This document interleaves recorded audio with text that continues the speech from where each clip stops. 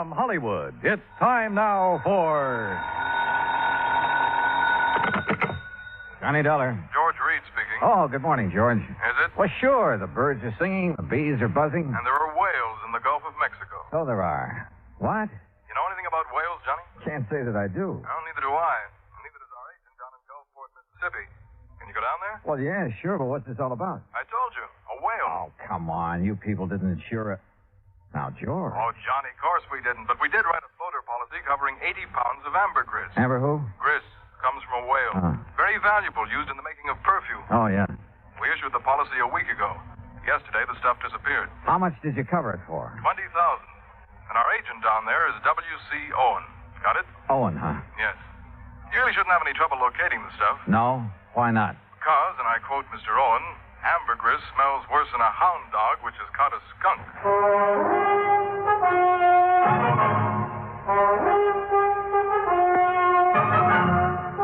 Bob Bailey in the exciting adventures of the man with the action-packed expense account.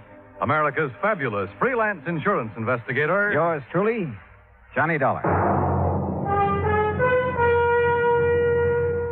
And now, Act One of yours truly, Johnny Dollar.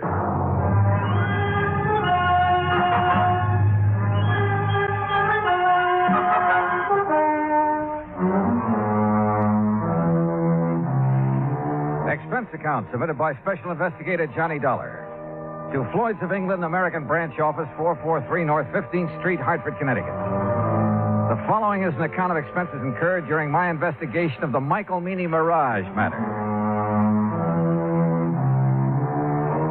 Expense account item 1, $168. Transportation from Hartford to the Markham Hotel in Gulfport, Mississippi.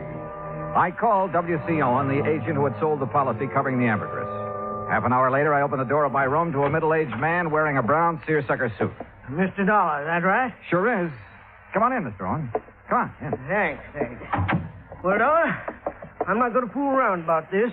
I'm in a mess, and you're my only chance of getting out of it. Well, I'll do whatever I can, Mr. Owen. You just find that ambergris. And, man, please find it within the next 48 hours. Oh, why the rush? 2 reasons. When the ambergris was stolen off the freight platform at the train depot day before yesterday, it was packed for shipping. Had enough dry ice around it to last 72 hours, but no more. Uh-huh. Now, what's the second reason? That Mike Meany. Who's he? Owner of the ambergris and a real good client of mine. I promised him you'd locate the stuff for sure. Well, I appreciate your confidence, Mr. Owen. Name's W.C. Mr. around here sounds too highfalutin for an insurance salesman. Okay, W.C. But what's this fellow Meany so worried about? The ambergris is covered for $20,000. He told me he'd learned it was worth a lot more than that since the floater was issued. Something up near $60,000. Pretty rare stuff. Which is. Matter of fact, this is the first time I've ever heard of anybody finding ambergris in the Gulf. Who fished in out of the water? Meany? No, a young fellow worked for him named Billy Fisher. Did Meany buy it from Fisher? Didn't have to. Belonged to Mr. Meany right off. Oh, why's that? Well, because Fisher works for him. Mr. Meany lets out his fishing boats to fellas which ain't got no boat of their own, or even a chance of getting one. He rents them out, you mean? No, he don't rent them. He lets them out on share. Mr. Meany puts up the boat, gas, nets, everything. And whoever runs the boat, well, whatever he catches, he belongs to Mr. Meany. Oh, and because Fisher happened to be in Meany's boat when he found the ambergris, it automatically became Meany's property, huh? Now you got it, boy. Uh-huh. Did Fisher know what it was? Or the value of it when he turned it over to Meany? Well, you have to ask him about that. Yeah, I plan to. But first, I'd like to have a talk with this Mike Meany. I'm way ahead of you, Dollar. I called Meany right after you called me. He's waiting for us. How far does he live from here? Oh, about 3 or 4 miles down the beach road toward Biloxi. Place called Mississippi City. Mississippi City? Uh-huh. But don't let the name fool you.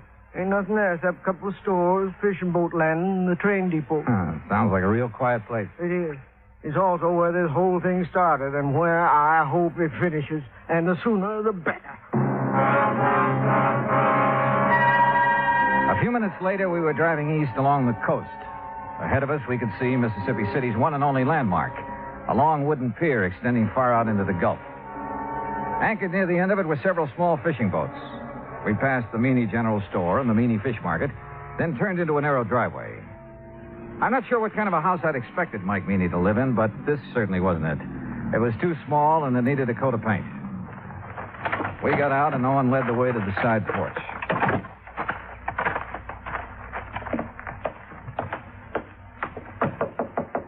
Mr. Meany, you at home? Doesn't look like he is. No, he's here. Listen. What in the name of... Sure heavy, ain't he? Yes, sir. Ain't another man his size in the whole United States. Good night, I believe it. W.C. boy, you sure took your sweet time getting here. Yeah. Well, made it just fast we could, Mr. Meany. This is the fellow I was telling you about, Mr. Johnny Dollar. Both of you come inside. That's it. Come on in. You men sit down on the sofa. I'll just lower myself into this here chair. There. Yeah, now then. You're a detective, huh, Dollar? Well, then, me ain't giving me an answer. You're a detective or you ain't a detective. Now, which is it? I'm an insurance investigator. Right now, I'm being paid to find 80 pounds of ambergris that you lost. Lost?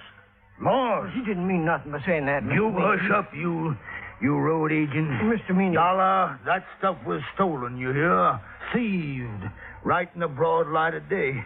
You're sure? Well, I'm sure 80 pounds of ambergris didn't get up and walk off by itself. Yes, sir. Me too. Itself. Exactly where was it when it was stolen? Sitting in a box I had built for it, a special box. Smell-proof. Cost $25. Oh, shut up. I was sending it to New Orleans to a fella I'd heard might be able to sell it for me. And the box was on the platform right outside the American Express office of the depot. Here in Mississippi City? Boy, you ever take a bad fall out of your crib? No, you ignorant, in Tuscaloosa, Alabama. Where do you think that depot was? Well, it could have been in Gulfport. No, it couldn't never do business there. Okay, so I'm wrong. No, but that's the first time you ever admitted it.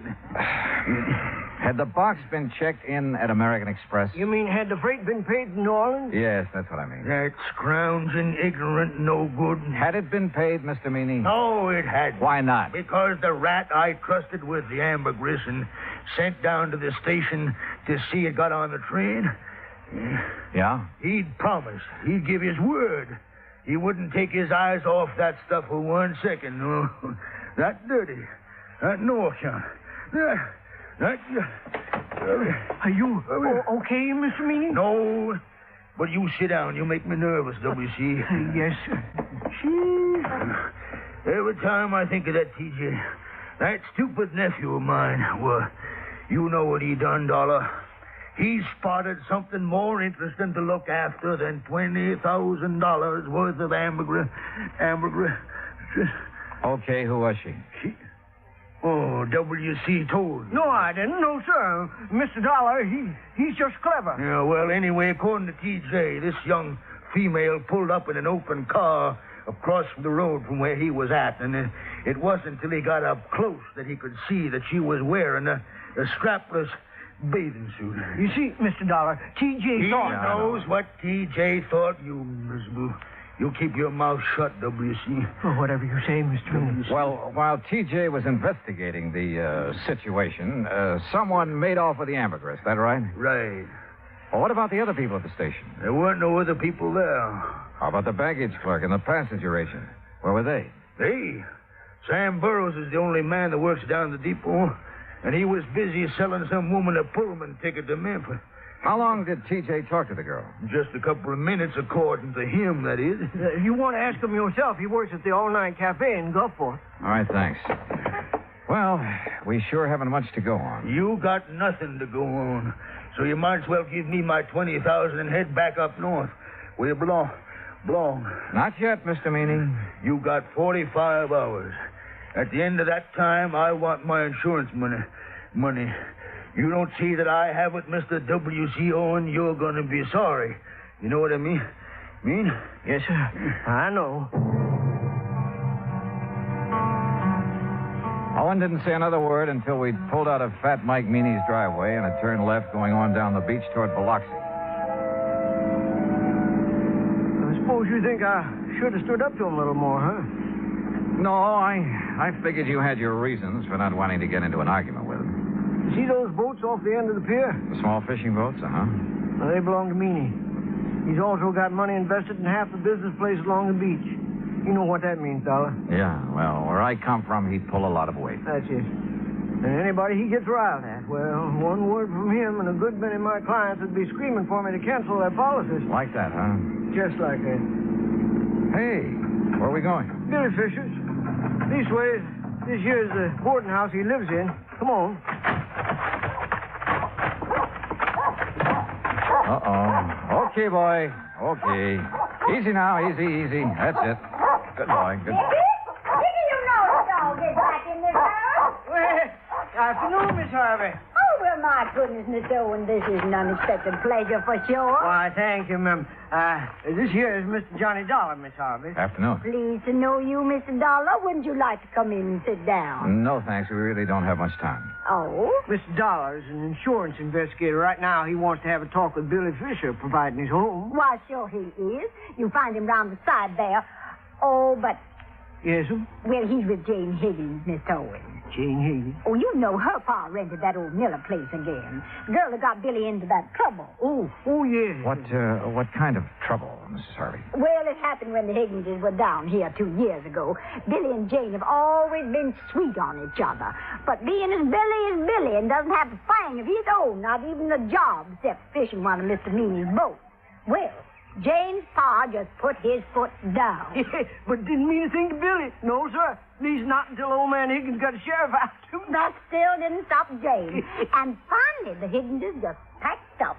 They didn't come back until just 3 weeks ago Saturday. How old is the Higgins girl now? Oh, 18, 19. And she hasn't changed one bit in those 2 years. No, sir. She's just over here all the time. Sure be some fur fly when her paw finds out. There they are now. Billy? Jane? Hi. Come over here a minute, Billy. Someone wants to see you. Sure. Billy? Now, this here's Mr. Dollar. Hi. Howdy. Miss Higgins, Mr. Dollar, and Mr. Owen. Hello, Miss Higgins. Billy, I wonder if I could speak to you alone for a moment, huh? Yes, sir. What'd you want to talk to me about? Mr. Meany and the ambergris you found. Oh, that. Where did you find it, Billy? Out near Cat Island, floating in the East Channel. Uh-huh. Did you know what it was as soon as you saw it? No, sir, not exactly, but I read a story once about a fellow that found some ambergris, and he sure made a lot of money off So you weren't going to take any chances and you hauled it aboard, is that right? Yes, sir. Something like that. Billy, you realized that anything you caught or salvaged with that boat belonging to Mr. Meany, it wasn't yours. You realized that, didn't you? Well, not right then, I didn't know, sir. He gave me some kind of a contract to sign when I started working for him, but I never read it. Well, what happened when you put in at the pier that night? Oh, that Cliff Stillinger, Mr. Meany's checker. He spied the ambergris right off, and he made me turn it over to him. Was that the last time you saw it? Yes, sir. Yes, sir, that was it. Okay, Billy. That's all I had on my mind. Well, that's all? I mean, no questions about whether I swiped it from the train station or not? Would you tell me if you had? You crazy or something? Heck no.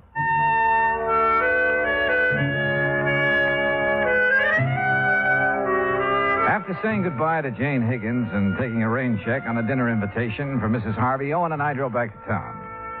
I was tired and I was discouraged, and I needed a good night's sleep, so I had him drop me off at the hotel. At the desk, I found a message to call long-distance operator 19. A few minutes later, the call was completed. George Reed speaking. Hi, George. Thought it was you. Johnny, where in blazes have you been? I've been trying to get hold of you all afternoon. Oh, something important? No, I was just curious about the weather down there. Oh, well, it's great. Warm, but not too warm. Johnny. Okay, George, what's happened? One of the boys upstairs got wind of that ambergris claim. So? So he just happens to have a friend who's an ichthyologist. Well, bully for him. Johnny, this ichthyologist says that ambergris comes only from the sperm whale. And there has never been a sperm whale alive that would be caught dead swimming in the Gulf of Mexico. What? You follow me, Johnny? I think so. If there's never been a sperm whale in the Gulf, then that stuff you people insured couldn't have been... But, George, if it wasn't ambergris, what was it? I don't know. But unless you find it, we're stuck for $20,000. Holy smokes.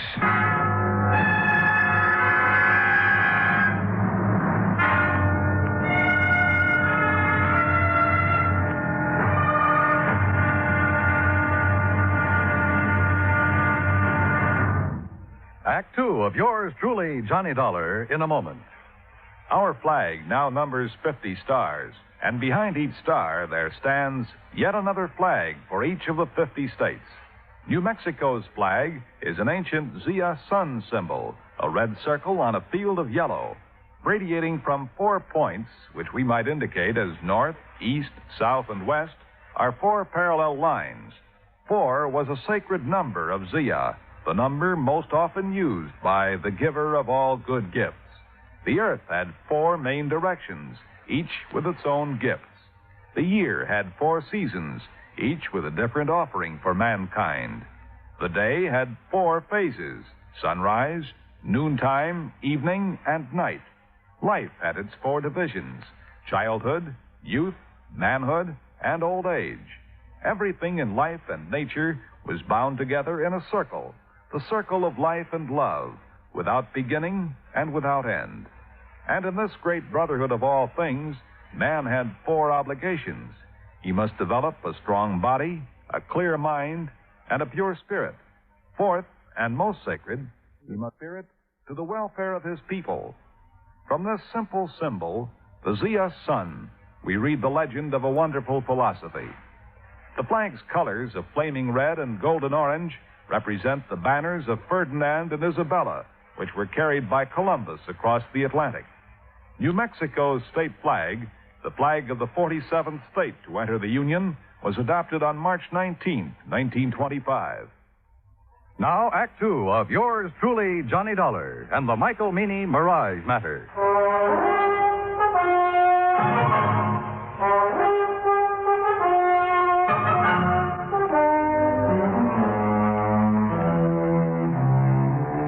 After talking to George Reed and learning that there was considerable doubt in his mind concerning the origin of the ambergris Mike Meany had insured with Reed's company, I called WCO and the agent who had issued the policy to come down to the hotel. He was as shocked and surprised as I'd been. Johnny, I just can't believe it. Yeah, well, it's true. At least according to a man who studied the habits of sperm whales for years. Oh. And those kind of whales never come into the Gulf? No, not according to him. What if ambergris isn't ambergris? What is it? WC, your guess is as good as mine. But whatever it isn't worth $20,000. No, guess not. Johnny? Yeah? You don't think Mr. Meany's trying to pull a fast one, do you? Trying to defraud the company? Yeah. Oh, no, I doubt it. He has all the money he'll need for a while. Yeah, that's for sure.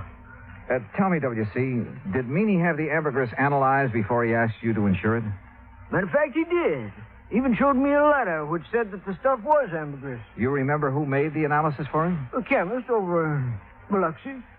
Don't recall his name offhand, but he signed that letter he gave Mr. Meany. Okay. First thing in the morning, we'll take another trip out to Meany's place. Good. In the meantime, don't mention any of this to anyone, will you? No, I won't.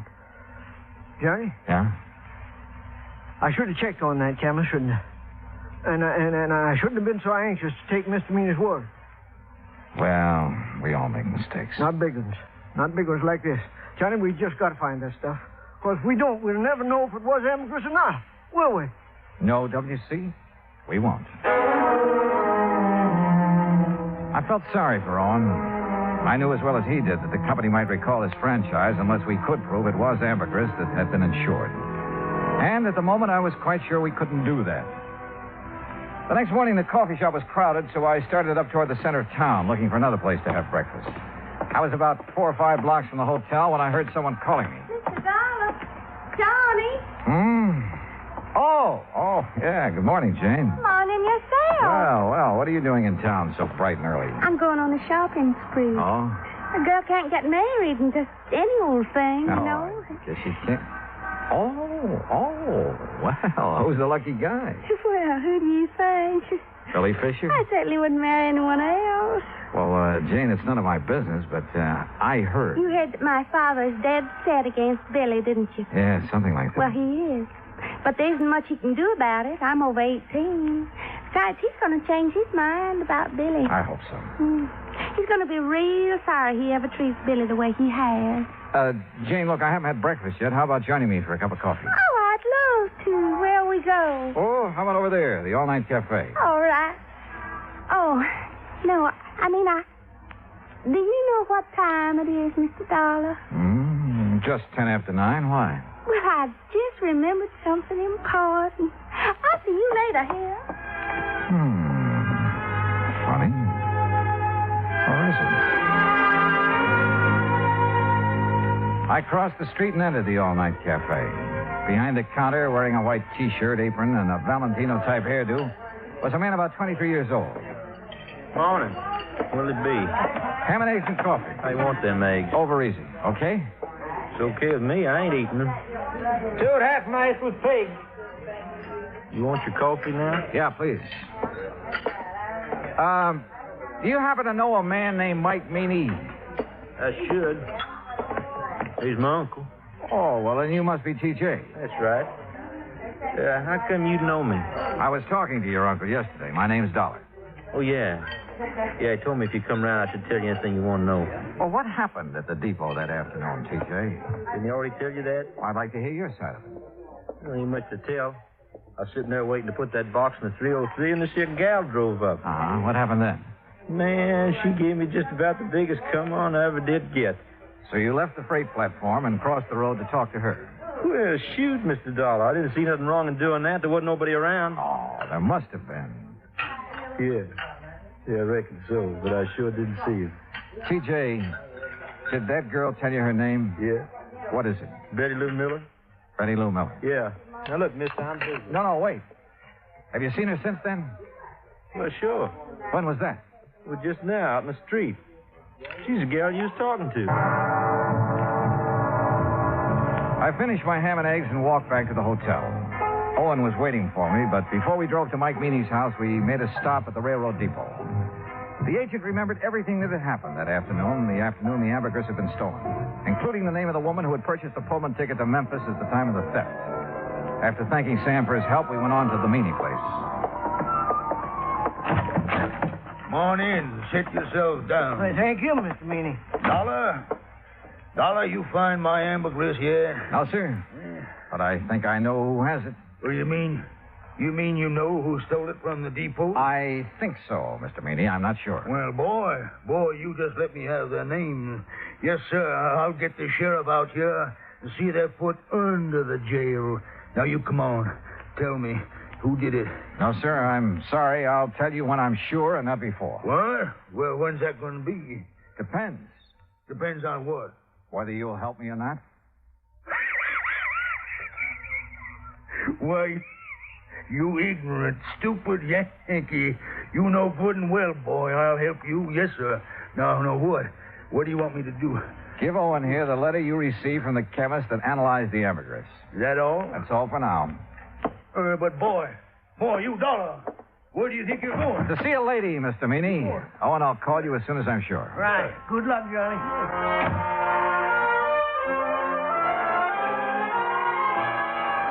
In Owen's car, I drove down the beach to Mrs. Harvey's boarding house. Billy Fisher was out with the boat, so I had plenty of time to tell her what I knew. It's all my fault, Mr. Dollar. I planned the whole thing and put Billy up to it. And bought the Pullman ticket? Yes, I still have it. Been meaning to turn it in for the money, but just haven't had a chance to get down to the depot.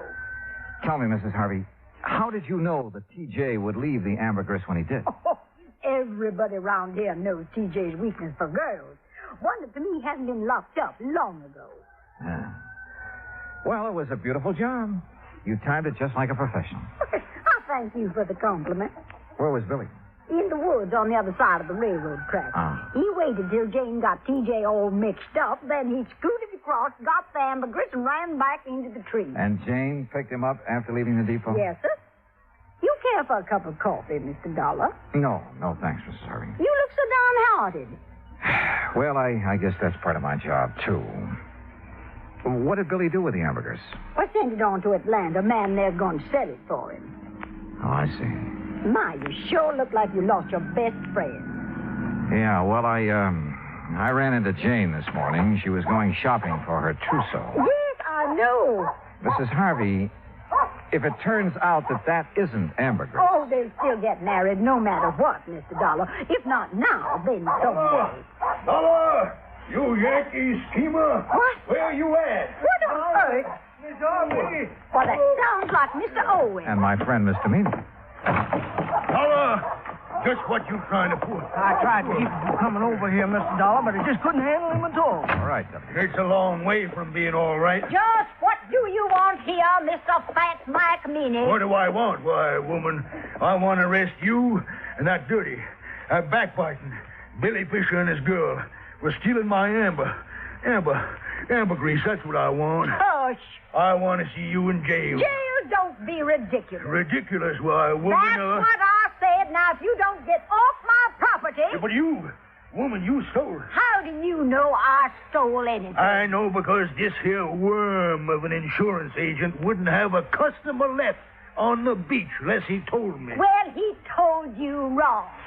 Billy took that ambergris. No. But it belonged to him all the time. Well, woman, that's a lie. Ain't that right, Mr. Dollar? Yeah, it sure is. At least it is if it was ambergris. It's ambergris right enough. On. Well, I called that chemist, but he quit his job a couple of days ago. Couldn't find no record he'd made of it. Don't need no record. It's ambergris, and it's mine. It's Billy's. Mine. You think it's yours? You're seeing a mirage. Tell him, Mr. Dollar. Dollar, if this is some kind of a low-down yank, it's Rick. It's no trick, Mr. Meany. Mrs. Harvey showed me the contract you have with Billy. Well, what's that got to do with him stealing the ambergris? Just this. This. The contract states that all fish and fish products and byproducts caught or seined while using your boat belong to you. That's right. Exactly right, so? So, the ambergris doesn't. What? No, sir. Ambergris comes from a whale. And the whale is not a fish. It's a mammal. But, Dollar, no, Dollar, you boy, no, wait a minute, Dollar. Well, doggone. They say that young love can work miracles, and I guess it must be true, because later that day, a huge sperm whale was sighted about 3 miles offshore near the Cat Island Channel. Proving, as I've always said, you can't figure whales any more than you can people. Expense account total, including hotel bill and transportation back to Hartford, $420.10. Yours truly, Johnny Dollar.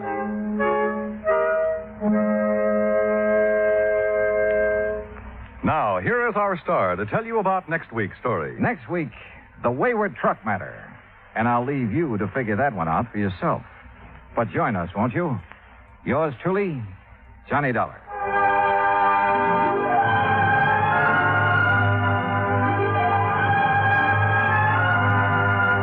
Yours truly, Johnny Dollar, starring Bob Bailey, originates in Hollywood. Written by Charles B. Smith, it is produced and directed by Jack Johnstone. Heard in our cast were Virginia Gregg, Jeanette Nolan, G. Stanley Jones, Junius Matthews, Gil Stratton, Dick Crenna, and John Daner. Musical supervision is by Amerigo Marino. Be sure to join us next week, same time and station, for another exciting story of yours truly, Johnny Dollar. This is Dan Cubberly speaking.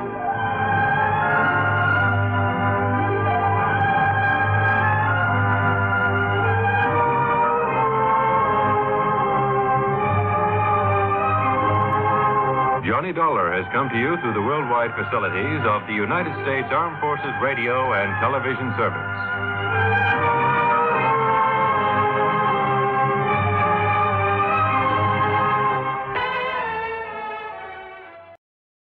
From Hollywood, it's time now for Johnny Dollar. Ben Orloff, Mr. Dollar, at Continental Insurance Company in New York. Oh, yes, Mr. Orloff. What can I do for you? Did you ever hear of a place called Virtue? Are you kidding? I'm very serious. Oh, wait a minute. Virtue, South Carolina? That's right. You, want me to go down there? Yes, if you will. Do you have a bulletproof vest and a couple of extra handguns I can take along? Well, my one suggestion would be that you do not take along any firearms. After all, ex-gangsters... Yeah, I see what you mean. All right, what do you want me to do? Our representative has his office in Georgetown. He can give you the whole story. His name is Joseph Pigatello. Got it, Joseph Smokey Pigatello? The guy whose name was linked with Murder Incorporated a few years back? Yes, Dollar, Joe Smokey Pigatello. You, sure you want this assignment? Well, I'll tell you this, Mr. Orloff. Yes? If you don't have to pay off on my insurance policy before I'm through, well, mister, this is going to cost you a whopping big expense account.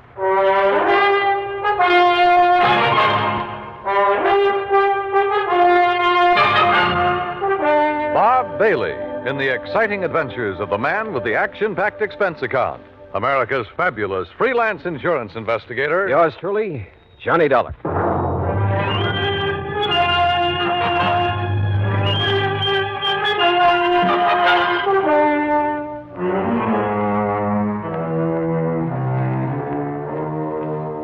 Expense account submitted by Special Investigator Johnny Dollar to the Continental Insurance Company, Georgetown, South Carolina office. Following is an account of expenses incurred during my investigation of the Village of Virtue matter.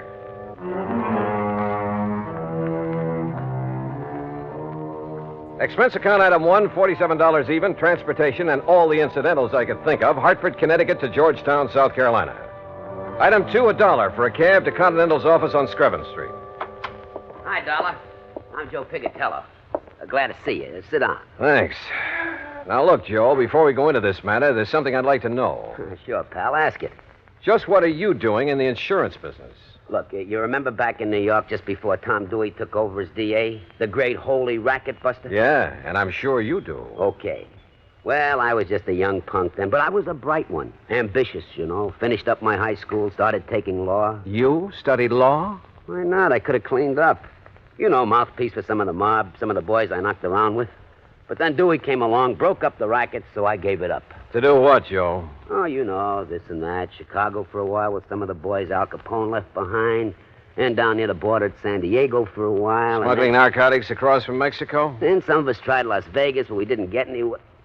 What was that crack? Well? Listen, I'm clean. You make a crack like that, you can prove it, okay.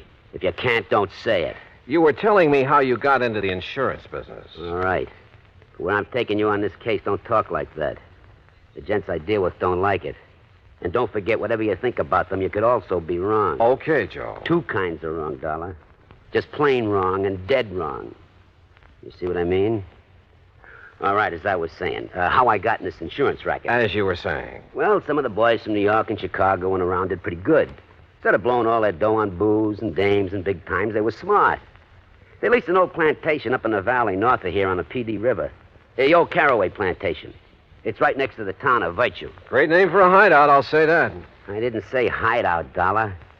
It was just a nice, quiet place where they could live it up in a nice, quiet way. And at the same time, they wouldn't have any cops around their neck. No police in Virtue? Nobody but old Polly Caraway. Anyhow, after 6, 8 months of taking it easy, mint juleps and hunting and fishing instead of being on the lam all the time, well, Johnny, you wouldn't believe it. What do you mean? Well, they all settled down there to spend the rest of their life. They all went respectable. Every last one of them. You sure of that? Well, it's been 20 years now. Can you be any more sure than that? I don't know. But go on with what you were saying. All right.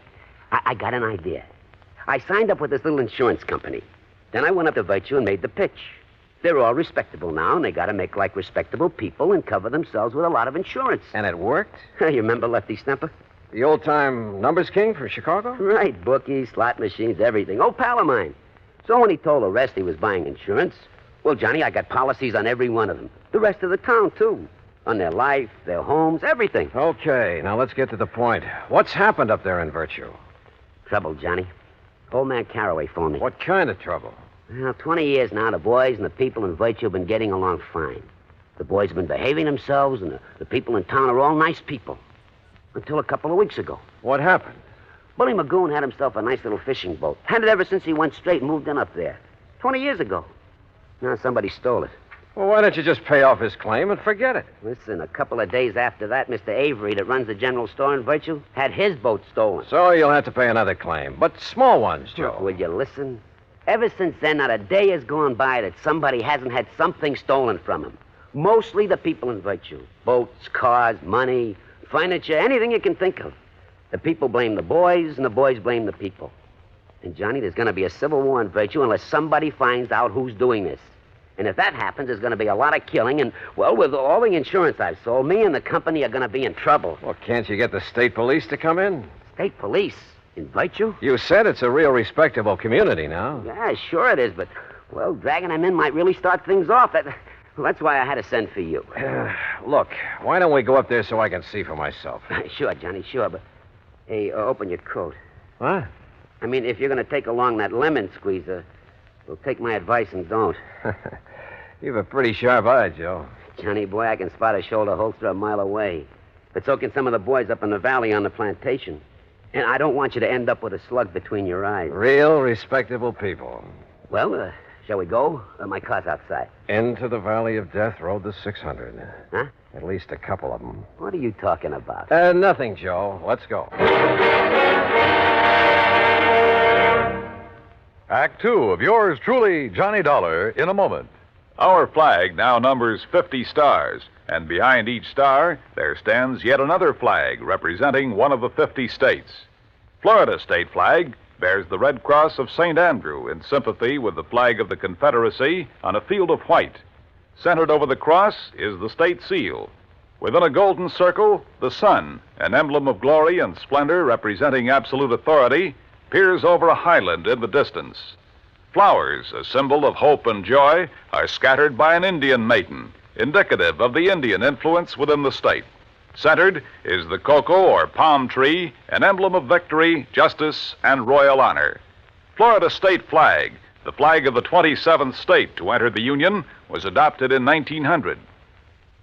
And now, Act two of yours truly, Johnny Dollar, and the Village of Virtue Matter. Joe Picatello, erstwhile gangster turned insurance agent, led me out to his car, and we headed north out of Georgetown, South Carolina. After 20 miles or so, we swung onto a side road paralleling the PD River. Then finally, we came to the old Caraway Plantation.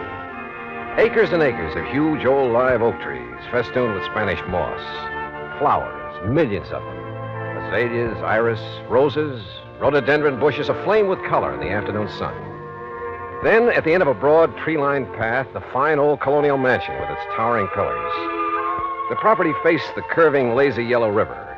And lying across it was a broad expanse of marshy grass, crisscrossed here and there by canals, through which the slaves in olden times hauled the rice crop to the riverboats. Yeah, it was a beautiful spot. A calm, quiet, peaceful spot. Apparently. Well, here we are, Johnny. Let's go in to see if anybody... What? Hey, hold it, you punks!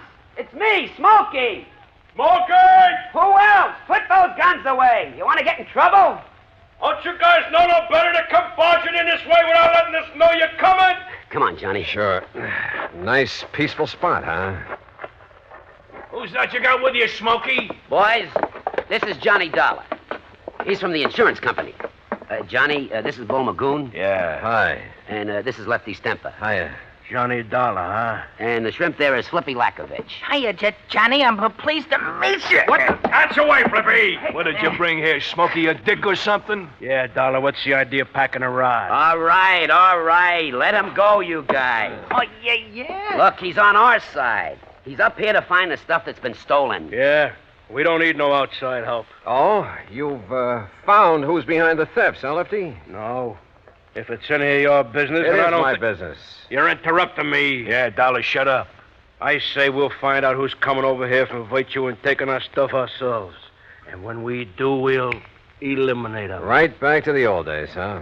If we got to protect our rights. How about letting me have my gun? Well? Hear that, Flippy? He wants his gun. You make a move to Dollar and I'll flip you so fast that Oh, you mean like this? Hey, it's Flippy got flipped. Attaboy, Johnny. Yeah, the shrimp finally got it. Hey, Johnny Dollar, you're okay. Anybody else want to get smart? he caught me off of the guard. Expert, huh, Flippy? Well, you ain't any more. Now, Lefty, I'll take my gun.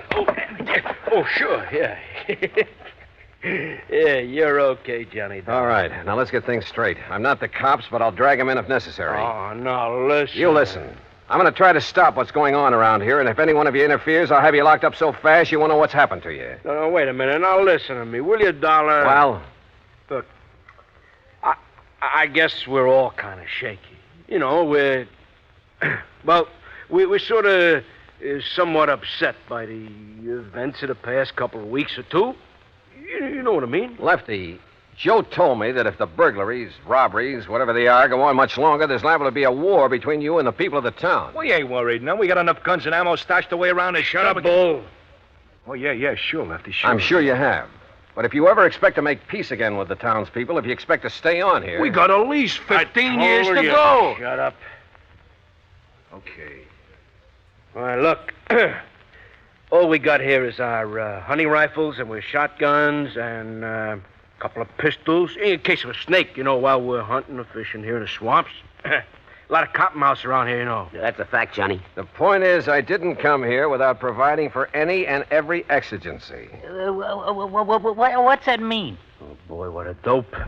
It means if anything happens to him, we're dead. Now, ain't that... isn't that right, Dollar? Right. You see? Now, give me a hand, cooperate with me, and maybe we can clear this thing up. Don't, and I have only one alternative. What's that mean? Shut up. And that's to have you legally ousted from here, out of the state if necessary. Oh, now, look, Dollar, we'll cooperate. Now, I don't mind telling you, we love this place. Look, it's the only real home we got. Flippy and Sadie, we got Bull and Mary and me and Nora. Maybe we got records, all right. Some of us maybe did time for some of the little jobs we pulled, huh? But we've been playing it straight since we come here all along the line. It's like I told you, Johnny. Yeah, honest. Look, that's the way we want to keep it. If the people in Virtue will just leave us keep it that way. And you know something? I don't get it. Don't get what, Lefty? Well, over 20 years, everything's been nice and okay, huh? Now they got to start this. What about the losses they've suffered? Hey, ask me, Dollar. They're phonies to cover up for robbing our stuff. Nobody asked you. Oh. Maybe they think the same way about your losses. Say. Yeah.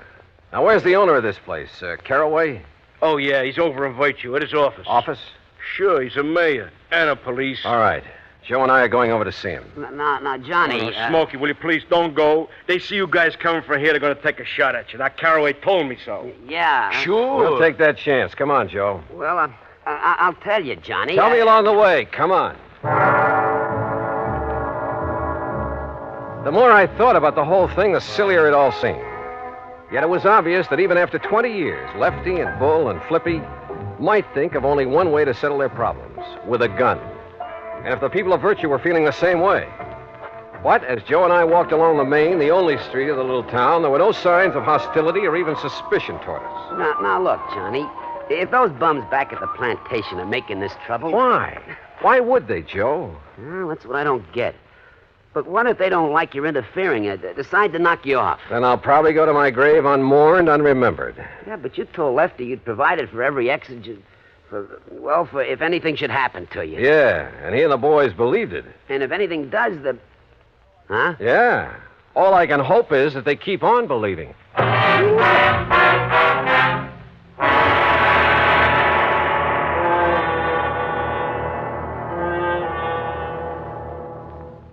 Act 3 of yours truly, Johnny Dollar, in a moment. Sometimes a quotation is a helpful thing because it points out some wisdom that helps us to lead better lives. Here's one that struck me as being very wise and true.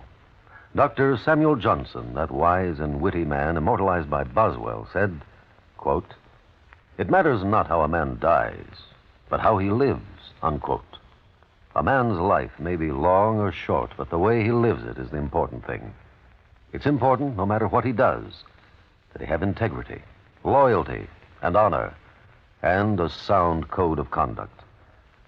Enlisting at the age of 17 with his parents' permission, Corporal Charles L. Gilliland found himself, soon after his 18th birthday, in a narrow defile in the middle of the treacherous rocky terrain of Tongmangni, Korea. At 2:30 a.m. that moonlit morning of April 25th, 1951, Corporal Gilliland's Army unit, Company I, 7th Infantry Regimental Combat Team of the 3rd Division, became the focal point of a murderous assault from Chinese Communist forces. The fighting became brutal and bloody. The brunt of the attack was directed up the defile guarded by Gilliland with his automatic rifle. The slashing barrage of small arms, automatic weapons, mortar, and artillery fire was dropping the men all around him. Gilliland faced the full force of the assault and, advancing against tremendous odds, poured a steady fire into the attacking forces and eventually halted them. For valiant and heroic conduct, Corporal Charles Gilliland was awarded the Medal of Honor. Although in age, he still may have been considered a boy, he had lived and died like a man. And now, Act 3 of yours truly, Johnny Dollar and the Village of Virtue Matter. Joe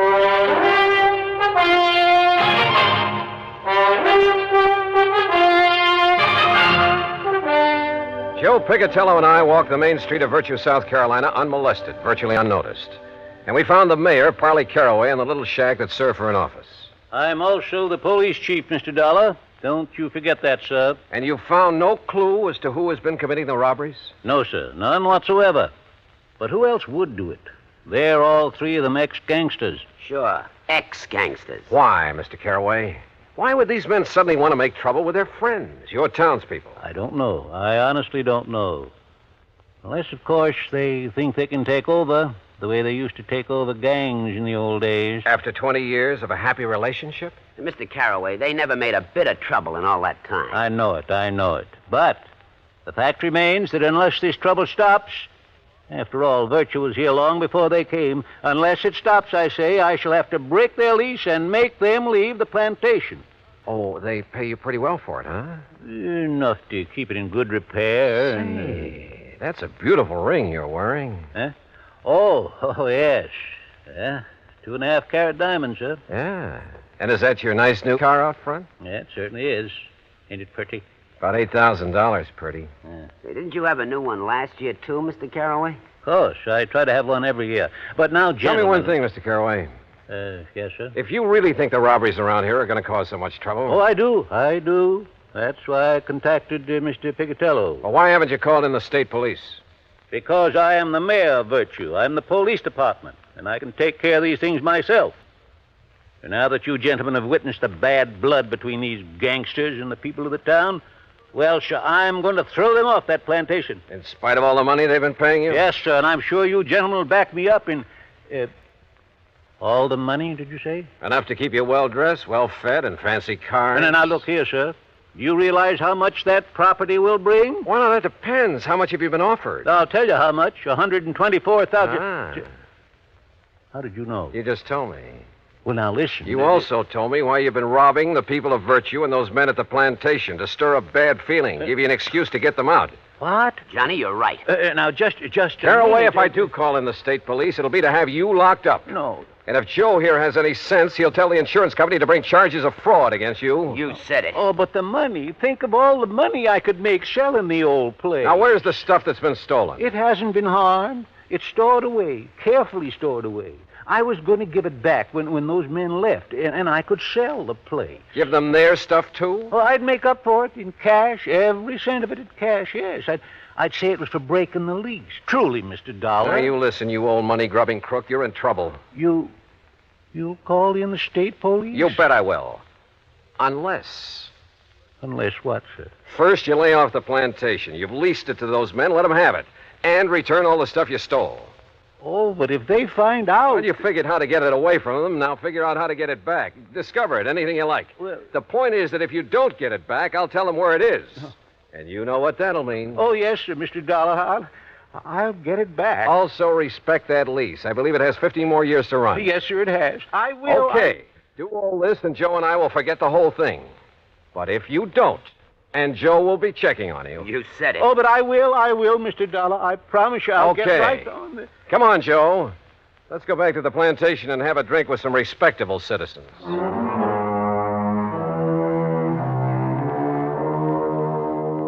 Yeah, this insurance business really has some funny ones. And I guess it's the funny ones that balance out the bad, the tragic cases. Anyhow, I like it. Expense account total, including the trip back to Hartford. Call it $100 even. And in view of our little secret, Joe, well, maybe you'd better pay it out of petty cash.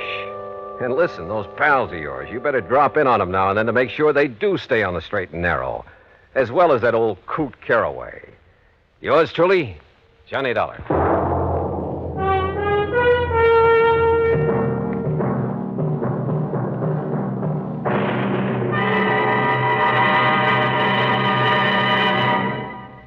Our star will return in just a moment. Our flag now numbers 50 stars, and behind each star there stands yet another flag representing one of the 50 states. Michigan's state flag was born on February 22nd, 1837. Because of the strategic role played by Michigan in the War of 1812, the word "to a bore" I will defend is prominent on the blue flag of Michigan. Beneath it, a rising sun casts its rays over a lake, and a man standing on a peninsula with his right hand raised, symbolizing peace, while in his left hand he holds a gun, indicating that although they love peace, the people of Michigan are ready to defend their state and nation. Another motto, the state's official one, is at the base of the flag. Si queris peninsulam emonam circumspice. If you seek a pleasant peninsula, look about you. Thus does Michigan's flag carry its own invitation to visit one of America's scenic areas. Michigan's state flag, the flag of the 26th state to enter the Union, was adopted on August 1st, 1911. Now, here's our star to tell you about next week's story. Next week, a strange series of fires. And believe me, the reason for them is a strange one, too. Join us, won't you? Yours truly, Johnny Dollar.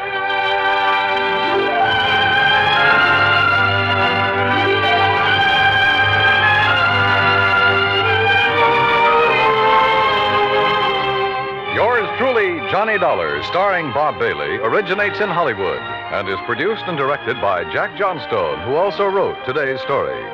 Heard in our cast were Frank Nelson, Billy Hallett, Jack Crucian, Peter Leeds, Gil Stratton, and Will Wright. Be sure to join us next week, same time and station, for another exciting story of yours truly, Johnny Dollar. This is Dan Cubberly speaking.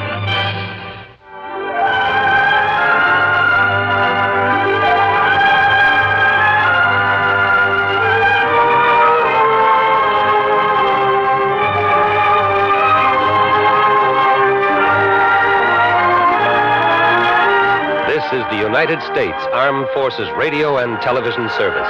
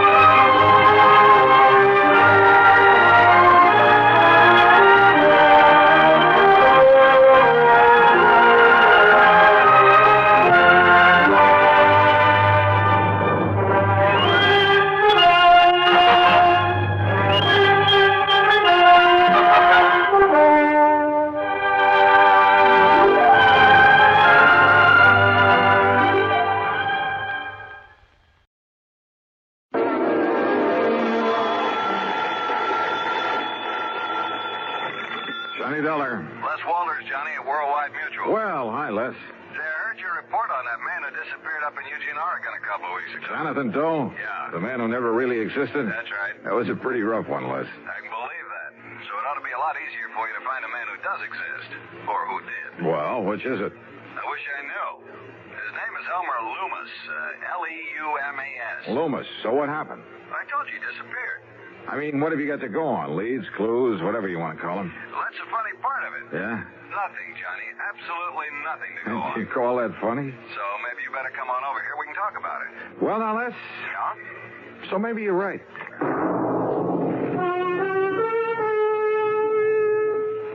And now, Act One of yours truly, Johnny Dollar.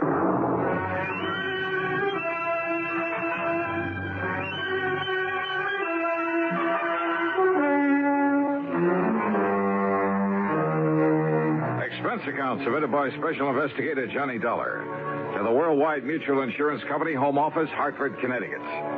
Following is an account of expenses incurred during my investigation of the Leumas matter, spelled Leumas.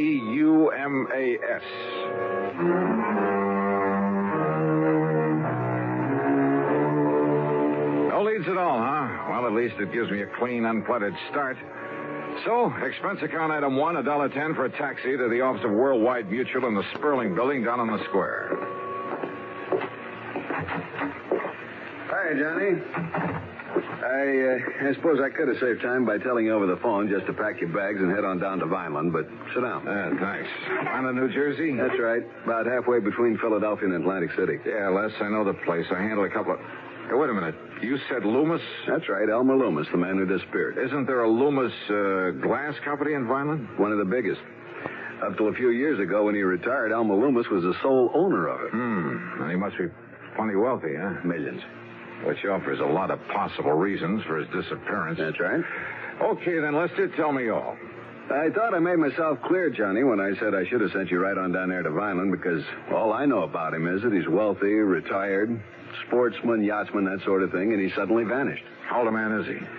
Well, according to this copy of the policy, he's 59. Straight life? Straight life. And who stands to benefit if his body just happens to turn up somewhere dead? His wife, Lena. How old is she?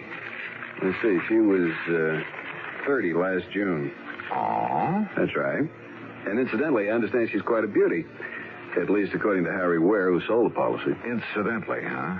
What do you mean by that? Oh, use your head, Les. Young, attractive woman, wealthy husband, nearly twice her age. Here we go again. Now, don't go jumping to conclusions, Johnny. Oh, no, of course not. Of course not. But just how soon do you suppose I can make connections to Vineland, New Jersey?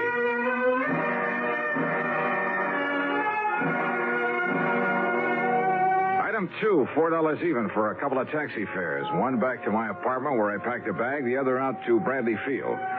Item 3, $12.55 for a plane to Philadelphia. Item 4, there in the city of brotherly love, $50 deposit on a rental car. After a late and hasty lunch, that's item 5, $2 1/4, I drove across the Delaware River Bridge and picked up Route 47. South Jersey is flat as a pancake, but full of beautiful homes and rich farmland, occasional cranberry bogs, and lots of big poultry farms and peach orchards. So the drive was a pleasant one. Then, in Vineland, the so-called heart of sunny southern Jersey, I went straight to police headquarters, a block off Landis Avenue, the main drag.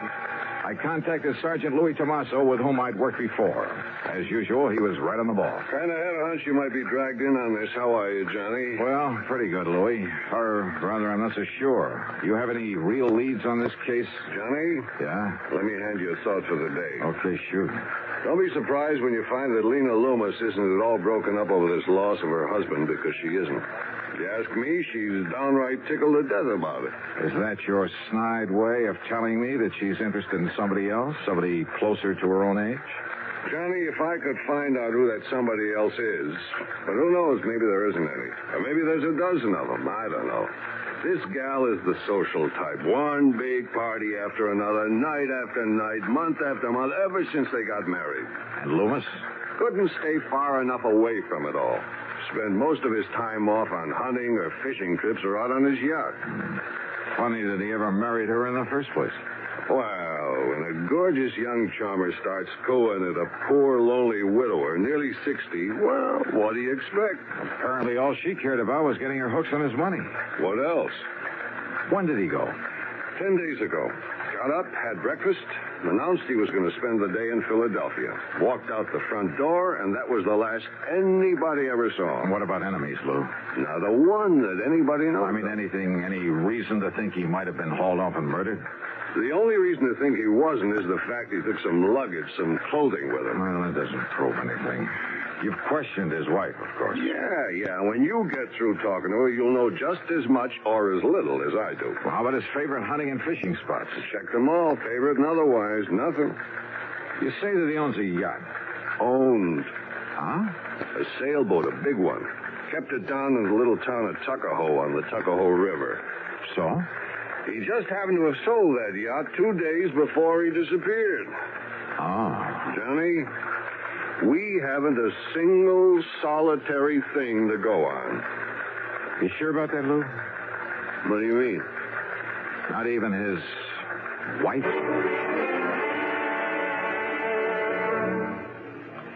Act 2 of yours truly, Johnny Dollar, in a moment. And now, Act 2 of yours truly, Johnny Dollar, and the Loomis matter. Expense account item 6580, dinner for Sergeant Louis Tomaso and myself at the East Landis Hotel there in Vineland, New Jersey. Then he gave me some directions, and I left him and drove east on Landis Avenue. In case you're interested, I found out that a guy by the name of Landis founded this fair city. The Leumas home was a massive red brick affair set in the middle of, well, it must have been nearly an acre of huge lawns and trees and flower beds. 25 or 30 rooms, I'd guess, really a mansion. And the long, broad driveway was lined with maple trees. In other words, there was money here, plenty. As for Lena Leumas, wowee. If she was 30, believe me, she didn't look it. And, brother, she had everything. She was tall, lithe, and brunette, with just enough makeup to enhance her soft and gently tanned complexion. She wore a pair of sleek blue velvet capris and a light silk blouse. A subtle touch of arpege that, well, at the risk of sounding repetitious. Wowee. Well, come in, Johnny. Yeah. How an old codger, wealthy or not, could ever rate something like this. And framed there in the doorway and a trace of moonlight filtering through the trees, believe me. Johnny?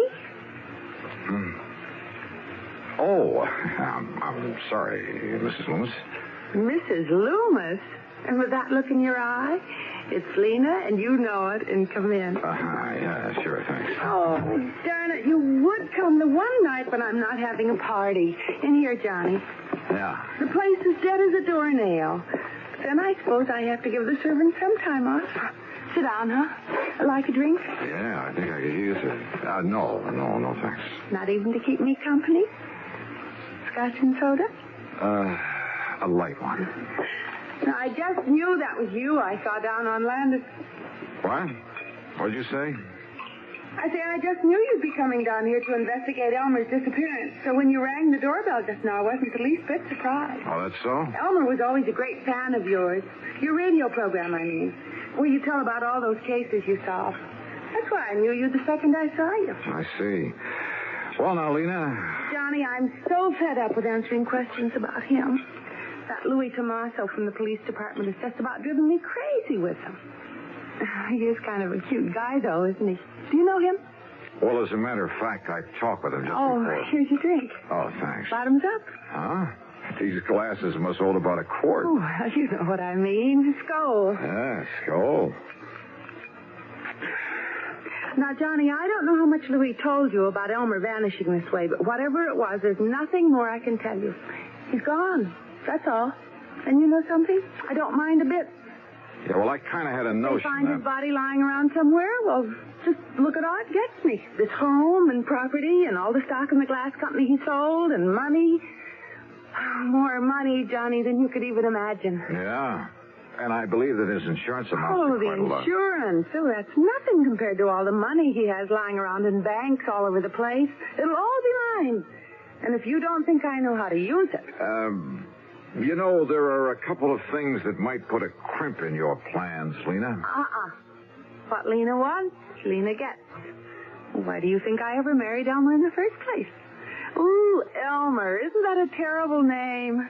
Suppose I find out that he's been murdered. Now, who would ever want to murder poor, sweet old Elmer, and why? Oh, maybe to get hold of all this money you've been talking about. Of course not. I told you I get everything. That's exactly what I was... He just doesn't show up after 7 years. Well, you know, the statute of limitations. Oh, yeah, I know. And what if he does come back? You know, suffering from amnesia, or maybe he was in an accident somewhere, you know. Wow. So I'll do what I can to keep him happy as long as he lives, and then I'll have it all. I don't love him, Johnny, not a bit. But I do try to keep him happy. It's the least I can do. Lena... And then when he dies, well, like I said... Lena, listen to me. He's a handsome old dog. I'll say that for him. You see? There in that picture on the table beside you. Yeah, I see. But now listen... Tall and wiry with that big shock of hair. Yes, I see it. But why he kept that mustache and Van Dyke? Well, they made him look even older than he was. I mean, than he is. What did you mean, was? What? Now, Lena, listen. There are some things I want to know. How about another drink? For instance, your husband had a yacht. Oh, didn't you know? He sold it just before he disappeared. To whom? Does it matter? Yes. Well, it was some man by the name of... Well, here's the bill of sale. His name is Samuel Remley. Remley. Right here. R-E-M-L-E, Samuel Remley. At Tuckahoe, New Jersey. So now you've asked a question, you've got an answer. So let's have another drink, huh? So help me, I simply couldn't pin her down to answering my questions. After a solid hour of trying, all I ended up with was an invitation to stick around for a big party she was throwing the following night. Young, charming, attractive, yes. But trying to make sense with her was a lost cause. Finally, standing out at the front door ready to leave, I decided to switch my tactics. You can't mean that. That is exactly what I mean, because from what you've told me, what little you've told me, there's only one conclusion I can draw. John. And you somehow contrived to have your husband done away with, to get your hands on all that money you've been yapping about. Don't you see I get it all anyway, sooner or later? Why wait, huh? Even if I have to wait out the 7 years for that statute of limitations. Now listen, Johnny. Yeah? I don't like this. I don't like the way you're accusing me. You're threatening me. That's right. I gave you all the chance I could to cooperate, but you wouldn't take... Now, you just get out. You get out of here. Sure, for the time being. No. You stay away from me. Don't you ever come back You here. better play it my way, Lena. No. Get out. Oh, well.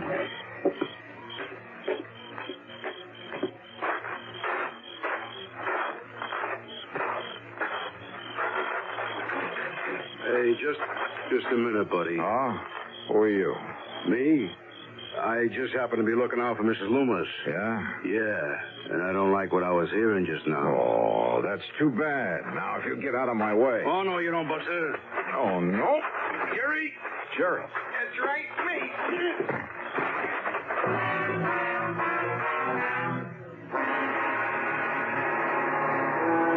Of yours truly, Johnny Dollar.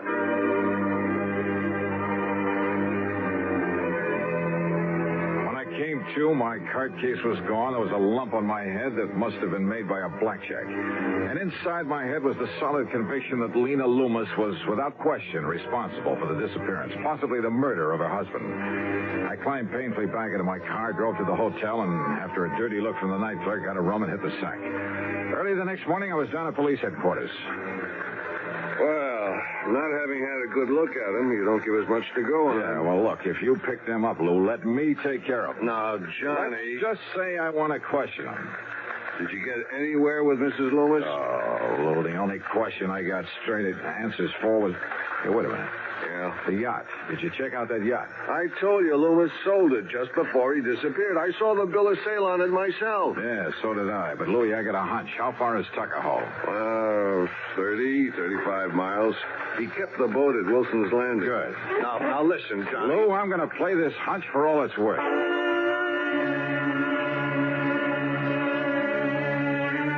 It was more than a hunch, because it had to do with a rather strange and interesting combination of names. And the more I thought about it, well, I made tracks to the little town of Tuckahoe, to Wilson's Landing on the Tuckahoe River. Here you are, Mr. Dollar. Right here is where the Lena was tied up. But the owner, this Mr. Remley, he took it out last night? Yes, sir. Did you know the previous owner? No, I'm kind of new here. But the boss must have. Captain Wilson. Where is he? Been down to Atlantic City the past week. All right. What does this Samuel Remley look like? Well, Mr. Remley's an old man, about 60. Yeah? Tall, slim, kind of wiry. Full head of hair, a mustache, and a little Van Dyke beard? Oh, no, sir. Mr. Remley's clean shaved and wears a butch. Well, now listen. Yes, sir? Do you know where he headed for when he took off last night? No, I don't, sir. Then show me the nearest telephone. Item 7, $3 for telephone calls. I hit pay dirt on the fourth one to the Coast Guard station at Cape May. Why, yes, Mr. Dollar. The Lena pulled in here a couple hours ago. Good. She's tied up at the clubhouse dock. I can see her from here. Then, Captain, I'll be right down there.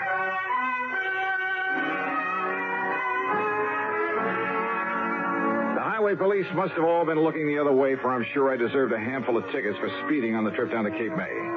And there I found the Lena, tied up and taking on supplies. The owner? Well, when I told him who I was, he spread his hands quietly, smiled, led me down into the cabin, and poured a couple of drinks. Salute, Mr. Dollar. Salute, Mr. Well, is it Leumas or Remley? Either. The names tip you off? It took a while to get through this thick skull of mine, but Well, the rather unusual spelling of your right name, Leumas. Yes. And spelled backward, it comes out Samuel. Elmer, spelled backward, comes out Rembling. Elmer Leumas, Samuel Rembling.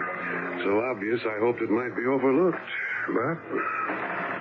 Oh, incidentally, I'm sorry about Pete and Jerry. Pete and Jerry? The bodyguards I left for Lena. Unknown to her, of course. Oh, yeah. I can't wait to meet those boys again. But I wanted to be sure she'd be watched over while I was away, taking time to really figure out what to do about her, about our rather pitiful relationship. That's the reason for the disappearing act? Yes. I knew that if I suggested just going away alone, she wouldn't hear of it. So... And you were staying right here in Tuckahoe?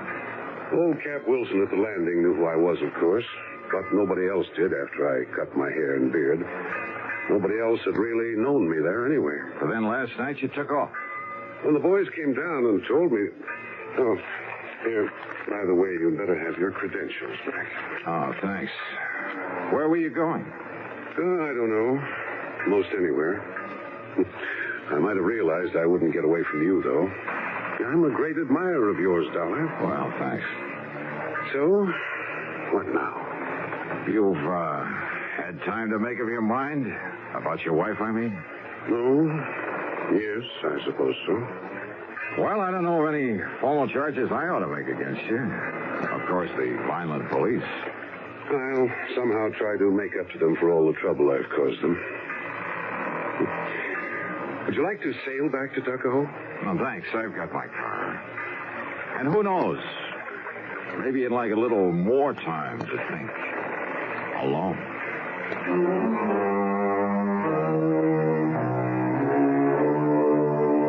So, it wasn't much of a case after all. The two thugs, Sergeant Louis locked them up for assault, and I guess that'll have to do for them.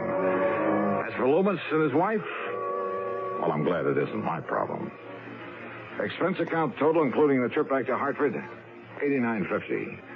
Yours truly, Johnny Dollar.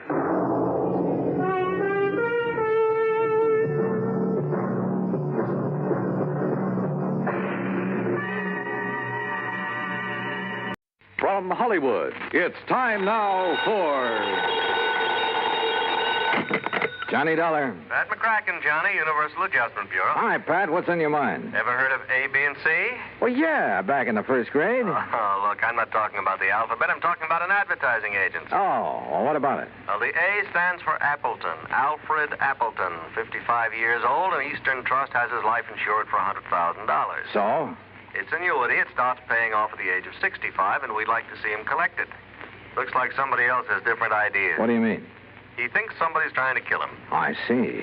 You want me to run down to New York and talk to him? Well, he's up at his weekend place now, about 100 miles up the coast, overlooking the sea at Skeleton Point. You can talk to him there. Skeleton Point? Now, that's a cheerful name. I know. Johnny, make sure it stays just a name.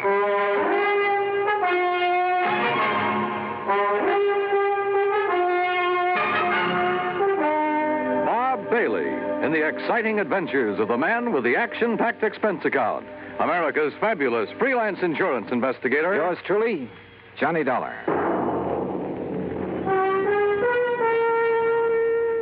And now, Act One of yours truly, Johnny Dollar.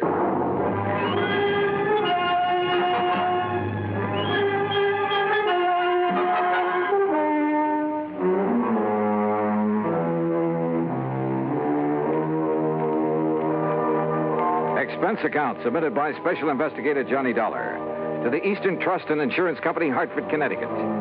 Following is an account of expenses incurred during my investigation of the 11 o'clock matter.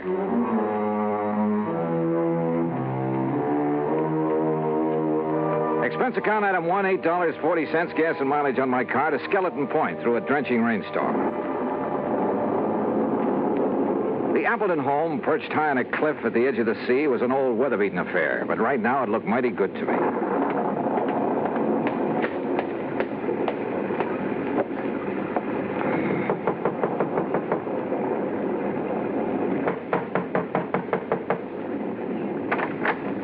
Yes? Is this Mr. Appleton's house? This is the Gregory house. Oh, I'm sorry. Mr. Appleton only leases this house. Oh, I see. Well, is he at home? I believe he's expecting me. You're Mr. Dollar? Yes. I'm Mrs. Gregory, the housekeeper. Come in. Mrs. Gregory had a strong, determined face and dark, metallic, piercing eyes. She took my coat and pointed to a door across the entry hall. I was conscious of her eyes following me as I entered the library to find two men seated in front of an open fire. Johnny Dollar? Yes, sir. I'm Al Appleton. This is my attorney, Grant Hillman. Well, how are you, Mr. Dollar? Well, a little damp, Mr. Hillman. Oh, yeah, here. Sit down to the fire, dry out. Oh, thanks. Ooh, feels good. And slightly warmer than the welcome the housekeeper gave you, I imagine. Mrs. Gregory? Well, she did seem a little reserved. She's a widow, owns this house. But I love the place, so... anyway, I'm glad you came.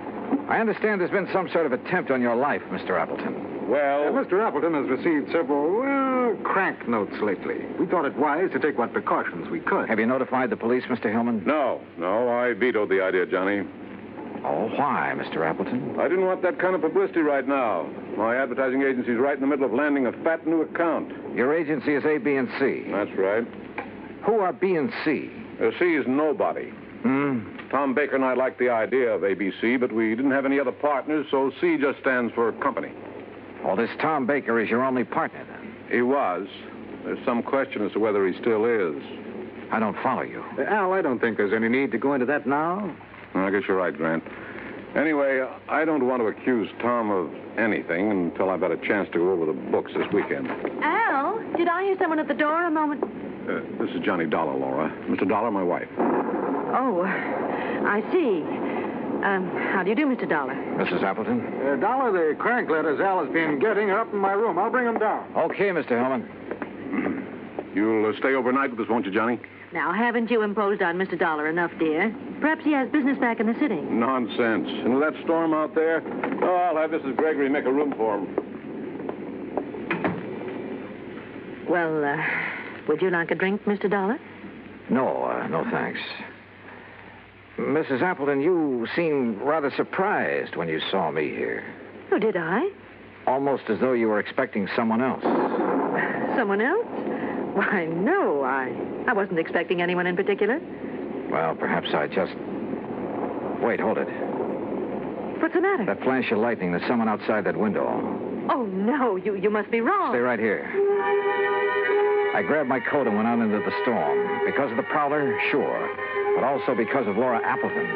Because she'd been staring at that same window, shaking her head quickly as though warning someone. But outside in the downpour, in the mud, I could see no one, no footprints. Finally, I went back inside, to the phone in the entry hall, to call the local police. But the phone was dead. Maybe the storm had knocked down the lines. Yeah. Or maybe someone just wanted to make sure we'd have a nice, cozy weekend, undisturbed. And my hunch was, it might be too cozy for comfort. Act 2 of yours truly, Johnny Dollar, in a moment. And now for another episode in the life of Sergeant Donald Bellwether, my husband.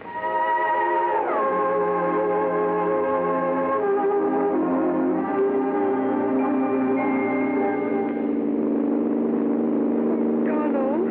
Yes, dear? How much farther is it? About 100 miles. You're not getting sleepy, are you? No. I'm all right. Now, you just close your eyes, honey, and take another nap. We'll be home soon. Okay. You stay awake now. Yeah, I will. I still think we should have stopped in the hotel.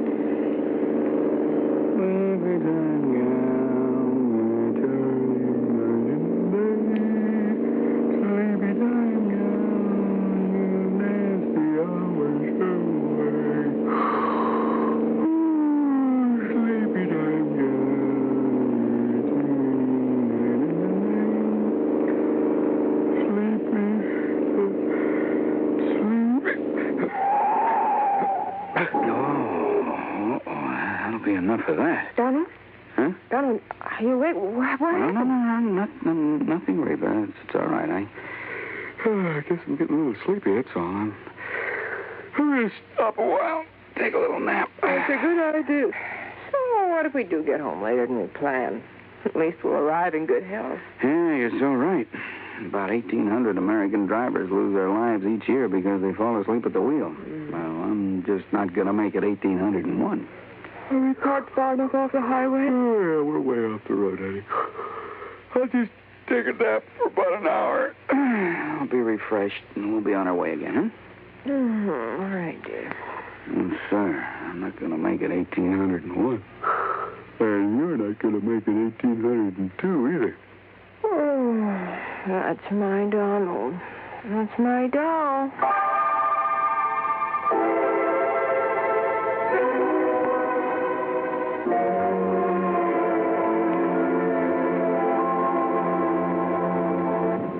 And now, Act Two of yours truly, Johnny Dollar, and the 11 o'clock matter.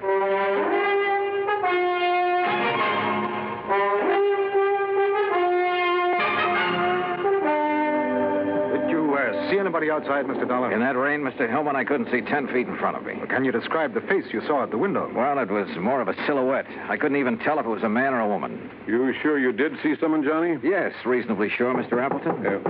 Come in. Your partner is here, Mr. Appleton. Tom Baker? Hello, Al. I thought I'd surprise you. I tried to call you earlier, but your phone was out. Well, this is a surprise. Well, I'd like you to meet Johnny Dollar. Dollar? Hi. Tom, you're soaking wet.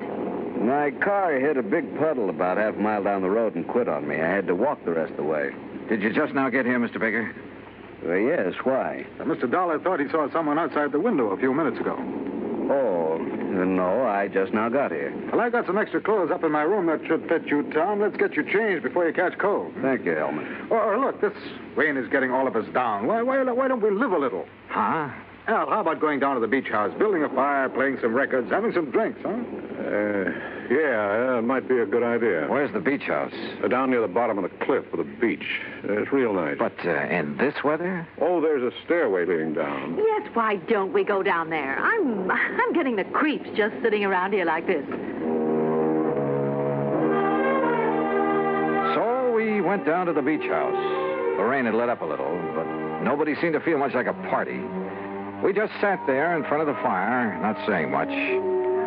Once or twice I thought I detected Laura Appleton and Tom Baker exchanging quick glances, but I couldn't be sure.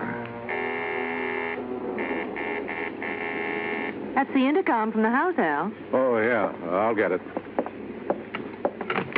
Yes? Oh, yes, Mr. Gregory. You can go on to bed. We won't be needing you anymore tonight. You know, bed sounds like a good idea. Oh, it's almost 11 and I'm beat, so if you'll excuse me. Oh, sure. Well, why don't we all... Could we have our talk now? Oh, okay, Tom, if you insist.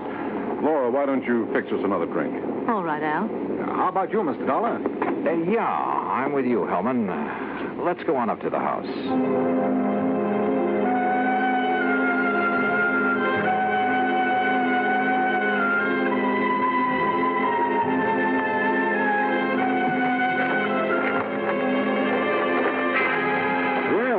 The rain has let up. Yeah. Mr. Hillman, I didn't come with you because I was tired. I wanted to talk to you. I thought as much. Earlier this evening, Appleton said something about not wanting to accuse Baker of anything until he'd gone over the books this weekend. What did he mean? Well, I'm not really sure, Mr. Dollar. All I know is that Al seems to think he may have found some irregularities in the books of his advertising agency. Oh? Well, if there is anything wrong, I blame myself partially. How so? Well, I manage most of Al's affairs, but the agency has been running so smoothly, at least so I thought, that, well... I see. That's going to change as of right now. I didn't come up to go to bed either. I'm going to work on those books. Ought to take me about an hour. Just about 11 now. Will you be up by midnight? Yeah. I'd like to know what you find out. Where's that light switch? I never could remember. Dollar. What is it? There's somebody else in here. Look out. What? Oh!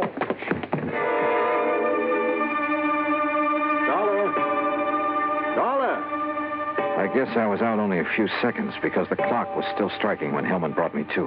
Dollar, are you all right? What? Yeah, I guess so. I grabbed at him, whoever he was, but he knocked me loose. By the time they got the lights on, he was gone. Oh. Lucky for you, he only stunned you momentarily. Oh, brother. Hillman, did you see where he went?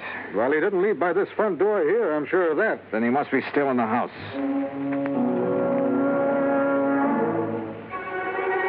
We worked our way through the house room by room.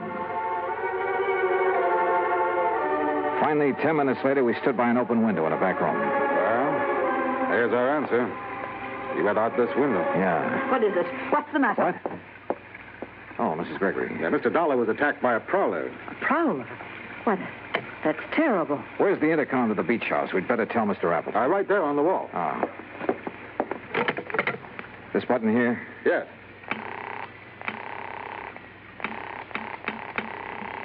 No answer. Come on, Hillman, let's get down there.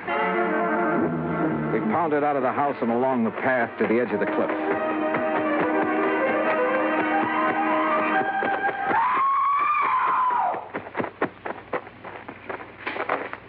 Then we found her, Laura, standing at the top of the wooden stairway. One section of the railing was broken away. We looked over the cliff. There was a body lying on the rocks down below. It was Al Appleton.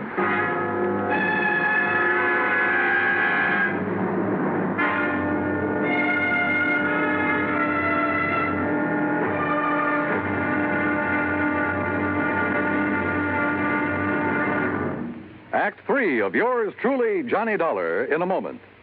Do you know who said, democracy is based upon the conviction that there are extraordinary possibilities in ordinary people? Those words came from the American religious leader, Harry Emerson Fosdick. From the earliest days of the United States of America, there has been the sentiment that the average person can achieve an important goal if he is given an environment in which he can develop his capabilities to the fullest extent. An environment in which the individual is given the rights and privileges that he needs for development. It is the duty of every American to protect and stimulate this environment. Remember the words of Harry Emerson Fosdick. They are part of your American heritage. The extraordinary possibilities of ordinary people are inherent in American democracy. And now, Act 3 of yours truly, Johnny Dollar, and the 11 o'clock matter. We stood on the stairway at the top of the cliff looking down at Appleton's body on the rocks below. That is, Hillman and I did. Laura Appleton was in a state of shock, and we couldn't get much sense out of her. We had Mrs. Gregory take her back to the house, then Hillman and I got a flashlight and climbed down the rocks to Appleton's body. Dead, Mr. Dollar. We'd better not move that body until the police get here. Yeah. Let's see.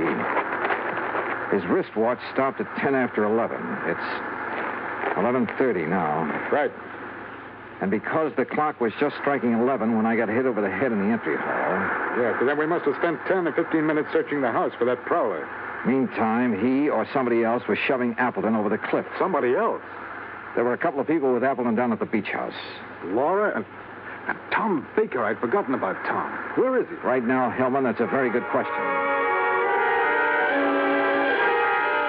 We went back to the house.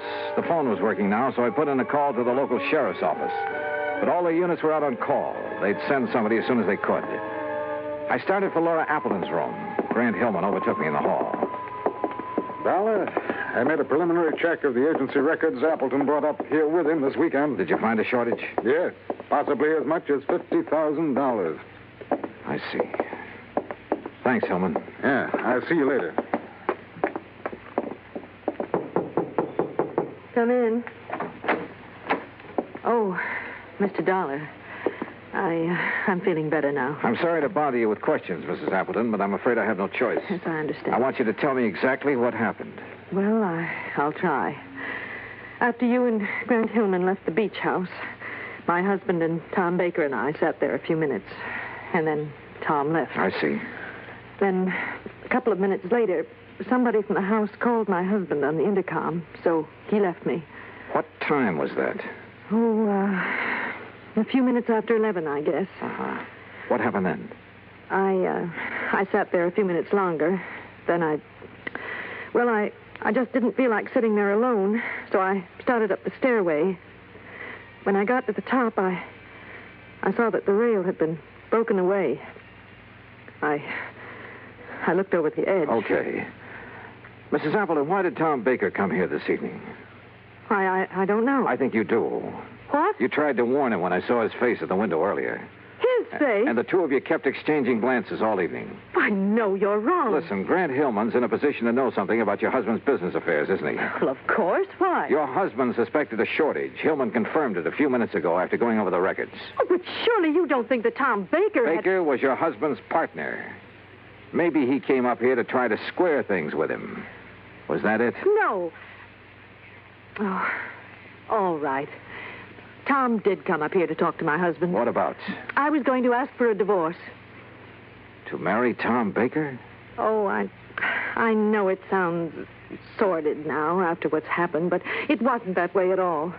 Tom and I wanted everything in the open. We wanted to tell Al. But I didn't realize that you and Grant were going to be here this weekend. That's why I tried to signal Tom not to come in. Go on. Down at the beach house, he wanted to talk to Al, but, well, I guess he couldn't bring himself to it. That's why he went for a walk. And you haven't seen him since? No. Oh, Mr. Dollar, I know my story doesn't sound very convincing, but if you're trying to suggest that either Tom or I killed my husband... Yeah? Dollar, could I see you a minute? Oh, sure. I'll talk with you later, Mrs. Appleton. What is it, Hellman? Tom Baker just walked in. Baker? Yes, I thought you'd want to talk to him. I sure do. Well, look, Mrs. Appleton claims somebody called her husband at the beach house on the intercom a few minutes after 11. If so, that's what lured him up to the top of the stairway. A few minutes after 11. Well, that's when you and I were searching the house. We ended up at the intercom last, though. Somebody could have had time to make that call. Now, wait a minute. Mrs. Gregory was near that room when we got to it. Yeah, I know. Why don't you question her, Hellman, while I see what I can get out of Baker? For the fifth time, Dollar, I didn't have anything to do with it. I went for a walk on the beach. I didn't even know Appleton was dead until Grant Hillman told me a few minutes ago. I'm telling you the truth. Yeah, well, I'm afraid we'll have to let the police decide that, Baker.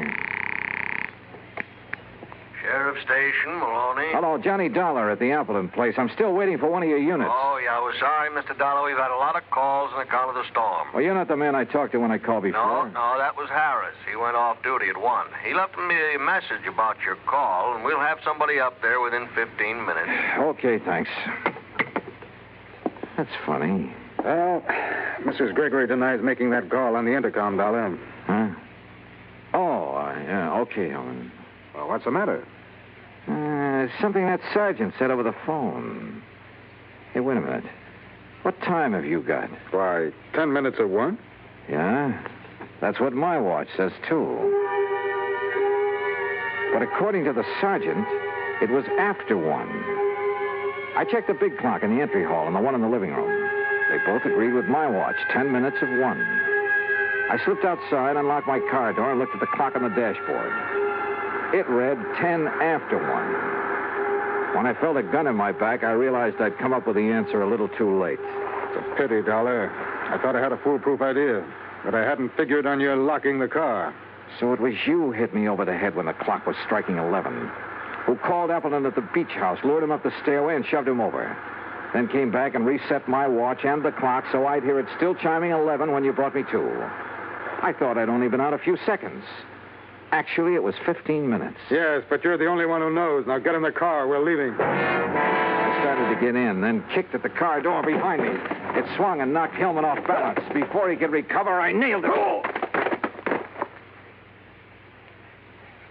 By the time he came to, the sheriff's patrol had arrived.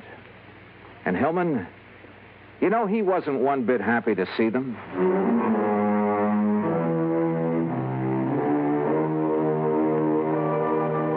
Expense account item 2, $13 even. Transportation back home. Total expenses, $21.40. And a real bargain, if I do say so myself. Remarks? Hillman's motive was money, of course. It was he who'd taken the $50,000 from Appleton's agency. Yours truly, Johnny Dollar.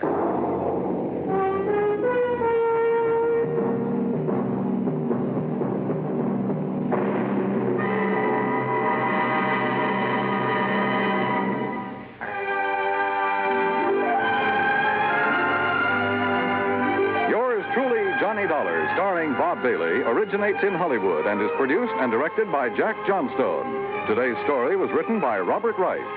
Heard in our cast were Eleanor Audley, Paula Winslow, Larry Dobkin, Will Wright, Ben Wright, and Harry Bartell. Be sure to join us next week, same time and station, for another exciting story of yours truly, Johnny Dollar. This is Dan Cubberly speaking.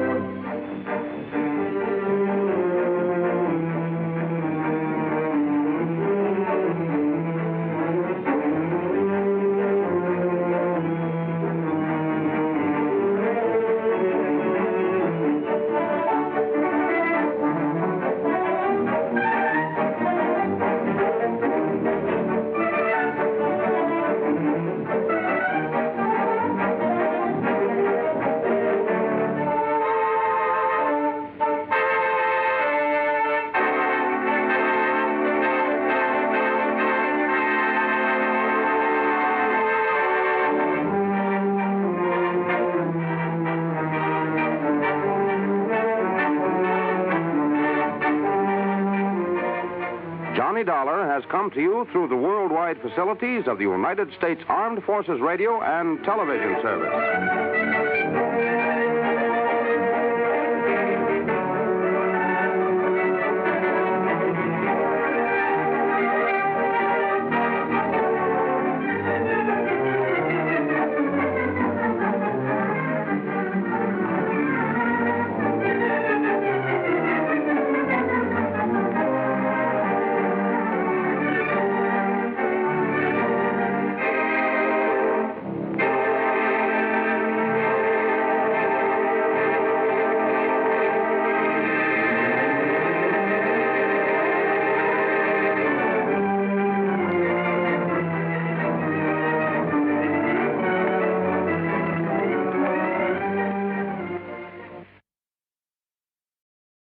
From Hollywood, it's time now for... Johnny Dollar. Johnny, this is Ed Barrett at Tri-State Life and Casualty in New York. Oh, hi, Ed. How are you? A little sick at the moment. Oh, what's the matter? I was planning to go up to the fishing lodge of a friend of mine over the weekend, Tommy Hargrave. Oh, but now you've had to call it off, and, brother, I know exactly how you feel. No, Johnny, I don't think you do. Look, Ed, I'm a fisherman myself, and when something interferes with going... What was that? I just received word that Tommy had a car accident up there. Car rolled over on him. He was killed instantly. Oh, I'm sorry, Ed. Yeah. And company policy being what it is, since he carried $70,000 in insurance, double indemnity, since there was an accident involved, well, I got to order the usual investigation. Yeah, sure, I see. Who's the beneficiary? His wife, Mary. They get along all right? No, as a matter of fact, Now, look, Johnny, don't get any crazy ideas. Just go on up there and help her all you can. Oh, sure. Where, Ed? The place is called Shadow Hill, near the little town of Bethel. New York? Yeah, up in Sullivan County. The police department is a man named Skinner. Police? If everything's okay? It was Skinner who called me, that's all. Oh, yeah. Okay, Ed, I'm on my way. And if I dig up anything... Johnny, I assure you that everything's all right about this one. Oh, sure. You say that as though you don't believe it. Well, just my suspicious mind showing, I guess. Forget it.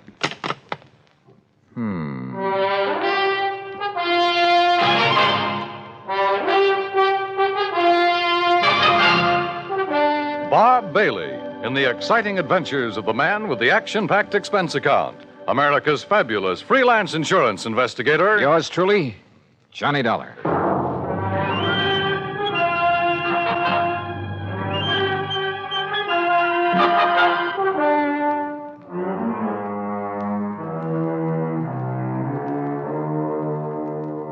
Expense account submitted by Special Investigator Johnny Dollar to the Tri-State Life and Casualty Insurance Company, New York, New York. Following is an account of expenses incurred during my investigation of the gruesome spectacle matter. Expense account item 1, $620, fare and incidentals, Hartford to New York. Item 2, $50 deposit on a rental car. I swung north, crossed the George Washington Bridge, then picked up Highway 17 through Goshen with its famous racetrack, through the summer resort town of Monticello, then past White Lake, a good fishing spot, to the little town of Bethel. It really isn't much more than a crossroads, a couple of filling stations, a general store and post office, and Emmer's Hotel, where I park my bags. Shadow Hill, however, turned out to be a beautiful summer lodge sitting high above the edge of a nearby private lake. From the highway, I could see the narrow, winding road that led from the lodge down to the lake shore. I could also see the spot where a car had apparently taken a corner too quickly, skidded, and rolled over to where it lay on its side. Then, shortly after pulling off the highway, I could see something else. Another car, just short of where the accident had occurred. It was half hidden in a clump of trees that bordered the road. And as I slowly pulled up to it, a man suddenly jumped out and leveled an old .30-30 rifle at me. Stop right there. Don't come any closer. Oh, well, now, just a minute, mister. Who are you? What are you doing around here? Stranger, huh? Yeah, I guess you'd call me a stranger, but look... Then maybe you're the stranger I'm looking for. Get out of that car with your hands up over your head. And don't try no funny business. Hey, what is this, a holdup? Do like I tell you to. And be quick about it. Okay, whatever you say. Come on. Can't seem to... This door doesn't seem to want to... You trying to pull some trick? No, Open that door. Well, it's stuck. I can't... Well, here. I'll do it. Now then. Thanks. Yeah, now I'll take that gun. Oh, no, you won't. All right. Now. All right, up on your feet. Now, just a minute, son. Turn around. Go on, turn around. You just look here, son. You just take it easy, old man, and remember I have the gun now. I'll lock you up for this. That's what I'll do. You what? Yes, sir. Interfering with the law this way. The law? You? That's right. See? Here's my badge. See? Oh, okay then. Look, Mr. Skinner. You look, you... Hey, how'd you know my name? You are Mr. Skinner, aren't you? Well, sure I am. Amos Skinner. Only it's Chief Skinner to you. Police Chief Skinner. And if you think you're going to get away with this, you... What's your idea? Oh, Chief, it looks like you're just the man I came to see. Huh? Only, maybe you'd better have your gun back. Here. Well, all right. All right, now, you just put your hands up and...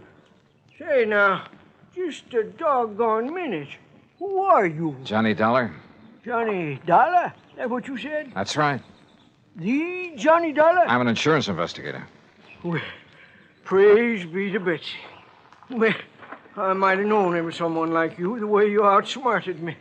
Banging the car door against me that way. Oh, I'm sorry about that, Chief. Well, Johnny, I'm real proud to meet you. And believe me, son, I'm just mighty glad you're here. Oh? Why do you say that? Just you look here, Johnny, over the edge of this road. Look. You see it down there? That car? Is that the car in which Mr. Thomas Hargrave was killed? Oh, you know about that? That's what I came here to investigate. Well, all right, then. Now, you listen here to me, Johnny. Well? I'm the one that telephoned down to Mr. Hargrave's insurance company down to New York. So I understood. I did it as a favor to Mary. That's his wife. On account of she was so broke up and all. Never did like her, but she was pretty upset. Very considerate of you, Chief. And I told the insurance company just what I told everybody else. That Tommy Hargrave took this turn in the road too fast. Now, you see the turn right above here? Yeah, that's a sharp one. Well, he took this turn too fast and skidded off the side, and the car went over and pinned him underneath it, and that was that. Killed him. Well? Well, all right. Now, Johnny, I just come over here from old Doc Walton's. It was down to Doc that I took Tommy's body yesterday just after it happened. And you know why I come back here? Well, I can think of one good reason. Yeah. From something you just told me. Yeah. And from what I can see of the car down there. Yeah, well, it was because I suddenly started thinking, how could a man who knows this road so well ever make a mistake of...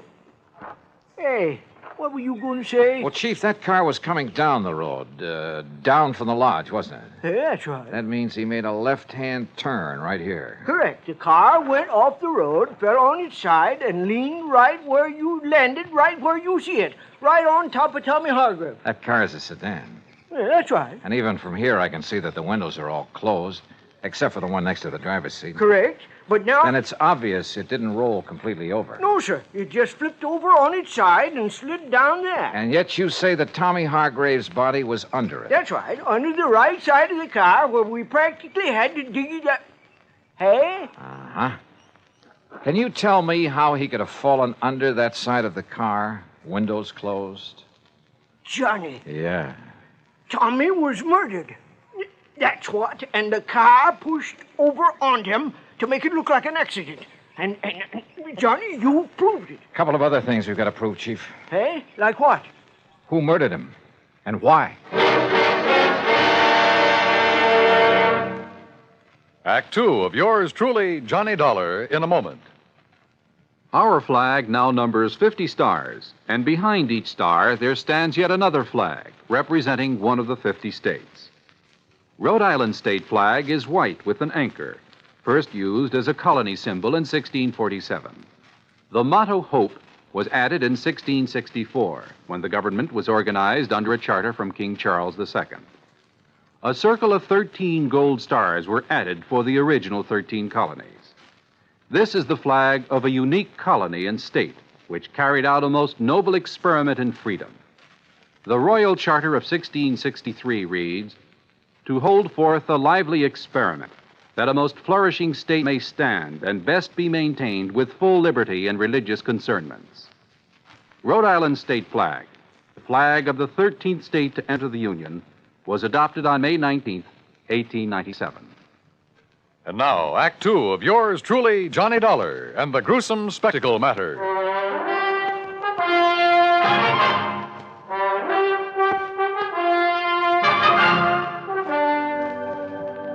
All right, Chief, tell me this. When and how did you learn of this so-called accident that killed Tommy Hargrave? Well, from Mary, his wife. Oh? It was like this, Johnny. I was sitting down at Bob and Ernie's and... Who are Bob and Ernie? Well, they run that mobile gas station down the highway you pass on the way. Oh, go on. Well, we were just sitting there talking about the Hambletonian and all the money... What do you mean, the Hamiltonian? Well, you know, the big harness race they run down to Goshen every year. Oh, yeah. Why, it's world famous. Bigger than the Kentucky Derby. Yes, I know. Go on. Well, we was talking about how much money Barney Marson has made taking bets on those races, and we... Oh, well, Chief. You mean you have a bookie here in Bethel? Well, now, Johnny... And that you, as chief of police, condone such goings-on? Well, now, we... Oh, I'm surprised at you, Chief. Oh, well, it's just a little sort of harmless betting is all. Oh, sure. Every man's entitled to a little... Well, you know how it is. Yeah, I sure do. Now, let's get back to the subject. Yeah, sure. Well, like I say, we was sitting there talking... And we seen Mary Hargrave driving by on her way back from New York, where she'd gone to do some shopping that day. She wasn't here when it happened? Well, no, sir. She couldn't have been. You're sure? Well, like I told you, she was in New York. Anyhow, she drove on up here, saw what had happened, and drove right back to tell us at the gas station. We came up here, dug Tommy's body out from under, took it down to Doc Walton's office, and that was it. How carefully have you inspected that car down there? Well, that's what I was about to do when you come. All right, come on. Let's take a look at it. Well, sure. Have you any way of proving Mary Hargrave was actually in New York? Well, no, I guess not. Hey, look here, Chief. Huh? Keys are still in the ignition, but the ignition's turned off. You're right, Johnny. You're right. This car wasn't rid over the side of the road. It was pushed. Here, let's see if we can get this door open. Yeah, I'll give you... Now, let's see if some of this... Yeah, very good. Well, what are you doing with that handful of dust? Well, it's not very professional, but some of this fine dust ought to bring out any fingerprints on the steering wheel, and we'll be... Yeah. No prints there that I can see. No, you're right. Chief, this wheel has been carefully wiped off. So whoever did it... Huh? What'd you find? Did Tommy Hargrave wear glasses, spectacles? Tommy? No, sir. What? Come on, Chief. First thing I want is a look at his body. Doc Walton just say... That's right. Then let's go.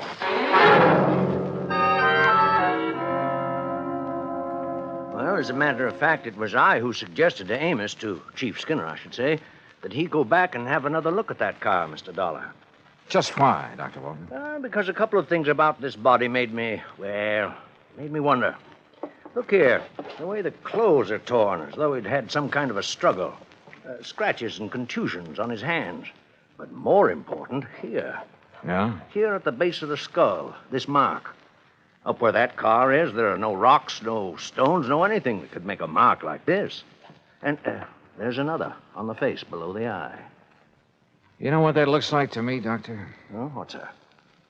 The mark from the butt of a .38 automatic.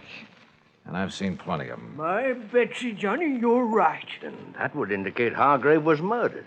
And the car pushed over on him to make it look like Yes, sir. And Johnny and me found a few other things around that car that would indicate the same thing. Doctor, I understand Tommy Hargrave did not wear glasses. No, not that I know of. Of course, Mary, his wife... She wears them? Yes, she does. Can't do without them. What kind? Well, just regular tortoiseshell, you know. Something like these, maybe? Well, no. Granted, one lens is smashed and part of the frame is broken, but is this the kind she wore? Yes, Mr. Dollar, I'd say so.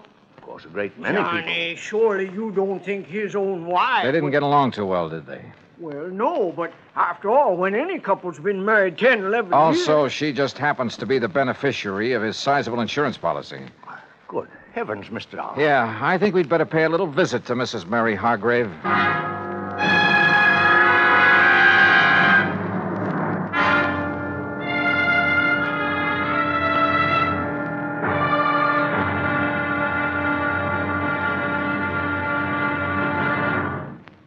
Act 3 of yours truly, Johnny Dollar, in a moment.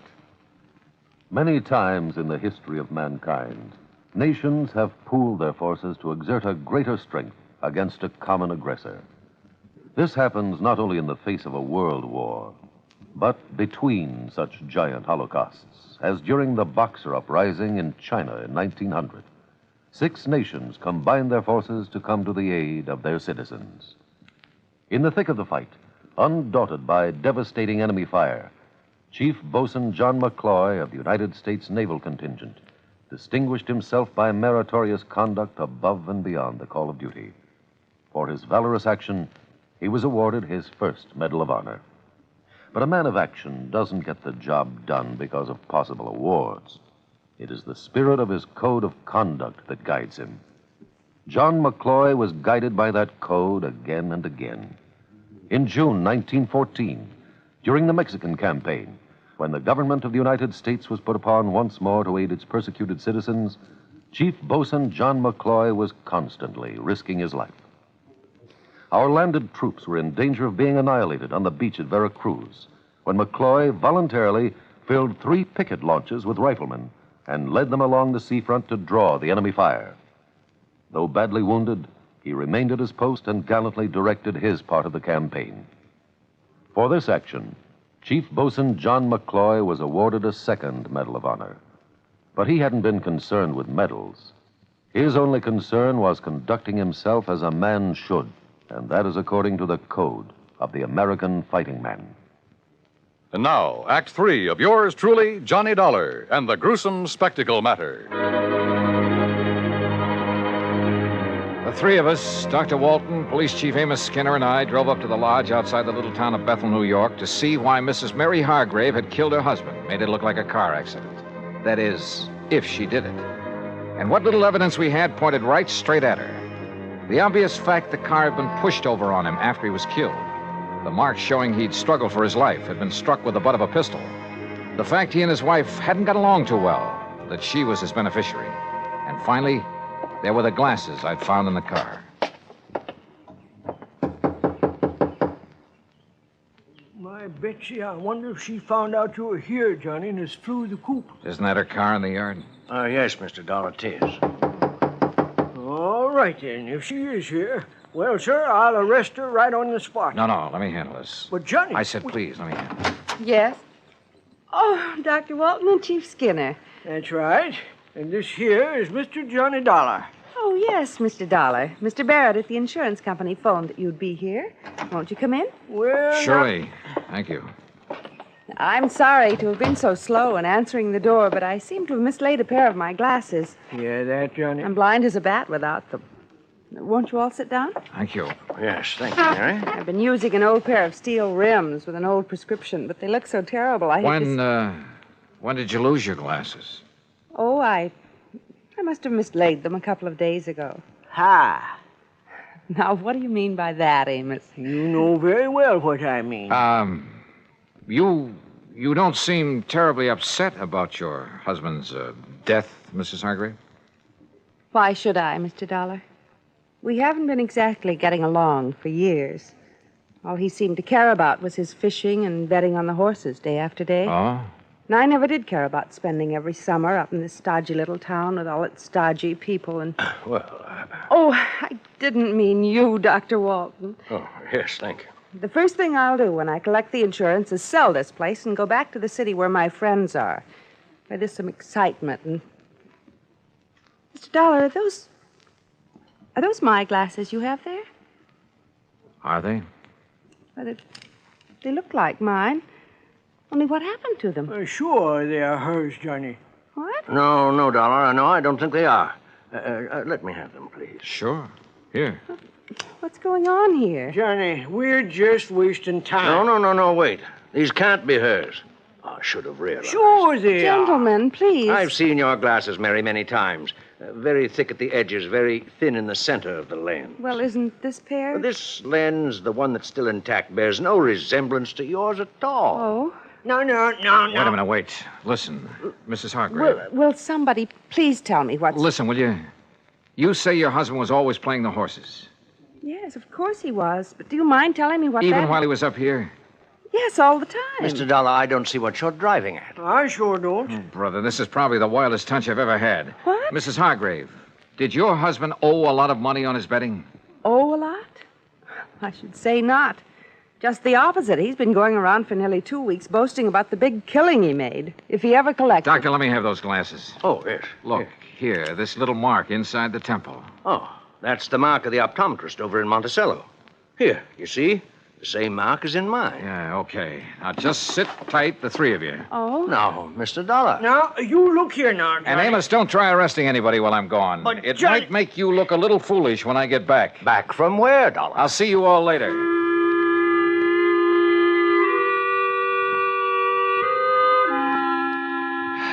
Well, that's really just about all there is to this case. Oh, except, of course, for the fact the optometrist in Monticello had no difficulty at all in matching the glasses I'd found with the prescription of... Yeah, you guessed it. They had belonged to the bookie Chief Skinner had told me about, Barney Marston. Of course, Barney wanted to put up a fight when we faced him with the facts. But then he couldn't seem to explain the various and sundry bruises he was carrying around until we reminded him of the fight he'd had with Tommy Hargrave. Yeah, he'd killed him and pushed the car over on top of him. The reason for it all? Simple. Tommy had won a cool $25,000 from him. Had threatened to put him out of business if he didn't pay, which he couldn't. So, Barney killed him and tried to fake the accident. And you know something? I have a sneaking suspicion Chief Amos Skinner isn't going to stand for any bookies operating in Bethel, New York from here on out. Oh, and Mary Hargrave found the glasses she'd mislaid. Expense account total, including mileage on the rental car and the trip back to Hartford, $148 even. Yours truly, Johnny Dollar.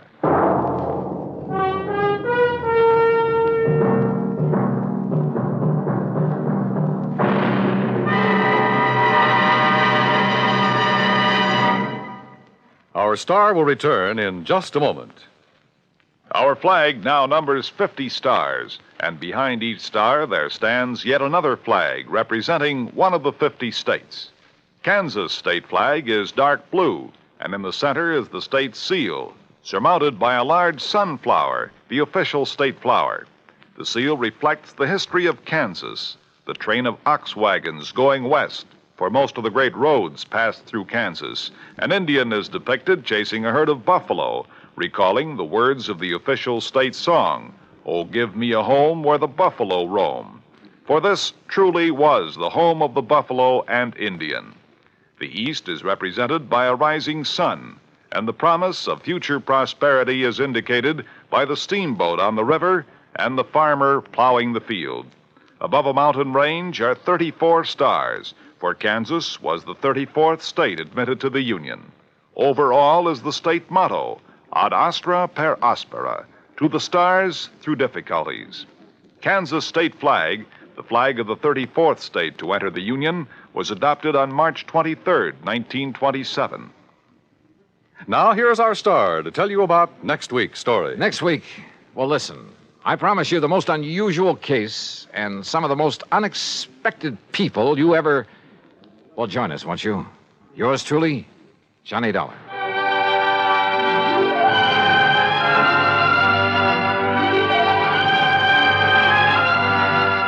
Yours truly, Johnny Dollar, starring Bob Bailey, originates in Hollywood and is written, produced, and directed by Jack Johnstone. Heard in our cast were Virginia Gregg, Harry Bartell, Junius Matthews, and Joe Kearns. Be sure to join us next week, same time and station, for another exciting story of yours truly, Johnny Dollar. This is Dan Coverly speaking.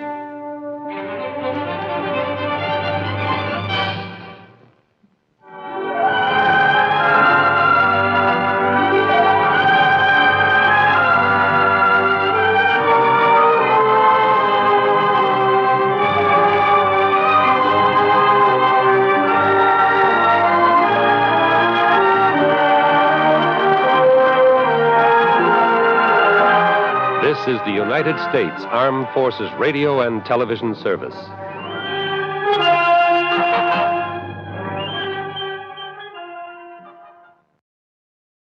From Hollywood, it's time now for...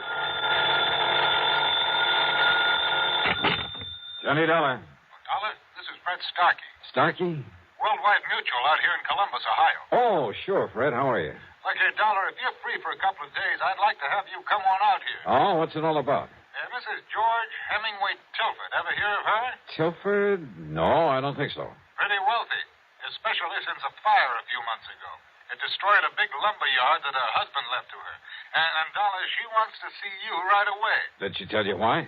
No, she's being very mysterious about it. Something to do with that lumberyard fire, I suppose. Well, she simply wouldn't say, but she insists on having you come out to see her. Well, as long as your company won't quibble over the expense account. Yes, I guess we're stuck for it. Plus my usual fee, of course. Well, now, that depends on what you mean by usual. Let's talk about it when I get there.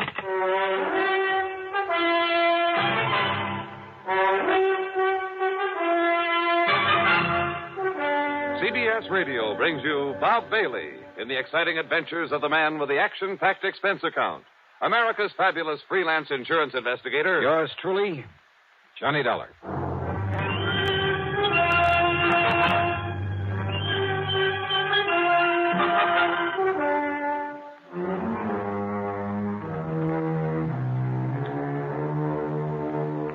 Expense account submitted by Special Investigator Johnny Dollar to the Worldwide Mutual Insurance Company, Columbus, Ohio office. Following is an account of expenses incurred during my investigation of the loss by a hair matter. Expense account item 1, $41.75, plane fare from Hartford to New York to Columbus, Ohio. It was after 2 a.m. when the big Silver Bird dropped me off at Port Columbus Airport. Item 2, $2.50 for a taxi into the Deschler Hilton. There was no time to rouse Fred Starkey out of bed, so item 3, $14.20 for a nightcap, a comfortable room there in the hotel, and a kind of brunch late the next morning. So late, as a matter of fact, that I had to wait for Starkey to come back from his lunch before I could see him at the office of Worldwide Mutual. See him and ask him questions. Sorry, Dollar, but you just won't say. Yeah, well, now look, Fred, I like to know something about a case I've come this far to handle. I'm not even sure there's a case here. Well, you told me that she owned a big lumber yard that had burned down some months ago. Exactly 9 weeks ago. All right, how much insurance?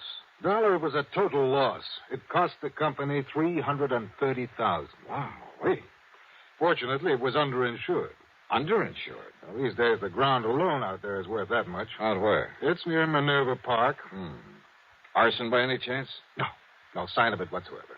She, possibly need the money? Hardly. Her husband left her over $250,000 in securities when he died a couple of years ago. No. Nothing suspicious at all, huh? Except that suspicious mind of yours. Now, listen, Johnny, I didn't say her wanting to see you has anything to do with that fire. That was your idea. Maybe she just wants a look at you. A great admirer of yours, I understand. Oh, sure. Well, do you always expect to find arson, fraud, or murder, some sort of crime whenever somebody calls on you? No, not always.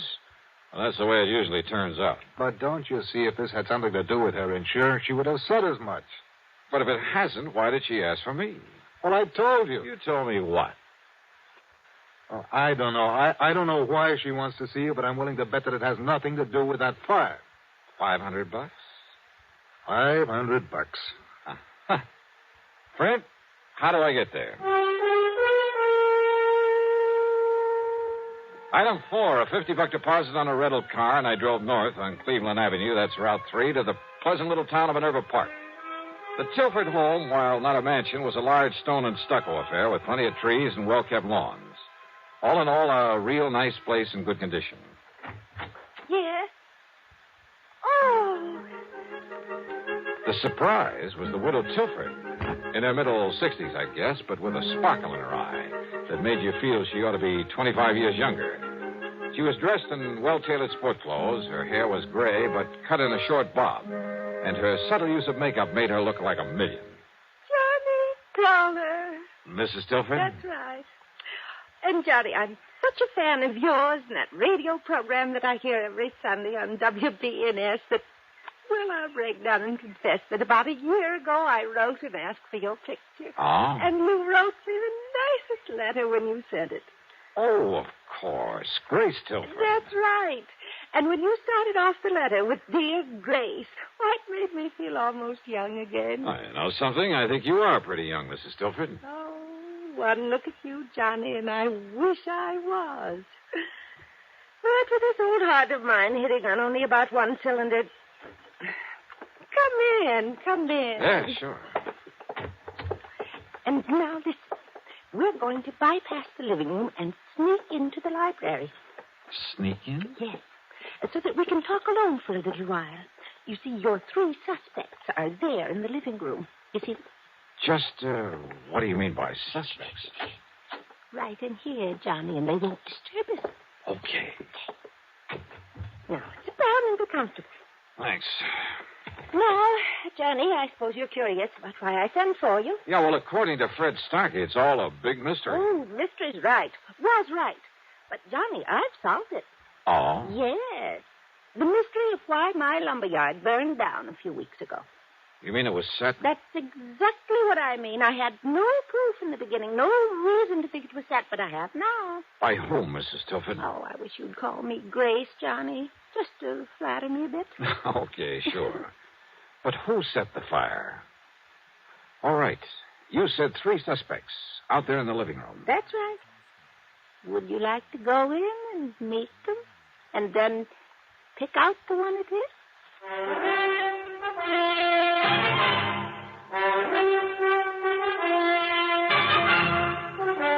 You say that one of those 3 people sitting out there in the living room set that lumberyard fire. Yes, Johnny and I collected $330,000 on it after all. The police and firemen had found nothing to indicate arson. Oh, believe me, it's hard to spot in a fire like that. Then I got to thinking about those 3, about how each of them could profit by it. Possible that all 3 could have had a hand in it? Oh, those 3 get together on anything, trust each other. Oh, never, never. Okay, then. Then a couple of days ago, I learned something. Proof that one of them did it. Which one? Well, if I know you, you're clever enough to find out. But if you already know, and suppose the one who did it knows that you know. Oh, not a chance. Oh, at least I don't think there is. And at least none of them has made any move against But me. if one of them... you better tell me which one. Well, now, Johnny, do you ever tell who's the guilty one on your radio program right at the beginning? Oh, now, let's face it, this is a little bit different. If you're holding out just for the sake of a big dramatic climax. Well, yes and no. Oh, come on. Now, listen, Miss Tilford. Grace. All right, Grace. But now, please, listen to me. You listen, Johnny. I said I have proof, but I have to be absolutely sure.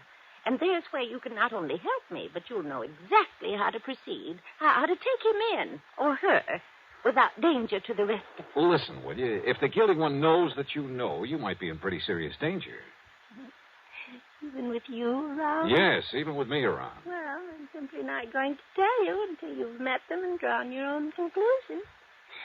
Okay, then let's get in it. All right.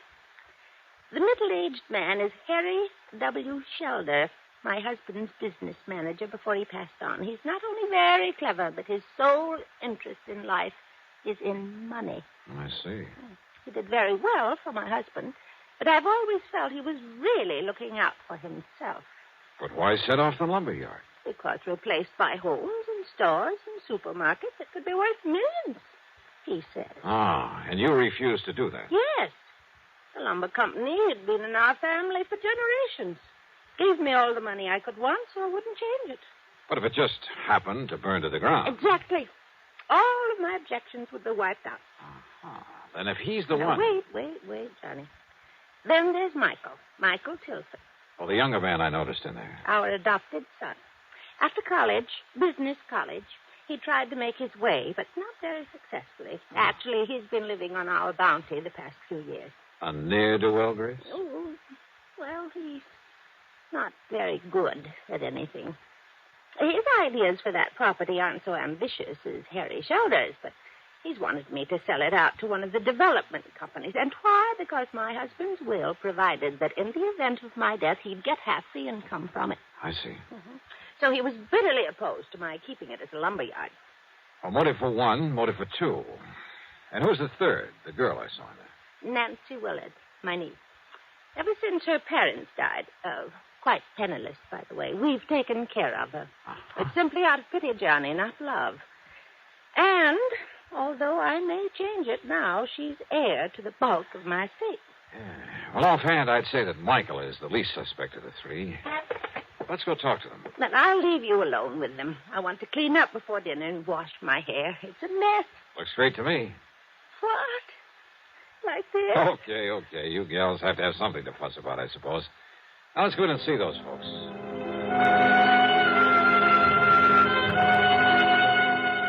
Under the circumstances, there was nothing I could do but play along with her little game, her dramatic little mystery matter. But not for too long. On the excuse she had to go up and wash her hair, she left me with them there in the living room. And what a trio. As I've told you half a dozen times now, Dollar, Mrs. Tilford hasn't long to live. According to her doctor, not more than 5 or 6 years at the most. Don't you see what I mean? Maybe, Mr. Shelder. Go on. As long as she's alive and lets me handle things, she can make millions with that property. And you? Well, of course, I get a percentage of the capital gains I achieve for her. And I say those fancy plans of yours are too much of a gamble, Harry. Just wait, I Michael. say play it safe. Let somebody else take the risk. That's all. Then all we have to do is... all Mother has to do is sit by and share in the profit. A small share instead of all the profit. With you running things, I'd want a pretty good accounting, Harry. You think you could handle a project like I have in mind? One like I have in mind. Nothing to it. I wouldn't trust your judgment or you, as a matter of fact. Oh, now stop it, kids. What kind of people will Johnny Dollar think we are? Sorry, Johnny. Oh, I find this all very interesting, Nancy. Don't you see, Dollar? Listen to me. No, you listen, Michael. Every time we get together this way, it's the same old thing. I've said it before, and I say it again. Let Auntie Grace handle things her own way. Of course, you're well provided for without even having to lift a finger. That's right, Harry. I'm not one of the hired help. Nancy, I resent that. But she does have a point there. Sure, so go ahead and resent, but... Oh, now, look, it's cocktail time, so let's have Haskell bring in the drinks and talk about other things, or just get quietly loaded. Haskell! Mrs. Haskell!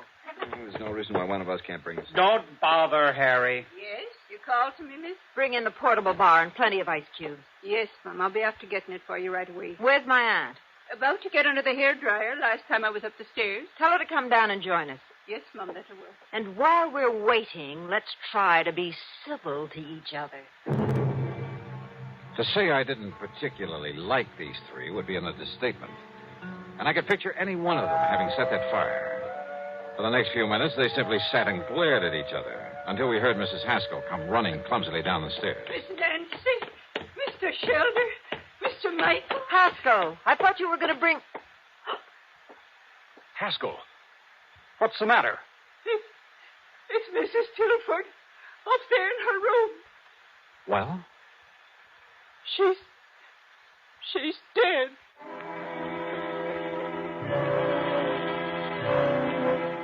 Mrs. Tilford, there in her bedroom, had died alone.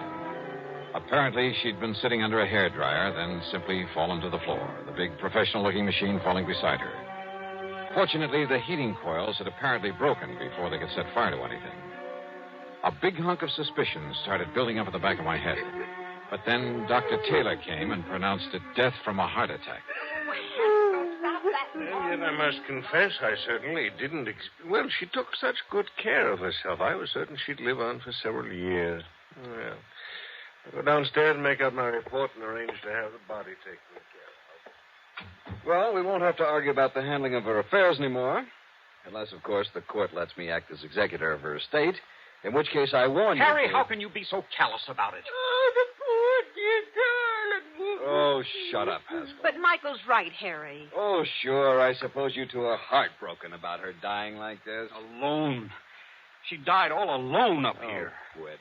While we were downstairs trying to pick her apart like a bunch of vultures, in spite of the way she treated all of us. What do you mean by that, Mike? We got so much better than we deserved. That's what I mean. All three of us. Harry, never bothering to see her, to come here and be nice to her. Just parked in his office in town, juggling figures to get as much out of her as he could. Michael, I resent... I don't care if you do.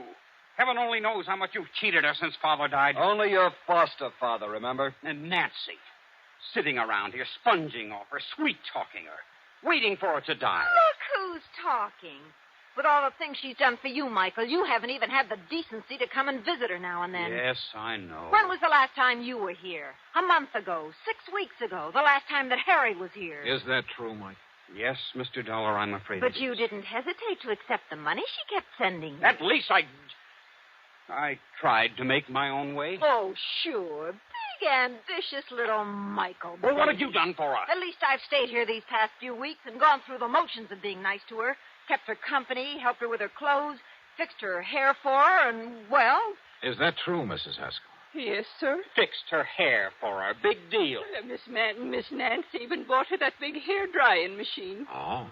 And the poor dear loved it so she was washing her hair 3 and 4 times a week. Now, what's that got to do with what Wait a we're minute. discussing? That's right. If it hadn't been for this crazy Wait, don't- machine, she would have been downstairs where we might have... Oh, Wait. Well, don't take it out on the hairdryer, I Michael. said, wait a minute. My brain was fairly spinning. A news item in the New York papers less than a month ago. A freak accident, 1 in a million at a beauty parlor. A professional hairdryer machine, exactly like the one lying here on the floor. There'd been pictures of it, sketches, to show exactly what had happened. A tiny wire had come loose, had shocked the customer so badly that she'd lost consciousness. There'd been a big noise over it. And now here was Mrs. Tilford, a little frail old lady with a heart condition. Yeah. What is it, Mr. Dollar? Yes, Johnny. What's that funny look supposed to mean? Plenty. Mrs. Haskell, did you ever help Mrs. Tilford with this machine? Oh, Keith, I'd never even touched that contraption of the devil, sir. Dollar, this old biddy wouldn't even let Mrs. Tilford install an electric stove. But I failed to... Listen, when was this thing purchased? Well, about 3 weeks ago, I still have the bill for it in my office. Another of Nancy's little tricks, gave it to Mrs. Tilford as a gift, but charged it to her account. But I failed to see... 3 weeks ago. So when I find the wire on it, it was cut instead of simply broken off when it fell. Mr. Dollar? Yeah, and I'm glad you didn't kick this thing anymore, Mike. You see it here? When she clamped this thing on her head, this wire touched her wet scalp. Oh, now just...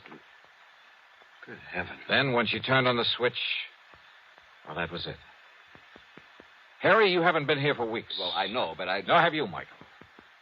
And Mrs. Haskell was afraid to touch the thing. Well... Nancy. Yeah, Nancy. You were here, Nancy. And a few weeks ago, when you read in the papers how one of these machines might... No! Heaven Dollar! Oh, put it down, Nancy. No. I'll kill you. I'll kill all of you. Sure I did it, but nobody will ever know because none of you will be alive. That's where you're wrong, Nancy! Michael! All right, Nancy. No! Let go of me! Sorry.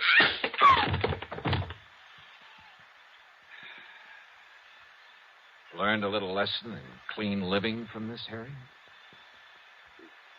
Yes. Yes, Dollar. I'll call the police.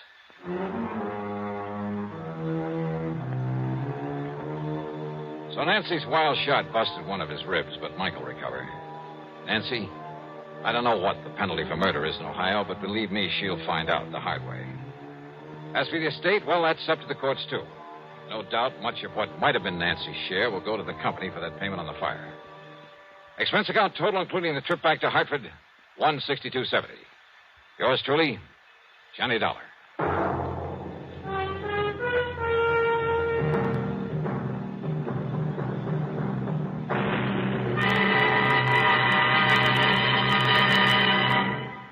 Our star to tell you about next week's story. Next week, a night in Paris that brings me fun, romance, and a quick brush with that old character known as Death.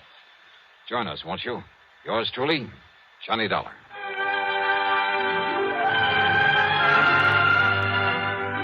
Yours truly, Johnny Dollar, starring Bob Bailey, originates in Hollywood and is written, produced, and directed by Jack Johnstone. Heard in our cast were Virginia Gregg, Helen Cleve, Shirley Mitchell, Ben Wright, Sam Edwards, Harry Bartell, and Lawrence Dobkin. Be sure to join us next week, same time and station, for another exciting story of Yours truly, Johnny Dollar. This is Jim Matthews speaking.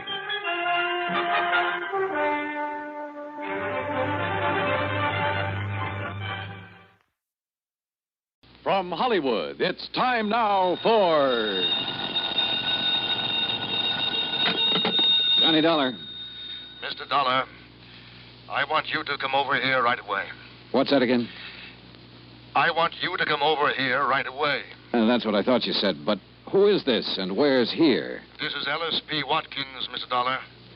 You've heard of me, perhaps? Yeah, I think so. Manufacturer, aren't you? Well, at the moment, that seems to be a matter of opinion. Over here is Broad Acres at Fairfield, Connecticut. Would you mind telling me what this is all about, Mr. Watkins? It's very simple. I have $100,000 to give away. Oh? To whom? That is what you are going to tell me, Mr. Dollar. I'll get there as soon as I can.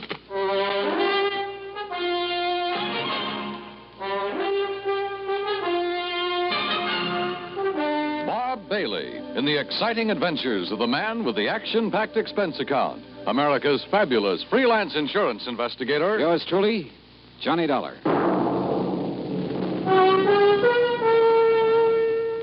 And now, Act One of Yours truly, Johnny Dollar.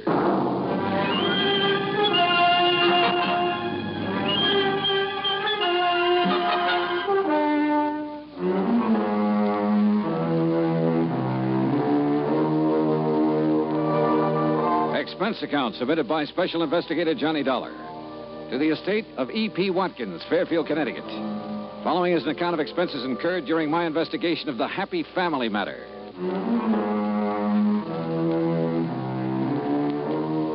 Expense account item 1, $1.20 taxi from my apartment to the home office of the Universal Adjustment Bureau and Pat McCracken. Well, didn't take Mr. Watkins long to get in touch with you, Johnny. Yeah, I figured he must have got my name from you, Pat. E.P. Watkins holds a life policy for $100,000. Beneficiary was to have been his wife, but she died several months ago. Now he wants to designate a new beneficiary. You mean he wants me to tell him who the beneficiary should be? That's right. No, thanks. Now, look, You Johnny... look, Pat. I got tangled up in a family matter once before. I still have the scars to prove Johnny... it. Why doesn't Mr. Watkins pick his own beneficiary? Ordinarily he would, but in a case like this, it might take time. So what? From what I can gather, Johnny, Mr. Watkins doesn't have much time left to live.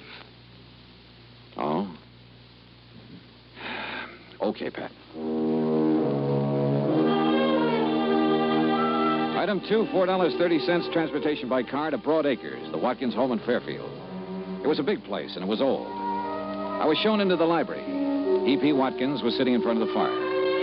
I could see that he wasn't well, but there was still a lot of strength in his face.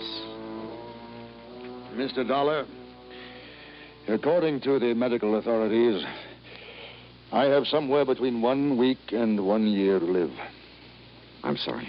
I'm not. Oh? My wife is dead. My business is on the verge of collapse, and my children are strangers. Should I be sorry? Well, I don't know. I have 3 possible beneficiaries. A daughter, Sheila, 28 years old. A son, Michael, 26, and another daughter, Elizabeth, 24. Well, why not have all 3 share equally? Mr. Dollar, had I wished to do that, I would not be calling on you. The others will be taken care of elsewhere in the estate, I suppose. There is no estate other than this insurance policy. Oh. Most of it has gone down the drain of an ailing business. The rest will be consumed in estate expenses. I see. Watkins' money should be kept in the Watkins family, as I see it. But I most emphatically wish the money to go to one member and one member only. And the other two? They're to be left out in the cold, huh? I did not engage you to examine my motives, Mr. Dollar. You have asked me a direct question, and I will give you a direct answer. Yes, I intend, as you put it, to leave the other two out in the cold. You say there are three of them, Sheila, Michael, Elizabeth. What can you tell me about them? Well, Sheila, who lives with me, she seems to think that she should be managing my affairs instead of I. Uh-huh. Michael seems to prefer the so-called life of an artist to assuming the responsibilities of the name of Watkins. And Elizabeth? Stubborn. Married to one James Lovett, who is quite convinced that he knows infinitely more about business matters than I ever did. Well, you seem to take a pretty dim view of all of them, Mr. Watkins. I do. I do indeed, Mr. Dollar. You know, one little item occurs to me. And what is that? Whichever two are left out aren't going to like it very much. Obviously. Which means they're not going to like me very much. Also quite obvious. So I intend to pay you a considerable fee. But you will earn it. Every penny of it. Act two of yours truly, Johnny Dollar, in a moment. And now for another episode in the life of Sergeant Donald Bellwether, my husband.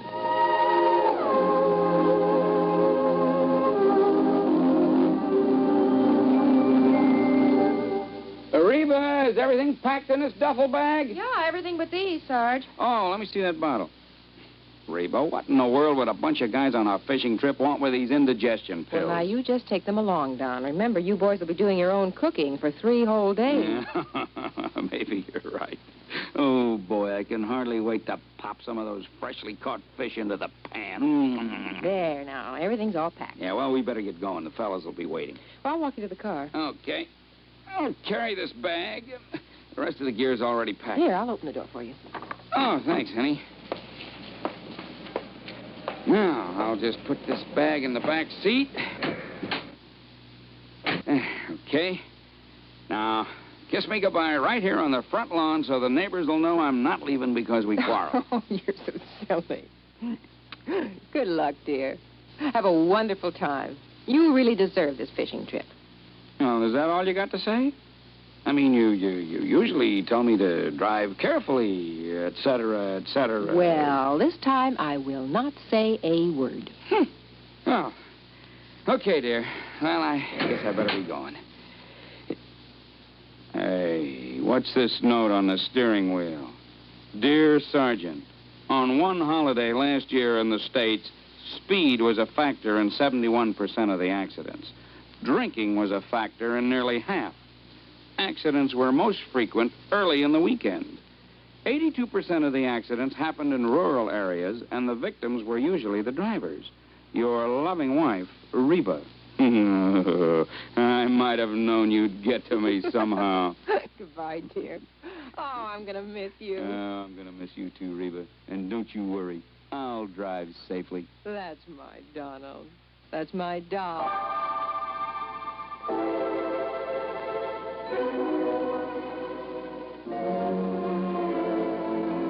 And now, Act two of yours truly, Johnny Dollar, and the Happy Family Matter.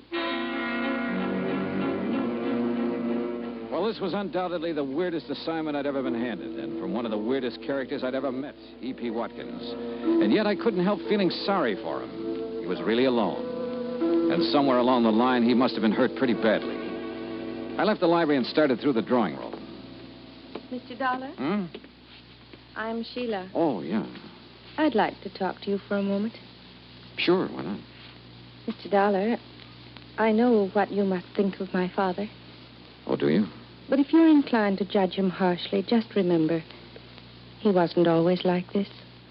Oh? So very many things have gone wrong for him. Like what? Well, I'm afraid the main thing is his feeling that the three of us, Elizabeth and Michael and I, have let him down somehow. He seems to resent us so terribly. Why should he, Sheila? I'm not sure. I think he resents me because I'm not a man. Oh? You see, I'm the oldest. And in many ways, I'm more like Father than the others are. If I'd been a man, I could have, well, taken over for him. Yeah, I see. I've tried to do what I could. Help make decisions, that sort of thing. But I think he somehow resents that, too. Well, I gather it hasn't exactly been easy for you living here with him. Somebody has to. And the others have lives of their own. Speaking of the others, I'd like to talk to them. Where can I find them? Elizabeth and her husband live in Cranford, New Jersey. And Michael's in New York, in Greenwich Village. Okay. Thanks, Sheila. Outwardly, she was poised, but I could tell she was nervous, tense. Her fingers wouldn't stay still. She kept shredding bits of cellophane from her cigarette package. Yeah, she was under strain, all right, and I could understand why. Item 3, $8.40. Transportation to New York City to the Greenwich Village apartment of Michael Watkins. Mr. Dollar, you can tell Dad that I do not want that insurance money. Why not, Mike? Because it doesn't... Well, he doesn't owe me anything, and I don't owe him anything. It was a clean break, and that's just the way I want it. You're sure about that? I am. I'm doing what I want to do. I'm painting. Everything is just the way I want it. You know, Mike, you sound sort of like you were trying to convince yourself. I resent that, Mr. Dollar. Our family is split apart, that's all. Sheila's been trying her best to hold it together, but it won't work. Why not? Because I have had it. For years, Dad's been trying to cram Watkins and company down my throat. He knew my heart wasn't in it, but did that matter to him? No. Look, Mr. Dollar, I can make your job real easy for you. Yeah? There's one person in our family really deserves that money after what she's been through. Sheila? Yes, Sheila.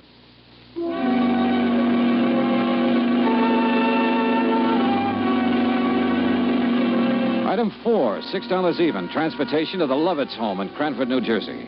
Look, Mr. Dollar, if sending you here is some scheme of Dad's to force us into line, you're wasting your time, and so is he. Now, wait a minute, Elizabeth, After the way he's treated Jim. Relax, honey. That's all over and done with. Look, Dollar, I can simplify your job for you. Can you? Give the insurance to Elizabeth here. Why? Because then I can get my hands on it. Oh?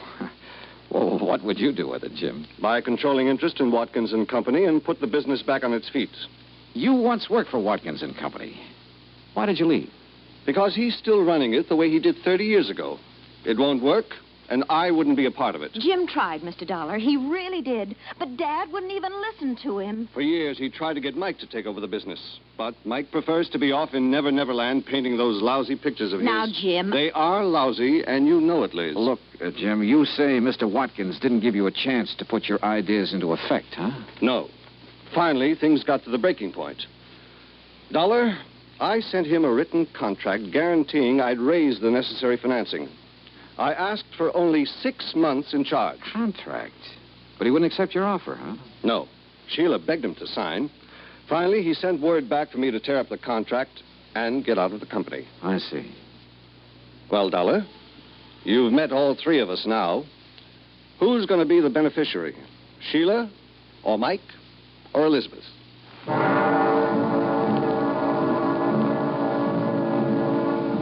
One thing I wanted to check on was Jim's opinion that Mike was not a good painter. I nosed around until I found an art dealer who'd handled his work. He showed me a couple of paintings and then leveled with me. So far as he could see, Mike was a lousy artist. I went back to my hotel to think it over, but I found a message that Mr. Watkins' attorney wanted to talk to me. He'd taken a room on the floor above, so I went upstairs. Come in. Halfway into the room, I noticed it was dark. Then, as I heard the door slam, I felt a gun barrel in my back. Hold real still, Dollar. Who are you?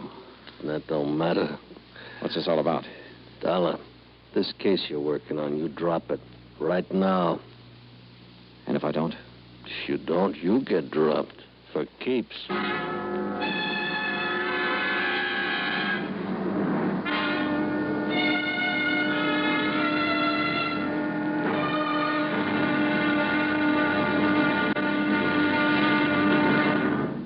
Act 3 of yours truly, Johnny Dollar, in a moment. Do you know who said, "That man is free who is protected from injury. Those words came from Daniel Webster, one of the most eloquent orators in American history. Webster knew that a man could not be free unless he lived in a country which recognized his right to freedom and created laws to protect that freedom. A slave state may say that its citizens are free, but as long as a single citizen can be harmed by the whim of a country's rulers, true freedom does not exist. A man is free only if his rights to freedom are protected. Remember the words of Daniel Webster. They are part of your American heritage. The free man must be protected from injury. And now, Act 3 of yours truly, Johnny Dollar, and the Happy Family Matter.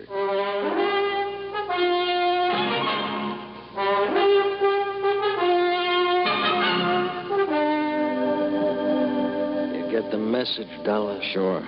I dropped the case or else. Look, you're obviously not Watkins' attorney. The message was just a decoy to get me here. Who hired you to give me this warning? Don't get so nosy, Dollar. You got the warning. It's the main point. Just to make sure you get the message. I'd seen what was coming and ducked, then swung and knocked the gun out of his hand. He gave me a knee in the stomach that flat.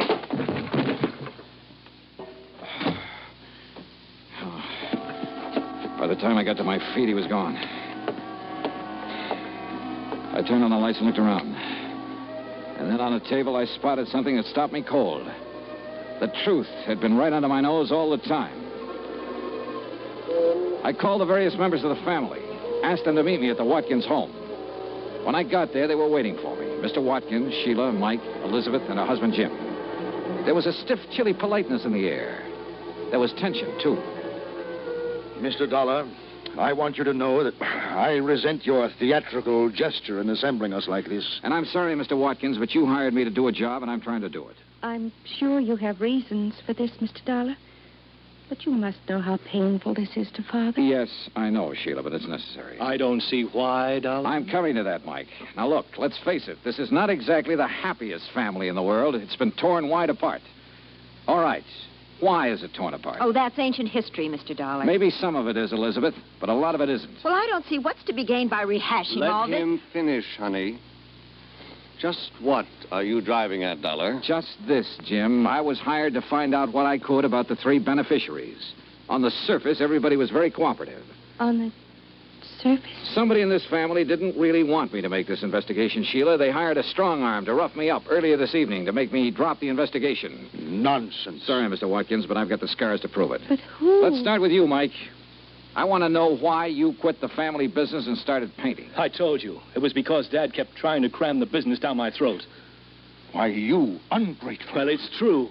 I couldn't take it any longer. Sure. But you'd felt that way for a long while. What led you to make the break, Mike? Well, when even Sheila agreed it was no use, She encouraged you.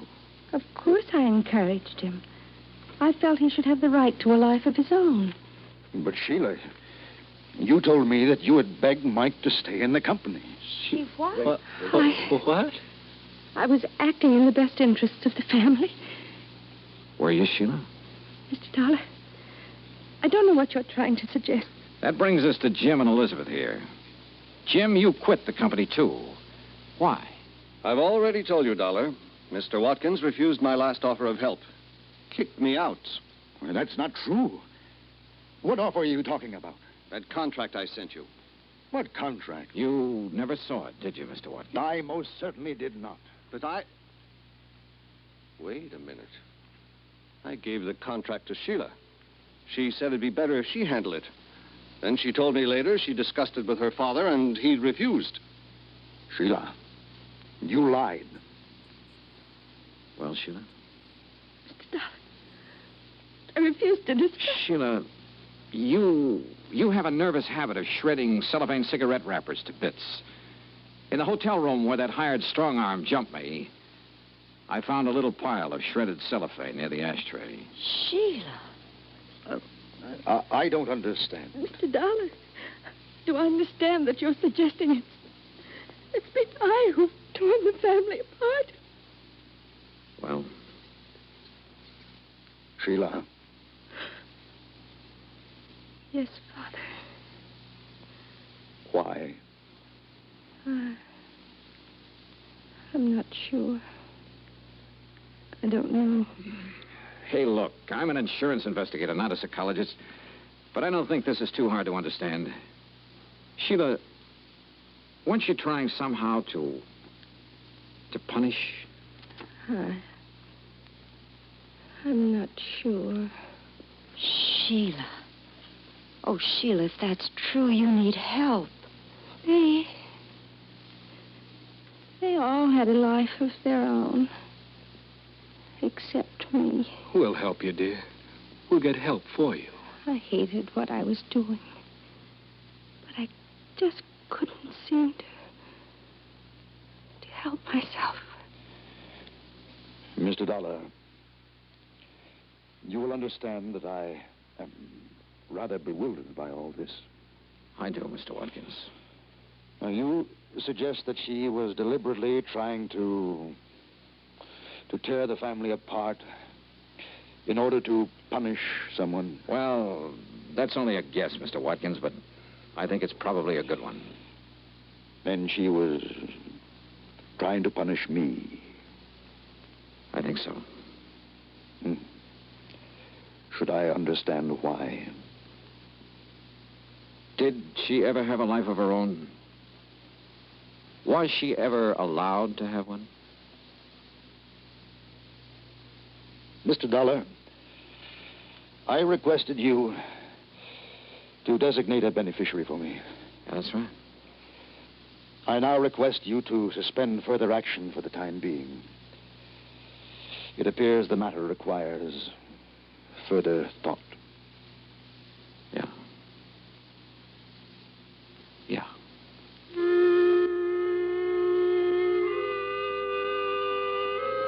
Item 6, $8.50. Transportation and incidentals back home. Expense account total, $73 even. Remarks? Sheila is now undergoing treatment, and the outlook is favorable. Elizabeth's husband, Jim, is managing the affairs of Watkins and Company. Mike is helping him. And I guess he's doing a good job. Mr. Watkins, well, he's still alive. And his doctor tells me that now the old gentleman has found some reasons to be alive, he'll probably be with us quite a while. And make all 3 of his children his beneficiaries. Yours truly, Johnny Dollar.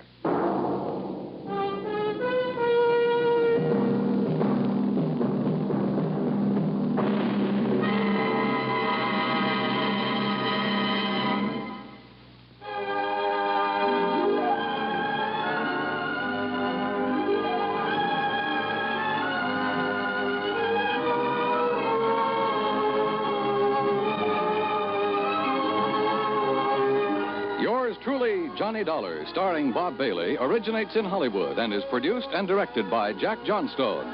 Tonight's story was written by Robert Wright.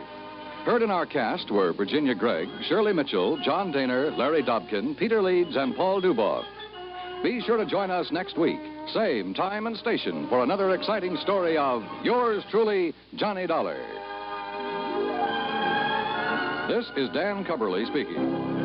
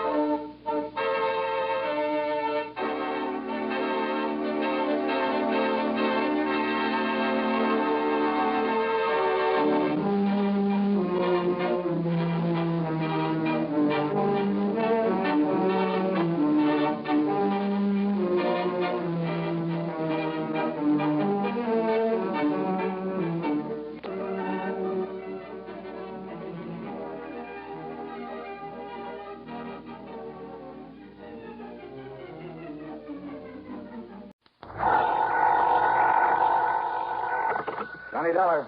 Dollar, this is Michael J. Kendry at the San Francisco office of International Life and Casualty. Mr. Kendry? No, I'm not in my office. I'm over at Lake Tahoe. You know the place? South of Reno, kind of half in California, half in Nevada. That's right. Uh-huh. I'm staying at a motel called Seven Pines Lodge at the south end of the lake. On the map, the town's called Al Tahoe. Seven Pines Lodge in El Tahoe. Yeah, got it. Oh, and I understand there's some pretty great fishing in that lake. So, Kendry, I'll grab the first plane I can. Fishing, huh? What? Maybe that's what you'll end up doing, all right. Great. For the body of a man named Marvin W. Smedley. Huh?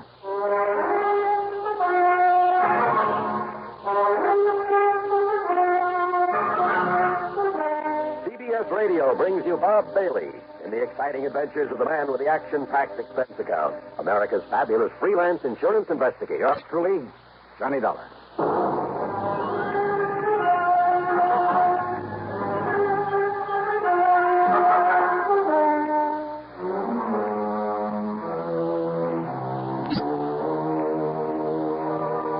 Expense account submitted by Special Investigator Johnny Dollar to the International Life and Casualty Insurance Company, San Francisco office. Following is an account of expenses incurred during my investigation of the Twins of Tahoe matter. Expense account item 1, $182.50, cab to Bradley Field and an early morning jet flight to San Francisco. Item 2, when I got there, $50 deposit on a rental car. I could have taken a ferry plane to Sacramento or even north to Reno, but I wanted another look-see at this part of the country. And I'm glad I made the drive, for Route 50 took me through a lot of the romantic old gold rush country. Yeah, through Placerville, now a quiet, busy little city, but once one of the most lawless, notorious places in the West, where the corner of Main and Leumas streets was known only as Hangtown. And at one end of Main Street, you can still see the famous Hangtown bell that was used to call out the vigilantes in times of trouble. And then, finally, Lake Tahoe. And in my way of thinking, it's one of the most beautiful spots on Earth. Over 20 miles long and about half as wide. Its deep, clear water is the bluest I've ever seen, except in the shallows along the edges where it changes to an almost brilliant emerald. Tall, snow-capped peaks stand out above the dense, forever-green forest that surrounds the lake, barely hiding the many resorts that nestle together along the water's edge. And the water's cold out there and very deep. There are parts that have never been fathomed. Now and then I could see the clean, cloudy wake of a speedboat, sometimes with a water skier in tow. A group of small sailboats, white canvas, spread to the wind. Here and there along the shoreline, a few hardy souls in swimming, braving the chill waters in that breathless high altitude before the early winter snows would come. And then, in contrast, in various spots along the highway on the Nevada side, as such things are illegal in California, there were huge, gaudy, restless, noisy gambling houses. And out Tahoe at the Seven Pines Lodge, and there were 7 tall pines around the neat little motel, Kendry was waiting there for me. Dollar? Yeah, that's right. Glad you made it. I'm Mike Kendry. Oh, yeah. How are you, Mike? Come on into my cabin. I'll tell you what it's all... Mrs. Nelson, Mr. Dollar's arrived. I'll settle him in the cabin next to mine. Come on, Johnny. Yeah. Hey, you mentioned fishing for the body of a man by the name of Smedley. The police are fishing for it now. Marvin W. Smedley. He was a client of ours. Very wealthy, retired. Come on in. Sit down. Okay, sure. Well? On the way in here, you passed a big piece of lakeside property with a small stone house set back away from the beach. Oh, yeah, I know. Smedley's, where he lived with a housekeeper, Mrs. Turner, and his twin nephews, Tracy and Alfred Smedley. There were 25 or 6. So what's happened? About 3 o'clock this morning, Mrs. Turner woke up to what she thought was the sound of a shot. She went into the boys' room to see if they'd heard it, but they weren't there. Oh? And she remembered Tracy had said he'd be out gambling all night over on the Nevada side, and that Alfred was at a 2 or 3 day house party at the upper end of the lake. And rather than try to waken old man Smedley, well, she decided it was only a backfire and went back to bed. Yeah? But when she got up for breakfast, well, she found the library in a real mess, and the safe had been rifled. No sign of Smedley? No. Go on, Mike, please. Now, she knew that old Smedley had a habit of getting up in the middle of the night and going in there and counting his money. He never did trust the banks, kept everything he had in that safe. So she knew right away what must have happened. She knew for sure when she found that Smedley wasn't in his bedroom or anywhere else around the house. Also, she says she could smell gunpowder there in the library. Well, did she call the police? Yeah, and Sergeant Porter came running. And when he found the footprints leading down to the beach, down to the dock, and the marks of a body dragged along. And the body itself? No sign. Must have been weighted down and dumped in the lake. Who, Mike? Well, no question about it. They've been living easy off him for years, just waiting for him to die so they could get their hands on his money. One of the twins. Only one of them? Only one set of footprints out there in the sand. Have the police been able to find the twins? They sure have. They've got them locked up in the local hoosgow. Then what's the problem? Only one of them did it, Johnny. Okay. But both of them, both of those boys have absolutely airtight alibis.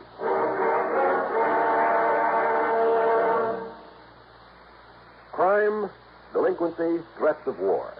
These are the subjects that dominate our news headlines these days.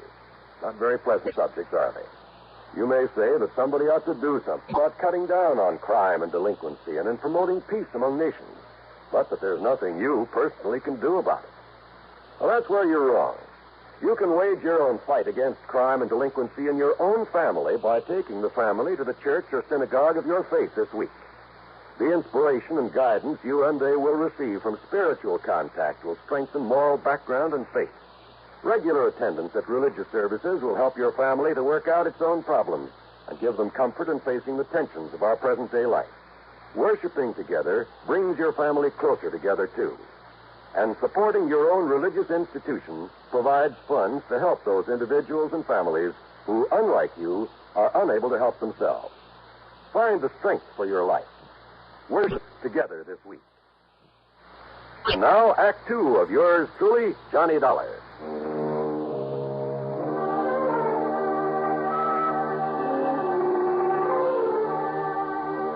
The police had roped off a lane from Smedley's house to the beach to the dock, where it was obvious from the tracks in the sand that somebody had dragged the old man out there, piled him into one of the rowboats, then dropped him into the lake. Sure, it was one of those twins, Mr. Dollar. It had to be. Well, now, why do you say that, Chief? Sergeant Bill Corder. Okay, Sergeant. Well, not only because of what Mr. Kendry told you about him, but because the footprints that hauled him out of here was made by the shoes of one of them. Which one? Either Tracy or Alfred. But you don't know which? Well, that's the trouble. Not only because it was a pair of brand new shoes that didn't have any what you might call identifying marks, even where they showed up clear in the damp sand, but because those two young punks always dressed exactly alike. You know, so as to cover up for each other. How do you mean? I mean, not only because they were always... Those boys were always mischief makers, Johnny. They sure were and still are. They just didn't have anything else to do. One of them would provoke a fight at one of the gaming casinos or borrow somebody's car without permission or such nonsense. And each of them would swear it was the other. Yeah. And because they look and talk and act exactly alike so that nobody can ever tell which is which, well, the police here, never knowing which one they could legally hold, and they were always threatening to sue for false arrest. And you'd be as mad as we are over how many times they've gotten away with that, Dollar. Right. And not only because witnesses to whatever they did couldn't tell them apart, but that fool uncle of theirs would always come along and pay a fine or something before we could nail down the right one. That's it. And you say they both have alibis for whenever it was this thing happened? Yes, sir. About 3 o'clock this morning. And you're sure about those footprints? Sure I am. Found the shoes that made him in the house, in the clothes closet. Found the sand on them. In whose closet? Tracy's. Oh? Yes, sir. And Alfred's. Same closet. Sergeant Corder, Mike and I went on into the house to talk to Mrs. Maid Turner, Smedley's old housekeeper. Tall, raw-boned, but erect and strong in spite of her years, having worked hard all her life. She looked as if nothing in the world could ever face her. But obviously the death of her employer had. If only he'd have listened to me, Mr. Dollar. If only he'd have listened. Because I knowed something like this would happen to the poor old man. Him keeping all of his money here in the house instead of down to the bank where he ought to. How much money, Mrs. Turner? Oh, goodness knows, Mr. Dollar. But it was all he had, and he was a rich man, and everybody knowed that he kept it here, and that he'd come down in the middle of the night and count it all out to himself, and look. He didn't even pull down the shade, so as anybody and everybody could see him sitting here with all his money, and I told him, and now it's happened. In other words, Sergeant, almost anybody around here could be suspect. If it wasn't for the footprints out there in the sand. Well, footprints? did you say? Well, to be honest about it, that's why I came in here earlier, Miss Turner, to look at the boy's shoes in their closet. You see, whoever did it and hauled him out and threw him in the lake, well, that is... You don't need to tell me, officer. Because I kept telling him about them, too. About the way he was spoiling them so bad. Giving them everything they wanted. I told him that sooner or later one of them would get so greedy he'd turn on to him. But which one, Mrs. Turner? Which one? They're the only relatives that he had. So it was Alfred. Oh? Oh, it was Tracy. Oh, yeah. My next move was to go on down to the jail and talk with the twins. Oh, they were identical, all right. I wondered how they themselves knew which was which. But in spite of what seemed to be the general opinion of them, they impressed me as just a couple of rather nice, normal, high-spirited kids. So, what if we did raise a little cane around town now and then, Mr. Dollar? None of it ever really did any harm, and we had to do something with our time. All right, now look here, Tracy. No, I'm Alfred. Oh, well, I'm... And what I mean is, it's no reason to pin a lousy thing like this on us, even though we aren't too sorry that he's gone. After all, what did he have to live for? Oh, I mean, just having to drag on maybe 10 or 15 years more with that lung trouble he had. Now, look, you boys never had to do a lick of work in your lives. Well, not since we got through school. But do you know why, Mr. Dollar? Why, Al? I mean, Tracy? Because Uncle Marv didn't want us to. He'd worked so hard as a prospector and a miner, accumulating his pile, and he wanted somebody to enjoy his money. And that old skinflint ever want somebody else to enjoy it? That's right, Trace and me. We're his only kin. Yeah, that's why he told us he was leaving us all his insurance. And what about the rest of the estate? We don't know and we don't care. After all, he did plenty for us. I mean, even before this insurance we'll get. Not if it's proved that you killed him, Tracy. Oh, now, wait, Mr. Dollar. Have you got any proof that Uncle Marv was killed? Proof that... Well... What? I mean, sir, that unless you find his body... Don't you worry about that, Tracy. Al. My boys will find his body if they have to drag that entire lake. But unless you do, you won't really have a case against us or anybody, will you? We'll find it, all right. And why don't you suspect somebody besides us? Yeah? Like who? I'll tell you who, Sergeant. What about all those old prospectors from the old days that he did out of mining claims that have kept coming back to him for handouts? Oh, you're a fine one to talk about handouts. Now, listen. Don't tell me you aren't glad that he's gone. Yes. Trace and me and that old witch Turner and all the other people. Now, you look. Wait a minute. If Miss Turner hadn't taken care of him all these years... Oh, sure. All right. I understand you boys have pretty good alibis for 3 o'clock this morning. Do we have to go over all that again? What, afraid you might slip up retelling them, Alf? I'm Tracy, Mr. Dollar. Okay. Now tell those alibis to me. Okay, Mr. Dollar. Whatever you say.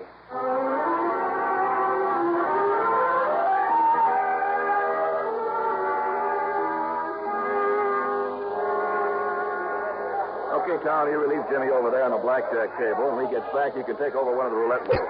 Oh, Mr. Harker? Sure, Dollar. One of the Smedley twins was in here all night. Which one? Came in around midnight and didn't pull out until, it must have been about 8:30 this morning. All right. Now, you're sure that he was here at about 3 a.m., huh? Sure, I'm sure. Playing one of the crap tables. He didn't step out for a few minutes, perhaps? No, sir, and I know. Because I always keep an eye on those Smedley kids. You don't watch them, they're liable to pull tricks on our dealers. They think it's funny. All right. Which one was it? Do you know? I told you. It was Alfred Smedley, or his brother Tracy. Thanks.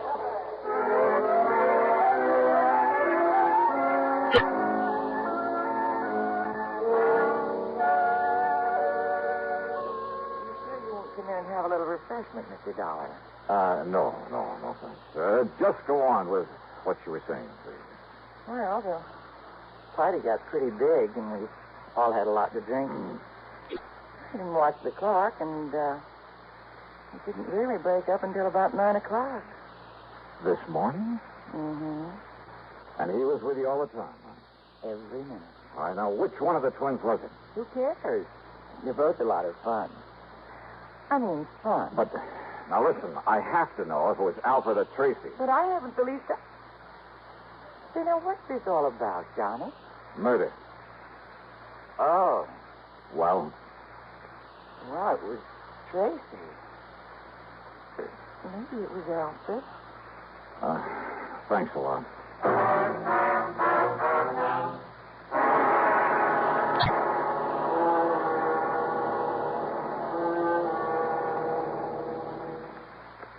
In a world of doubting Thomases decades ago, it never would have been possible for stars to shine in the daytime. But in this day and atomic age, anything's possible. Thus, it's not only possible, but a fact that only on stations of the CBS radio network, stars do indeed shine in the daytime. You'll find them illuminating an entire segment of your daytime listening every Monday through Friday. These stars have all been named by celestial authority vested in their forebears. Those names are Arthur Godfrey, Art Linkletter, Bing Crosby, Rosemary Clooney, Gary Moore, and Durward Kirby. You won't find them in your book of the planets and stars, but no compendium of show business luminaries would be complete without them. Monday through Friday, your radio set is your personal telescope on its star-studded display, on your CBS radio station. To list them once again, Arthur Godfrey, Art Linkletter, the house party man, Bing Crosby and Rosemary Clooney in tandem, and Gary Moore and Durward Kirby. Enjoy them often. Now, Act 3 of yours truly, Johnny Dollar, and the twins of Tahoe Matter. So both Tracy and Alfred Smedley had alibis, if for no other reason than that neither of them could have been in two places at once. And those alibis might be pretty hard to break. Yet, according to what little actual evidence there was, one of them must have killed their uncle, or the insurance... Oh, no, wait a minute. Yeah, there was something that Alfred, or Tracy... Anyhow, there was something that one of them had said that suddenly gave me a hunch. Expense account item 3.70 for phone calls to locate Smedley's lawyer on the success of Venice. Then I dropped into his office and asked him just exactly one question about the old man's will. And his answer gave me a new, fresh start on the case. Item 4, 10 cents, another call. This one to Sergeant Corder. Yes, Dollar. The boys found the body all right. Yeah? Now, you know how the water off that beach stays clear and shallow until it, gets to 150 yards or more straight out from the dock? Yeah? And it drops off over 300 feet straight down, just like that? And the body had been dumped over that ledge? Oh, but it's gone all the way down. We'd never have found it. But it was hung up on a rock, not more than 20 foot under. I see. And Dollar, there's a nice clean bullet hole in the back of his head. Did you find the gun? Same caliber as one that was issued to those twins a couple of years ago. Did you find it? No, sir. And if it was dropped overboard, too, and it must have been... Well, I hate to say it, but, Dollar, we'd never find a little gun in over 300 foot of water at the bottom of that lake. No, all right, then. We'd never find it in 1,000 years. Maybe we don't need to, if I can pull off a little bluff. In other words, we're never going to know whose prints are on it. Sergeant. But it was one of those twins did it, all right. Sergeant. No, there's just no question about it. Listen, Sergeant, listen to me, would you please? I want to go back to the house. Huh? You meet me there in the library, there at Smedley's house. Oh? Yeah. I'll be there in 5 minutes. The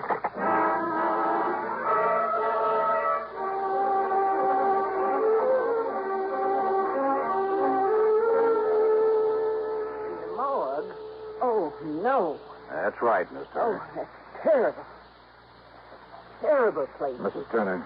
If you'd just brought me his poor old body here to the house. Mrs. Turner. Yes, Mr. Dollar. Well, let's quit fooling around with this thing, huh? I just finished talking to Mr. Kenneth McManus. Mr. McManus? That's right, the lawyer. Yes. Yes, and I guess he told you that all of poor Mr. Smedley's insurance goes to those two worthless twins, those murderers. Yes, he mentioned that. Is that all he told you? No. He also told me that the remainder of the estate goes to... Let me see, I scribbled down some of the actual words. Here we are. The balance of my estate, including my home, I bequeath to one who, although I'm certain her motives have been entirely selfish, that she has simply been looking forward to being provided for in my will. What? Nevertheless, as a reward for Mrs. May Turner's faithful service, and I have told her this. He left something to me. You know that he told you he did. And that was your motive, Mrs. Turner.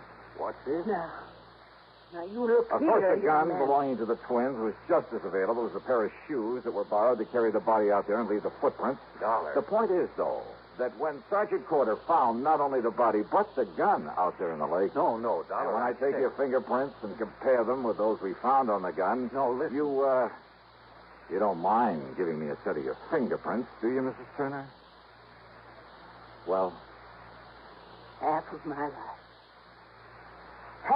life I spent taking care of that stingy old man. And him giving me nothing.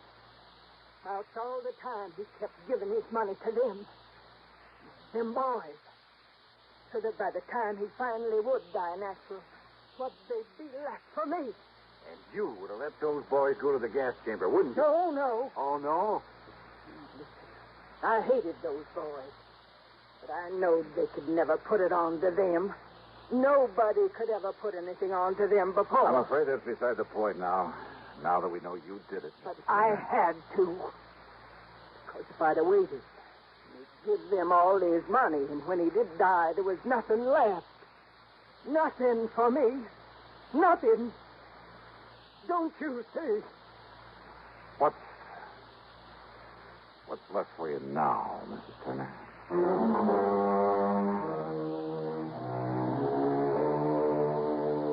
Oh, sure. From here on in, it's up to the courts. And no doubt the whole estate will go to the twins. You know something? I hate this kind of a case. It leaves a bad taste in my mouth. Expense account total, including incidentals and the trip back home, $416 even. Yours truly, Johnny Dollar.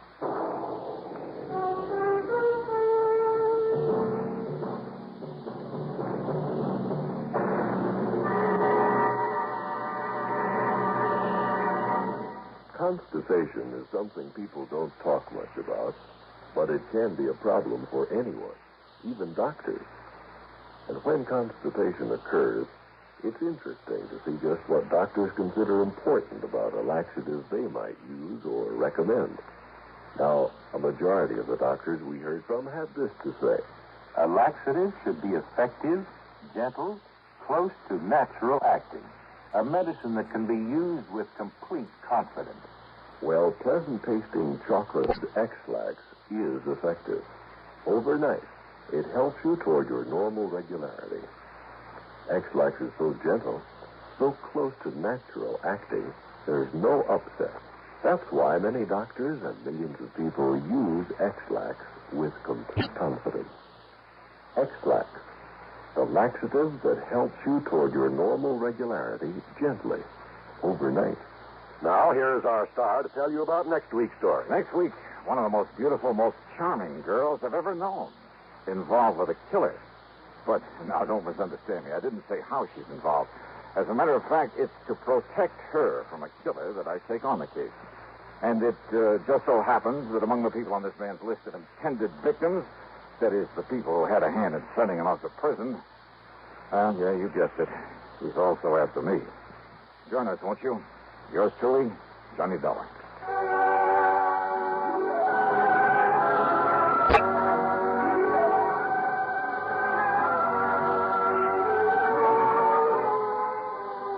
Yours truly, Johnny Dollar, starring Bob Bailey, originates in Hollywood and is written, produced, and directed by Jack Johnstone. Heard in our cast were Virginia Gregg, Gene Tatum, Paul Dubois, Forrest Lewis, Sam Edwards, Herb Ellis, Tom Hanley, and Bill James. Be sure to join us next week, same time and station, for another exciting story of yours truly, Johnny Dollar. This is John Wald speaking. Menace looms over blistering desert wastes as suspense brings you Inferno, next on the CBS Radio Network.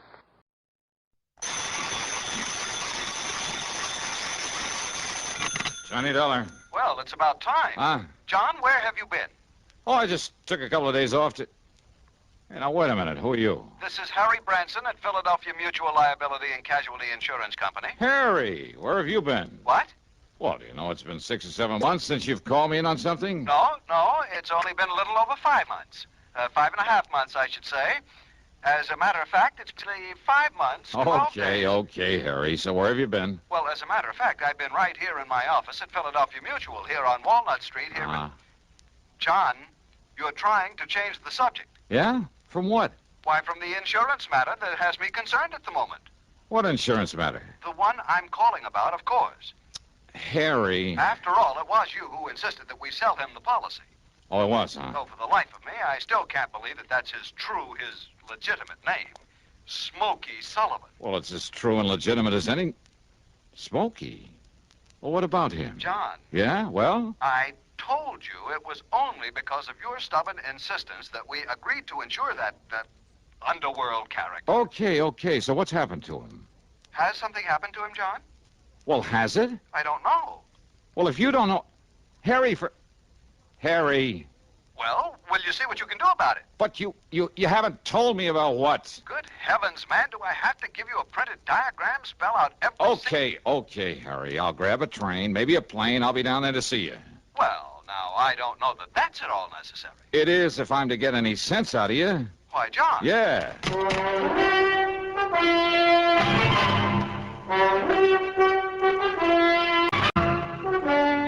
CBS Radio brings you Bob Bailey in the exciting adventures of the man with the action-packed expense account, America's fabulous freelance insurance investigator. Yours truly, Johnny Dollar.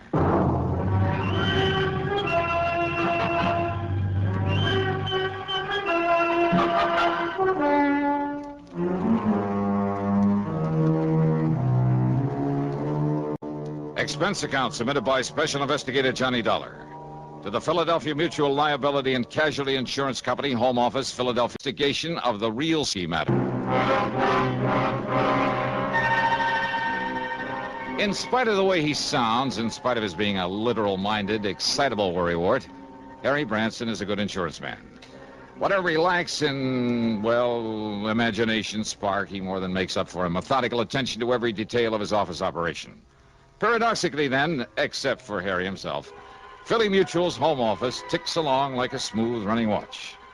If I was promised an assignment at 9 o'clock of a Monday morning, believe me, it was never a second late. Nor was there ever any question about the size of my fee or expense account, so long as it was justified. Which is one reason I always jumped at the chance to take on a case from Philly Mutual. And now, if my old friend Smokey Sullivan was in trouble, okay then.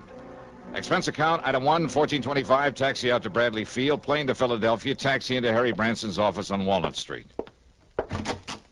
Okay, Harry, what's it all about? John, I tried to tell you over the phone it was not necessary for you to come on down here. What you told me over the phone didn't make any sense. And I suppose you'll expect the company to pay your expense account? Huh? Now, we shall just see about that. Oh, now, wait a minute. Yes? Well?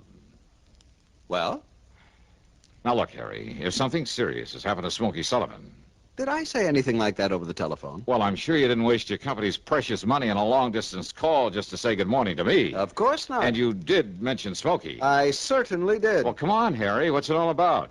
Arsonist, thief, racketeer, mixed up in more unlawful, illegal, sordid crimes, Harry. and by his own admission, too. Well, so what if he was? He isn't anymore. I hope now, would you're you tell right, me? John. I certainly hope you're right. Well, I am right. But he did have a record. Oh, and look. why a fine, conservative, respectable old company like Philadelphia Mutual, Harry. why you should demand that we issue a combination life and accident policy on such a person. What's the matter? You gone off your rocker or something? I beg your pardon. Don't you realize that your company and half a dozen others all over the country ought to be proud to serve a guy like Smokey? Guy. Insure him for nothing, too, and for as much as he wants. John, a company hardly prospers by doing a thing like that.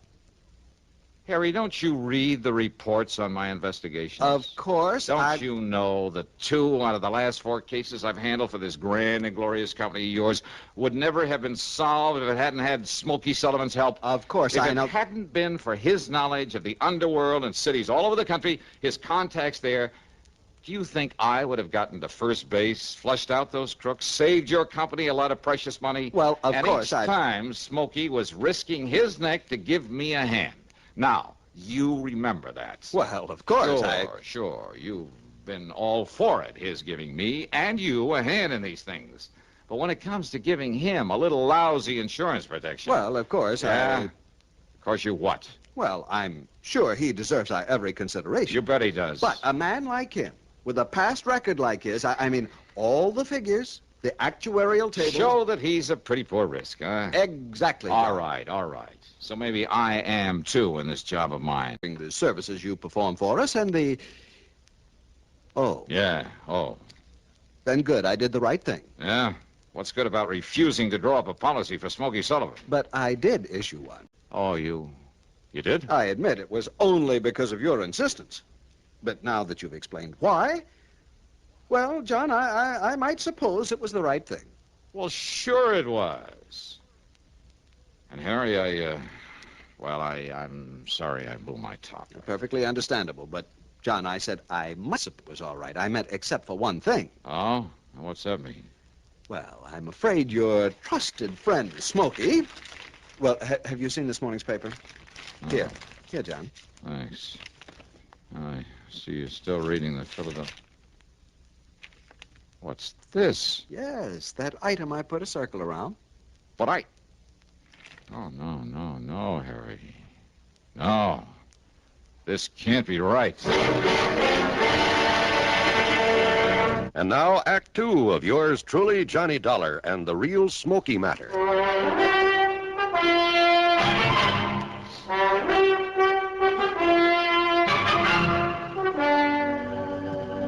Read it, John, the whole news item. Toy factory.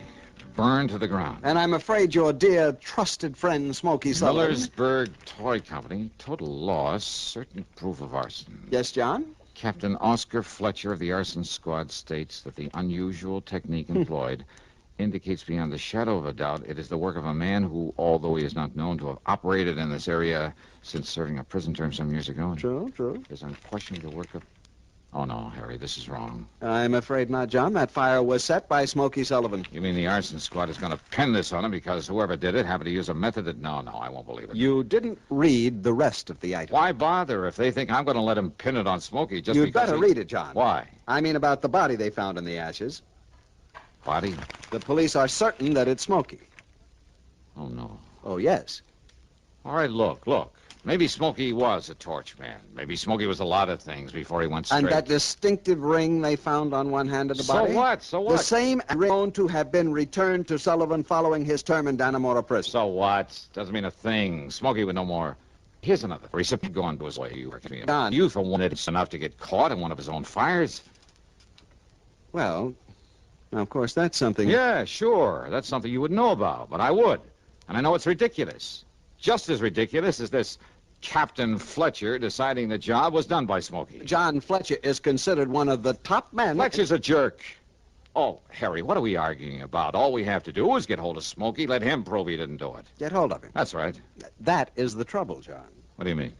You gave us not one, but several addresses for him. Well, sure I did. I told you he moves around a lot, never stays in one place for I long. know. That's why he's been so valuable to me, because anywhere in the country, Harry... We tried to wherever I had a him, problem... John, to get his policy to... I mean, wherever he knew he could help me... But we couldn't locate him. Yeah, Smokey's always come up. You haven't been able to find him.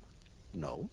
But, Harry, I'm absolutely sure that one of the addresses I gave No, you... John, we've tried for weeks at every one of them. He has simply disappeared from his usual haunts. And when I told the police this morning before I called you... Sure. They probably said it was because he was hiding out here in Philadelphia, getting ready to pull this job. Exactly. Well, I tell you, they're crazy. I hope you're right, John. I'm sure I am. But unless you can find Smokey Sullivan... Okay, so I'll find him. Good. How? Yeah. How? I took a taxi, that's item 2, 75 cents, over to Central Headquarters. And I make no bones about it, I had a big fat chip on my shoulder for Captain Oscar Fletcher for blabbing out his stupid theory about Smokey Sullivan.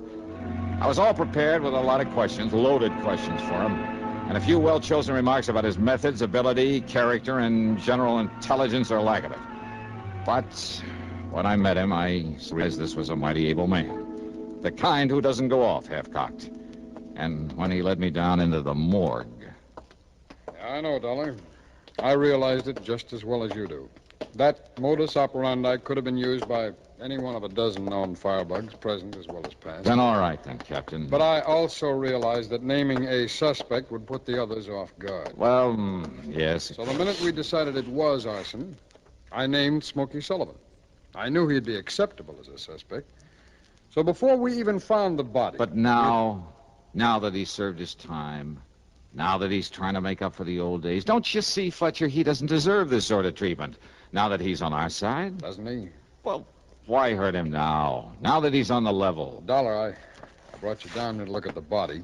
What's left of it. So you better take a look at it. Oh, yeah, sure, why not? But I know darn well it's... Fletcher. That's right. The same General Bill. The same... I know. I couldn't believe it myself. No, listen, it can't I'd be... spread the word about him for the reason I told you before I saw this. Now, when I did, I couldn't believe it myself. I mean, after all, after what little the fire had left. No, it can't be, Fletcher. There must be hundreds of men like this, thousands of them right here in Philadelphia. Wearing that ring? Yeah, that is Smokey's ring, isn't it? I know. I never saw another one like it. So? Dollar? Well, there's only one way to prove this isn't Smokey Sullivan. By finding him, wherever he is. Now, we tried that. Your insurance company tried it. They tried it for weeks. Then I'll try some more. Huh? What's the use, Dollar? Arson. Smokey's record. What's left of this body that was found in the ruins. And whether it's positively identifiable is beside the cause of that ring. Now, whether you like it or not, Dollar, it all adds up. I'm sorry, Fletcher. Yeah, so am I, Dollar. No. I mean, I'm sorry, but I don't believe it.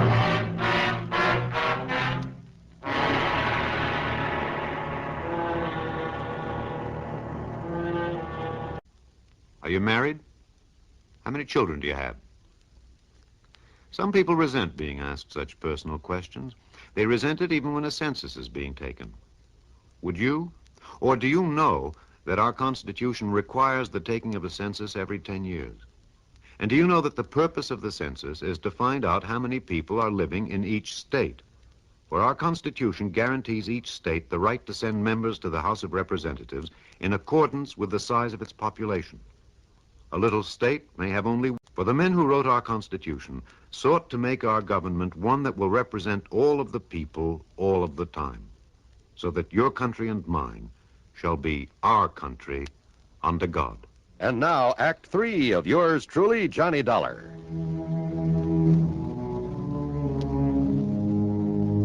Item 3 over the next 4 days is $81 for room and board.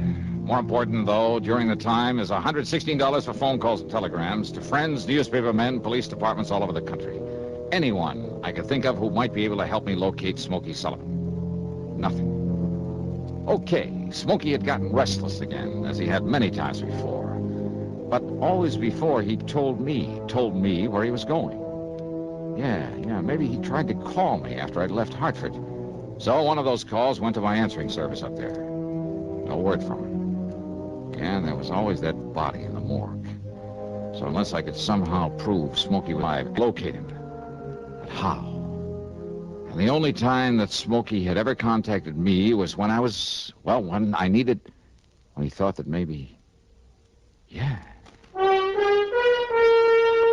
Item 5, 10 cents for a call to Marty Ross, a top reporter on Philly's biggest morning paper. I told him he'd find a story in exactly half an hour at the corner of 13th and Pine. A story that he ought to give out to all the wire services. Item 6, $50, deposit on a rental car. Item 7, a call to headquarters, and I didn't give the desk sergeant my name, only the license of the car I'd hired. Okay, then. The first time I drove across the intersection of 13th and Pine, against the light, only a few people on the sidewalk noticed it. And, of course, some of the cars trying to cross with the light. The second time I ran it, though, there was a cop there, and I thought I caught a glimpse of Marty Ross. I made the cop my target.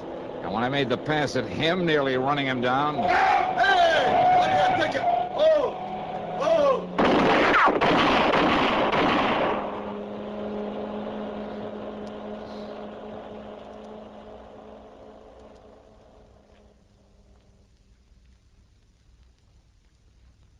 I was a little...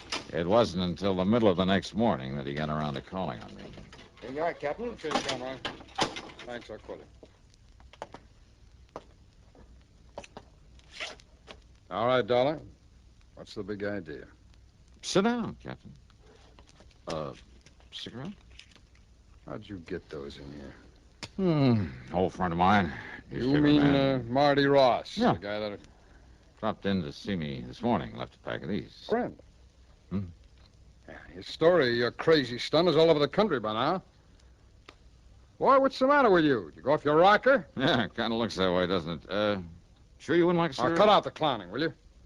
Now, you're in trouble, boy. Oh, I don't know. Well, I do. Well, now, I thought maybe you, an old friend of mine, could maybe pull some strings. You're out of your mind. Now, why'd you do it, darling? You drunk? No. Is that what you were because of your worry over Smokey Sullivan? Now, come on. Give. Well, I guess I'd better wait until my hearing before I say anything. Hey, guard. Dollar. You want to let Captain Fletcher out of here? Now, you cut this out, will you? Now, come on, Dollar. Tell me what it's all about. Well, come on. Look, Dollar, be sensible about this, will you? Now, how can I give you a hand? That is, assuming that I will. If you don't... Dollar. Here we are, Captain. Dollar for... Come see me again sometime, will you, Fletch?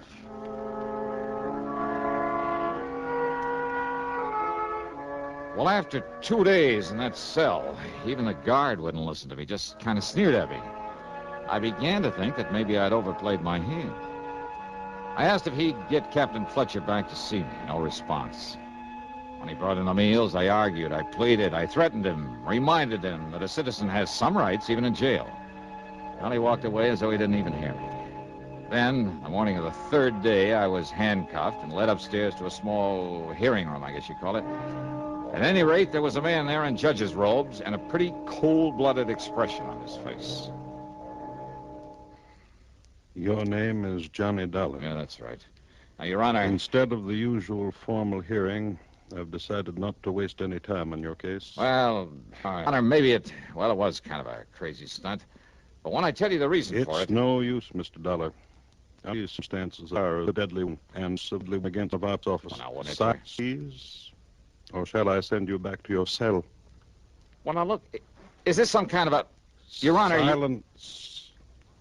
Do you call this a hearing? I do not. Well, all right, then. Silence, please. Your caper with that rental car involved more than might have met the eye. Well, it was meant to. Don't you see? Don't you... Yes, sir. That apparent attempt on the patrolman's life. But someone had called headquarters to look out for that car. Someone had also called a newspaper man to be sure that he now... Just let me finish. Yes, sir. But then the appearance early this morning from somewhere on the West Coast, I believe, of a man we'd been looking for. Ah. Yes, Dollar. Captain Fletcher had been looking for him in spite of the body in the morgue. Then, Judge... Smokey Sullivan came here to help you, as I'm sure you hoped he would. Yeah, I knew the newspaper reports. Will you please keep quiet? Yes, sir. Well, Dollar, when Smokey arrived here, Fletcher took him right over to the scene of the fire. Smokey immediately recognized the handiwork of an old crony of his who could almost have passed for his twin. Then... The only other man he ever knew to wear the same kind of ring he wore and still wears. Smokey's waiting in there, by the way, to see you. Then you mean that you know... I mean that your crazy caper worked, Johnny. Conroy, take off his handcuffs. Oh, boy. Judge, you're okay. And you say that Smokey's in the next room? Hi, Johnny. Smokey. Yeah. Smokey, you old son of a gun. Yeah. Now, just 1 minute, Johnny. Yeah. I mean, yes, sir. We're deeply indebted to you for this. It was all done most ingeniously. Wow. And as for the traffic violations, you're fined $15. Oh, But no. next time, please don't scare one of our patrolmen out of his wits.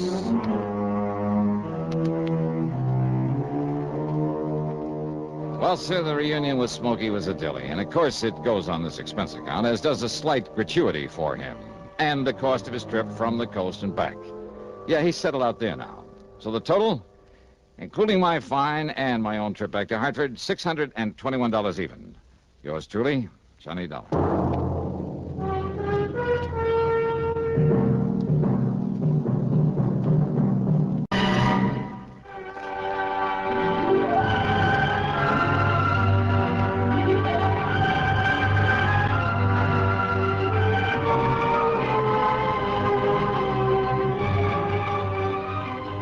Yours truly, Johnny Dollar, starring Bob Bailey, originates in Hollywood and is written, produced, and directed by Jack Johnstone.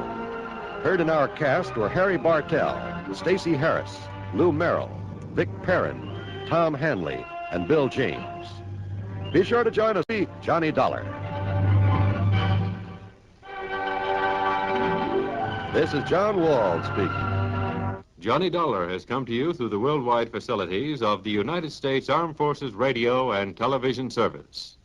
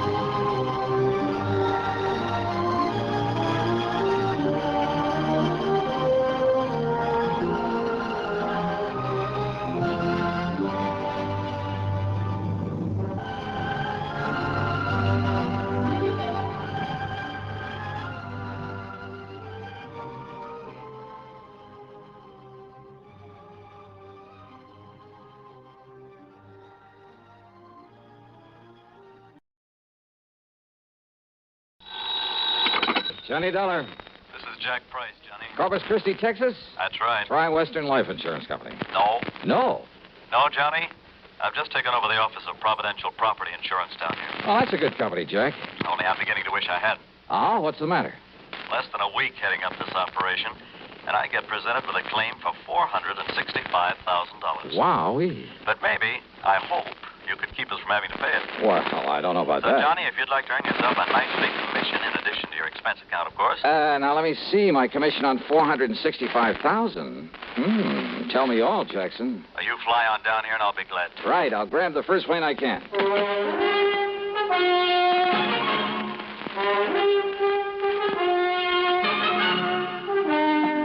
CBS Radio brings you Bob Bailey in the exciting adventures of the man with the action-packed expense account, America's fabulous freelance insurance investigator. Yours truly, Johnny Dollar.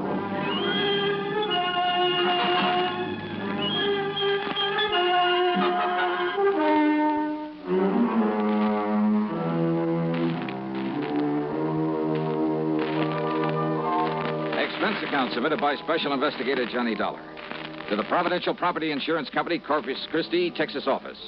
Following is an account of expenses incurred during my investigation of the canned canary matter.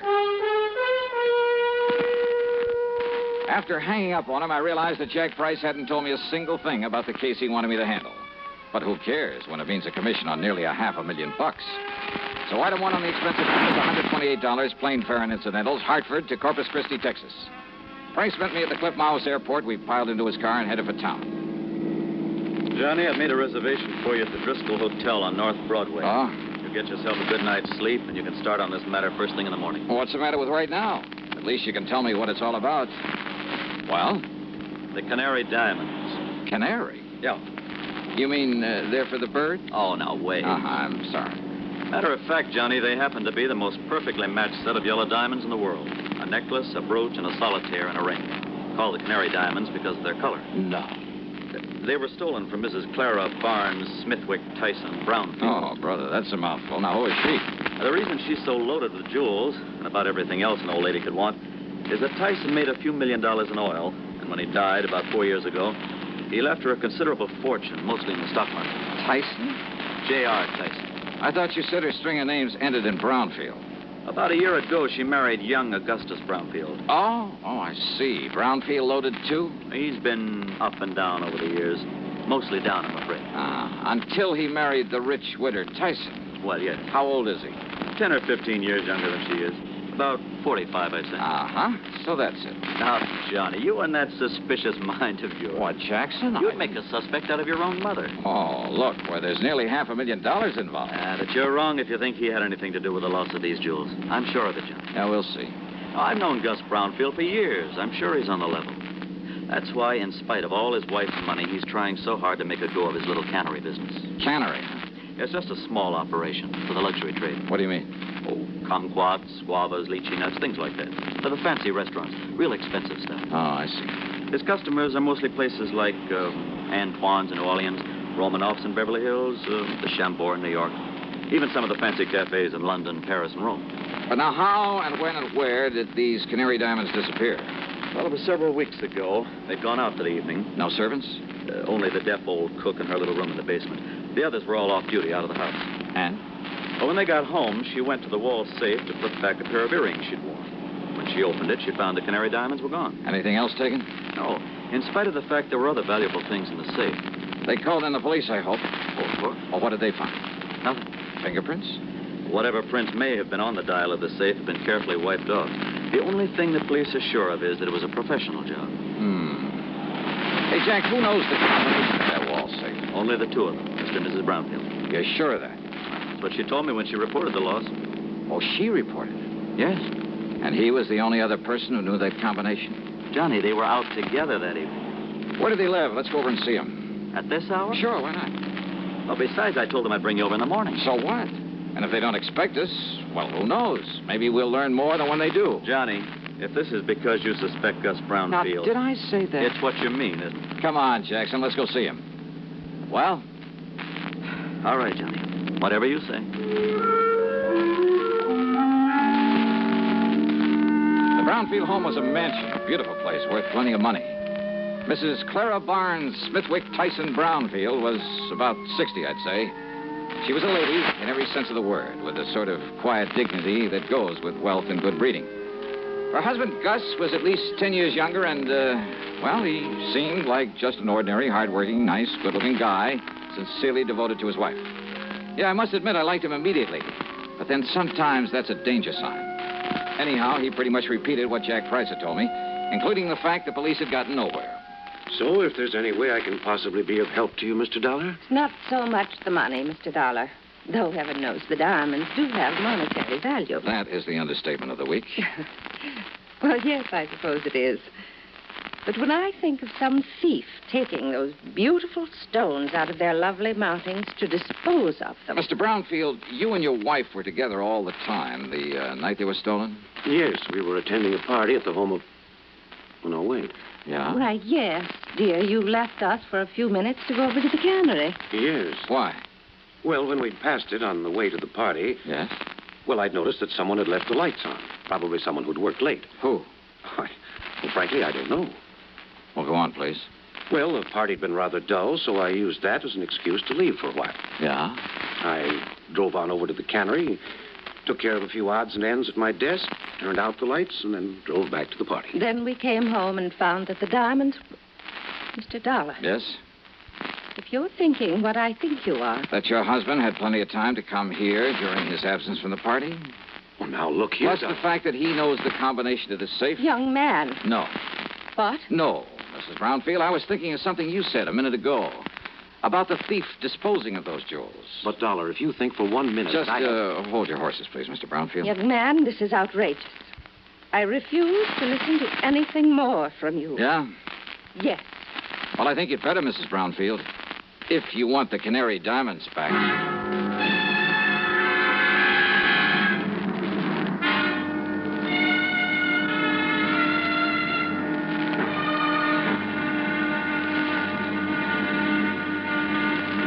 Next time you refresh, enjoy a frosty, ice-cold Pepsi-Cola. Sociability, Charlie. All right, Kay, how's this?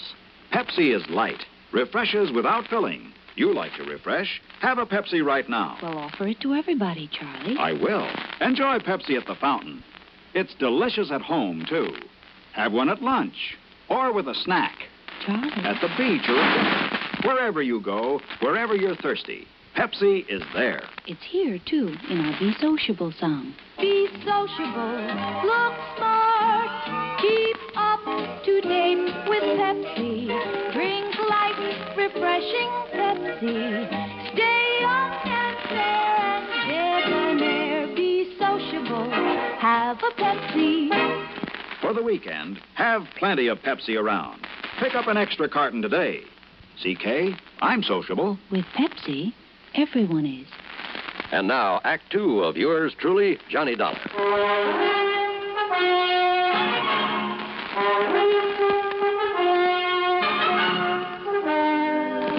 Dollar, this is ridiculous. Is it, Mr. Brownfield? And I suppose the fact that my cannery business is not particularly profitable. Oh, I didn't know about that. I suppose you've decided that that's a motive for the theft of the diamonds. Well, I suppose it could be, couldn't it? Now, listen, Johnny, this is ridiculous. Take it easy, Jack. This is not only ridiculous, it's insulting.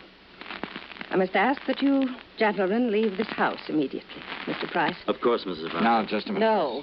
I've had enough of this. Did I say I suspected your husband, Mrs. Brownfield? Did you need to? No, because I didn't mean to. What? That's right. But I did say that your talk about how a thief might dispose of the stones gave me an idea. You mean about how someone else might have taken them and will try to get rid of them? Something like that, Jackson. But who, Johnny? Yes, Doc. Young man, I still resent your implication, deliberate or otherwise. On the other hand, Mrs. Brownfield, since your husband might seem to be the one logical suspect... Young man. Perhaps I'd better play a little hunch I have before talking any further with you folks. Young man. Come on, Jack. Take me over to my hotel. My snide suggestion that Gus Brownfield at least could have taken the stones had got a reaction, all right. But it only convinced me that he was in the clear. The police had decided the whole thing was a professional job, and it would have taken a pro to crack that wall safe. And a pro would have sense enough not to try disposing of such distinctive stones in this country, in or out of the original settings. A pro would have some way of getting them out of the United States. But to where? And heavens knows he'd had plenty of time to get them almost anywhere. So there in my hotel room, still acting on a hunch, I was about to make a transatlantic phone call, but I didn't. Not then. Yeah? Johnny? Who's that? Doc. Doug Johnstone? That's right.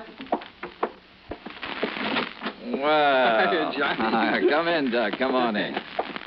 Ah, so you couldn't stay away from our fair city, huh? Yeah, how'd you know I was here? Hey, sit down. Oh, thanks. Oh, I just happened to run into Jack. Jack Price. He told me he just dropped you off and told me why you'd come. Oh? I knew that if I didn't step in and give you a hand, why, that other Jack would never forgive me. The, other Jack? Yeah, Jack Johnstone, that wayward brother of mine out in L.A. Oh. Dramatizes all these wild cases of yours, puts them on the air. Hey, you know something, Doug? I've often wished I could drag that brother of yours into some of these cases to see what it's really like. You know, all he does is write them up and put them on tape. If he'd help me figure some of them out for a change. Won't I do? Huh? Matter of fact, I have figured this one out. Oh, so now I have competition. Hey, you're serious? That's right, Johnny. The man who stole the Canary Diamonds is now resting comfortably in a local Who Scout.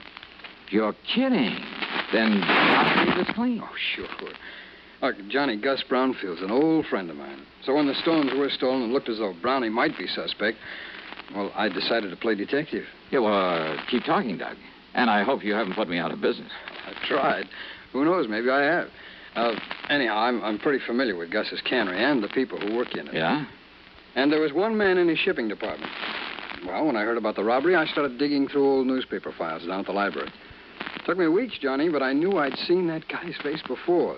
And sure enough, I found his picture alongside the story of a jewel heist that took place 15 years ago. Who is he? Les Murdoch. That means something to you, huh? Fingers Murdoch. Sure. Safe man for that international gems gang back in 45. That's the guy. Yeah, but I thought he got 20 years. Well, good behavior got him off nearly 2 years ago. And he was working in Brownfield's cannery? In the shipping department. Oh. Well, I told the police about it. We descended on him a couple of hours ago, gave him a cock and bull story about having found some of his fingerprints around, and he confessed. Well, good. Good work. Well, now that I've solved the case for you, you can buy me a drink and be on your merry way back to Hartford. Sure. And the jewels? The jewels. Well? Well, Johnny, the police have tried every trick in the book on him. He won't say what he's done with them. In other words, my end of this case is only beginning.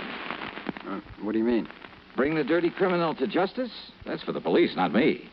What I'm hired to do is get those diamonds back. Johnny, if Murdoch won't say what he's done with them, and believe me, there's nothing in the world that's going to make him. You got any bright ideas? What'll you do? Well, you want to know something, Doug? You got a good question.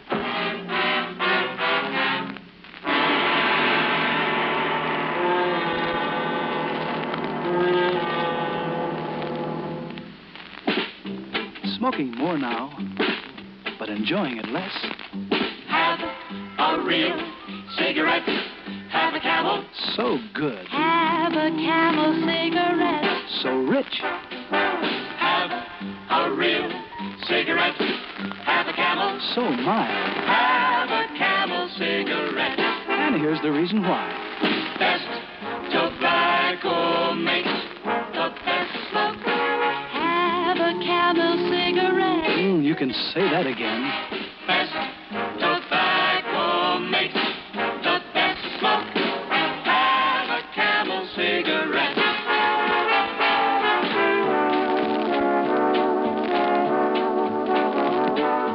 If you're smoking more these days, but enjoying it less, then change to Camels, the best tasting cigarette of all. Start to really enjoy smoking again. Now back to yours truly, Johnny Dollar, and the canned canary matter.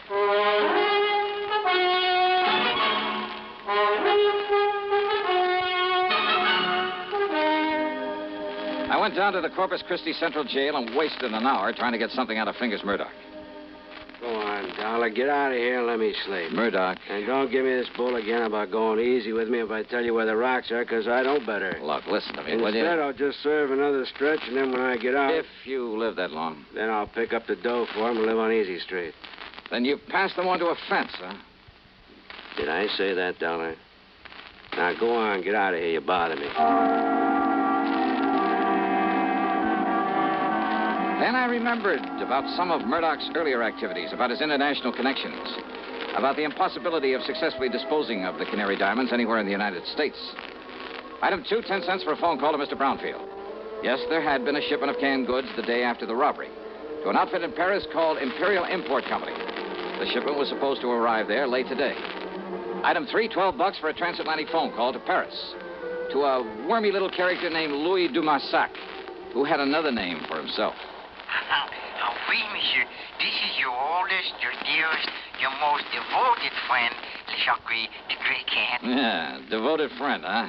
You mean as long as I keep forking over good American dollars for information? But of course, monsieur. Sure. Somebody else came along with a bigger bankroll, you'd sell me out in a second. Oh, no, mon ami. You touch me to the quick. Sure. I mean, to have you put it so blunt. All right, now tell me just one thing.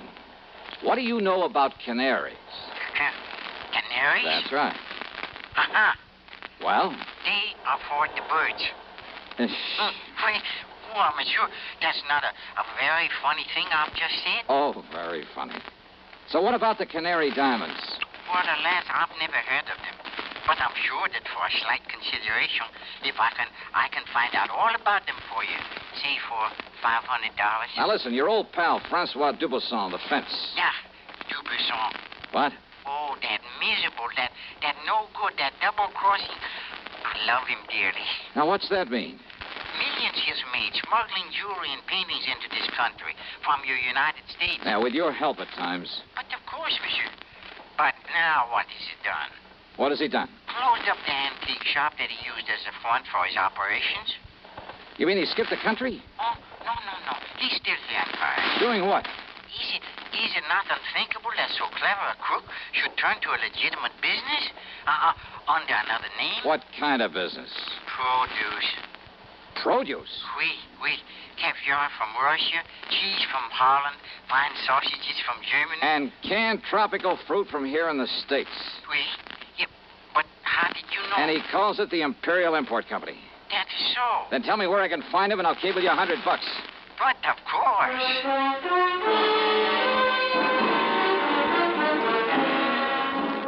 Item 4, a real wild one. $488, transportation to the airport, to Chicago, to Paris, France. Then a cab to the little warehouse called the Imperial Import Company. And somewhere along the way, I picked up a 39-cent kitchen item that just might help solve this case for me. Francois Dubuisson was more than a little surprised to see me. Monsieur Dollar? Yeah, surprise, huh? And what are you doing here in Paris, huh? Well, I want you to help me find some stolen jewels, Dubuisson. I help you? Mm-hmm. After the trouble you have made for me in the past, it is to laugh, monsieur. Yeah, well, you go right ahead and laugh, but maybe I can persuade you. By waving that pistol in my face, huh? I want to look at your latest shipment of canned goods from the United States. Canned goods? Monsieur, Come on now. Where do you store the stuff for this phony import business you're using as a front now? If you will put down that gun... Maybe through this door, huh? Well, we'll see. Monsieur! Well, now, how about this? Will you kindly explain what you mean by this intrusion, huh? Yep. 10 cases of fancy tropical fruits from the Brownfield Cannery in Corpus Christi, Texas. And why not, sir? Only one of these cans doesn't contain fruit.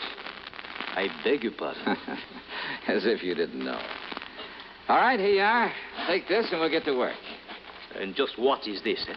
Well, now, Dubuisson, that's a fine old American institution. It's called a can opener. Yeah, I'll pry open the cases and you open the can. Monsieur. Uh-huh. Until we find the canary diamonds. All right, here now. We'll start with this case right here. Oh, I know nothing of the canary diamonds. You are going to wield that can opener until you do. Monsieur Dollar. 24 cans to a case, 10 cases. That shouldn't take you too long, though you might raise a handful of blisters. There you are. Get started, brother. Have you forgotten? You have no authority here in Paris. Oh, you've forgotten this 38 might give me all I need? And, of course, I can always call in the police. Police? But I won't unless you make me, Dubuisson. I would not like the police. Oh, I know. And if you want the truth when it happens, I'll kind of hate to see them catch up with you. Huh? Sure, with you in the clink, I wouldn't know where to turn when I'm over here looking for something smuggled in from the States. Then, but all I'm interested in at the moment is watching you get to work with that can opener. Well, go ahead, Dubuisson. No. No? What do you mean by that? It will not be necessary. I shall show you the case, the very can that contains the canary diamonds. That easy, huh? Oui, monsieur. Each of them bears a mark known only to me. And, of course, to the unfortunate fingers Murdoch who stole them. Too bad, Dubuisson. Eh? Well, I'm really kind of sorry to hear that. You are sorry? Yeah. I'd kind of hoped to stand here and watch you sweat some of the rottenness out of your system.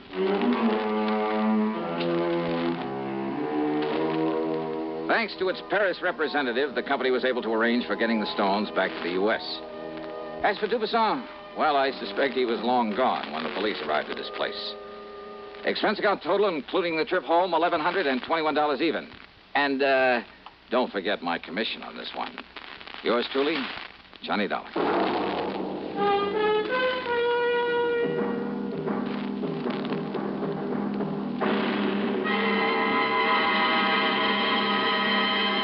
Hi. Maybe you'll recall this tuneful reminder of times past.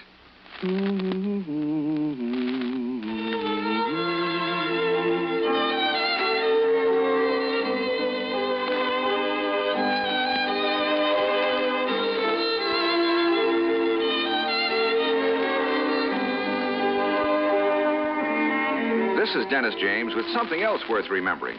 It's this. You're so right to stay regular with Kellogg's All-Bran. See, it's the normal, natural way to youthful regularity. The whole brand content of Kellogg's All-Bran supplies your system with all the bulk-forming food that you need every day. There's only one All-Bran. It's Kellogg's All-Bran. So relieve irregularity from lack of bulk, as millions do, with a bowl full of Kellogg's All-Bran each morning. ALL-BRAN. It's Kellogg's All-Bran. Now, here's our star to tell us about next week's story. Next week, a wild flight across the country after a beautiful girl, and possibly a murder. Join us, won't you? Yours truly, Johnny Dollar.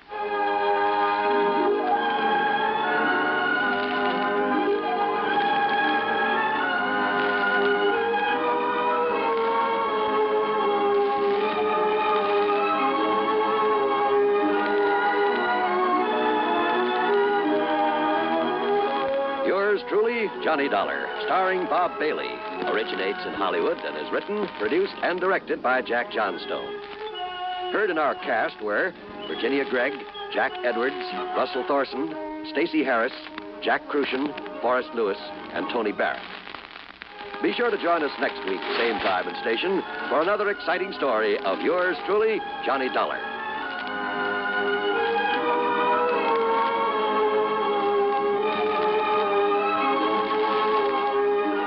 This is John Wall speaking. Greed for gold promises doom from suspense on the CBS radio network. You know, Dooley, I've been reading up on hypnosis. Come here and let me try it on you. I'm an officer of the law and don't approve of making a man divulge his secrets. However, I'll stand by in case there's criminology involved. I just want to clear up some of his problems, Officer Suds. But I haven't got any problems. I'm the soul of contentment. Maybe that's your trouble. You're too contented. Lie down, Dooley. You're going to sleep. I feel so good. He's under my influence. Now, little tyke, get up. Go straight to the beer of your choice. Astounding. He's heading for Utica Club. 'Cause Utica Club will still take the trouble to age beer the natural way. Utica Club, you see. He's got no problem. He's a happy, well-adjusted beer mug. Brewed by the West End Brewing Company of Utica, New York. You're tuned to 590 WROW in Albany.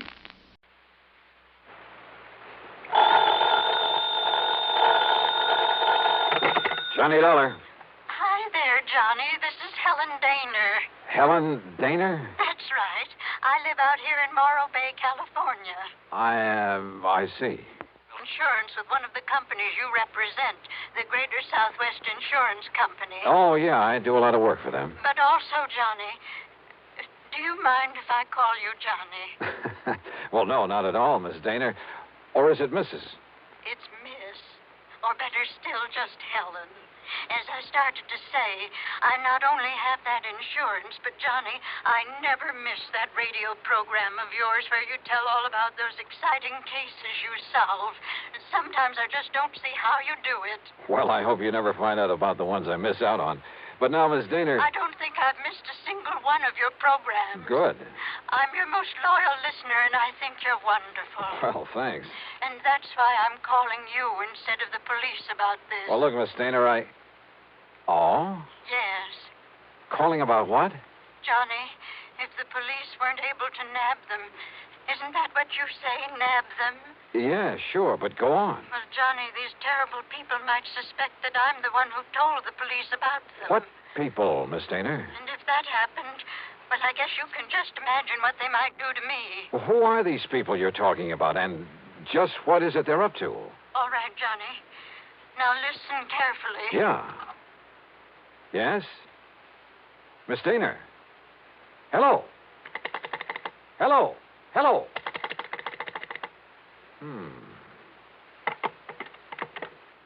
Oh, come on now, Dollar. Don't be a sucker for a... And yet...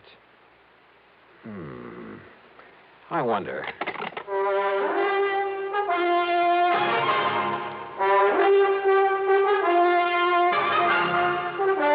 Bob Bailey in the exciting adventures of the man with the action-packed expense account.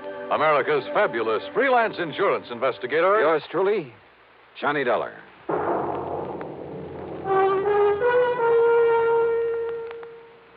Oh, Act One of yours truly, Johnny Dollar.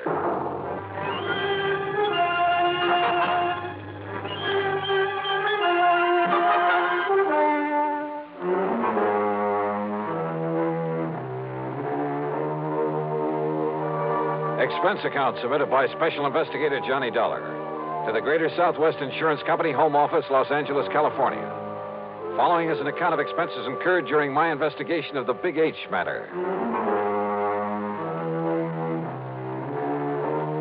Expense account item 1-275, long-distance telephone call to Hollywood 82124. That is to say, the office of Royal J. Harkins, contact man at Greater Southwest Insurance in Los Angeles.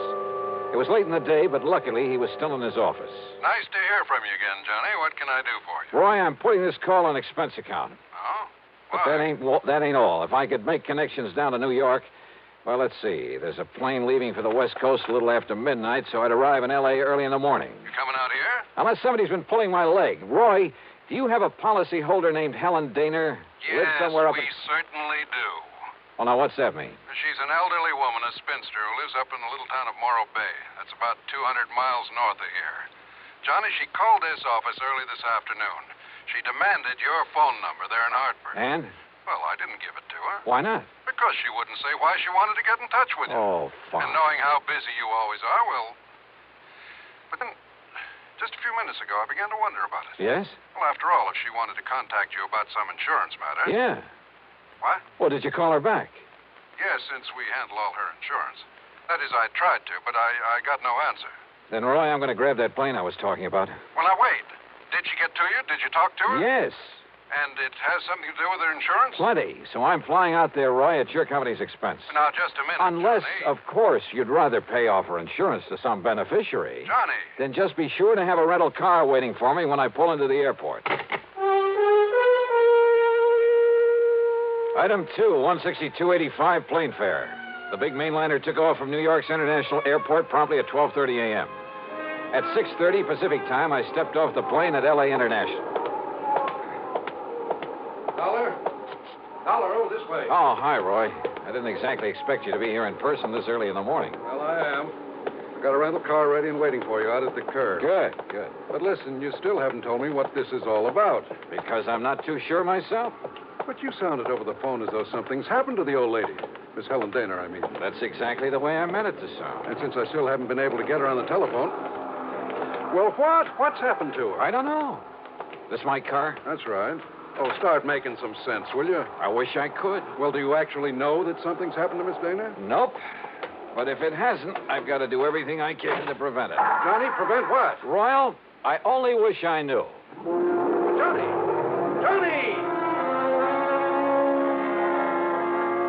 Thanks to an excellent highway and light traffic, I made good time through Santa Monica, then Santa Barbara, even past the famous Pismo Beach. It was just afternoon when I pulled into Morro Bay. When I stopped for gas, that's item 3, 420, I looked up Miss Helen Daner's address in the local phone book. It turned out to be a modest little frame house about half a mile south of Morro Rock on the landward side of the bay. It had some nice, well-kept flower beds in front, and at the back I could see a small, rather decrepit dock that stuck out into the bay. A brand-new, expensive automobile was parked in the street in front of the place. Hardly the kind of car you'd expect a sweet old lady to be driving along. Well, there was only one way to find out.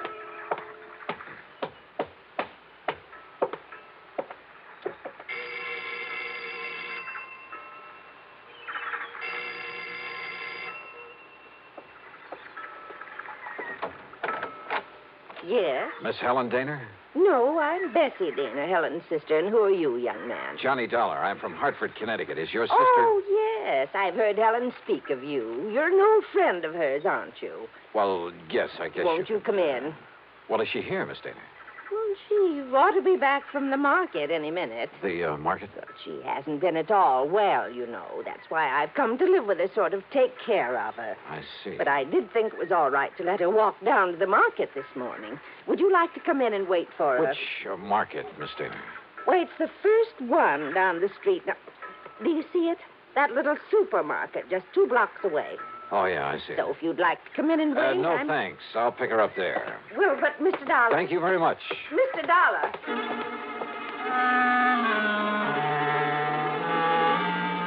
There was something very funny here, but I wasn't sure just what. Or maybe I'd just fallen for some gag on the part of a fan on my radio program who wanted to see her favorite hero in person. In any event, there was one sure way to find out, from Miss Helen Daner herself. And if she was still at the market. But as it turned out, I got that well-known kick in the face. Why, of course I know Miss Helen Nor well, sir. Then will you please point her out to me? Miss Helen Daner? That's right. Oh, but she isn't here, sir. Oh. Then perhaps she went to some other store. Most certainly not, sir. What? We deliver everything that she orders to her little house up the street. Well, that still doesn't prove well, anything. Well, you see, Miss Helen hasn't been out of that house for weeks, hasn't budged. You're sure of that? Why, of course I'm... Why, what's the matter, sir?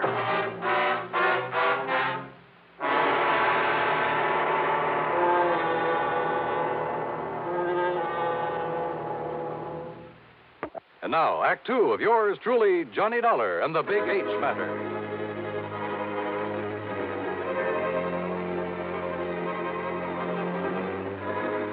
If old Miss Helen Daner, who telephoned me in Hartford, asked me to come out here to Morro Bay in California, if Miss Daner hadn't budged from her little house in weeks, why had her sister told me she was at the market?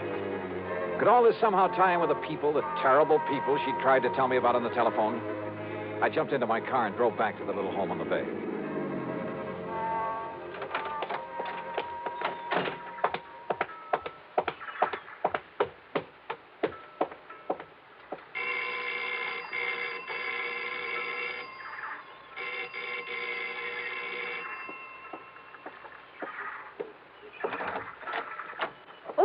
Mr. Dollar. That's right. Now, where is Helen Daner? Oh, Sister came back while you were gone. Came back without my seeing her? Now, listen, I was... Yes? Well, the manager of that market said she hasn't been out of this house for weeks. What? Oh, you must have gone to the supermarket. Well, where else? And just because she isn't shopping there anymore... Oh, now, look, Miss Daner, you told me... Won't you come in? I think she'll be terribly disappointed if you don't. You see, she's told me all about you now. In the couple of minutes I was away from here? An insurance investigator. I think it's awfully thrilling. But now come in and see her. I think she's been kind of expecting you. Yeah. And if you'd like to know what I think, Miss... Good Lord.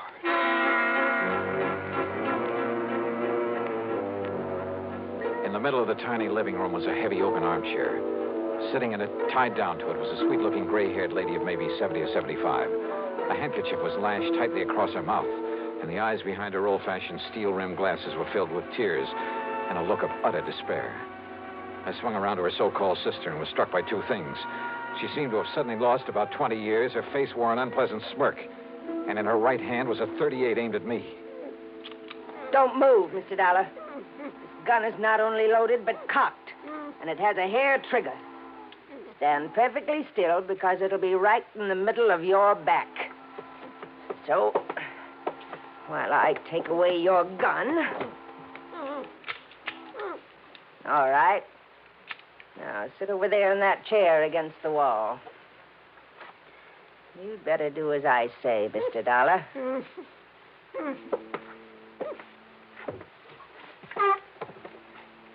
Now, we may have to wait a little while.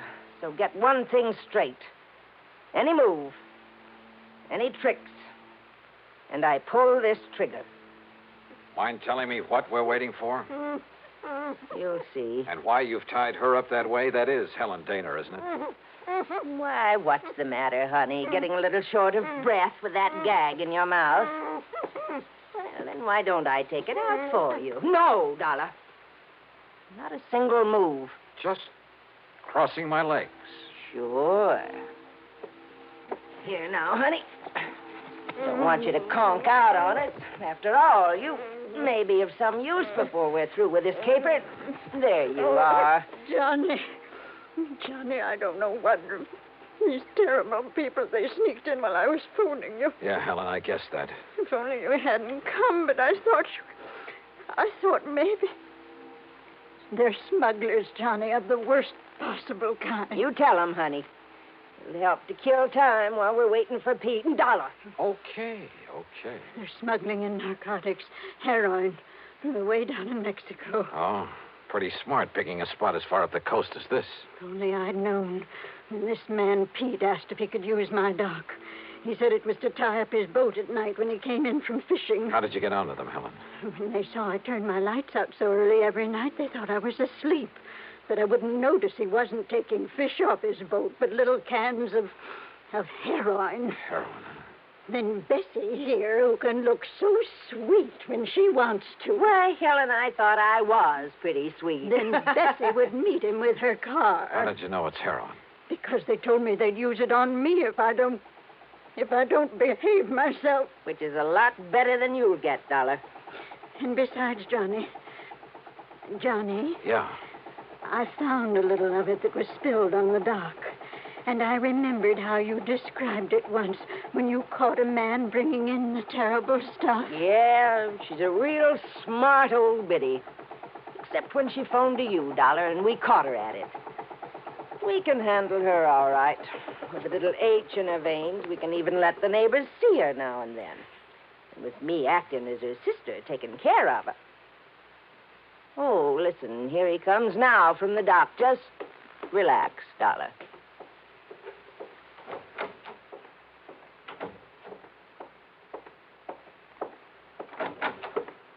Well, what a charming little party. Johnny, this is... Nice work, Bessie. Dollar, huh? That's right. You want to take care of him, Pete? So you made the mistake of coming out here. Believe me, mister, it was a mistake. I said, are you going to take care of him? Why, of course, right away. We don't want him lying around here. Which is to say, Dollar, we're going to do something I haven't thought of since the old days in Chicago. You and I are going to take a little ride.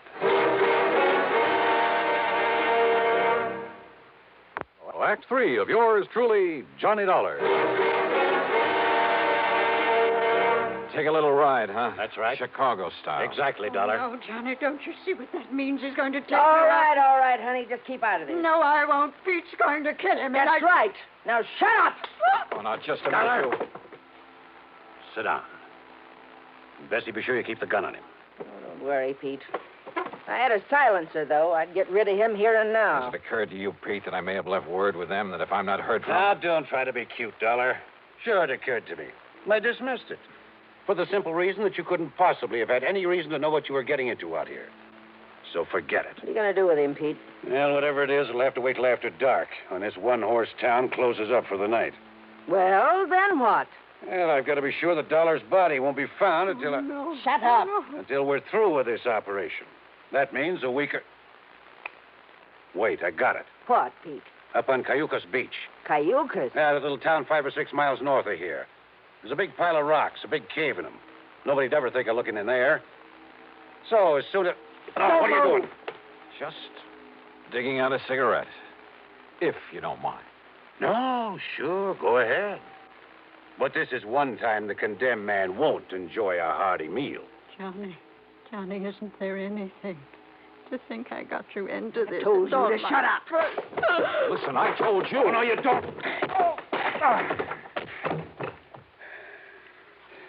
Finish him off, Pete. No. No, we'll wait for dark and do it right.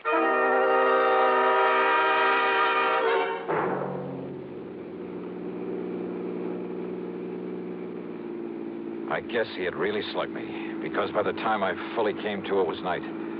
I was in the back seat of a car driving along the highway beside the ocean. Pete was at the wheel. Beside him, leaning over the back of the seat watching me, was Bessie. And the .38 in her hand was aimed straight at my head. You're sure the old lady won't be able to work herself loose, Bessie? I'm sure. If we'd had any sense, Pete, we would have brought her along on this ride, too. It would have saved us a lot of trouble. Oh, so you've woke up, Dollar. Yeah. Well, just stay put in that back seat. Any funny business? I said any funny business. Just trying to dig out a cigarette. Stay back in that seat. Yeah.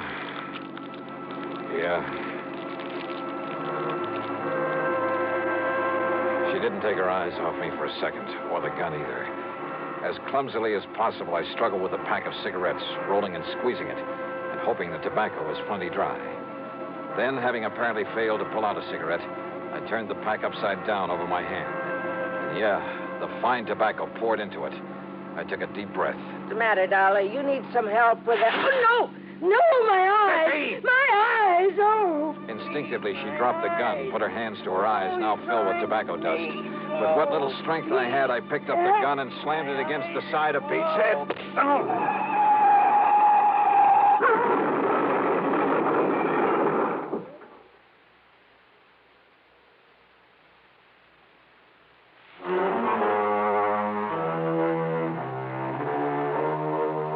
It was a commercial trucker driving one of those big interstate trailer jobs who pulled off the highway to give us a hand.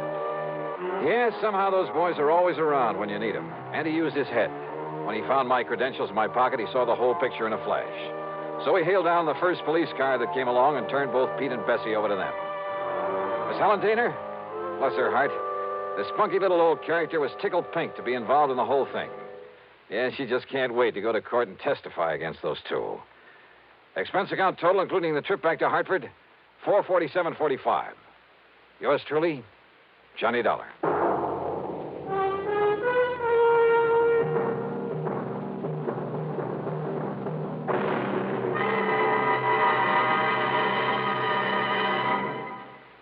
Now, here is our star to tell you about next week's story. Next week, well, so help me, it's the wildest case I ever got messed up with. Join us, won't you? Yours truly, Johnny Dollar.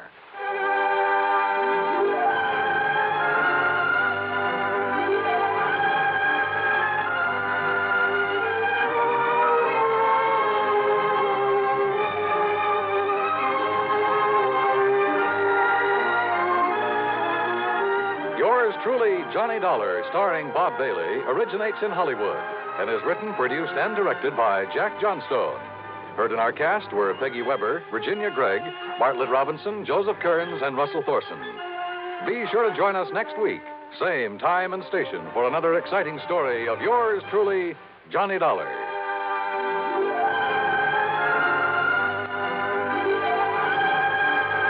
This is Dan Coverly speaking.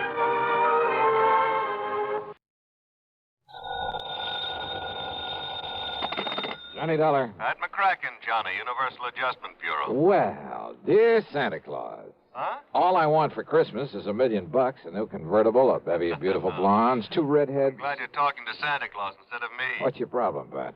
Plain old-fashioned greed. Greed? Plus a no-good Samaritan. Want to go to work on it? What's the fee look like on this one? I can always use a few extra bucks this time of year. As who can't. But you know something? What's that? When you find out what this is all about, Johnny, well, believe it or not, even you may suddenly decide to make like one of Santa's helpers. Oh, now, wait a minute. If that means no fee. Come on over. Let's talk about it, huh? Yeah, I think I'd better.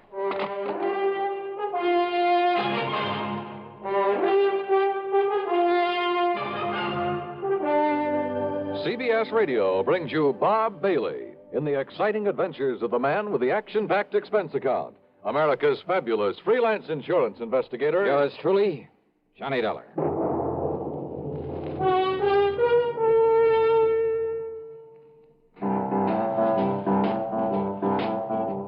Talk about best-selling records. Here's a familiar tune about America's best-selling filter cigarette, Winston.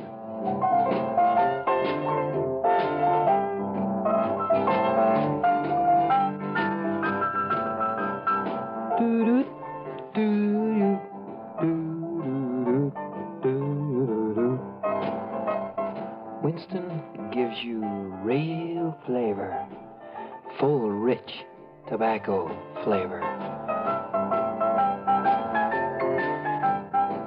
And you know, that's because only Winston has filter blend up front. Choice, flavorful tobaccos, specially selected and specially processed for filter smoking. No wonder Winston tastes good, like a cigarette should. Smoke Winston. And now, Act One of yours truly, Johnny Dollar.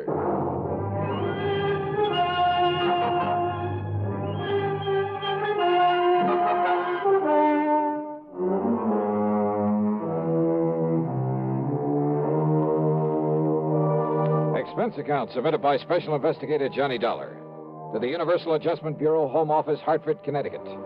Following is an account of expenses incurred during my investigation of the sudden wealth matter. Pat McCracken trying to chisel me out of a fee? Well, there was one way to find out. Expense account item 1, $1 even for a cab to his office. On second thought, just in case, let's call it $1.50. When I got there, Pat got straight to the point. Johnny, as you know, we adjust insurance claims, do a lot of other services for a lot of small companies. So? Well, a good many of them cater to the farming communities. Not only home and property insurance, but they push endowment, the retirement type of policies. Companies like, Amalgamated Life, Trinity Mutual, New Britain Mutual, and so on. I think I've worked for all of them. Well, then you know the sort of clientele they cater to. So what's happened? 2 years ago, out in South Dakota, in a big agricultural area. Just a few days before Christmas? Wow. Now listen, Pat, We suddenly got notice that a lot of people in a town near Sioux Falls were cashing in their insurance. Well, then a little over a year ago, the same thing happened in a farming section near Fayetteville, Tennessee.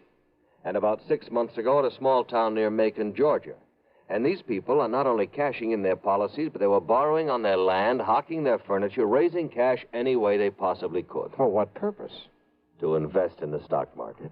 Oh, well, maybe you can't blame them. Johnny. Own a few shares myself, some AT&T, Sure. some GE, some Union Carbide. Yeah, but you buy those blue chips, and through a legitimate broker. Well, doesn't everybody? Not these people.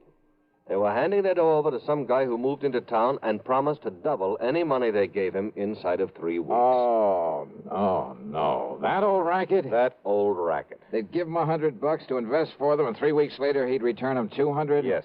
And when the word got around, everybody in town would start handing him his life savings. Yes. And out of the money coming in, he'd pay off the early suckers. Pay them 2 for 1.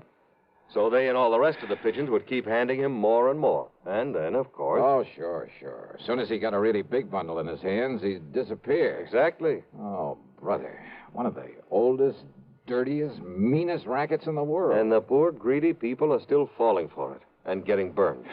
And the authorities haven't been able to catch up with this guy? By the time they have, he's been gone.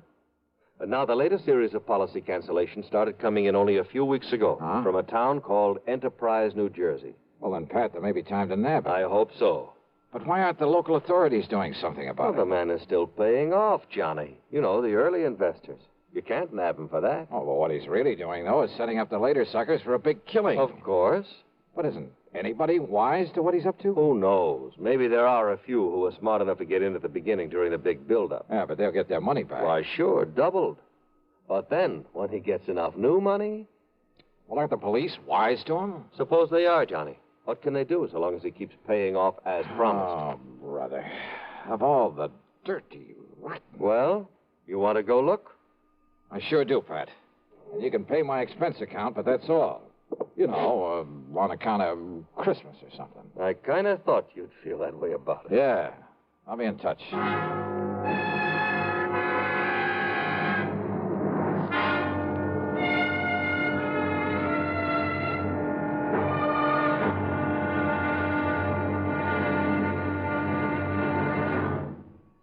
Take your teenagers, give them a Stereo One portable by Columbia, and there's a new sound of pleasure in your home and a brand new kind of fun. Only Columbia gives you a big 6-speaker stereo portable phonograph with all the rich tone and range of big console models, and it's only $139.95. Columbia has a wide selection of portable phonographs, and they're all flawlessly engineered by CBS Electronics. They all play any and all records. 45s, 78s, and the new LP and stereo records, and play them better with true big sound.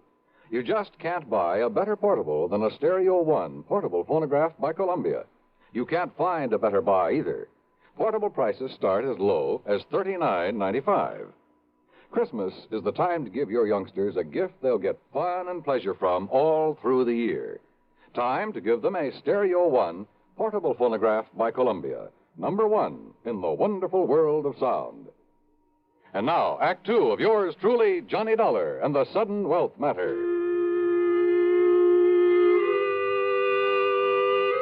Expense account item 26250. And it includes a plane to Philadelphia, and there in the city of brotherly love, a $50 deposit on a rental car. I drove south on 47 into the farm country, through Vineland, then Millville, and finally to the little town of Enterprise. It had a main street a few blocks long that looked a bit run down at the seams. There was a food, clothing, and a variety store, a drugstore, a movie, and a couple of gas stations. There was a railroad station for shipping out the farm produce, but the lot around it was overgrown with weeds. A block east of the station was it was an old, somewhat nondescript sort of building, but over the front door was a weathered wooden sign that told the world it was the city hall. Inside, at the end of a corridor, I found a door that bore the legend Police Headquarters.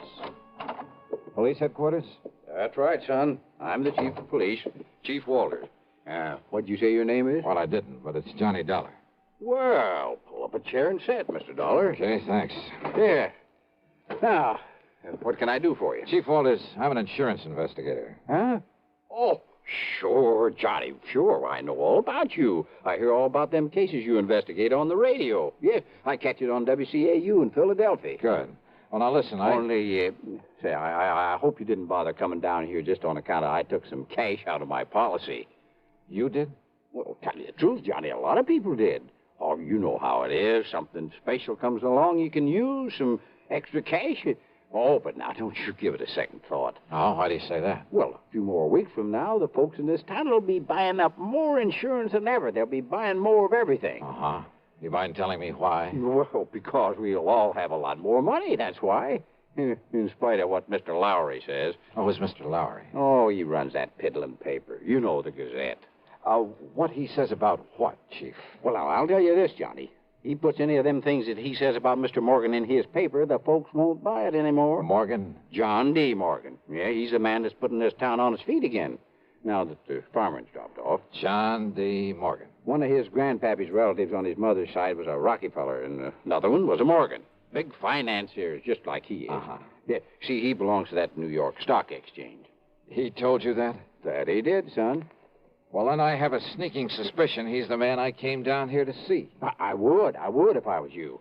Why, Johnny, when he come here, Jerry Chisholm give him $20 to invest for him. 3 weeks, and he give Jerry back 40. Yeah, I've heard about this. And then the widow Pasquale give him 25. So, 3 weeks later, he gave her 50 back. Yes, sir. So now she's going to dig up some more to invest. Well, just like everybody else in town, including me. Uh-huh. Has he told you why he's being so good to you folks? Yeah, sure has. And it's a mighty fine thing. Why? Well, because it was right here that one of his ancestors got his start. His name was Josiah Morgan. Josiah Morgan? Yes, sir. Back in 1800 something. I see. So he's come here to show his gratitude for the town that give his family a start. That's what. Oh, yeah. So, Johnny, you just invest everything you can with him, and you'll be glad you did. Where'll I find this John D. Morgan? Over at the Parker house. Well, Johnny, he made old man Parker turn the whole third floor into a suite for him and keep the hotel safe up there to keep our money in. Yeah, and you know what he spends for that suite of rooms? $100 every week. Whoa. Okay, Chief, thanks very much. Oh, of course, you being from out of town, though. Well, are you on pretty good terms with him? Oh, sure am. Well, I probably sent him more folks with their money than anybody. Oh, well, then maybe you can do me a favor, then. Well, sure, Johnny, sure. Anything you say. Well, look, Chief, call him up. Tell him you'll send me over. Tell him I'm, one of the hometown boys who made good in selling on the road, and that I've come back here for the holiday. Yes. All right. No, I'm sure he'll let you in. Yeah, just like he tells us, Johnny, the more money he can get a hold of, the more he can make for all of us. Oh, sure. Only, well, why is it you don't want him to know what you really do? Well, personal reasons, and he might think I don't need the extra money. Okay, Johnny, anything you say. Yeah, good. Meantime, I'll call on Mr. Lowry at the Gazette. Yes, well, now, don't you believe him, Johnny. That suspicious old crackpot don't know what he's talking about. All he is trying to do is to make up a lot of scandal for that lousy paper he is. Yeah? Yes, sir. We'll see.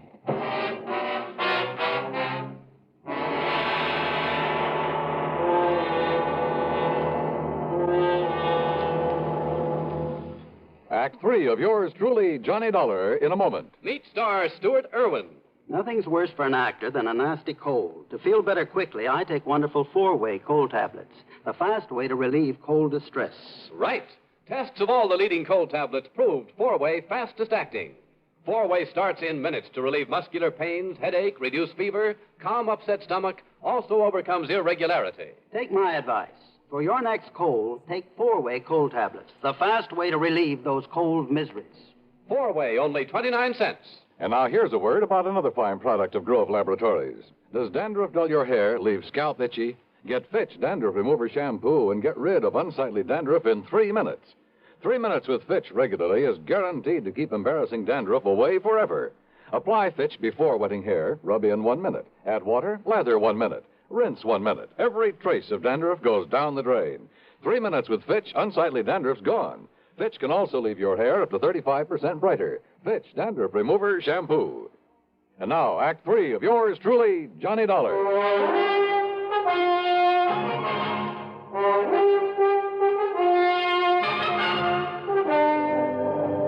Believe me, I've tried to pound some sense into their heads, Mr. Dollar, but they won't listen to me. If I print something about that shyster in my paper, they won't buy it. It's unbelievable. All they do is keep handing over more of their hard-earned money to us. Oh, sure, but they're getting it back, aren't they, Mr. Lowry, plus a handsome profit? Sure they are, those who gave him money over 3 weeks ago. So what do they do then? They go out and beg and borrow some more and give that to him. You just can't raise it. So he keeps taking in more than he's paying out. 10 times as much, every day. But as soon as he's got hold of every cent these people can cough up for him, well, you know. Oh, yeah, I know. Oh, if only I could get some action around here. Get him locked up in jail. Yeah, but how can you as long as he's paying out on the original investments? You have no case against him. I know. Why, he'd sue for false arrest and have you over a barrel. Of course. Oh, the suckers would rally to his side and you couldn't prove a thing on him. I know. You simply can't touch him, Mr. Lowry, until he makes a break for it. Yes, but who knows when he'll try it? If he's clever enough to do what he's doing, and with the stupid one-man police force in this town... Wait a minute. Yes? There's one way of knowing when he'll try to duck out of here. How? By giving him the necessary encouragement. The only encouragement you could give to a man like him would be in the form of money. That's right. Now, look, I got a plan, Mr. Lowry. It'll take your complete cooperation. Yeah. And it may take the use of some of your money. My money? It's a chance, but the one chance we have. Now, that's carrying things a little too far. Hey, look. Back. Are you on my side or his? Well, you know the answer to that. Okay. Then our job right now is to convince him that we're on his side. What? Yeah, sure. The only thing that'll make this John D. Morgan pack up and leave is more money. Well, of course. When he gets all he can out of the people. So listen to me, please. I want you to do two things. Now, I hear the press running back there. Yes, I started the run of today's paper just before you came. Stop the press. What? Yeah, set up a new front page. An apology for your previous attitude toward him. Apology? You know, now that you've seen with your own eyes what a good Samaritan he really is, what he's done for these people, what he'll continue to do for them. Mr. Dollar, I and don't... Look, call in every kid in town if you have to, but get that paper in circulation. Then you call on Morgan. Call on? Yeah, with every penny you can scrape up. Give it to him to invest for you. Hey, is the local bank still open? It will be in for a couple of hours, but now look here, Mr. Dollar. Then I'll try to get hold of some money myself to give to that crook. You? Well, Dollar, don't you see Do you think he'll hang around once he's got his hands on a real bundle? Hey, don't you understand, Mr. Lowry? Well? Why, yes, of course. Sure. It's the only way to make him try to leave town with it. Yes, it's a chance, though, Mr. Dollar. Have you got a better idea?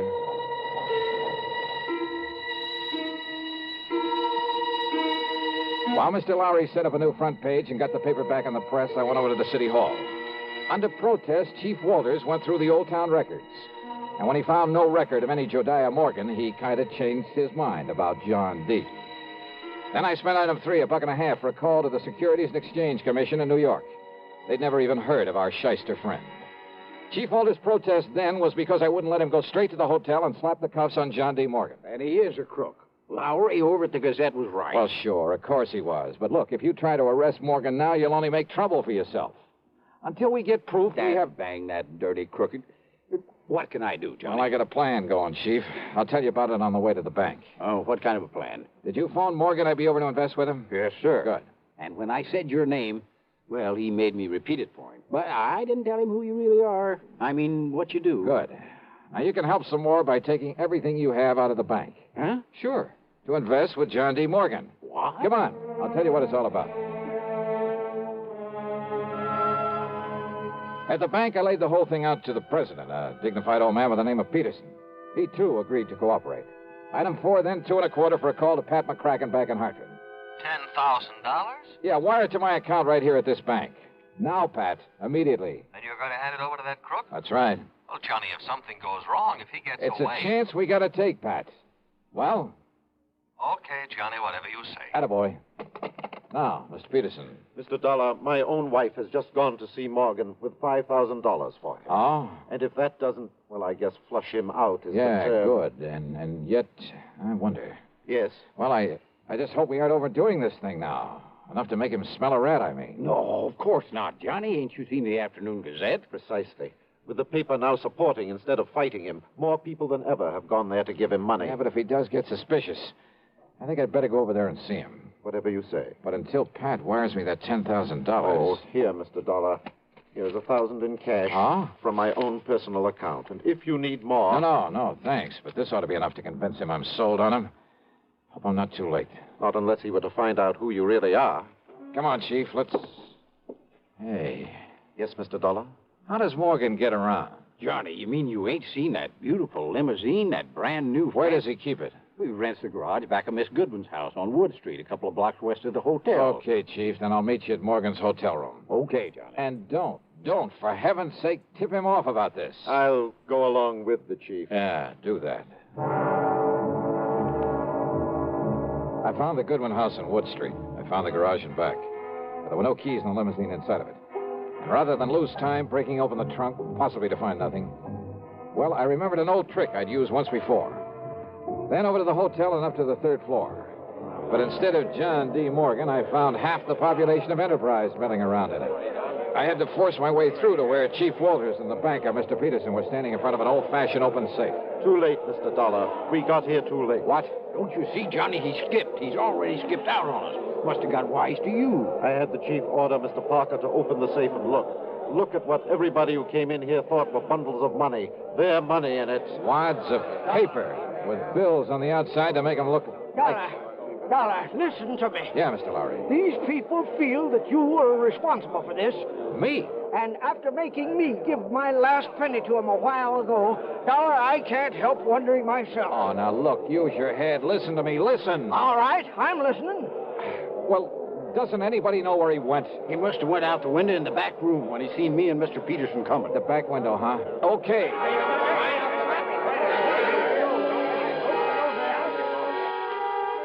The very eagerness of that crowd to stop me was the only thing that let me get away and safely down the fire escape. For they jammed so tightly into that back room, into the window itself, that it was a long, precious second before the slow, clumsy old police chief could start down after me. I tore on over to the garage again. And there, sitting in the car, was John D. Morgan. One hand on the starter key, the other with a Colt 38 leveled at my head. You, huh? I might have known you'd done something to my car when I saw you leaving this garage for the hotel a few minutes ago, Dollar. Yeah, that's right, Morgan. I took the rotor off the distributor. Then put it back quickly, or so help me, Dollar. Sorry, old man. It stays right here in my pocket. And you give me no choice. I'll have to kill you and take it away. All right, wait a minute, Morgan. Look out there on the street. Oh, those people. Yeah, that's right. And I don't think they like you anymore. You see their faces? Not very pleasant looking, are they? Oh, no, let me... Oh, help me. They'll kill me. Maybe. You had that money for him? But yes, it's in the trunk of this car, all of it. Then you'd better open it up and be ready to give it back to them. Yes, tell them I will. I'll give it all back, all of it. After you let me have that gun. What? Come on. I'd hate to think of what they might do if they saw you waving that thing around. Oh, here, take it, please. Okay. Now get out and open up that trunk for him.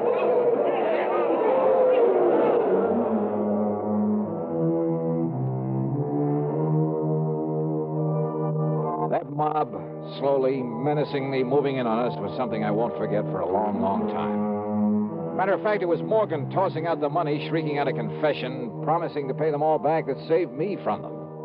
And now, of course, he'll be taken care of by the courts. Yeah, plenty.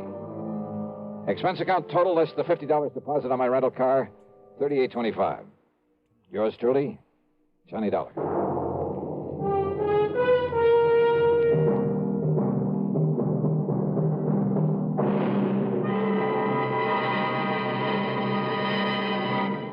Our star will return in just a moment. How's your Christmas shopping coming? Not leaving everything for the last minute, we hope. Remember, as a practical gift-hunting matter, the best selections usually go to the earliest shoppers. Another thing, last-minute men compete with the biggest crowds in the stores and streets and face greater accident danger. CBS Radio suggests shop early and safely for a healthy, happy holiday season. And here's a suggestion for Christmas buying that's really giving the best. Almost Christmas, no time to lose. Lots and lots of gifts to choose. Give him, give her a gift set by Yardley. For her, an array of all new Yardley gifts, $1.50 to $13.50. A Yardley Red Roses Spray Mist and Soap Set, $3.50. All prices plus tax. Yardley. Give him, give her a gift set by Yardley. Now, here is our star to tell you about next week's story. Next week, the strangest disappearance I've ever been called on to investigate. Join us, won't you? Yours truly, Johnny Dollar. Yours truly, Johnny Dollar, starring Bob Bailey, originates in Hollywood and is written, produced, and directed by Jack Johnstone. Heard in our cast were Lawrence Dobkin, Forrest Lewis, Junius Matthews, Edgar Barrier, and Russell Thorson. Be sure to join us next week, same time and station, for another exciting story of yours truly, Johnny Dollar. This is Dan Cubberly speaking. Time once again for another tale of suspense as this popular weekly drama follows on the CBS Radio Network.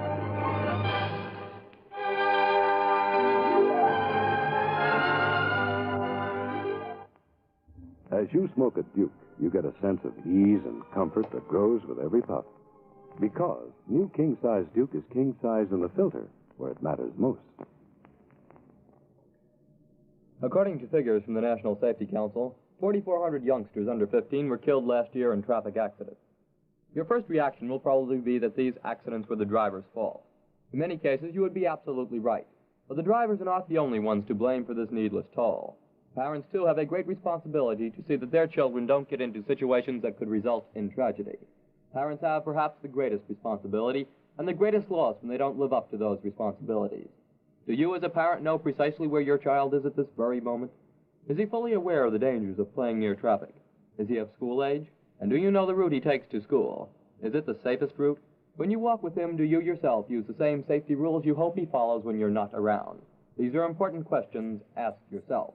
Radio 59 WROW, first on the dial. From Hollywood, it's time now for... Johnny Dollar.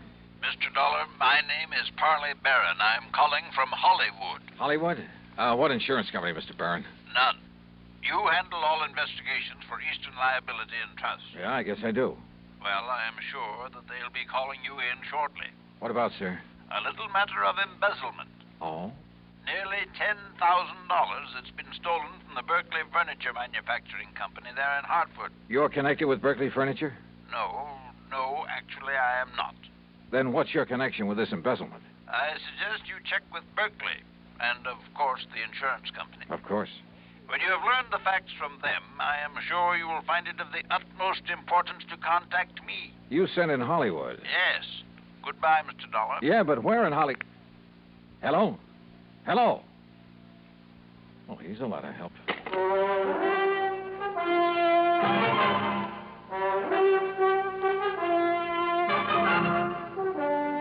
Bob Bailey in the exciting adventures of the man with the action-packed expense account, America's fabulous freelance insurance investigator. Yours truly, Johnny Dollar.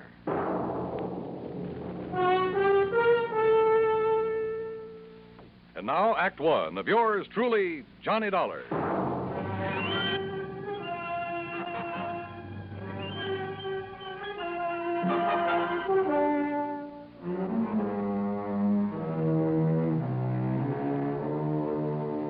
Expense account submitted by Special Investigator Johnny Dollar to the Eastern Liability and Trust Company, Home Office, Hartford, Connecticut. Following is an account of expenses incurred during my investigation of the Hollywood mystery matter. Expense account item 1, 10 cents for a phone call to Hal Speidel, who's my regular contact at Eastern Liability and Trust. Well, hi, Johnny. Nice to talk to you again. Yeah, nice to talk to you, Hal. Listen, have you received a report of loss from the Berkeley Furniture Manufacturing Company? Well, they're a client of ours, but no. What makes you ask a thing like that? A phone call I just got. They called you direct? Well, somebody did. A man by the name of Parley. Wait a second. Yes, Miss Turner. Who? Hold everything, Johnny. I'm holding. Hey, what did you say? When? We'll find out how much. Johnny. Yeah? You've got an assignment, boy, and it's Berkeley Furniture Manufacturing Company. Embezzlement? Yes. 10,000? But how you found out about it? Listen, they just found out about it themselves, so get on over there and see what goes, will you? Hal, will do.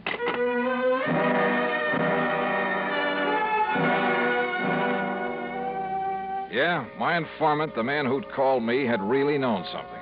But how to locate him? Item 2, $1.45 taxi to the Berkeley plant on the northwest edge of town. It's a small company, but an old one. When I flashed my credentials to the receptionist, I was immediately shown into the office of the high and mighty himself. Well, I must say, your insurance company acts very promptly, Mr. Dollar. Sit down, sir. Thanks, Mr. Berkeley. I'll get straight to the point, sir. We've suffered a considerable loss. Yeah, so I understand from Hal Speidel at Eastern Liability and Trust. $10,000, wasn't it? Oh, yes, nearly $10,000. But I don't recall mentioning the amount to Mr. Speidel. In any event, Mr. Dollar, what I want is that money back. I don't care what you do with the thief. All right, have you any idea who took it, Mr. Berkeley? I certainly have. The ungrateful... Who, sir? One of our bookkeepers. A gentleman who has been with the company over 30 years. What are you smiling about, Mr. Dollar? Well, he's stolen this money from you, but you still call him a gentleman. Because I always thought he was. Did his job, never complained. That's your measure of a gentleman, huh? Eh? What's that? How much money did he earn, Mr. Berkeley? $65 a week. What difference does it make? Just wondered. An old man living alone was plenty for him. Unless, of course, he was gambling, something like that. Gambling? Him? Of course not. He never had enough money. Trouble at home, maybe? Is he married? No. He'd never be able to support a wife. After 30 years with your company? I paid him as much as I thought he was worth. Yeah? Or as little as you thought you could get away with? That is really no concern of yours. Return of the money is. All right. Where does he live, Mr. Berkeley? In a small apartment on the north side of town. And when did you last see him? Yesterday morning. Said he had to see his doctor in the afternoon. Yes, it's against my usual practice, but I let him off. Mm-hmm. But, of course, you decided to dock his pay. Naturally. I have to keep discipline in a place like this. Oh, sure. And this morning, when I opened the safe, I discovered that the money was missing. $9,984.75. The cash that we had on hand for emergencies. I also discovered that he hadn't come to the office. So I phoned his apartment. And? I learned that our respected gentleman bookkeeper left town yesterday afternoon, bag and baggage. That doesn't necessarily mean that he took the money. I'd like to know why not. Well, was he the only one who had access to the safe? Of course not. All of the bookkeepers have. How many of them? Others, I mean. 3. But you think for 1 minute they'd dare take that money and then come back here and face me? Maybe you got a point there. What? Have you notified the police of this loss? No. I prefer that the whole thing be kept as quiet as possible for the sake of my company's reputation. Please, remember that, sir. Whatever you say, Mr. Berkeley. That's why I have no desire to prosecute him, why I'll refuse to even file charges, as long as I get the money back. Yeah. Now, what's his address? 11231 North Maple Street. 11231. But as I told you, he isn't there. He's left town. Yeah, you told me. How old a man is he? In his 60s. But what difference does that make? Oh, and, Mr. Dollar. Yeah? Just how did you happen to know about this so soon? I mean the amount that was stolen. From somebody who called me on the phone. Oh? Somebody who apparently knew a good deal about it. If I can locate him, get in touch with him, he can probably be a lot of help in running down this Come to think of it, you haven't told me what his name is. The bookkeeper? The embezzler? Yeah. Barron, sir. What? Yes. Parley Barron.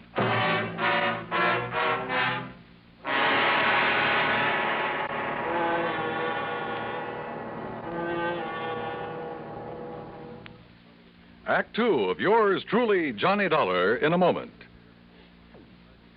And now, Act 2 of yours truly, Johnny Dollar, and the Hollywood Mystery Matter.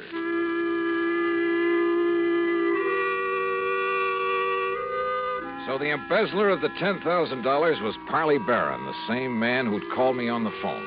Apparently called me before the company even knew the money was missing. And he'd had the audacity to inform me that I should contact him. Yeah, somewhere in Hollywood. Which is like saying the needle is somewhere in the haystack. Item 3, $250 for a taxi to the little apartment house on North Maple Street. I paid off the driver, then walked into the open foyer and looked for the usual bank of mailboxes to find out which apartment was Parley Barron's. Hey, you want me to wait for you, mister? No, it's all right, driver. You go ahead if you want to.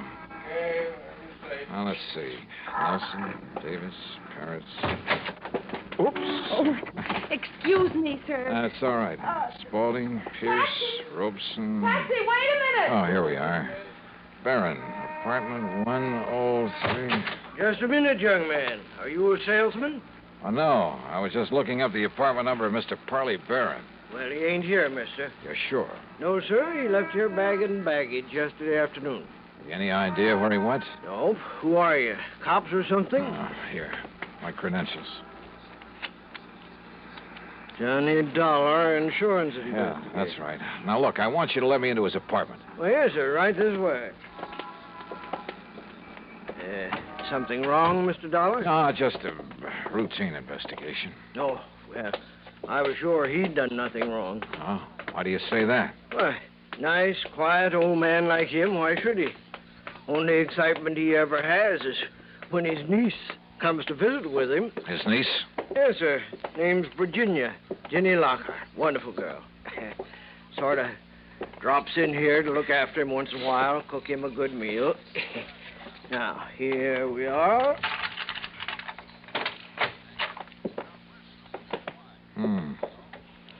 Well, it sure looks like he left in a hurry. Closet's open, doors pulled out. Where can I find this niece you mentioned? Why, didn't you see her when you just came in? That girl who bumped into me down in the lobby, that was Jenny Lockhart? Well, must have been. Guess she dropped in for a visit with her uncle, found him gone, and then lit out again. And I didn't have sense enough to get a good look at her. Well, now, here's a picture of her, mister. Sent it to him from her vacation last winter. Vacation, huh? Blue sky and palm trees. Down in Hollywood, I understand. Is that where she's headed for now? Well, now you got me there. Wait a minute. Yes? What's that you picked up, mister? It was a note, I guess. Yeah, it's addressed to her. Ginny, my dear. The doctor you had me see has finally told me the truth. Is this his handwriting? Yeah, that's his, all right. He's finally told me the truth. I have less than a week to live. Oh, my. And so for the first time in my life, except for some happy moments with you, I'm going to really live. Make up for some of the things I've had to miss all these years. Well, say now. Yes. You may have some idea where I've gone, but please, please, dear, don't try to follow me. Your loving Hollywood. Yeah, like I said, that's what And she ran off with the taxi I had. Oh, you want me to call you a taxi, mister? I sure do, brother, and fast.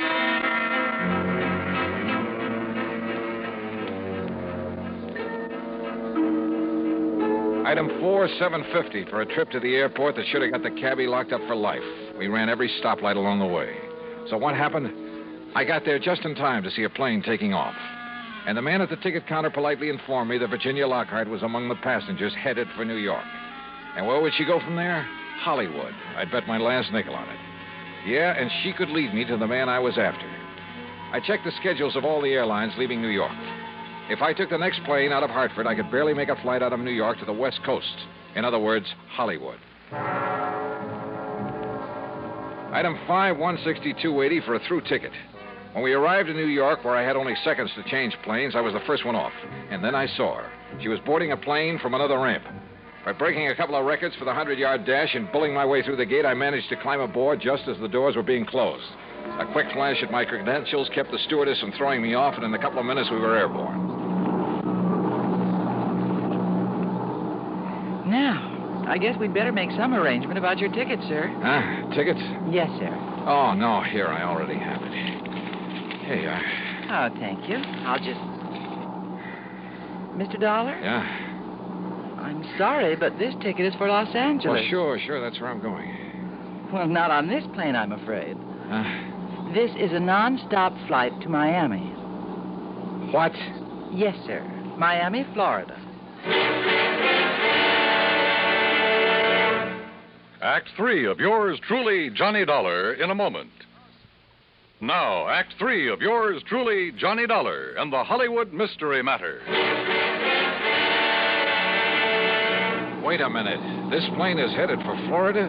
Yes, sir. Non-stop flight to Miami. But I thought this was... Look, I gotta get to Los Angeles, to Hollywood. I'm sorry, Mr. Dollar. Oh, not half as sorry as I am. So what do I do now? Well, I'm afraid there isn't much you can do. So why don't you go up in the cabin where there's one extra seat and, well, just relax and enjoy it. Okay, miss. Great. I'd been so sure it was Virginia Lockhart I'd seen climb aboard this plane that she'd lead me to her uncle in Hollywood, to wherever he was in Hollywood. So what happened? I was stuck aboard a plane to Miami. All right, I took the advice of the stewardess and walked forward into the cabin to find a seat. And for once, luck was with me. The one vacant seat in that whole plane was right next to, yeah, you guessed it, to Ginny Lockhart. But why Miami? Could she possibly know that I was on the trail of Parley Barron? Was this a trick to lead me off his trail? I decided there was only one thing to do, play it like I hadn't the least idea in the world who she was, and at the same time, see if I could learn anything from her. As long as we're seatmates on this trip, we may as well know each other. My name's Johnny, Johnny Dollar. How do you do, Mr. Dollar? Be kind of nice to get on down south and away from all the snow and cold, won't it? Would you like some champagne? I understand all I have to do is flag down the stewardess, and she'll be... how about it? No, thank you. Well, excuse me for saying so, but you look worried about something. I'm sure it wouldn't interest you. No, maybe not. But, you know, sometimes it does a lot of good to cry on somebody's shoulder, and since we'll probably never see each other again after this trip, and, well, I have a good broad shoulder. Thank you, but it's not necessary. Oh, sorry, I didn't mean to.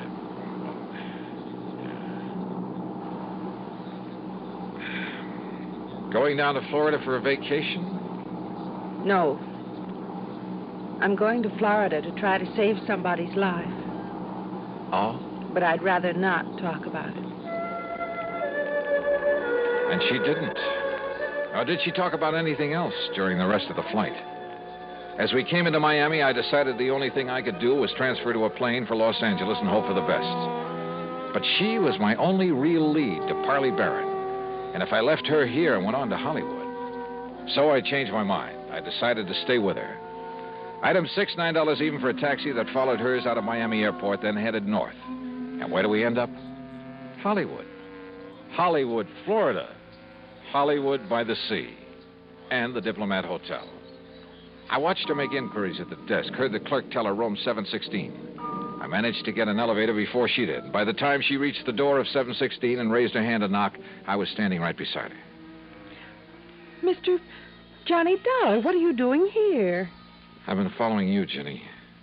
Why? To find your uncle, Parley Barron, who stole $10,000 from the company he was working for. He what? Yeah.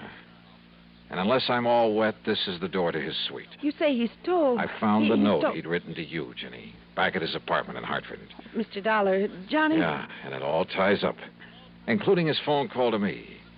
It was to make me think he was headed for Hollywood, California, to throw me off, give him time. Please listen to me. He said that for once in his life, for the few remaining days of it, he was really going to live it up. So he came here, to the Hollywood that you told him about. Came here for one last desperate, glorious fling. Listen, that's what he thought. But don't you see... And the more I've thought about that crummy, penny-pinching outfit that he worked for 30 miserable years, the more I hated this assignment. Hated the thought of having to deprive that poor old man of this one last chance to get some fun out of life. Because all I know about him is that he's a decent sort who's been taken advantage of. He's a wonderful man. And he's been a good man all his life. Jenny, don't you see? Unless I get him return the $10,000 to his firm... Johnny, listen. He can't have spent $10,000, and I'll make up the rest. Sorry, Jenny. You're not the police. You're not the law. But I have a job to do. Does that dirty old company want the money? Or does it want him? Johnny? For the sake of my company's reputation, that's why I have no desire to prosecute him. Why I'll refuse to even file charges as long as I get the money back. Johnny, if I give you enough to take the $10,000 back to them? Okay, Jenny, it's a deal. Oh, thank you. I'm awfully glad. And because of something else, Johnny. Oh? The reason why I was looking for him. What do you mean? The new doctor I'd had him go to a couple of weeks ago, my doctor. He gave him a lot of tests. Then Uncle went back to see him yesterday afternoon. Yes, sir, I understand. It was to find out the result of the tests, and the doctor told him wrong. The lab reports had got mixed up. You mean that he isn't going to die? No. And the doctor tried to call him, but couldn't reach him, so he called me. That's why I went to his apartment. But he'd left, so I came down here to try to find him. I tried to tell you, Johnny, because... Well, don't you see he's going to be all right? Well, then, Jenny, I guess that leaves only one more thing to be done. What, Johnny? Tell him the good news.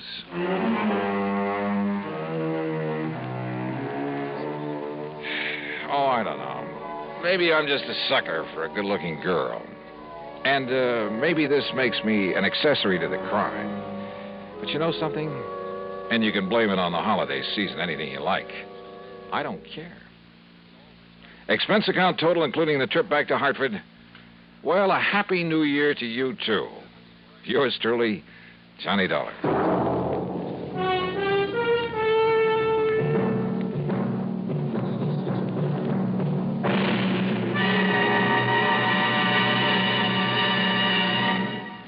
Our star will return in just a moment. Because of another adventure in Hollywood, Florida. But that one you'll have to read about in the February issue of Harper's Bazaar. It's just out, so grab a copy, will you? Yours truly, Johnny Dollar.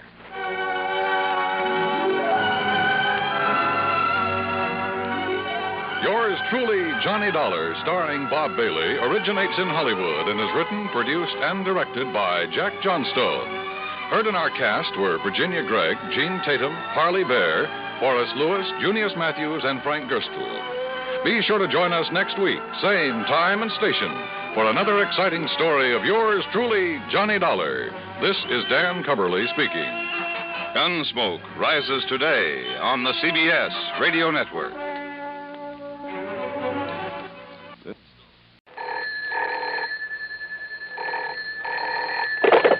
Johnny Dollar. Monsieur Dollar, you will be amazed. You will be thrilled. Yeah, well, I think I've had all the thrills I need here in Paris.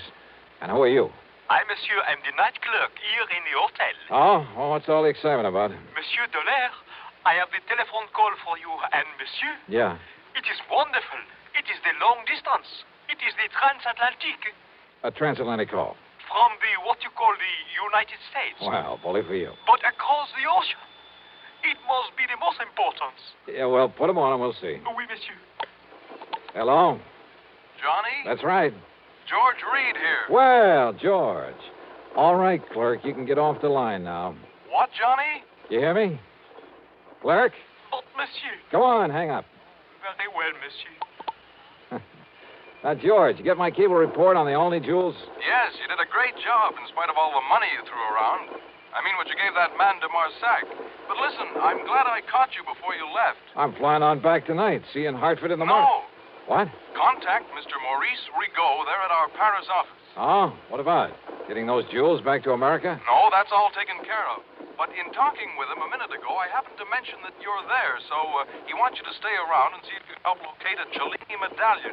Cellini, the famous Italian artist? Yes, and the medallion was stolen from the galleries of the Louvre 2 or 3 weeks ago. Priceless, so it has to be found and returned to them.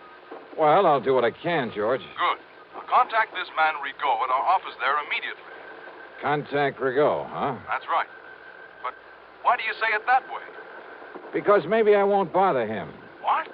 George, maybe I've got a better idea.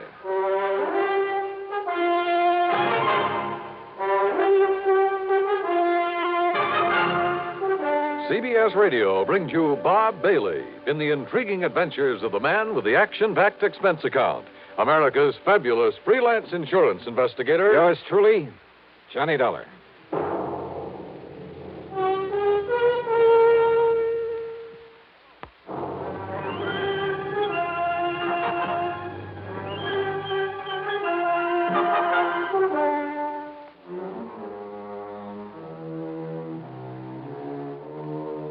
Expense account submitted by Special Investigator Johnny Dollar.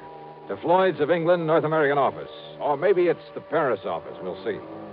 Following is an account of expenses incurred during my investigation of the Embarcadero matter.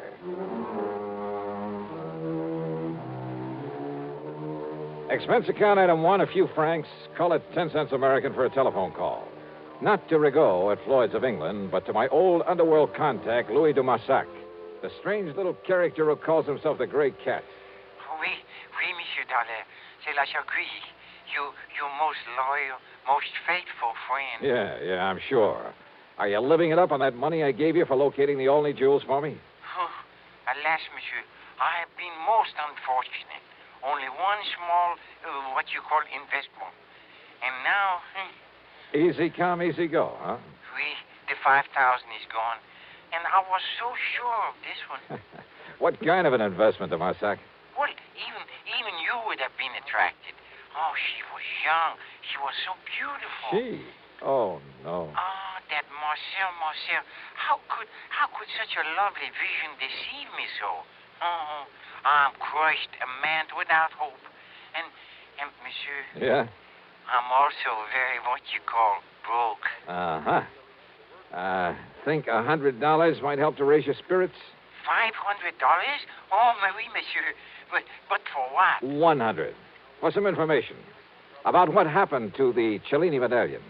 Oui, stolen from the Louvre. Oh, you know about it then? But of course. You know where it is? No. But for you and me, I will somehow find out. Good. But it may be dangerous, monsieur. The people I will have to see, the cutthroats, I will have to pay for the information. But for you and the $400 you have promised me. Okay, $150. Want to call me when you've got the dough for me? No, if I bring the information to you, I can then collect for it right away. 200? I'll wait to hear from you. Okay, now, George, don't flip your lid over some more money for de Marsac.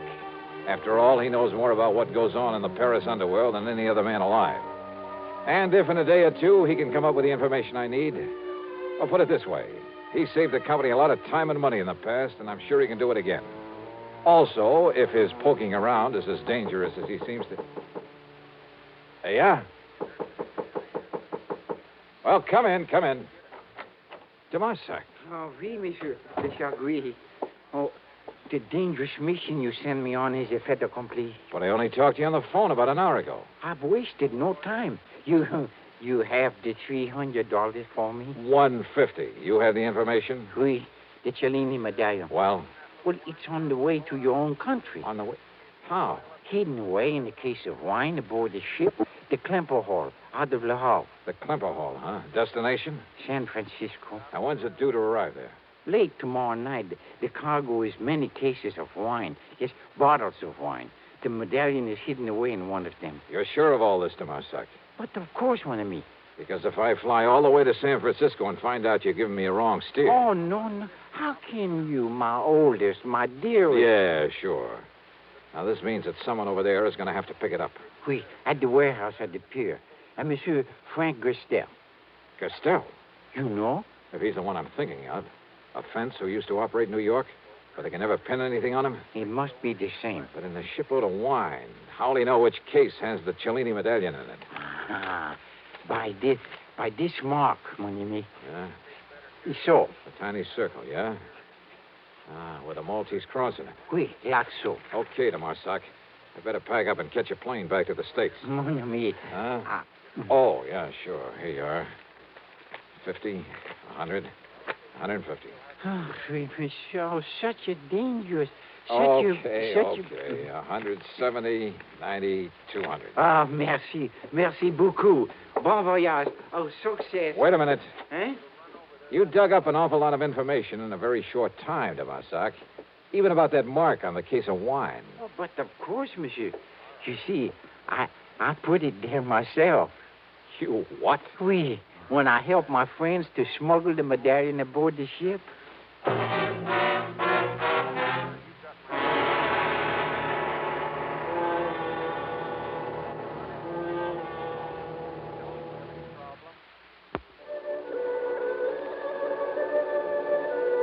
Expense account item 2 is the couple of $100 to Dumarsac for the information about the stolen Cellini medallion.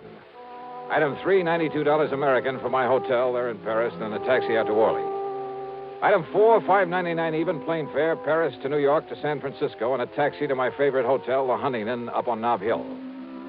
A pea soup fog had settled over the city, and the driver had to practically feel his way the last couple of blocks.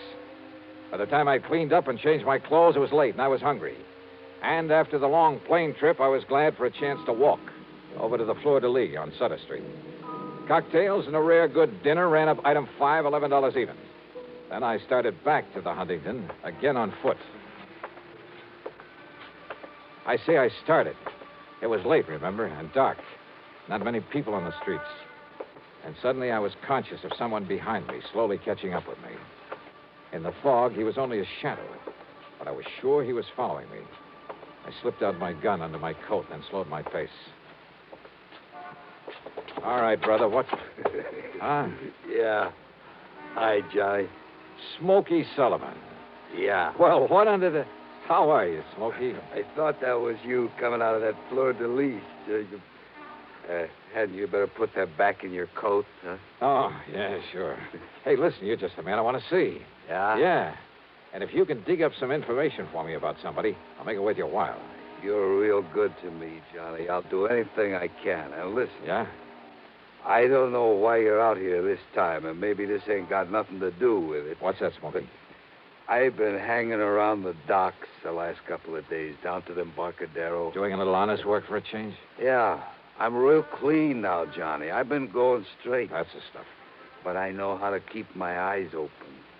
You know what's going on down there? What? Smuggling, Johnny. There's a lot of smuggling all the time. You know what I mean? Keep talking, Smokey. Yeah. Well, most of it comes in from Japan and China, places like that. It's the boys on the boats bringing stuff in. Ah, well, what I'm interested in... Narcotics, Johnny. Mostly heroin, stuff like that. Yeah, well, now, Smokey, when you get any info about that kind of stuff coming in, you tip off the Treasury boys, the narcotics division. Me, Johnny? Me go to the cops? You mean because of your past record? Yeah, they wouldn't believe me, Johnny. That's the trouble with going legit. I mean, the kind of guy I was. Don't ever kid yourself. I don't want to lecture you, Smokey, but believe me, it's the best way in the world for you to make up for some of the things you've done in the past.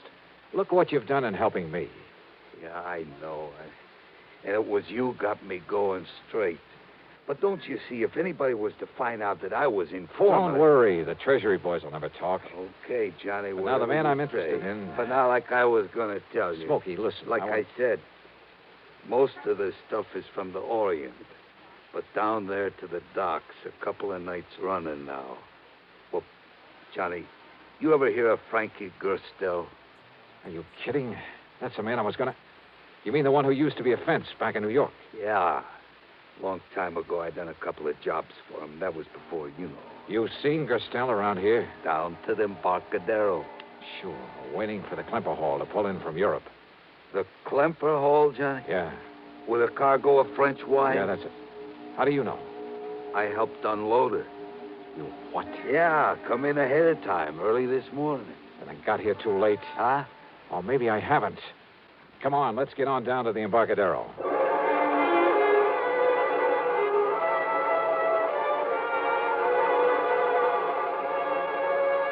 Item 6, $1.50 for a taxi. Pier 93, where the Klemper Hall was berthed, was dark. Except, that is, for a dim light in the office on the street side. Back in the huge warehouse extending out over the waters of the bay, there wasn't even a glow from a nightlight. Sure funny, Johnny. They're not having some kind of a light in the warehouse. Yeah. Well, we'll find out about that from the watchman there in the office, if we can wake him up. Yeah. Sleeping on a job like that, why, Hey, watchman. Watchman, come on, open up. Johnny. Yeah, I see. Come on, Smokey, give me a... Here we go now. All right, wake up, mister. Come on, I said wake up. Yeah, Johnny. He's asleep, all right. For good.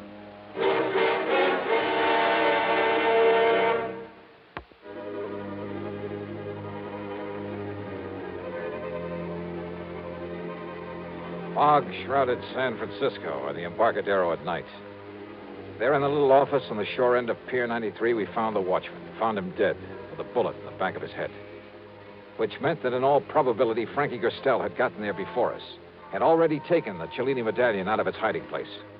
Or was it still there, one of the cases of wine, stacked up in the warehouse in the long, dark pier? There was only one way to find out. Oh, we better get out of here, Johnny. If the cops come around to find this watchman laying here dead, even with Johnny Dollar to explain Reach up and pull off that light, will you? But, Johnny, All right, here, I'll do it. But, look, don't you see, if the cops come around, they see this office dark. Yeah, we got to chance it. Now, if this watchman had a flashlight on him... Yeah, in the side pocket of his coat. Side pocket, yeah, here it is. What are you going to do, Johnny? I'm going back into that warehouse. But, Johnny, don't you see, if you put on the lights back there... That's why I've got this flashlight. I've got to locate a case of wine in there with a peculiar mark on it. Something else in that case? A priceless medallion that was stolen from the Louvre. It was smuggled in so Gerstel could pick it up. But if he's already been in here and taken I got to make sure. Now, you wait right here. Johnny, if a prowl car comes down the street... Okay, shove the watchman's body under the desk. Turn the light on again and sit there in that chair with your hat pulled down over your face. If a prowl car comes along, wave to it. Whatever you say, Johnny. If anybody else comes along, tries to get in here, yell bloody murder and get out the best way you can. I'm going back in the warehouse. And don't switch on the lights in there. But be careful, Johnny. Yeah.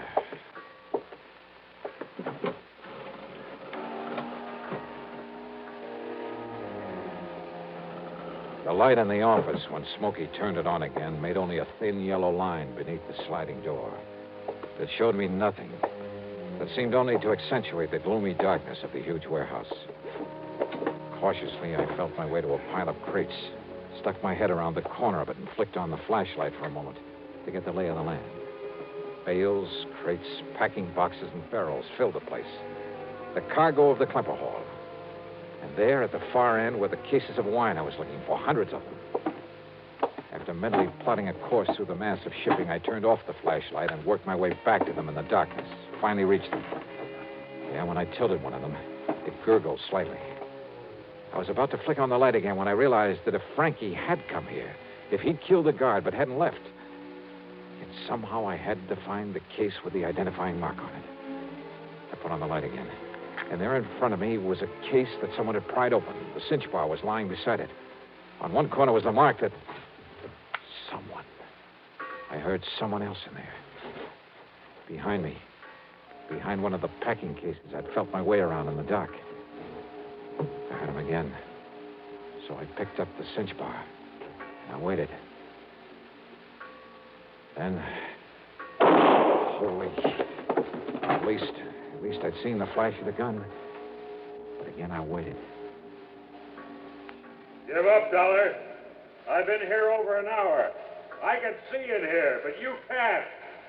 Now? Well, I can see the flash of your gun.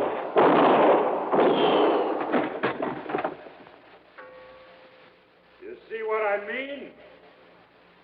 Dollar? Just keep on talking, Frankie. What? What'd you say? Dollar!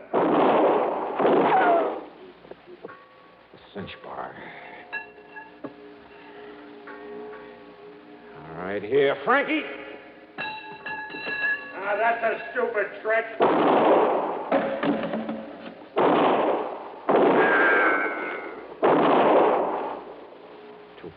Too close. No, wait a... Hey, your last shot, wasn't it, Frankie? Yeah. Hey, Smokey. Okay, Smokey, come out here in the warehouse. Turn on the lights and we'll... Didn't figure I had two guns, did you, Dolly? But you haven't. Not now. You're through. And by the time you can reload... Yeah, Smokey, put on the lights. I can use them now. No, Smokey, no. That's right. And leave them on. And, Dollar, I'm going to dig you out from behind those crates and kill you. You hear me, Dollar? You can't get away. Yeah, because now I see you. So I pull this trigger. Smokey. Johnny! Johnny! I took the gun off the dead watchman. Are you all right, Johnny? Yeah. Are you all right? Yeah, sure I am. You saved my life, Smokey. Thanks. Yeah, you're welcome, Johnny. But listen, the cops are coming. Yeah, I hear him. Well, then, Johnny... Stop worrying, Smokey. But don't you see... You're on their side now, remember? But if they... Yeah, I guess I am. Sure.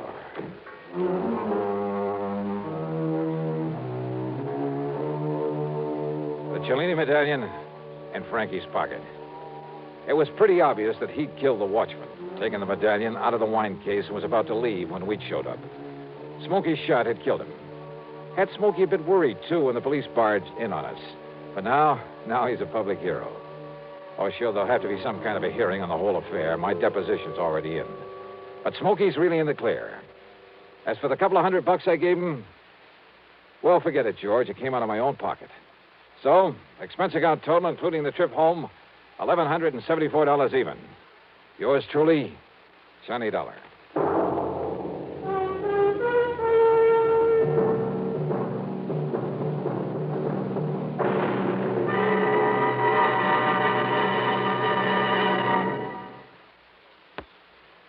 Now, here's our star to tell you about next week's story. Instead, let me say hi to 3 new CBS affiliates. They're KAAB in Hot Springs, Arkansas, WRIG in Wausau, Wisconsin, and WOMI in Owensburg, Kentucky. Welcome to CBS Radio.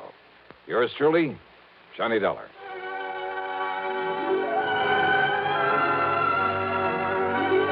Yours truly, Johnny Dollar, starring Bob Bailey, originates in Hollywood and is written, produced, and directed by Jack Johnstone. Heard in our cast were Forrest Lewis, Vic Perrin, G. Stanley Jones, Tony Barrett, and Frank Gerstle. Be sure to join us next week, same time and station, for another exciting story of yours truly, Johnny Dollar. This is Dan Cubberly speaking. This is the CBS Radio.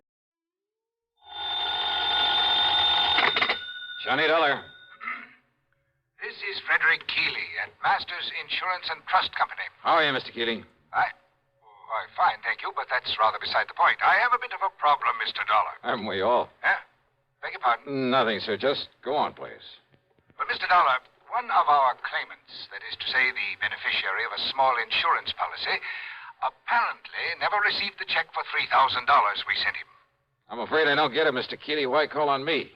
What do you mean, sir? Well, all you have to do is call the bank, stop payment on that check, and issue another. I'm afraid not, sir. Why not? I said apparently never received it. I use that word advisedly. Well? Because it so happens the check we sent him has been cashed. Oh? Yes, properly endorsed and apparently cashed by the claimant, the beneficiary himself. Apparently. Yes, and again, I use the word advisedly. Well, then it kind of means one of two things. Either this beneficiary is trying to collect the money twice, yes, or somebody else got to that check first. In which case, we have a little matter of forgery on our hands. Which, of course, should exact the fullest possible penalty of the law. Will you look into it for us? Sure, Mr. Keeley. Why not?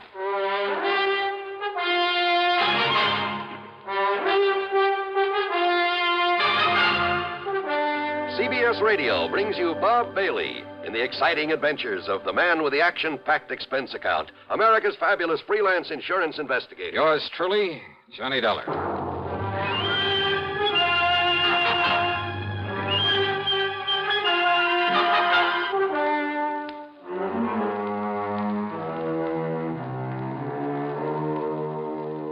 Expense account submitted by Special Investigator Johnny Dollar to the Masters Insurance and Trust Company, Home Office, Hartford, Connecticut. Following is an account of expenses incurred during my investigation of the double exposure matter.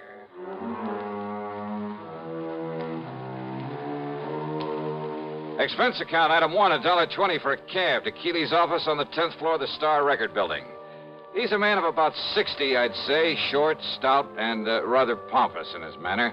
Or maybe self-important is more like it. No, I'm sure you realize as well as I do that a $3,000 claim is relatively small, relatively unimportant. I use that word advisedly. Well, that means I can't expect much of a commission. Huh? What's that? Nothing, sir. Go ahead, please. Yes. The fact remains that if the claimant, the beneficiary, thinks he can get away with collecting twice on the policy... Seems to me he'd have to be pretty stupid to try a thing like that. Oh, you're right. You're entirely right, sir. Exactly the way I feel about it. And Peter Upman is not a stupid man, so far as I have been able to determine. Upman? The beneficiary. In other words, it becomes evident, and I use that word advisedly, that someone else got hold of that check, endorsed it with Peter Upman's name, signed the receipt, of course, and, shall we say, left for parts unknown.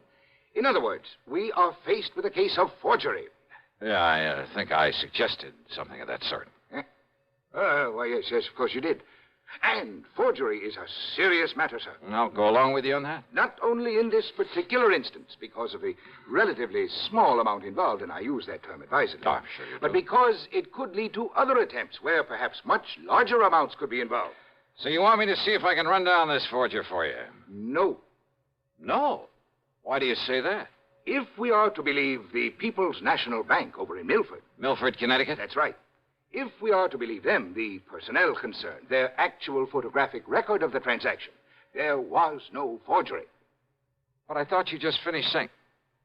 What's that? Mr. Dollar, according to them, and I have no reason to doubt them in the least, Peter Upman himself appeared, endorsed that check, cashed it, and left with the money. However... Yeah? I have here a properly signed deposition to the effect that Upman not only never cashed that check, but that he never saw it. Oh, no, this doesn't make sense. We have no reason whatsoever to question the validity of this deposition. You're sure of that? I am certain of it. But you can't be. That is why I have called upon you. Somehow, Mr. Dollar, you must bring the criminal, whoever he is, to justice. Will you do it, sir? Well... Yeah, sure. Why not? And I use that term advisedly.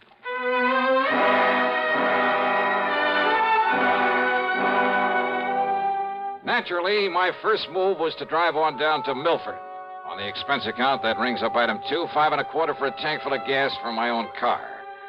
The People's National Bank was closed for the day, so I registered at the Milford Arms, ate some dinner. That's item 3, another $5.25.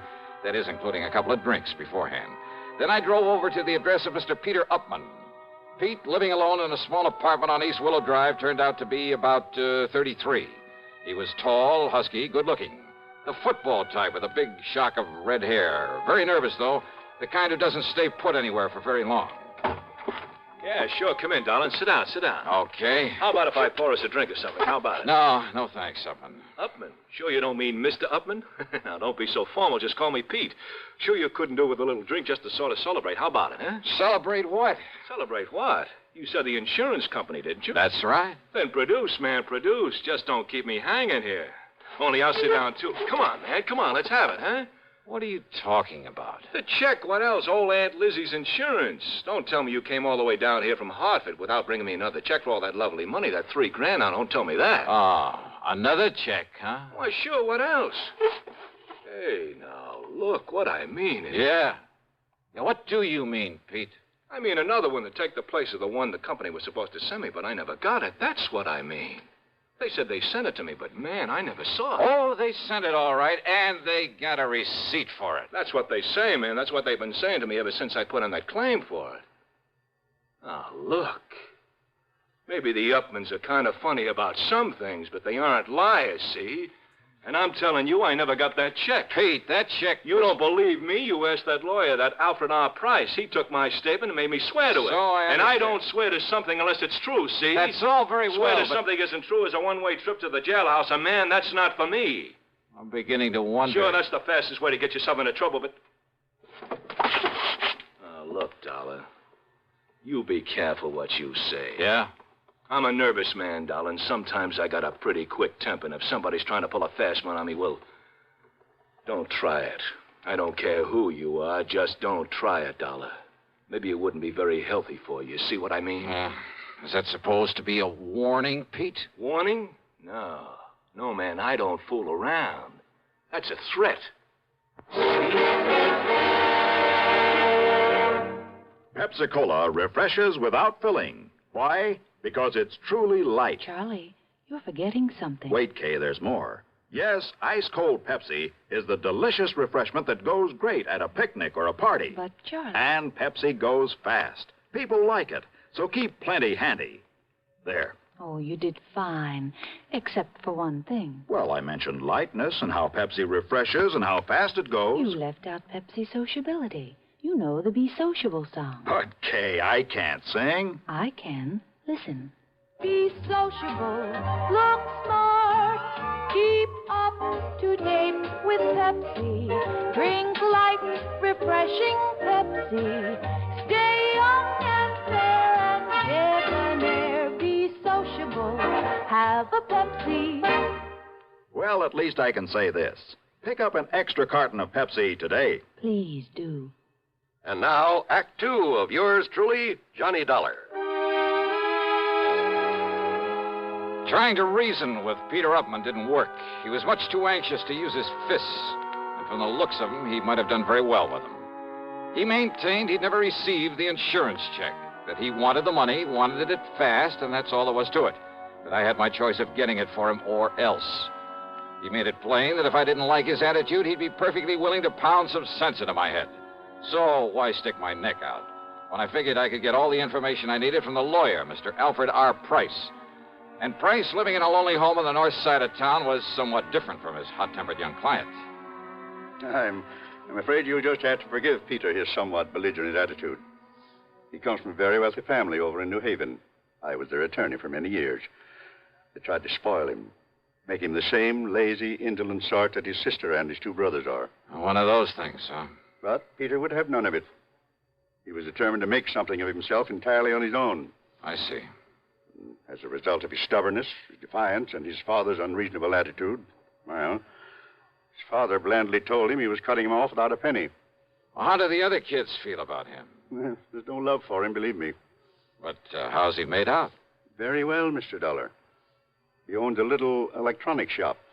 More important, he's the only member of the family who has any real knowledge of the value of money, simply because he's the only one who's gone to work for it. Which explains, I suppose, why he's so anxious to get his hands on the $3,000 insurance that his aunt left. Oh, he can use it, too.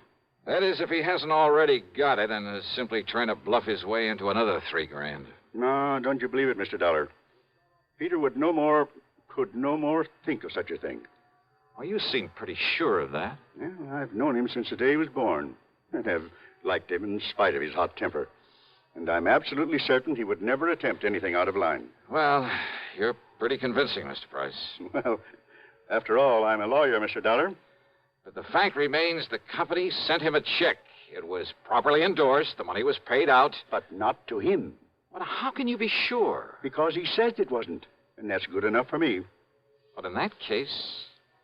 Have you talked to the people at the bank, to the teller who made the payment? No, I haven't. Have you seen the photograph of the actual transaction as it took place? See, you're the second one to mention such a photograph. Very ingenious device there at that bank. I suggest the first thing in the morning you go down there, see it, talk with the president, Mr. Oliver, and then see what you think. So first thing in the morning, I was at the bank talking with Mr. Barton Winfield Oliver, the president.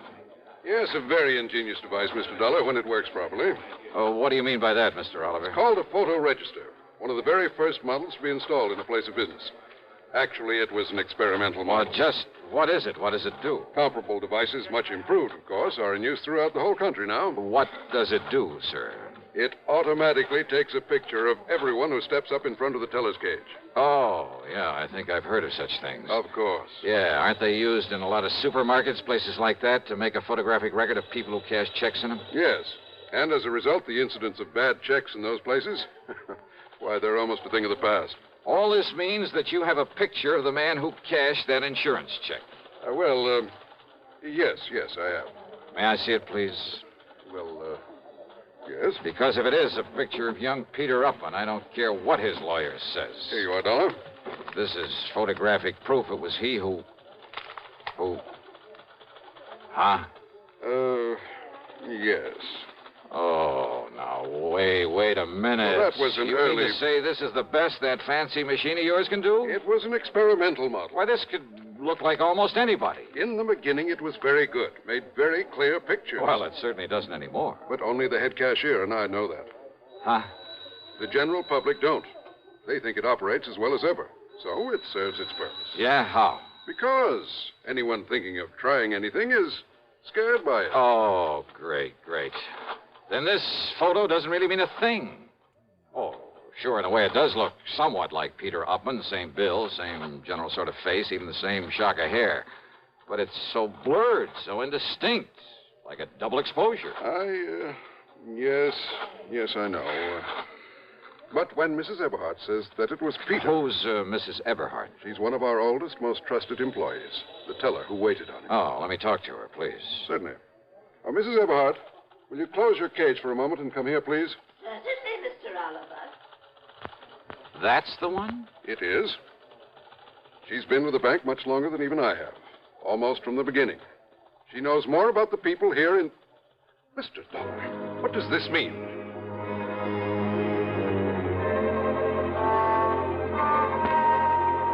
I casually pulled my gun out of its holster, and I held it casually in front of my chest, waiting for Mrs. Eberhardt to come over. Because I'd had a real good look at her when she turned to answer Mr. Oliver. And suddenly I began to see things a lot more clearly.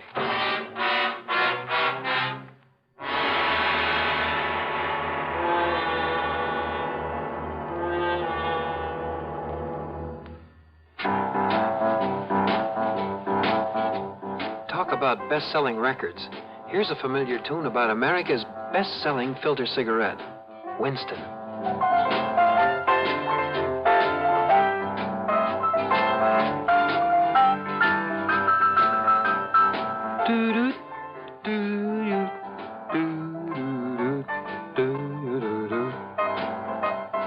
Winston gives you real flavor, full, rich tobacco flavor.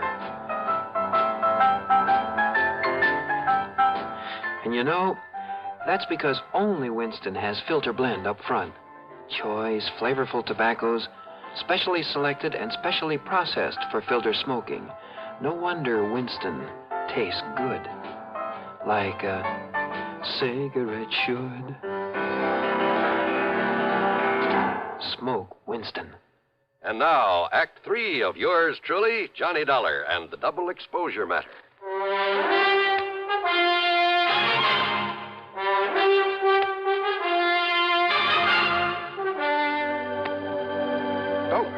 That revolver. Just take it easy, Mr. Oliver, and don't mention it to her when she comes over here. But good heavens, man. Wait now. Here she comes. Yes, Mr. Oliver, you wished... Oh, I'm so sorry, Walter. Okay, Abby. Only I'm not Walter, I'm Jim. Oh, yes, of course, Jimmy. Right over here, Mrs. Eberhardt. I know, Mr. Oliver. I can... Oh, dear, these chairs are all over the place. Abby, I want you to meet my friend, Mr. Johnny Dollar. Oh, Mr. Johnny... Oh, I am so sorry. I didn't mean to bump into you, Mr. Dollar. That's all right. But how do you do? Oh, and I see you smoke a pipe, too, just like Mr. Oliver does. Yeah, you'd better take a real close look at this, Mrs. Eberhardt. What? The way you look real close at all the money you handle there at the counter, at the deposit slips and so forth. A real close look, huh? Oh, why, it's a pistol. Yeah. But good heavens. How long since you've had a new prescription for those glasses of yours? Now, look here, young man, if this is a hold-up... How long? Shall I cry for help, Mr. Oliver? No, Abby. Better answer my question. Young man, I don't see that it's any of your business. I thought so. And if you're here in the bank for any nefarious... And this is the person who identified Peter Upman for you. Now, look here, Dollar. Yes, you look here, young man. Look, huh? That's right. Mr. Oliver, hasn't this bank of yours got a nice, generous pension plan for an old and faithful employee who is blind as a bat? I beg Item 4, 10 cents for a telephone call to the lawyer, Mr. Price. Item 5, $1.50 for a leisurely lunch at the hotel, after which I wandered around the town a bit, then drove on over to the lawyer's office. I tried to call you at the hotel, Mr. Dollar, but they told me you'd left. Yeah, no, I was out taking a little walk. Look here. Do you think these will be of any help to you? Who knows, but I certainly hope so. Now, this is Janet Upman. I believe she's about 31 now. Well, quite a dish.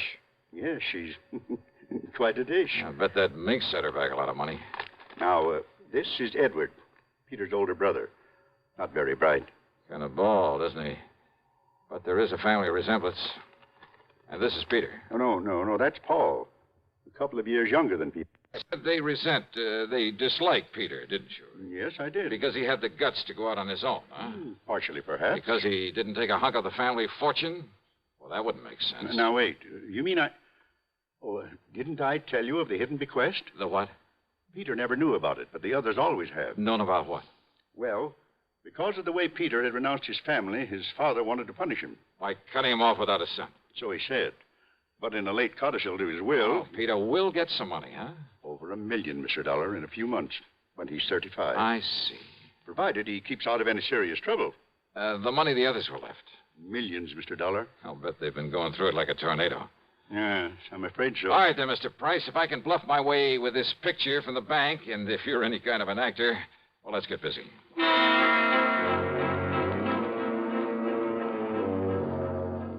I telephoned to Peter, told him to come over. Mr. Price called the others. They didn't care particularly about seeing Pete again, but Price told them some of the as-yet undistributed money was at stake, and they quickly changed their minds. So, about an hour and a half later, there was a gathering of the Upman clan there at the office of the old attorney. Look, Dollar, Mr. Price says you're okay and all that, but I still don't like your company's stall on the insurance payment. Just keep your shirt on, huh, Pete? And another thing, I didn't like your attitude when you came to see me. Now, look, you may be a little bigger than I am, but I've decided you'd be very foolish if you tried to take me on. Oh, yeah? It might even cost you $1 million. Well, all I care about is Aunt Lizzie's $3,000. Okay, just take it easy, huh? Take it easy? You say that to a Oh, redhead? then shut up. Okay, now, all of you, listen to me. Yes, Johnny? I'm sure you all know that Pete here inherited a few $1,000s from his Aunt Elizabeth, I guess it is. Yes, and we've heard about how he's tried to collect it twice over. Well, if you ask me, Johnny... Thank you, Janet, but I am not asking you. Well, if you ask me, Pete ought to be locked up for trying such a silly, childish thing. Yeah? Paul, with all the time in the world on your hands, it was real easy for you to pick up that insurance check over where Pete lives while he was at work, wasn't it? What's that? What? And forging a signature, well, after all, you're his own brother. Just a minute, please. And there at the bank, why, dear old half-blind Mrs. Eberhardt couldn't tell which was which. Now, look here, Dollar. But a little machine put the finger on you, Paul. Absurd. Yeah, a little device at the bank that photographs everybody who goes up to a teller's cage. Dollar, you mean that... Oh, now, Johnny, you've been taken in. Have I? That whole thing is just a bluff. It hasn't worked right in years. Oh, what makes you think that? I know. Because the cashier is a boyfriend of mine. Oh, that bank had better check its books. What? He didn't tell you it's been fixed recently? Fixed? No, he didn't. I mean, Paul. Now, wait a minute. Like to see the picture it took of you, Paul, collecting that money? Yeah, here, Mr. Price. See what you think. Why, yes, Mr. Dollar. It's about as clear as it can possibly... Okay, Paul, you dirty... No, stop him. Somebody stop me. And not you, Paul, or anybody else. Good heavens, Mr. Dollar. Peter will kill him. Oh, I doubt it, Mr. Price. Can you think of a better way for justice to be done?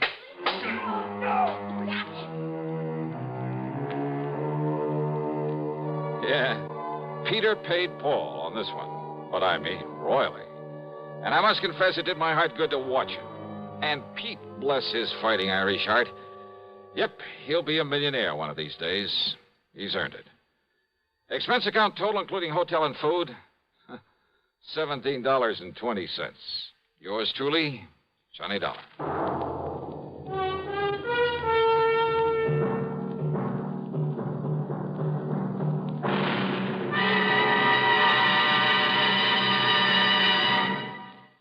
Our star will return in just a moment. Constipation is something people don't talk about much, but it can be a problem for anyone, even doctors. And when constipation occurs, it's interesting to see just what doctors consider important about a laxative they might use or recommend. Well, a majority of the doctors we heard from had this to say. A laxative should be effective, gentle, close to natural acting. A medicine that can be used with complete confidence. Now, X-Lax has been popular with many doctors and millions of people over the years because pleasant-tasting chocolated X-Lax is effective. Overnight, it helps you toward your normal regularity. X-Lax is so gentle, so close to natural acting, there's no upset. That's why many doctors and millions of people use X-Lax with complete confidence. X-Lax, the laxative that helps you toward your normal regularity gently, overnight. Now, here is our star to tell you about next week's story. Next week, a story of a deadly swamp and 4 dedicated killers. Their intended victim? Well, join us, won't you? Yours truly, Johnny Dollar.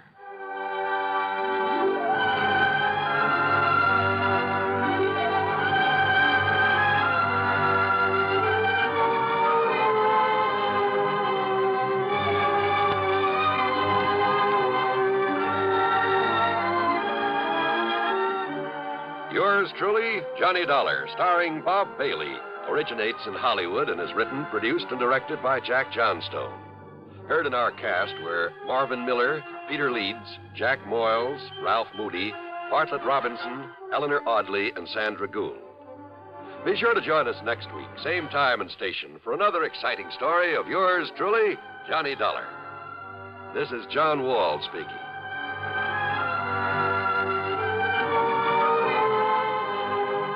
Silent death stalks a ship's corridor as suspense follows on the CBS Radio Network. One more pitch may do it. Judy Wood has been pitching a great game all afternoon. She's just about the best softball pitcher in the Women's League. Okay, she's ready. Strike 3! Man, oh, man, what a pitch! Man, oh, Manischewitz, what a wine!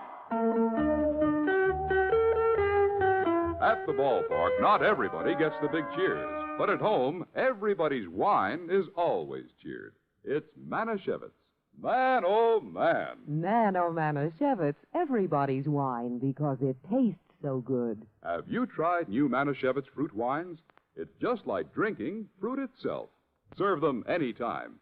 Manischewitz fruit wines, 100% pure, specially sweetened. Blackberry wine, cherry wine, Loganberry wine. Man, oh, Manischewitz, everybody's wine because it tastes so good. Manischewitz Wine Company, New York. Radio 59, WROW, Albany, New York. From Hollywood, it's time now for Johnny Dollar. Hi there, Johnny. This is Buster. Buster? Buster Favor, Lake Mojave Resort over on the Colorado River. Oh, well, Buster, how are things? Oh, you never really did get in the fishing we promised you over here. No, but so help me, I'm going to one of these days. Is that what you called me about? No. Johnny, you remember old Mike Kirby? Kirby. Oh, sure. The sweet old fella I met down at your boat dock. Guide or something? That's the one. Oh, sure, I remember him. How is he? Well, that's what I'm calling about. He isn't. What? And, Johnny, I think it was murder.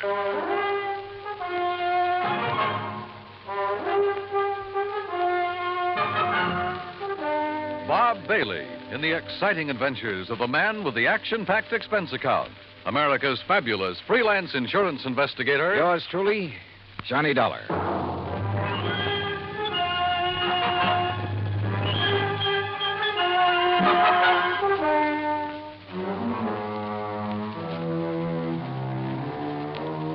Expense account submitted by Special Investigator Johnny Dollar to the Tri-State Life and Casualty Insurance Company, Home Office, Hartford, Connecticut. Following is an account of expenses incurred during my investigation of the Kirby Will matter. As soon as I hung up on Buster, I lost no time in making the necessary plane reservation to Las Vegas and picking up a handful of American Express traveler's checks. That's item 1 on the expense account, a total of $320. Then I packed a bag, was about to take off when the phone rang again. Johnny Dollar. Oh, Johnny, I'm glad I caught you in. It's Denny Newcomb at Tri-State Life and Casualty. Oh, hi, Denny. Johnny, I need you badly, and I need you fast. Now, there's only a $5,000 policy involved. Danny, the circumstances are such I'm sorry, Dan, but I can't handle it. I'm about to catch a plane out of here. No, Johnny, now listen. There may be a killing involved in this case, so we don't dare waste any time. And what's No, more, you listen. There may be a killing involved in what I'm going out What's more, the death of our client occurred at one of your old stamping grounds. Sorry, at Dan. the Lake Mojave Resort. Danny, I told you. What? Yeah, that's right. Mike Kirby? Yeah. Okay, Danny, I'm on my way.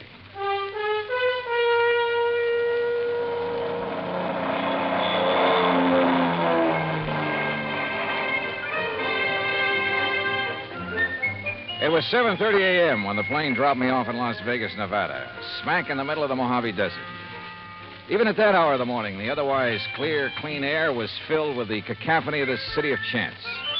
The stuttering clicks of the ball on the roulette wheels, the rattle and gallop of the ivories on the dice table, the endless drone of the croupiers, the flat clank of the chuck-a-luck cages, the snap of cards by the blackjack dealers, the never-ending click of poker chips and silver dollars. And over it all, the interminable chunk and whir of the slot machines, day and night from one end of the town to the other. Fabulous. I grabbed breakfast, that's item 2, then rented a car and headed south and east on Route 93 toward Kingman, Arizona. Then, just 5 miles short of that town, I swung right on 68 down toward Davis Dam, down to Lake Mojave Resort. Mile after mile of nothing but sun-baked rock and sand, sagebrush and Joshua trees, tumbleweed and cactus. And right in the middle of it, the clear blue waters of Lake Mojave. Buster Favor, who's general factotum of the resort, was waiting for me. After a hearty greeting, he led me into the office, and we sat down and got to work. Yeah, it was murder, all right, Johnny. Sure. Yeah. And by the way, I don't know how much you knew about Mike Kirby. Well, only that he seemed to be one of the fixtures around here. Was obviously well-liked. Well, he'd been a businessman back east, owned a string of restaurants, made a fortune. Uh-huh. And about 10 years ago, he retired. Did a lot of traveling, all over the world, I guess. Oh, lucky man. Did he have any relatives, Buster? Oh, only some nephews and nieces. I see. Anyhow, a little over 3 years ago, he settled down here to spend the rest of his life just fishing, taking it easy. Can't think of a better place or way to retire. How old was he, Buster? 61. Didn't look it, though. No. Well, if I remember right, he was pretty fit. He was. Well, I had the impression when I was here before that he was just a hired fishing guy, something like that. Oh, he used that as an excuse to meet folks. Half the time, he clean forgot to charge for his guide services. Accidentally on purpose, no doubt. Well, now you said... Now, don't rush me, Johnny. I got to give you the background. Okay, shoot. He kept saying over and over and over again how glad he was to be out from under a lot of responsibilities. Then one day, about 6 or 7 months ago, he suddenly transferred title to his boat, his motor, his fishing tackle, and his old beat-up Ford to us. Oh? I know. I asked him at the time if he wanted to get him off his personal inventory, why not give him to his relatives? Well, what'd he say to that? Said he didn't like him. Felt they were just waiting around for him to die so they could get their hands on his money. Oh. Said he just wanted to make sure that if anything happened to him, the stuff would end up with us on account of we'd use it and appreciate it. Also, Johnny, he plunked down $10,000 in cash and insisted that we take that, too. $10,000? What for? His rent on his cabin for as long as he lived. Oh. Buster, did he leave a will of any kind? Well, now, I'm getting to that. Anyhow, last Friday afternoon, he went out fishing alone, like he often did.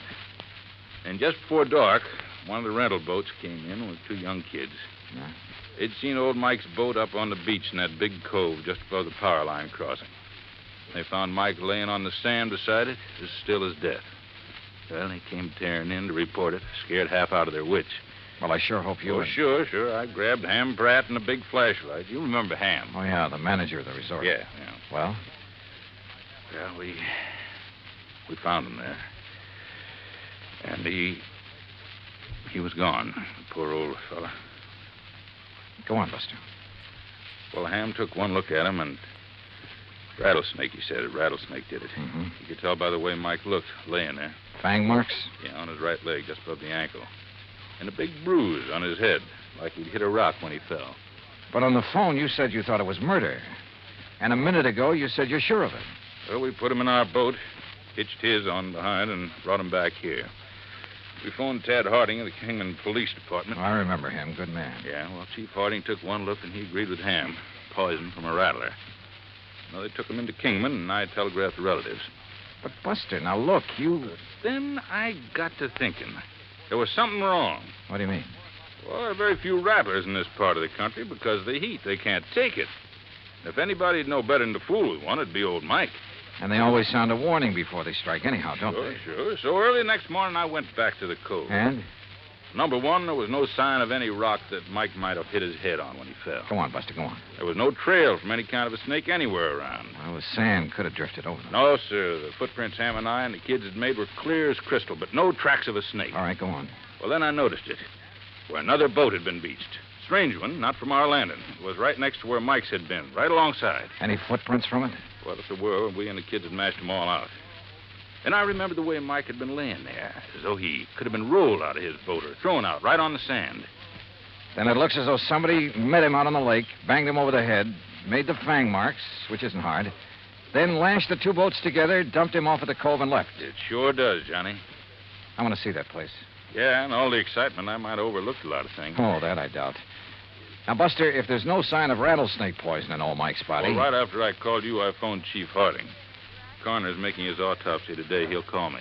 Well, now, look, these nephews and nieces of Mike's, how much do you know about them? Oh, I never met them. But according to their answering telegrams, they're going to descend on us like a swarm of locusts. There are a lot of them? Well, no, I was thinking of the way that they... Well, one, there's a woman named of Martha Woodbury who... Excuse me. Mr. Faber? Yeah, I'm Buster Faber. I am Miss Martha Woodbury. Oh, well, Miss Woodbury, we were just at... this is Mr. Johnny Dollar. Miss... How do you do? Mr. Faber, I'm a niece of Michael Jonathan Kirby, and probably the major beneficiary of his estate. I wired you that I would be here, and I am. You got here kind of fast, too, didn't you? I also wired Uncle Michael's attorney in Kingman that I saw no reason why he should delay the reading of Uncle Michael's will. Lawyer Guilford phoned me about that, and I guess you weren't the only one. He should be here late this afternoon. I also wish to make funeral arrangements befitting one of his financial status. Won't you sit down? Now, please tell me the circumstances of his death. And, of course, I wish to see the poor darling's body. Miss Woodbury.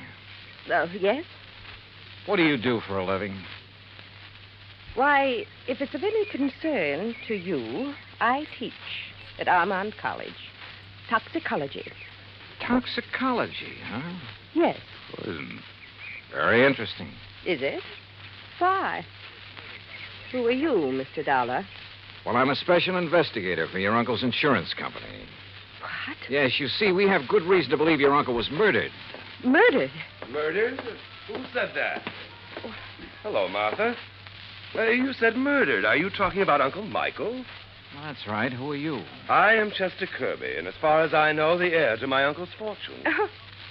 Who are you, sir? Chester, Mr. Dollar is an insurance investigator. Oh? Investigator, huh? Dollar, I'm Hank Kirby, family black sheep, also Uncle Mike's nephew. What's this talk about murder? Are you three his only relatives? That's right, Dollar, except for Lita. Lita? Lolita Laverne. Though we sometimes try to forget that. Oh, come off of that. Why, Miss Woodbury? My sister is a cheap nightclub dancer. We prefer to forget it. And the silly stage name she uses. Now, take it easy, teacher. Of course, Martha. This is hardly the time or place to... What do you do for a living, Mr. Kirby? Chester? Play the stock market a bit, that sort of thing. He's a playboy, Mr. Dollar, and a gambler, and I suspect not a very honest one. Martha, my dear girl, I resent... You've never done a lick of honest work in your life. And if you think Uncle Michael didn't know it, would let his money ever get into those soft pickpocket fingers of yours... You don't think you're the well, one doing it? Well, let me tell you something, Oh, shut up, both of you. Fair of money grabbing. If you had to work for a living... Like what, Hank? What do you do? Yes. Tell him, Henry. Oh, I told you I was the black sheep of the family, but I work. You know, odd job. I'll tell you, Mr. Dollar. He's a roustabout. Circuses, carnivals, that disgusting sort of thing. Where are you working now, Hank? Well, there's a sort of a scientific exhibit. Sideshow is more like it. All right. Along the highway over near Victorville. A lot of rare animals, reptiles, and things on display. And Henry, dear boy, when he's off the bottle, is appropriately enough in charge of the snake pit. Oh. Well, we do scientific work, too. You know, like what, Henry? Like milking the venom from the snakes to sell to laboratories? Yeah. Well, that is... Excuse me. Hello? What? You sure? Well, Mr. Dollar, now, I wait a think it's second. about time you tell us Hey, what you Johnny. meant when... Yeah, Buster. I want you to hear this. It's Chief Harding. Go ahead, Chief. Well, as I said, Buster, there was evidence of rattlesnake venom in the body, all right, but it didn't enter at the fang marks on the leg. What do you mean, Chief? Well, the coroner says those marks were fakes. The venom was injected with a needle up near the armpit where it wouldn't be noticed. Chief, this is Johnny Dollar. Oh, hi there, Mr. Dollar. Haven't seen you since you were out here Listen, working on the... was the venom injected into his body before or after old Mike received the blow on the head? Was the coroner able to check that? I don't think he's tried, Mr. Dollar. Well, have him do it, will you please, if he can? Well, sure. Also, I'll do ask- me a favor and check with Lawyer Guilford. I'd like to know when he's coming out here with a will. Oh, I saw him just a few minutes ago, and he asked me to tell Buster. Sometime this afternoon, if he can get away. Good, thanks. I'll talk to you later. Well, sure, Mr. As I started to say, Mr. Look, Dollar, Miss Woodbury, there is nothing that you or any of us can do until we get the complete report from the coroner. Well, you can at least tell us what you meant. And when what you meant... about dear Uncle Michael's will, Mr. Dollar? That will have to wait for the attorney. He expects to be here sometime later today. Ah, Now, wait a minute. You said murdered. Incidentally, I suppose the will shouldn't be read until Lolita, or whatever her name is, gets here. According to her telegram, she ought to get here today. Well, she better. What I want you to do is arrange for quarters here. And all of you stay here. If you won't do it of your own free will, I'll have Chief Harding of the Kingman Police Department take whatever... No. No. Such a humiliation is entirely unnecessary. There's nothing to keep me from sticking around. I want to hear that will, too. Of course. Don't we all? Okay, then. Sit tight. For my money, any one of them could have done it. A toxicologist, a man whose business was handling poisonous reptiles, and a cheap tin horn gambler, and the nightclub dancer who hadn't appeared yet. Yeah, any one of them to latch onto the old man's fortune. I avoided telling the three present about the circumstances of their uncle's death in the hope one of them would slip, would give himself away by saying something to show that he or she already knew. As soon as they were ensconced in their rooms, Buster and I hopped into his outboard and headed up the lake. Remember the last time we rode up here looking for evidence, Johnny? Yeah, I sure do. That was the Midas touch mine. Yeah. And the pretty little lady owned a high-power rifle with a scope sight. Just about here, she started taking pot shots at us from the shore. Wow, that's one thing we won't have to worry about this trip. Now, right around this point is where I found Mike's boat on the beach. And like I told you, I may have overlooked some clue that you'll spot in a second.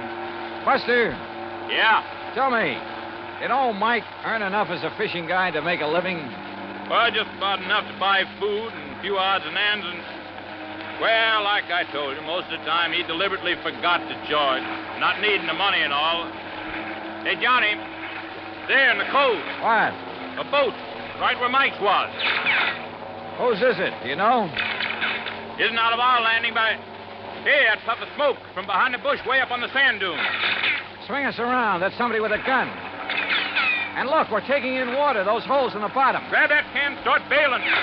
Hey, that guy can shoot. Pull us around, Buster. We're like a pair of sitting ducks out here. Right.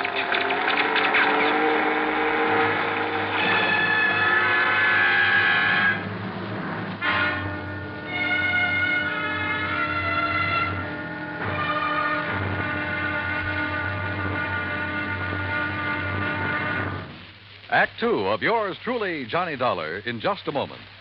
Democracy. It takes an awareness of life and a respect for mankind to make democracy work. But when this happens, democracy works in mysterious ways to better the lives of everyone. Why? Because democracy is concerned with everyone. One could say that democracy is people. For the people rule themselves in a democracy. No tyrant stands a chance. No dictator can get a foothold. The systems of laws and justice in a democratic government is made and operated by the people, for the people. And people like to be free. That's why democracy gives mankind its finest legacy of freedom. Now, Act Two of yours truly, Johnny Dollar, and the Kirby Will Matter.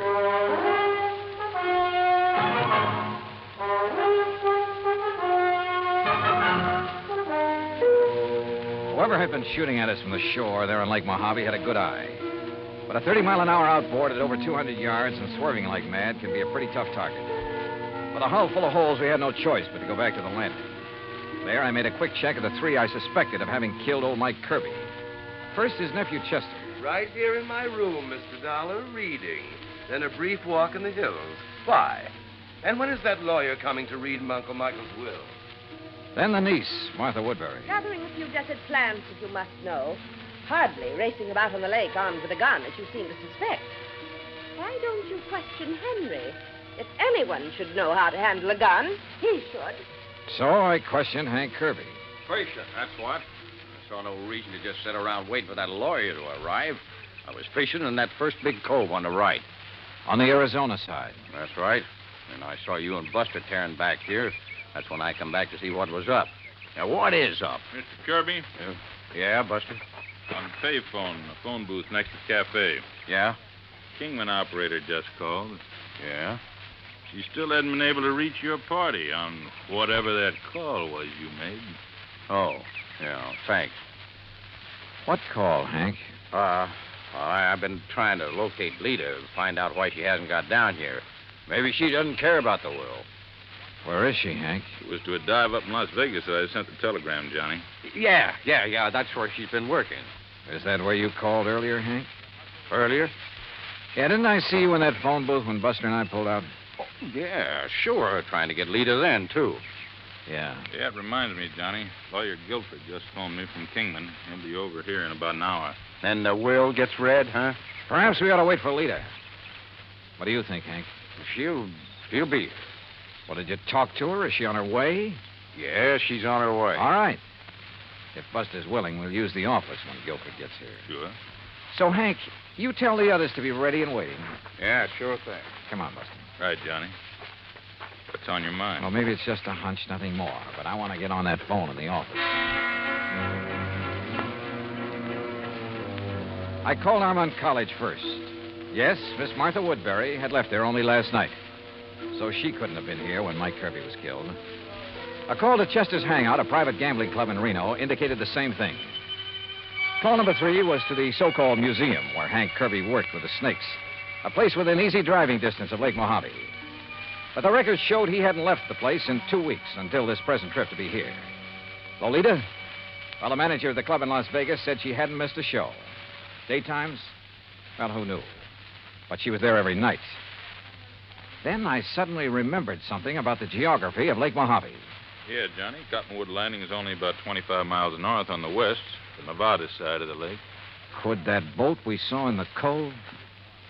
Sure. That's where it came from. I knew there was something familiar about it. Hey, what are you going to do, Johnny? Kingman. Operator, get me Cottonwood Landing, please. It's one of their rental boats, Johnny. Yes, sir, I'm sure of it. Any number? Any identification on it? All that I didn't see. Anyhow, they rent so many to fishermen every day. Uh-huh. Hey, here comes Lawyer Guilford driving up. Good.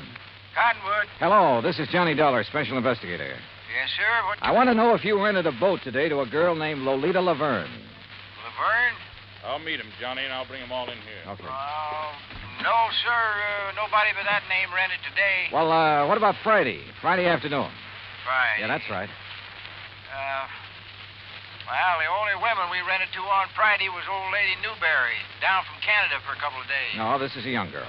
Well, the other was a Miss Hancock. Hancock? Lucy Hancock. Okay. Thanks very much. I've never seen Johnny, this is Lawyer Guilford. Lawyer, Mr. Johnny Dollar. It's a pleasure, Mr. Dollar. How are you, sir? Now, if you'll all please sit down. All right. I'm a little pressed for time, so I'll waste none in getting to the reading of Michael Kirby's will. Good. Well, you don't think we ought to wait for Lita to get here? It won't be necessary. Now, I possess a full accounting of the net value of Mr. Kirby's estate. Excellent.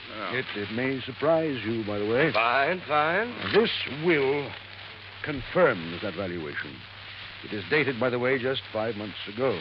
Made it out right after. Oh, look, let's get to the will. Now, let's read it. Yes, come on. Please. His real property consisted only of his clothes, then the outboard motorboat, and an old car which he transferred to the Lake Mojave Resort, together with a sum of money to provide for his living here. How much? Only $10,000. Oh, well, good. Some years ago, he turned all other of his real property, including some rather important real estate and business holdings, into cash. Well, where is all the cash deposited now? Surely you aren't considering adding bank robbery to your rather questionable career, Henry. Martha, that is quite uncalled for. Now, why don't we proceed with the will? Yeah. There is one asset specifically set aside that perhaps I should mention since it concerns Mr. Dollar. He is the beneficiary? Oh, no. I refer to the insurance policy for $5,000. Well, don't worry about a piddling amount like that. Let's have the will, man. The insurance policy is to cover burial expenses and nothing else. All of it is to be used. Okay. Let's have the rest of the will. Yes. Can't you leave all that out? Very well.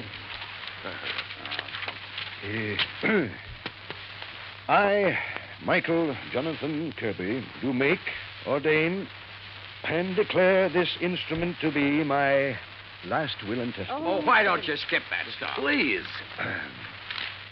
Being of sound mind and body, determined to enjoy the fruits of an industrious life to the fullest. The bequests, man. Life to the fullest. And rather than burden others with the responsibility that money demands. What? For these and other reasons, I have carefully spent every dollar I ever owned. What? No, he was out of his mind. He couldn't do that. That is the will of Michael Jonathan Kirby in its entirety. Good day. Good day. What fools we've made of ourselves. What fools. And it's no less than we deserve. I only wish that Lucy had been here. Wait a minute. Lucy? Yes, Lucy. Her real name, her proper name, not Lolita Laverne. It's Lucy Hancock Woodbury. But as I told you before... Now listen, all of you. You're to stay right here. Stay in your rooms. Oh? What's the point? Now we know the contents of that stupid will. Yeah. Buster, By what call right Chief Harding. Tell him to stand by in case these people get itchy feet. Right. What little I've done so far in this case was based on nothing but hunches. So when 10, then 11 p.m. came and Lolita, Lucy Hancock Woodbury, hadn't arrived, I acted on another hunch. Sure, Johnny. My room is right next door to the office, so if this leader arrives and signs in, I'll let you know right away. No, Buster, no. Huh? Just sign her into a room after you've done a little tampering with the register. What do you mean? Chester is in number 6, isn't he? That's right. All right. Change that on the register to number 8. That's this one, your room. That's right. And be sure that Lita sees the register. I don't understand. You don't have to, Buster. Let's just hope she gets here. Buster left. And with my door ajar, I turned off the light and lay on the bed and waited. It must have been after midnight when I heard the car pull in. Heard Buster admit someone to a room a couple of doors down the line and then go back to his own. Then, silence. Then the quiet click of feminine footsteps approaching my door.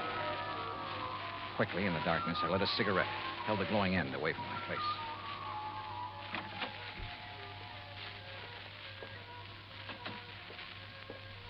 Well, darling. Yeah, about time.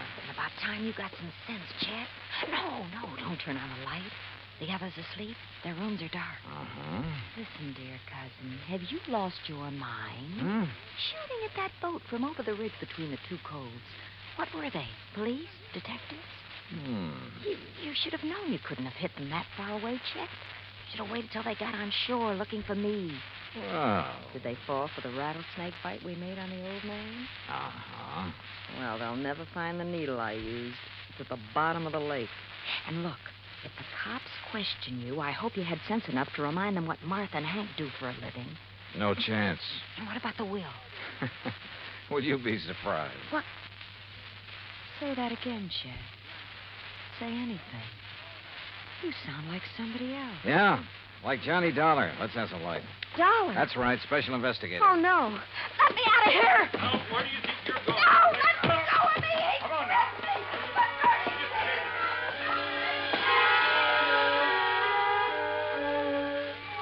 Yeah, all 4 of them had wanted to see old Mike dead. But Hank, the only honest working man of the lot, didn't have the brains. Martha wouldn't have used the means that tied in with her toxicology work. and probably didn't have the nerve. So Chet, who lived by his wits, and Lita, who was a real cheap, no-account...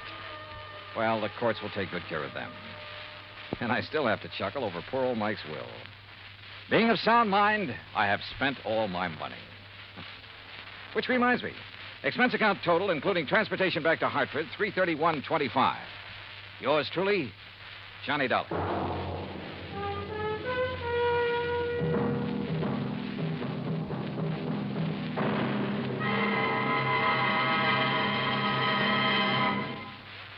Now, here is our star to tell you about next week's story. Next week, the most complicated case in years comes up, but the simplest, most obvious solution. Join us, won't you? Yours truly, Johnny Dollar.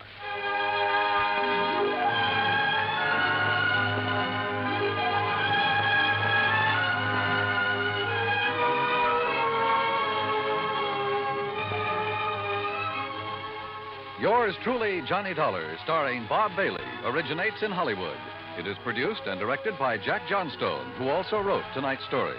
Heard in our cast were Virginia Gregg, Barney Phillips, Shirley Mitchell, Stacey Harris, Carlton Young, Forrest Lewis, Frank Nelson, and John Boehner. Musical supervision is by Amerigo Marino. Be sure to join us next week, same time and station, for another exciting story of yours truly, Johnny Dollar.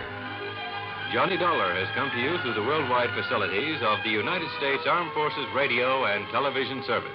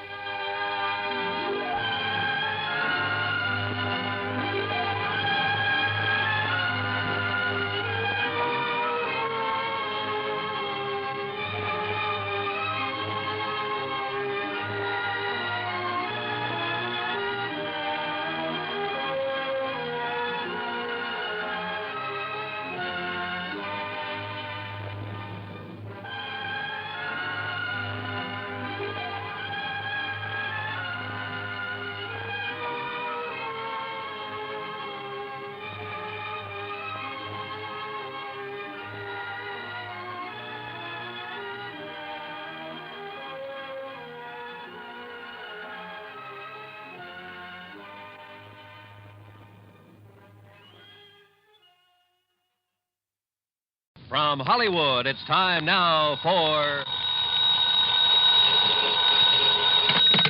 Johnny Dollar. Hiya there, Johnny. This is your old pal, Lefty. Lefty? Well, sure. You remember. Lefty Stemper. Huh? You know, down here in Virtue. Virtue?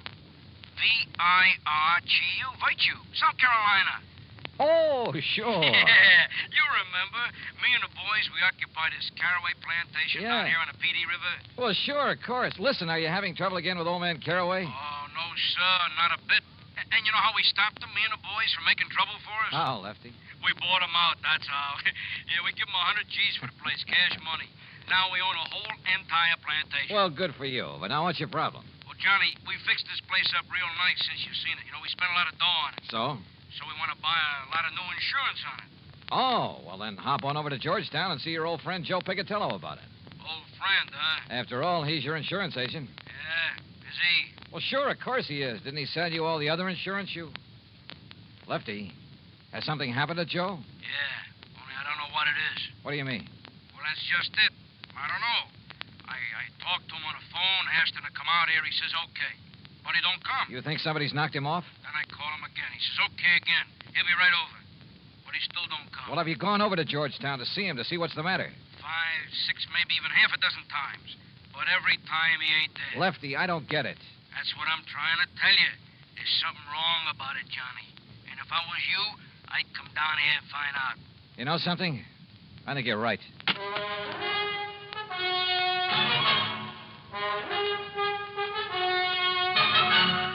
Bob Bailey in the exciting adventures of the man with the action-packed expense account, America's fabulous freelance insurance investigator. Yours truly, Johnny Dollar.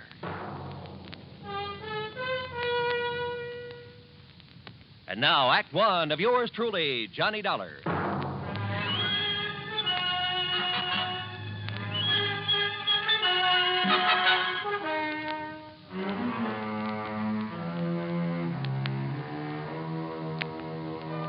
Expense account submitted by Special Investigator Johnny Dollar to the Continental Insurance Company, Home Office, New York, New York. Following is an account of expenses incurred during my investigation of the virtuous mobster matter.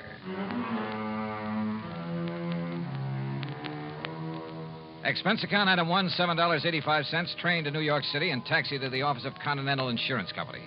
Fortunately, my contact there, Ben Orloff, was in. Come in, Mr. Dollar, come in. Thanks. How are you? Sit down. Thanks.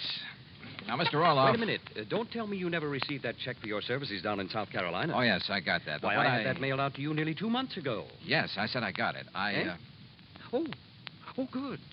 Incidentally, I thoroughly enjoyed your report on that case, the Village of Virtue matter, you called it? Yes, So I why know. a group of ex-gangsters should decide to settle in a town called Virtue, I'll never understand. Well, Were they really behaving themselves, as your report indicated, or had they been using that old plantation for a sort of hideout?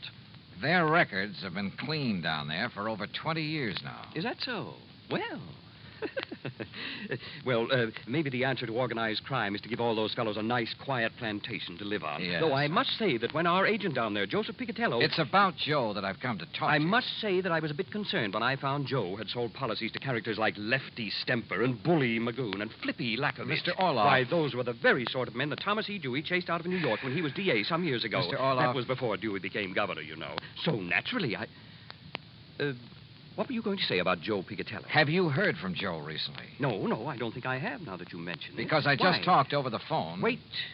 You must understand one thing, Mr. Dollar. Oh, what's that? Our office down there in Georgetown is probably the smallest one we have in the whole country. Joe really doesn't handle much business for us, you know. Yes, I understand. I understood that when I talked to him in April. If it weren't for those mobsters over in Virtue... Ex-mobsters, Mr. Orloff. Well, if it wasn't for them and some of the townspeople to whom we've issued policies, I'd...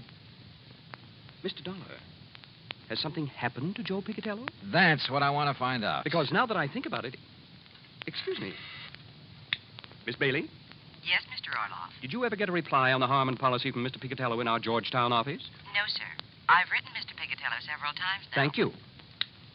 Dollar, we wrote Joe about that Harmon matter over 4 weeks ago. Well, didn't it occur to you to phone him and find out why he hasn't answered you? But it involves such a small policy that... yes. Perhaps I'd better try to call him. Miss Bailey? Wait. Yes? Nothing. What? I said nothing. Well, Mr. Dollar? Well, Mr. Orloff, if something has happened to Joe Picatello... Well, look, instead of spreading the alarm, how about if I quietly run on down there? But have you reason to believe something wrong has happened to him? Only from what his clients down there at the plantation have told me over the phone. You think perhaps some of his old gangland enemies have got to him? After 20 years, I don't know. But if you'll okay my expense account, I'll go down there and see. Well, now, Mr. Dollar... And if you won't, I'll go down there anyway. But there's the danger, too. This might be a very dangerous... Let me hear from you as soon as you can, Mr. Dollar.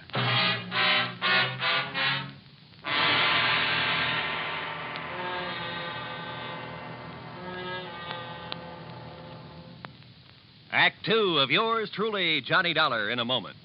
And now for another episode in the life of Sergeant Donald Bellwether, my husband.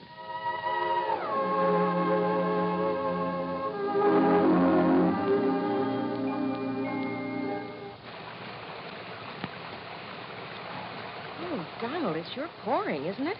Can you see all right? Oh, yeah, I can see.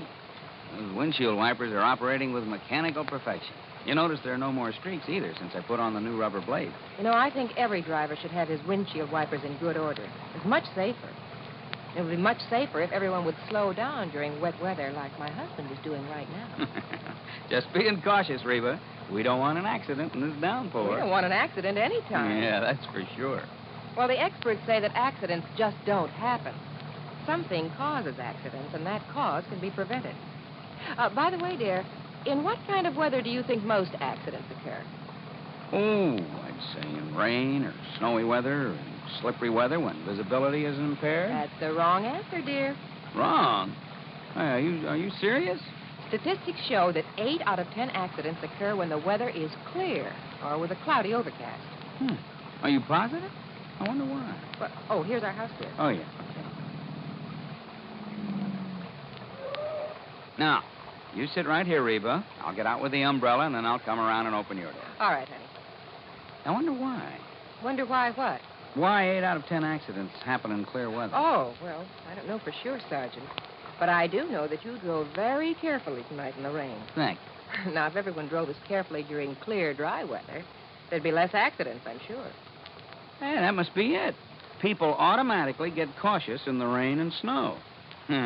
Too bad they don't stay that way in good weather. You will, won't you?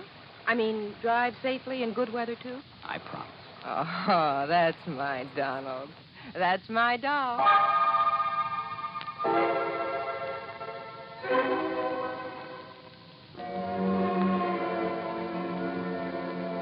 And now, Act Two of yours truly, Johnny Dollar, and the virtuous mobster matter.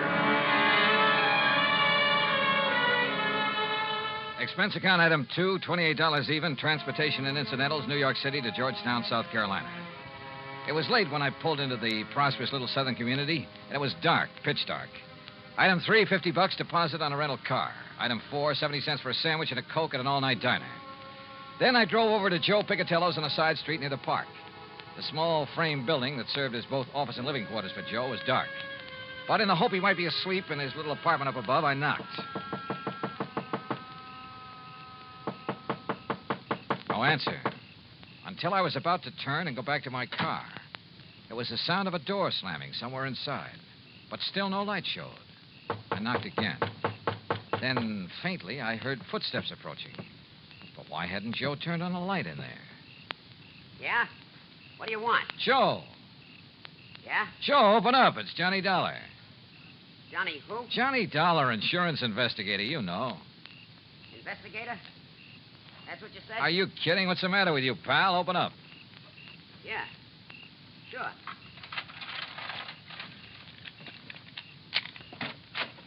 Hiya, Joe. What's the idea of no lights in here? You forget to pay your bill or something? Maybe. What do you want? What? Investigator, you said, Willie. Did you hear that? Willie? Yeah, I heard. Hey, what is this? Don't move. Huh? Oh, no, you don't. Oh.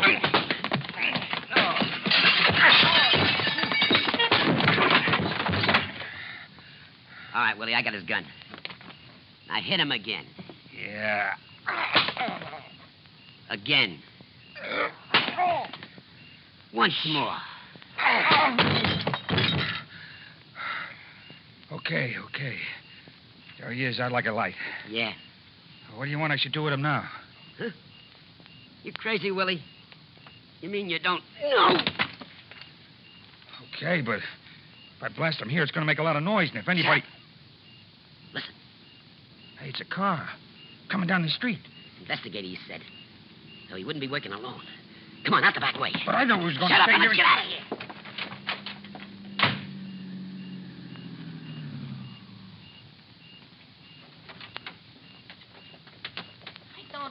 Don't see no lights on, Lefty. Well, maybe Joe's went to bed, if he's there. He didn't answer the phone when you called him. Listen, Flippy, Johnny Dollar told me I should come down here and look for Joe myself. So come on, we'll see. Oh, whatever you say, Lefty. Only I thought that Johnny was coming down here himself to... Huh? Hey, look, this door's open. Yeah, you look what I stepped on. Joe, what happened there? That ain't Joe. It's Johnny Dollar. Johnny Dollar. Hey, you're right, Flippy. Somebody must... Listen, get away. Oh, Johnny. Johnny, it's me. It's me, Lefty. Lefty? And me, Flippy. Johnny, okay? You all right? Yeah, I... Holy... Who done this to you, Johnny? Yeah, we'll murderize him. Hey, Flippy, turn on some lights. Yeah, sure. What happened in here? You know who done this to you, Johnny? Yeah. Yeah? It was... Oh. Hey, come here, Flippy. Help me lay him up on the sofa. Sure, Lefty. Easy. Yeah, get it easy. Sure. Here now. Yeah. All right, now, Johnny, listen to me. Who, Johnny? Who? Yeah, Johnny. I can't believe it, but I could see him in the light from the street. Who? Joe. What? Joe Picatello. Smokey Picatello done this to you? Another guy with him. Called him Willie. Willie the Lump? Why? Why did he do it? I don't know. I could very strange when he came to the door. But I don't get it. He was my pal. He was your pal. And, well, Willie, the lump with him. That's what I don't get. It means he's went back. That's what it means. He's went back to the old racket, dope smuggling. No. Yeah, him and Willie the Lump was partners in the old days. But the 20 years, Joe's been straight, Lefty. Like you and me and Bully Magoon. Yeah, for 20 years, you and me and Bully, the only guns we ever used was for hunting, for killing snakes. But not no more. What do you mean, Lefty? Joe Pigatello done this to you, Johnny. It means only one thing. There's only one thing we can do. No. He's right, Johnny. No, Lefty. Yeah, Johnny. First we take you back to the plantation where you get all right again. No, listen to me. Then we find Joe Pigatello. Flip and Bully and me. No. And when we do... Huh? Well, now, what are you punks doing here, huh? Hey. Joe. That's right. Who'd you expect? What's the big idea? All right, don't move. Because, Joe, I'm going to blast your head off. Act 3 of yours truly, Johnny Dollar, in a moment. Do you know who said, every individual in society has certain powers, rights, and privileges which no other individual can justly abridge or destroy? Those words were written by Noah Webster, the man who compiled America's first great dictionary. Mr. Webster knew that if the country which he had seen come into being were to succeed, the rights of the individual have to be protected. Each person is entitled to certain basic rights, powers, and privileges which must not be taken away because of the whim of someone with greater power. In the United States, the individual is important regardless of his wealth, power, or position. The importance of the individual is closely linked to the American tradition. Remember the words of Noah Webster. They are part of your American heritage. The rights and privileges of the individual must be preserved. And now, Act 3 of yours truly, Johnny Dollar, and the virtuous mobster matter.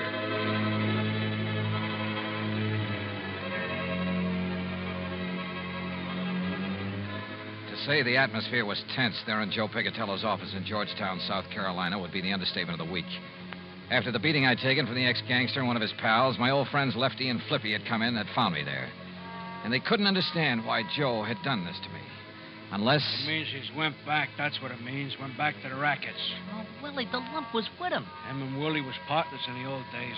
Dope, narcotics. So the two of them swore to get Joe. And then suddenly we looked up to see someone standing in the doorway. It's Joe. It was Joe Pigatello. That's right. Now, who'd you expect? What's the All big right, idea? don't move. Because, Joe, I'm going to blast your head off. Oh, now put that thing down, Lefty. Don't move. What is it, Slippy? A gag or something? Is it a gag what you done to Johnny Dollar? Huh? Johnny. I said one move and I'll give it to you. Johnny. Turn around, Joe, or I'll shoot you in the back, you dirty... What did they do to you, Johnny? Listen, Joe. Lefty. Flippy, I'll kill you for this. What are you talking about, you dirty rat? Wait, Lefty. Johnny's my pal. Like you used to be before you went back in the rackets. Went back in the racket? Yeah, with that dope hound with Willie the Lump. What do you know about Willie the Lump? Plenty. Now that you're back with him. You're crazy. It's no good, Joe, because Johnny recognized you. You and Willie the Lump when you waked him over. And I tell you that I had 20 years, you and Bully and Flippy and me, we showed we could do it straight. We could be respectable. Me and the boys at the plantation, you down here. But now you spoiled it. You ruined it for all of us. Look, will you listen? So don't move. We made a deal. You and me and the boys. 20 years ago. If anybody slips, anybody breaks up our respectable life, he gotta go.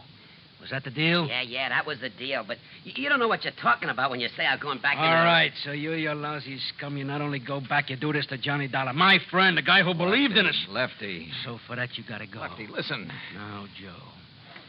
Right. Lefty. Give me your gun, Lefty. No, Johnny. That was the deal. You ever use a gun on a man, you'll go up for the rest of your life.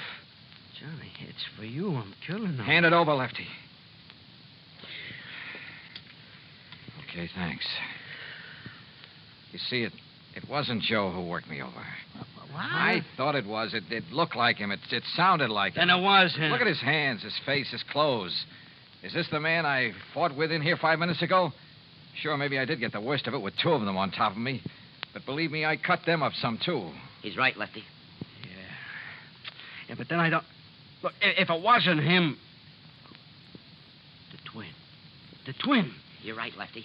It must be the twin. The twin here? All right, boys. Let me in on it, too, would you? Shep Larko, the twin they called him. That's what the law called him. Call him and Joe the twins. Because they looked like each other. They talked like each other. There was always the alibi for each other. But what's Shep Larko doing here? I can't tell you, Flippy. Not yet. All right, Joe. All right. I believe you about not working over Johnny here. Because of what he says about you and me, it must up. But if you and Shep are back in the racket... I'm not, Lefty. That's straight. No? All right, then tell me. Where you been? I can't tell you. 3-4 weeks now, we don't know where you are. The insurance company don't know where you are. Well? I can't tell you. Now listen. Oh, you listen. You listen. If Shep and Willie have been here, they'll be coming back. Why? Yeah, Joe. Why? I can't tell you. I can't tell you. All right. Listen. We're listening, Joe. The Secret Service. Huh? Well, after those killings up in Baltimore. During that smuggling job? Yeah, Johnny. They knew the twins, Shep Larko and Willie. Well, the boys in Washington knew they did it. But they didn't know where to find them. Well, go on, Joe. So they spread the word. The Secret Service spread the word. That I knew where Shep and Willie were. That I would lead them to them. You knew where they was, huh? No, but the law boys knew that'd flush them out. Get Shep and Willie out looking for me. Gunning for me. And the Secret Service didn't keep you undercover? Yeah, until today, back in Washington. But I talked to you on your phone right here. Oh, the line was rigged through to Washington. You said until today, Joe. Yeah, because Shep and Willie didn't show. The law boys had to make them show. So then they sent you here as living bait? Yeah. And they passed the word that you'd be here? That's it, Johnny. That's why Shep and Willie were waiting here when you came. That's why they'll come back now that I'm here. Boy, you stuck your neck out for the sake of going straight. I couldn't help myself. The Secret Service rigged it on me. Guy named Phillips. But now you're all in it. So, Flippy, turn out the lights. Yeah, let's get out of here. Oh, no. What? Oh, listen, we was crooks, but never killers. But it's killers that's coming to get Joe. What do you mean, Lefty? But they won't. And they won't get you, Johnny. Sorry, Lefty, I can't move. But then we're staying. For you and Joe. Yeah, right. So turn out the lights, Flippy. You're too late, boys. Shep. The twin. That's right. Your old pal, Shep Larko. Keep a rat on him, Willie. Don't worry, Shep. Investigator, huh, Dollar? Only a Secret Service, ain't it? Is it? I knew we should have killed you when we had you, Dollar. But we thought these boys driving up was reinforcements. Ha! Reinforcements. We should have known the Secret Service wasn't that bright. All right, Willie, frisk him while I keep this gun on him. Sure. No, none of you trying to... Not Dollar. We got his gun. Oh, okay. Just what do you intend doing, Shep? They're clean, Shep. What do you think? All right, Joe gets it first. Put your gun up close so it don't make no noise. Go ahead, Willie. Yeah.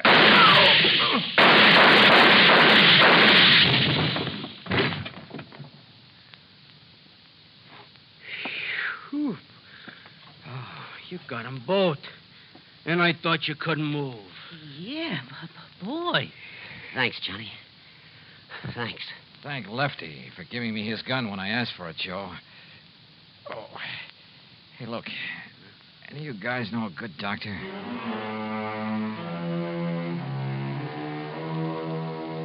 Yeah, I've said it before and I say it again. In this insurance business, you never know what you'll run into. Expense account total, including a flock of medical expenses and the trip back to Hartford, $174 even. Yours truly, Johnny Dollar.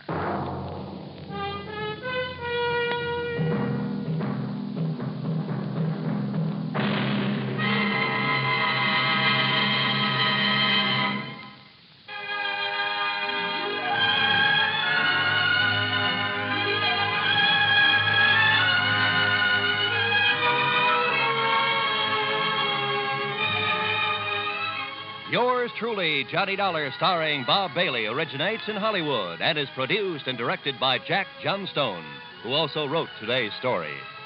Heard in our cast were Gene Tatum, Jack Crucian, Les Tremaine, Billy Hallett, Frank Gerstle, and Gil Stratton, Jr. Be sure to join us next week, same time and station, for another exciting story of yours truly, Johnny Dollar. This is Roy Rowan speaking.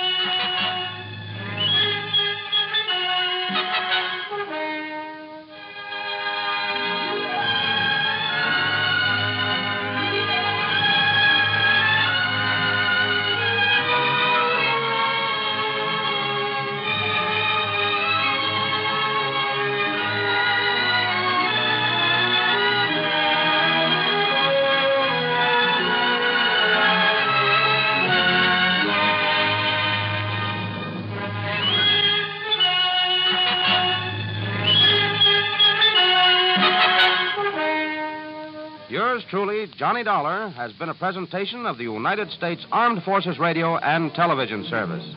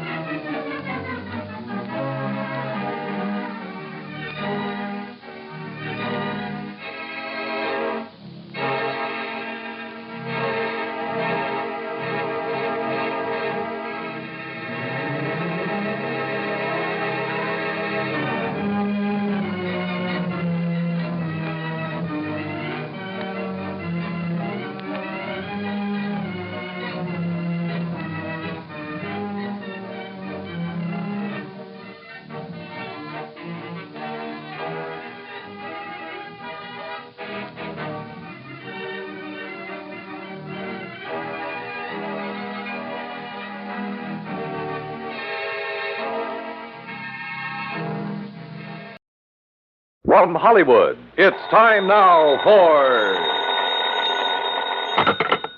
Johnny Dollar. The count's 3-2 and the bases are loaded. And Ted Williams is at bat, huh, McGraw? Oh, Johnny, how'd you know it was me? Oh, just psychic, I guess. What's on your mind, Bert? Fella named Henry Sampson. Ever hear of him?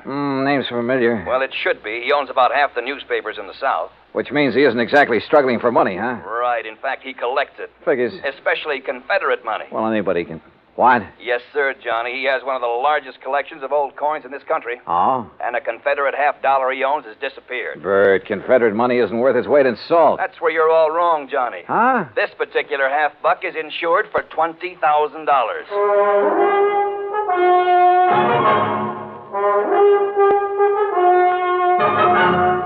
Bob Bailey in the exciting adventures of the man with the action-packed expense account, America's fabulous freelance insurance investigator. Yours truly, Johnny Dollar.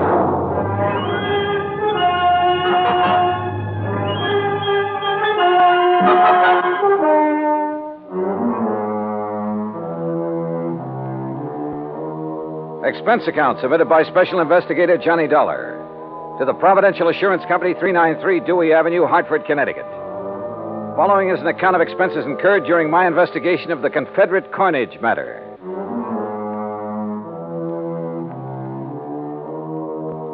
Expense account item 1, $1.20 taxi from my apartment to Bert McGraw's office. He was seated behind a haze of cigar smoke, reading a magazine. Oh, Johnny, come in.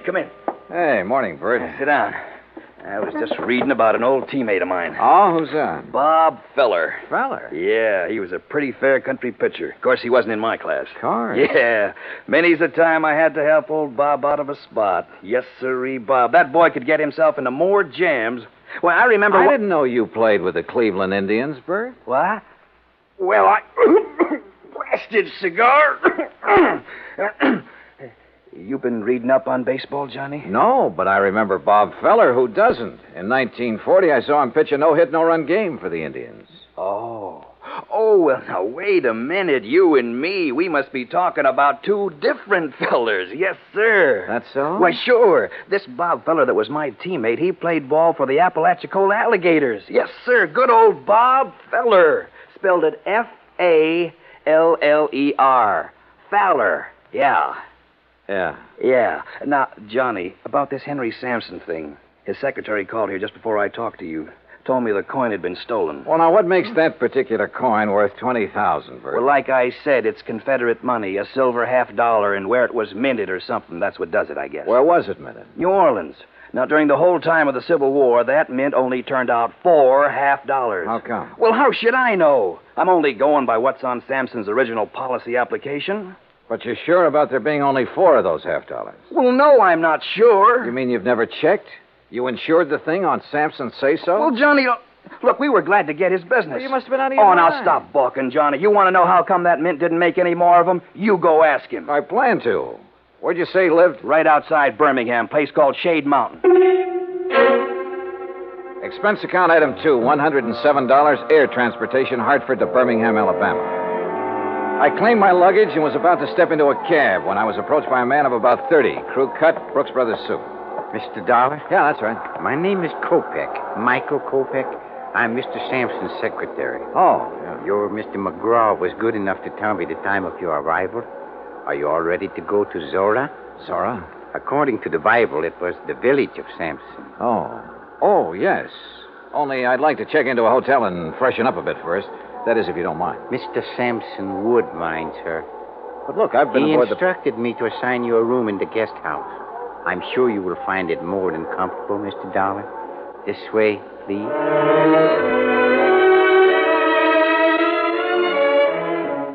Just outside, standing in a no-parking zone, was the Sampson limousine. A uniformed chauffeur took my bag, and about 40 minutes later, we passed through the gates of Zora, Sampson's private domain. Beside the main house, there were 2 guest houses, 2 swimming pools, a private zoo, stock farm, turkey ranch, and a number of cottages for the servants and maintenance people.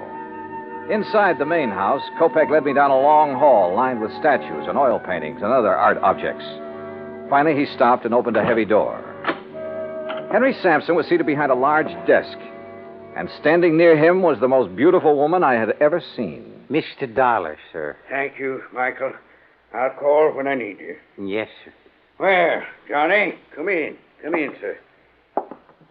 You had a pleasant journey down, I hope? Yes, fine, thanks. Good, good. Would you like a sample of our southern hospitality, Mr. Dollar? Well, Forgive me, my dear. Johnny, this is Mrs. Sampson. Delilah, Mr. Dollar. Mrs. Sampson? In case my question confused you, Johnny, I meant, would you like a drink? No, thanks. Not just now. Let the man catch his breath, Delilah. Now, Johnny, let me get on my feet. I can't give you more than 10 minutes of my time. So, let's get right down to business. This here's a display case that was broke into. Mm-hmm. None of your other coins were taken, huh? No. Whoever did it knew what they wanted. They got the most valuable one. What about this lock? Was it tampered with? Wouldn't have done him no good to tamper with it. It's the biggest and strongest that Yale makes. Reckon he knew that. That's why he broke the glass. Then you think someone familiar with this room and your collection took the coin? If you want to know the truth, he suspects me. Delilah. Mr. Sampson, did anything unusual happen that evening? Did you have any visitors? None. Delilah and I ate our supper. I worked for a couple of hours, same as always. Then we played casino till 10:30. We always play casino until 10:30, John. It's the only thing that relaxes my husband. I see. There were only 4 people besides myself in the house. Mrs. Sampson, Mary, her maid, Digger, my manservant, and Michael, my secretary. Good old Michael, the trusty troubleshooter. Mr. Sampson, according to your policy application, only 4 of those Confederate $half were ever made. Is that right? Yes, 'tis. Confederate states didn't have any silver bullion to make more. Dirty Yankee blockade. Yeah. Could you give me a description of the coin, sir? Sure.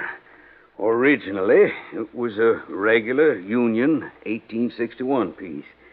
At the New Orleans Mint, they ground off the reverse side and stamped on the shield of the glorious Confederacy and the words Confederate States of America. Hallelujah. May the South rise again. Now, that's not funny, Delilah. I think it is.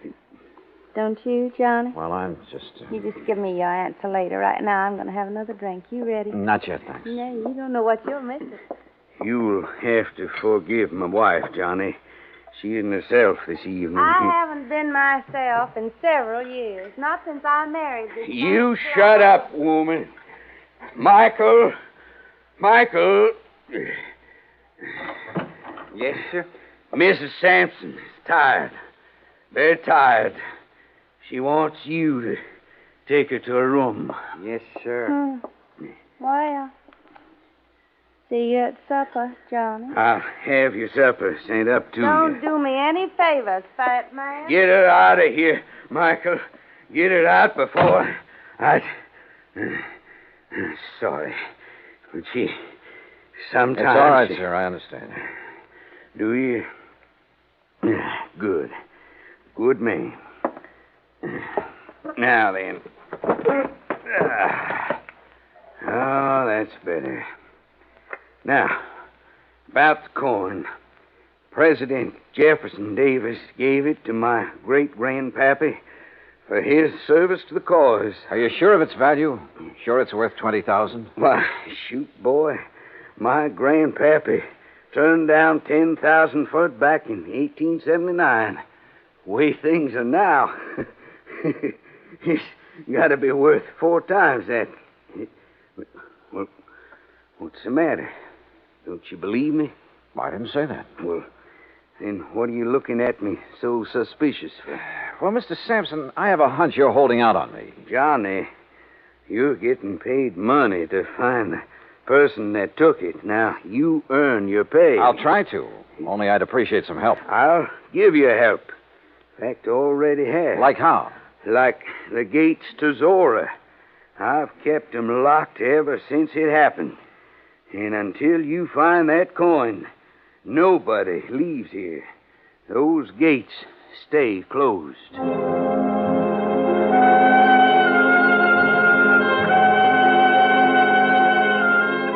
A few moments later, Kopek returned and escorted me across the magnolia-scented grounds to my rooms in one of the luxurious guest cottages. I unpacked, took a shower, then called Bert McGraw in Hartford. Well, how's it going, Johnny? It is not. Oh, come on now, boy. Sorry, Bert, but it looks like a real toughie. You don't want me to send in a pinch hitter, do you? Nope. But how about getting the dust off your pants and doing some legwork? All right, what kind of work? Find out for sure how many of those 1861 half-dollars were ever made and what their value is today. Wait a minute. What'd you say, John? Not you, Bert. Somebody at the door. You check on that coin. Got it? Like the Yankees have the pennant. Good luck, boy. Okay, I'm coming.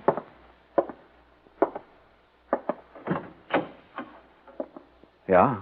Mr. Dollar, Yeah, that's right. I'm Mary Williams, Miss Sampson's maid. And I'm Digger. Everybody just calls me Old Digger. He's Mr. Sampson's man. We snuck off and come over here to see you.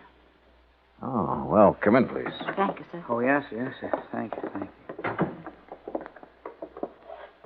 Sure hope nobody saw us come in here. Well, what's this all about, Mary?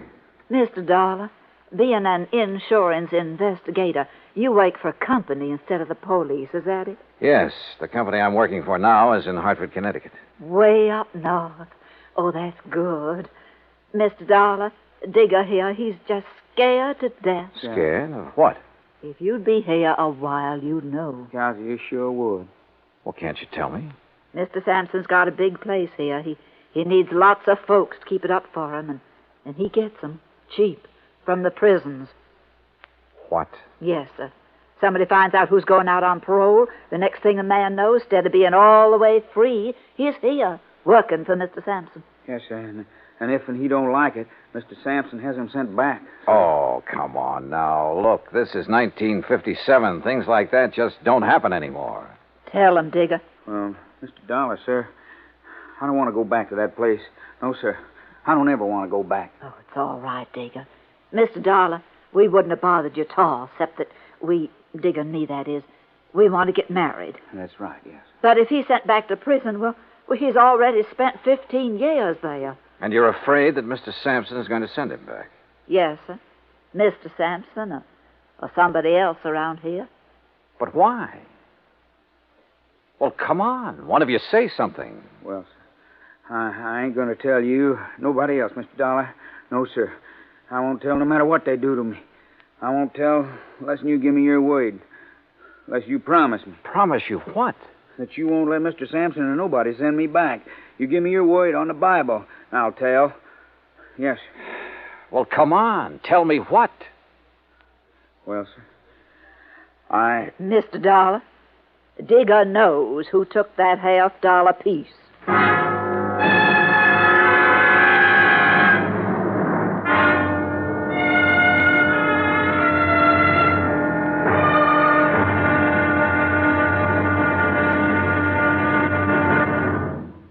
Act Two of yours truly, Johnny Dollar, in a moment.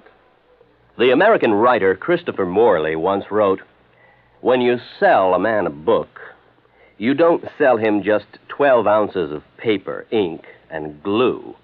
You sell him a whole new way of life," unquote.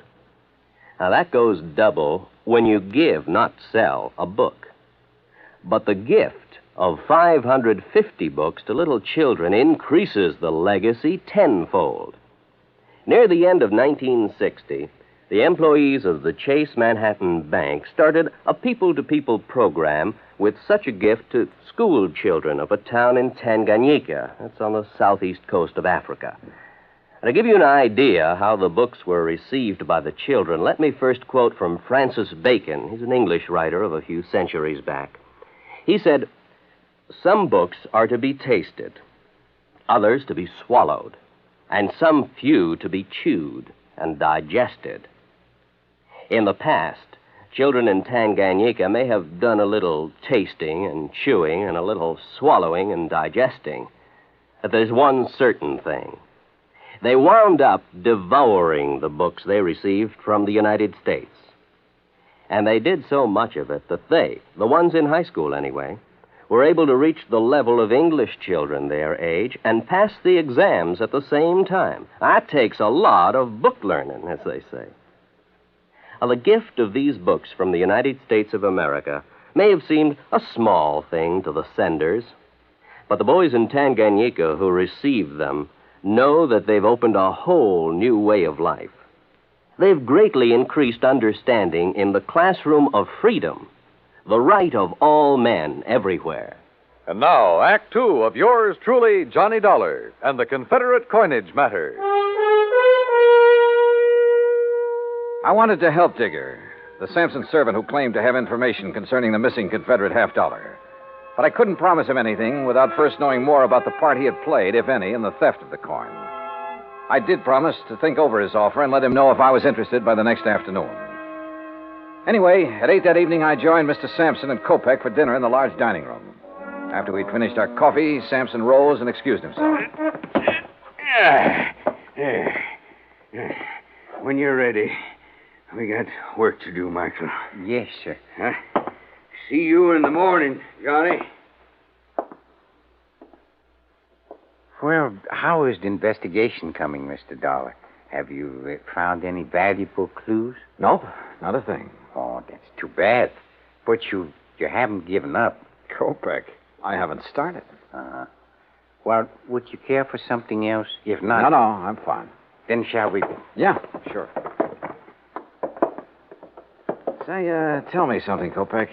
Anything I can. What about the servants who were in the house the night of the theft? Digger and Mary? Yeah. What do you know about them? Everything that there is to know. I have a file containing the record on every one of Mr. Sampson's employees. If you like, I shall have the information on these two sent to your rooms. I'd appreciate it. Now, if you will excuse me, Mr. Sampson is waiting in the den. You can find your way back to the guest house? Hmm? Sure. Good night. Good night, Mr. Doll. Johnny. Oh, Delilah. Oh, where are you? Up here, on the stairs. No, don't come up. Oh. Johnny, do you like to ride? Well, sure, only it's been a long time since I've had a chance to, and I didn't bring any riding clothes. That doesn't matter. Meet me at the stables before breakfast. You will, won't you, Johnny? What do you think? I went back to the guest house, and about half an hour later, Kopek delivered the files on Mary Williams and Digger. Everything Digger had told me was true.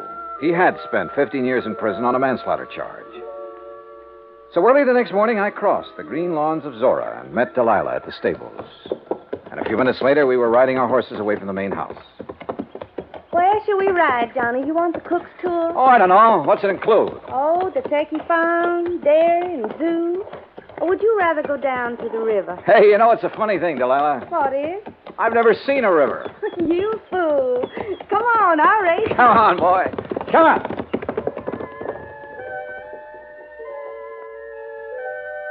Finally, when we reached the river, we dismounted. And she just stood there for a long moment, looking down into the water. Well? I guess I'm just reaching for something I can't have. Yes. Do you understand, John? Why did you marry him, Delilah? His money. Only I was fooled. Or made a fool of. How do you mean? Well, he's a collector, Johnny. Coins and paintings and people. Well, hadn't you noticed? I'm just another one of his possessions with all the rights and privileges of a statue. And you know why Sampson married me? Because my parents named me Delilah. Well, why don't you leave him? Oh, I'd need money, a lot of it. And I thought I was going to get some. But now... But now? Maybe I'll get another chance. And when I do... Johnny, you keep in touch, huh? We rode on back, had breakfast, and I returned to my rooms in the guest cottage. Around 11 o'clock, I picked up the phone and called Bert McGraw again. Johnny, about time you called. Yeah, what'd you find out, Bert? Enough to know that I'm in trouble, and you got to get me out of it. Trouble? What kind of trouble? That Confederate $50. Do you know what it's worth? $5,000. What? But you insured it for 20. I know it, but look, Johnny, it wasn't all my fault. I mean, well, how did Sampson know about the dies? What dies? The dies a man named Scott made 500 of those $50 from back in 1879. That's what lowered the price of the original $50. You mean there are 500 of those $50 in existence instead of 4? 504. The 4 original ones made in 1861, the rest were made later. Well, looks like you're out 20 grand, Bert. Oh, don't say that. Unless. Yeah? Unless you're willing to let me try something down here. Anything, Johnny boy, anything. Even if it costs $5 grand? Well, you know what'll happen to me if the company has to take a loss of $20,000 for something worth only $5. Johnny, please, go ahead. Thanks, pal. I'll call you later.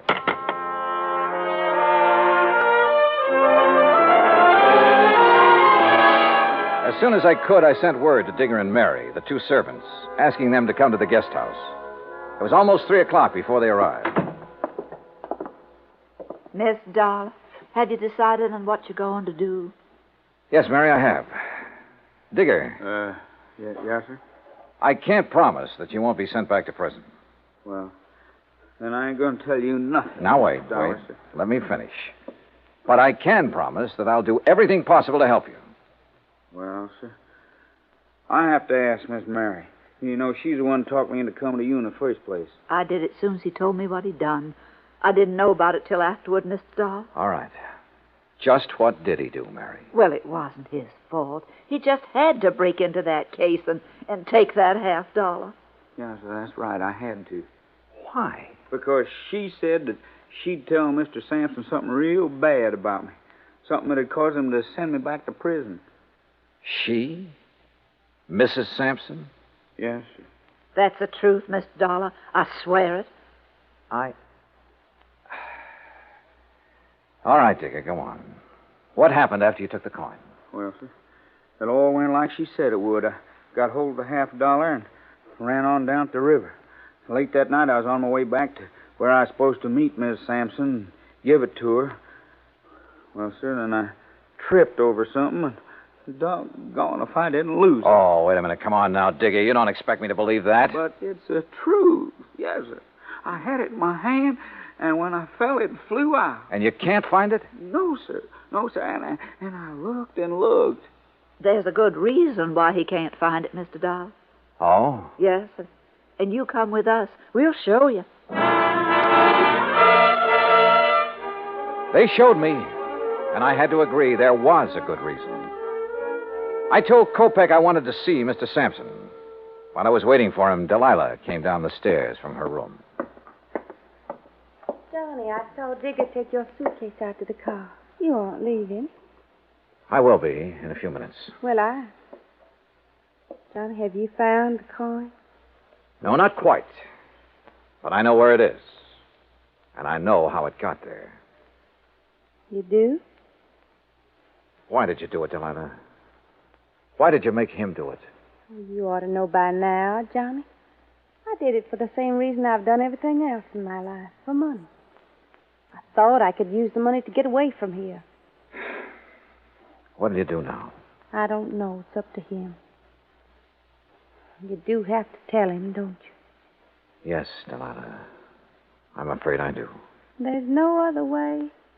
I mean, well, couldn't you say one of the servants? No, Delilah, don't you say it either. Okay, Johnny.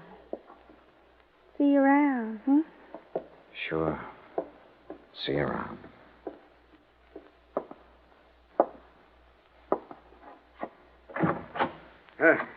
Come in, Johnny. Come in. I hear you have news for me. Well, boy, start in. Tell me. I told him as simply as I could. When it was over, he got to his feet and stared out the window for several minutes. When he turned back, he ordered Kopeck to find Digger and take him to the place where the coin had been lost. A few minutes later, we joined him there.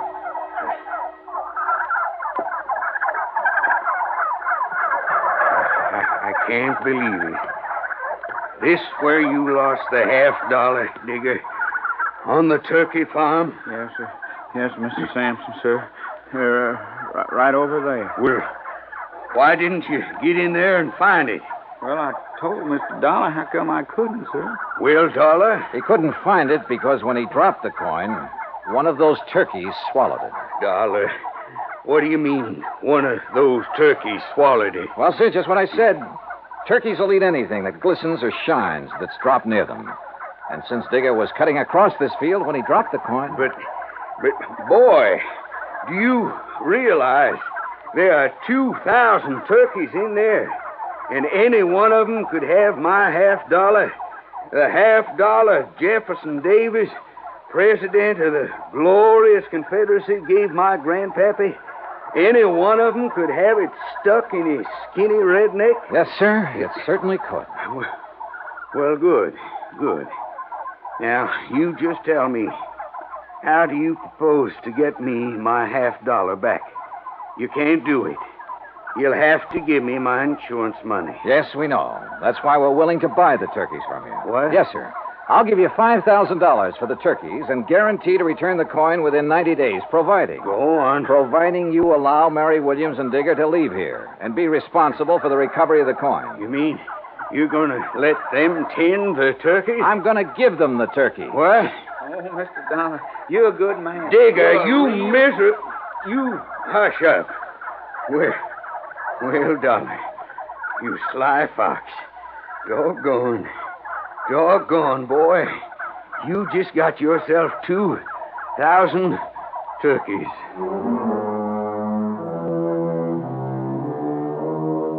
A couple of weeks after I left Birmingham, I received a letter from Mr. and Mrs. Digger telling me that they'd found the coin in the craw of the bird they'd killed for their first Sunday dinner together. Which proves once again, miracles do happen. Expense account total, including transportation back to Hartford, $405.10. Yours truly, Johnny Dollar.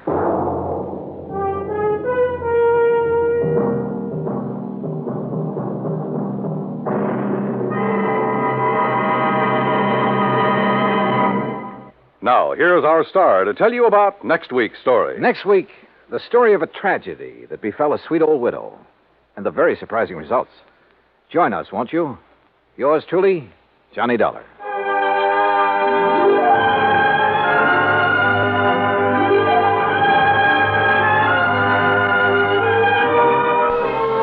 Yours truly, Johnny Dollar, starring Bob Bailey, originates in Hollywood.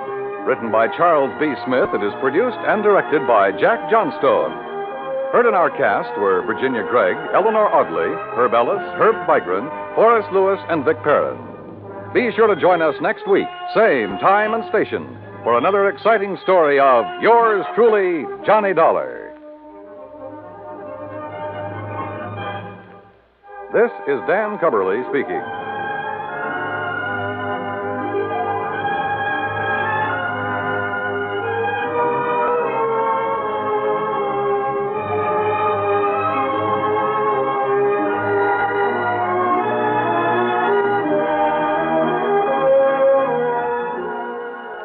is the United States Armed Forces Radio and Television Service.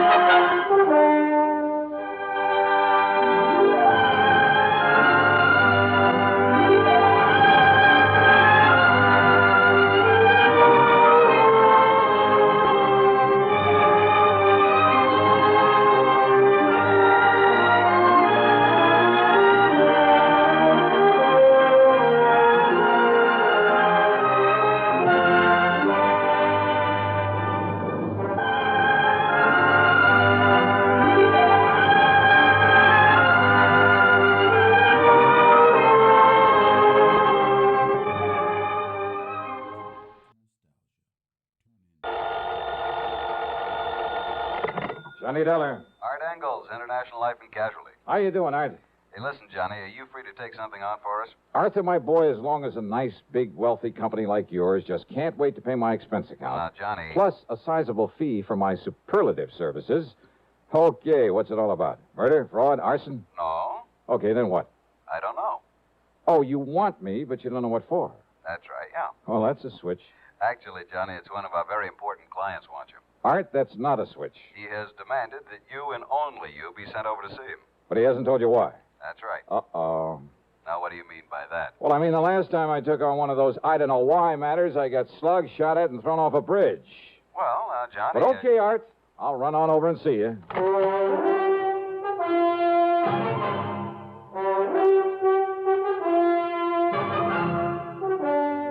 CBS Radio brings you Bob Bailey in the exciting adventures of the man with the action-packed expense account, America's fabulous freelance insurance investigator. Yours truly, Johnny Dollar.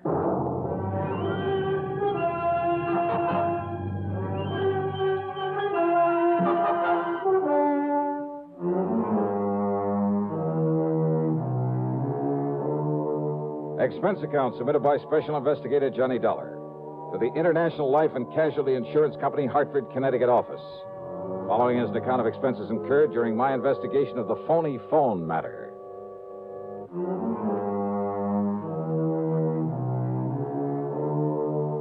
I don't really go for these vague assignments, but International has always paid off pretty well. So expense account item 1, $1.25 for a taxi over to the office of Art Engels. He was waiting outside the building for me in his car. We took off and headed back across town again. Where to, Art? Mr. Wendell's office is in the Clay building. Wendell? J. Ransom Wendell, the important client I told you about, who wants to see you right away. But who hasn't told you why he wants to see me? He hasn't told me. How important, Art? Well, he owns and runs the Crown Lithograph operation. Never heard of it. When he inherited that plant, it must have been, 40 years ago. It was just a small outfit, not worth more than $400,000 or $500,000. Oh, you call that small? And now it's worth millions. Then Wendell is loaded. He certainly is, Johnny. And that means he carries a lot of insurance. One of our biggest accounts. Life insurance on himself. How much? $500,000. Wow. Insurance on his wife for the same figure. Policies on his home, his cars, plant, personnel. Well, I make no bones about it. Even if his calling for you is only to satisfy some sort of a whim, we can't afford to turn him down. Some sort of a whim? Yeah. You mean it could be? Yeah. Johnny, he's so used to having his own way. You know, because of all his money. Oh, wait now. Hold everything. Yeah. J.R. Wendell. Alimony Wendell? That is our boy. Married 5, 6, 7 times? Add 1. And always to some delectable dish he picked out of the chorus line of a nightclub on some Broadway show? That's the one, Johnny. Marries them, finds out all they want is his money, pays them off, then goes ahead and does the same thing all over again. Oh, brother. But according to the newspaper stories a couple of years ago, he swore he was through with those gold diggers, that he'd never again pay off another one of them. Mm-hmm. So what happens? What happens? 9-10 months ago, he puts a ring on that dancer, Levon Laverne. Yikes. Whereupon she promptly puts a ring in his nose and starts making the usual dent in his bank account. Oh, now you don't think his wanting to see me has anything to do with his trouble with this Levon Laverne? Oh, now, Art, I want We'll to... soon find out, Johnny, because this is his office building.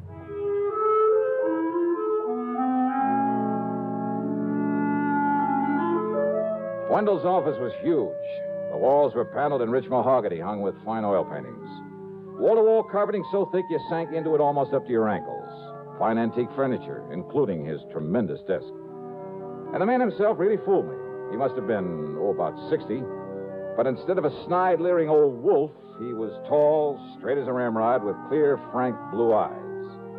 Yeah, the smart, alert kind of man you'd expect to head up a multi-million-dollar operation. The kind you wouldn't expect to have fallen for a whole line of cheap chorus girls. But then, of course, you never can tell. Yes, Mr. Engels, Mr. Dollar. It's my wife, Levon, that I'm concerned about. But since it has nothing whatsoever to do with her insurance at the moment. Well, now, Mr. Wendell... Engels, I'm much obliged to you for bringing Dollar to me. If I need you further, I'll let you know. Well, if I can be of any help in this No. Dollar and I can handle this alone, so you just run along. Okay. Whatever you say. I'll be in touch. Yes, so I heard. All right, Johnny. You let me know just... Goodbye. All right, Dollar. Well, now, look, if there's no insurance involved... Oh, there isn't. I hope there won't be. I'm quite sure there won't be. Nonetheless... You say this concerns your wife? Yes. Yes, it does. Well, far be it from me, Mr. Wendell, but I had a notion you were through with marrying all these pretty young girls. I made some bad mistakes, Dollar. 7 of them, to be exact. Cost me a lot of money, a lot of heartache. Took a lot out of me. Well, let's face it, I pretty much made an old fool of myself. Instead of paying off those girls, those leeches, to get free of them, I should have... I at least profited by the mistakes I made. What do you mean, sir? I mean, Levon. Young, beautiful. Maybe she is no mental giant, but she's made me a good, a loving, a devoted wife. Well, I'm glad to hear that, Mr. Wendell. But now what's the problem? Fear. Fear? Yes, Levon's. But fear of what, sir? Fear, Mr. Dollar, of being murdered.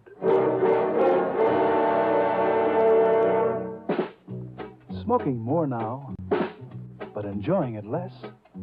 Have a real cigarette. Have a Camel. So good. Have a Camel cigarette. So rich. Have a real cigarette. Have a Camel. So mild. Have a Camel cigarette. And here's the reason why. Best tobacco makes the best smoke. Have a Camel cigarette. You can say that again. Best tobacco makes the best smoke. Have a Camel cigarette.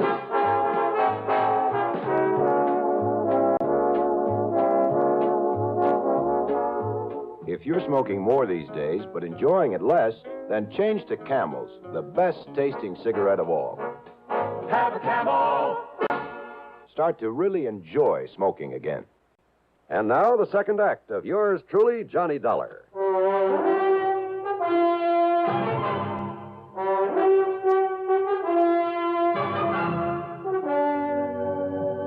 Now, wait, Mr. Wendell. Your wife, Levon, she's been threatened with murder? Threatened? No. I'm afraid I don't understand. But, Dollar, she's fearful that someone is going to kill her. It's been going on for several weeks now. Why? I don't know. All I know is that she's become terribly upset over this idea, this fear. I've called on you to see if you can determine for me if there are grounds for all this apprehension. What if she hasn't received any direct threats? She hasn't, at least none that I know of. Well, she says that she hasn't. Well, now, look, Something wait. has gotten her into this unfortunate state of mind. I don't know what it is. But I hope you can find out for me. You sure you shouldn't have called in a psychiatrist? Have one of those stupid, money-grubbing head shrinkers ask her a lot of silly questions? Oh, now, wait. Some of them are pretty good. Can do a lot of good in a situation like this. Dollar. Because I know Levon. I know what her reaction would be. She's nervous and upset enough about these fears as it is. But you, posing as an old friend, as our guest there at the lodge. Your lodge, Mr. Wendell? Yes, over on the Peekabuck River above Farmington. It's a little place we keep as a sort of retreat, a place to get away from it all. I see. When I left the house here in town a few minutes ago, I told Levon we'd meet her there for lunch and start the weekend a little early. We, huh? I told her you're an old friend. Come east for a bit of a vacation. Oh, from where? Los Angeles, Hollywood. Oh. You are familiar with the West Coast, I hope. Oh, enough to talk about it intelligently. Good. Well, then why don't we leave right away? Mr. Wendell... We'll stop at your apartment so you can pick up some clothes, then we'll head on up to the lodge. Excuse me. But now, look here, Yes, sir. I'm... Mr. Wendell? Miss Barker, have my car brought around, please. Yes, sir. I'll be gone until Monday. Have a pleasant weekend, Mr. Wendell. Thank you. Well... Well, I still don't quite understand what you expect me to do up there at your lodge. Dollar, I have known about you for years. I have great respect for your talents. Not only as a crime investigator, but because of your ability to deal with people. Get very close to them. Ah. People like your charming and beautiful wife, Mr. Wendell? Oh, no. I'm very serious, Dollar. You have a knack of inspiring confidence, of getting things out of people that... Well, you see, I follow the reports of your cases on the radio very closely. Yeah, well... I'm convinced that you can be of more help than any psychiatrist could possibly. And also, and let's be frank about this. Yes? That is, if your wife's fears are justified. Well? You also think I might be handy to have around as a bodyguard, right? Yes, Dollar, that's right. We drove over to my place and I packed a couple of bags. I also picked up the old faithful 38 caliber lemon squeezer. We drove east on Route 4 to Farmington, and then north along the western side of the Peekabuck River, and finally east again on a private road. Meantime, as we drove along, I questioned Mr. Wendell further. No, Dollar, I can think of no one who might want to harm her, of whom she ought to be worried or afraid. Well, there must be some basis for this fear of hers. Of course, before I met Levon and married her, when she was dancing in nightclubs, I'm afraid not always the better ones. Well, a lot of those joints are run by racketeers. Yes. Her contacts in those days were not always with the best of people. Something to work on, isn't it? Oh, but now here we are. You like my little place? Oh, you call this little? We like it because it doesn't require any servants, and we can... What's the matter? Oh, nothing. Only it's well after noon, and I don't see Levon's car anywhere. Well, maybe she's been here and left to do some shopping or something. Come along, Dollar. Let's go in and see. Well, I suppose 10 rooms is rather small to a man like Mr. Wendell. But I didn't have much chance to look around because of his concern over his wife. He went through the motions of pouring a couple of drinks. I just don't understand this, Dollar. It's almost 1 o'clock. She's always on time. Will you excuse me? I'm going to see if something's held her up at home.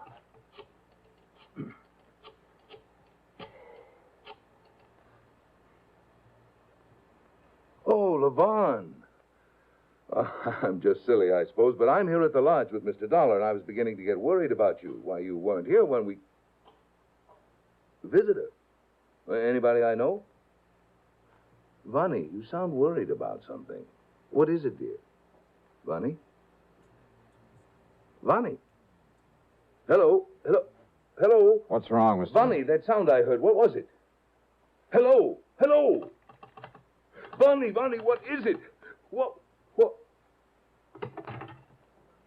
All right, now, Mr. Wendell, what happened? I don't know, Mr. Dollar. She gave a strange kind of a gasp. Yeah? I believe she dropped the telephone. There was a thump, a heavy thump. Okay.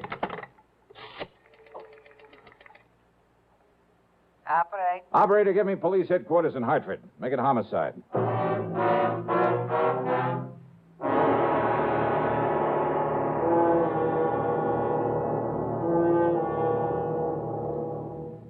We'll continue with yours truly, Johnny Dollar, in exactly 30 seconds.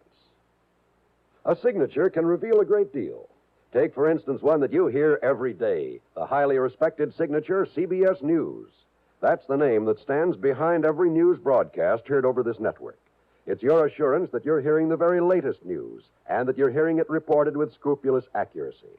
Remember that. CBS News. The first word in swiftness, the last word in accuracy. You can depend on it. Fight cancer with a checkup and a check. Today's reminder from the CBS Radio Network. Now, back to yours truly, Johnny Dollar, and the phony phone matter. By the time we get back to Wendell's home in Hartford, the police were there, Lieutenant Billy Walker in charge. The body of Levon Wendell lay sprawled on the floor next to a sofa. The telephone had fallen to the floor beside her. One of Walker's men was dusting it for prints. Another, obviously the medic, had removed a rather gruesome-looking knife from the middle of her back. Wendell had slumped into a chair, and he sat there staring as though he couldn't quite believe it. His face was white, and he kept clenching and unclenching his hands with such force I was sure his palms were bleeding. The only sound he made was an occasional half-smothered sob. Must have killed her instantly, Dollar. Doc here says the knife went clear through into her heart. Yeah. Think you can trace that knife, Lieutenant? Oh, I don't have to. Came from that collection up there over the fireplace. Johnny, that could indicate it was done by somebody she knew that she let in here. You mean somebody who came unprepared to kill her? Right. Oh, the back door was left ajar, by the way. Any servants in this place? We're way ahead of you. What? Well, to begin with, they're an old couple. Neither one of them could have had the strength to do this. Oh, where are they?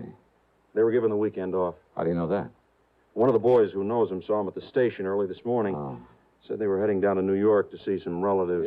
Yes, we let them go, Lieutenant, because we planned to be up in the country for the weekend. Okay, Mr. Wendell. Only we hadn't. If only there'd been someone here when whoever did this. Easy now, sir. A visitor, she said. She told me over the phone it Yeah. was a visitor. Yeah, if only she'd I been heard able you to say tell that. me who it was before. Dollar, you gotta find him. You gotta find this killer. Don't worry, Mr. Wendell. We'll do everything we Spare no possibly... expense. I'll do anything. I'll give you anything you want, but you must find him. Yeah, your attorney, Mr. Wendell. Dollar, I don't care what it costs or what you have to do. My attorney? You'll have to be notified of this immediately. Who is he? Oh, Spidle. Harold Old Spidle. I'll take care of it as soon as I can pull myself together. Now, look, you can't be of any help at the moment, so why don't you just sit down and better still pour yourself a drink. A drink? Yeah, do you good. Go ahead. Yes, perhaps you're right. Perhaps Lieutenant. Oh, wait a second, Johnny. You're sure of that, Mac? Okay, I'll take your word for it. Sure of what? Johnny, the only prints on that phone are hers. You'd think in a household like this, unless somebody wiped them off just in case. Of course, Lieutenant. Look, I'll see you later. What? I borrowed Mr. Wendell's car without bothering to ask him for it. I drove to the office of lawyer Spidell, all on a big fat hunch. And I thought he might be able to help me with a better understanding of the whole Wendell setup. You know something? I don't think he'll ever know how much he did help me. Well, as long as you were there with him at the lodge and heard the phone conversation with her. Why, yes. Of course, it's too bad, Levon, going like this, but, Dollar, I can't say I'm at all surprised. And, by the way of being cold-blooded about it, well, it saves Wendell the trouble and expense of another divorce, more alimony. Yeah. Dollar, he is one of the most clever, the most ruthless businessmen I've ever known. Yet these girls, one after another, have been able to take him for so much. And you don't think this one would have lasted? Huh? I'm certain of it. But I thought he and Levon were getting along pretty well. Oh, I suppose he may have thought so. I don't see why, though. Oh, what do you mean? Some of the others were pretty expensive while he was married to them. They all were afterward, but none of them compared with Levon. Did you ever see one of her lavish nightclub parties? No. Why, the other night, last Tuesday, I just happened to be in the Purple Cat over in... Now, mind you, I'm not a nightclub habitué. Yeah, Mr. Spidell, I Yes? think I'd better be going. Oh, but I thought perhaps I could be of help to you. Oh, you've been plenty of help. After all, I know the names of many of the gangsters with whom this girl was formerly associated. Oh, I'm sure you do. Any one of whom might be a possible suspect. More so than Mr. Wendell himself? Wendell himself? Think that over. But you were with him there at the lodge. You heard him talking to her on the phone when it happened. That's so? Of course. You yourself are his perfect alibi. Am I? Yeah. That telephone conversation. So item 2 on the expense account is 10 cents for a phone call to my favorite gal friend, Betty Lewis. As I expected, she was willing to go along with a little stunt I had in mind that might blow this whole murder case wide open. By the time I got back to Wendell's home, the police and his wife's body were gone. And he'd calmed down all right. There were several empty glasses at his elbow. You were right, Dollar. I've pulled myself together enough to realize that what's happened has happened. Oh, I forgot to call my attorney, as you suggested. I'll do it right away. No. Wait, I want to talk to you. Yes? Besides, I'm expecting a call myself on that phone. Oh, you made some progress? Yeah, quite a bit, I think. Well, good. I understand that as a businessman, you're pretty ruthless. Doesn't sound nervous upset to me. What? And what you know, that phone conversation there at your lodge was pretty smart. Will you please start making sense, Dollar? I was pretty dumb. I should have realized you couldn't have dialed this number from up here. Just a minute. Sorry, I want to get this call. Dollar! Hello? Hi, hon. This is Betty. Yeah, this is Johnny Dollar. Oh, then it is for you. Now, do I gotta hang up and leave you with an empty line the way you said I should? Yes. Oh, gee. Yes. Okay. Bye, sweet. Yes, I'm alone here. What?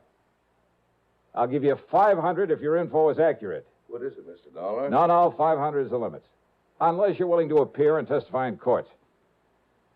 Okay, then it's 1,000. Come on over here and I'll give it to you. If you can give me enough facts right now to prove you were here. What goes on there, Dollar? Oh, you actually saw him, huh? Through which window? Yeah? Side of the room? Yeah, I can see from here. Who are you talking And to? you actually saw him take the knife from his collection over the... Yeah? Yeah. Then he what? The back door? Yeah, I got it. His own car, huh? Well, sure, to his office in time to meet me there. Hang up that phone, Dollar. Excuse me, I've... Hang it up. Yeah, sure. So somebody saw me. Somebody saw me, killer. But when that informer comes here to collect the money you promised Mr. Wendell. Dollar, he's going to get exactly what you're going to get. A bullet in the head. You see this gun? Oh, yeah. Now, Mr. Wendell, my name isn't Matt Dillon. What? But if you think you can outdraw me...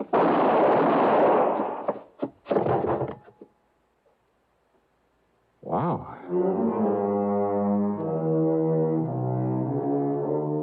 Well, I hope Wendell never finds out that my phone conversation with a mythical informer was just as phony as his. His talk with his wife after he'd killed her. Had left her there at the telephone at his home. Had set me up for an alibi at the lodge. But then what's the difference where he's going? Expense account total? $1.35. Oh, let's talk about the fee on this one. Yours truly, Johnny Dollar.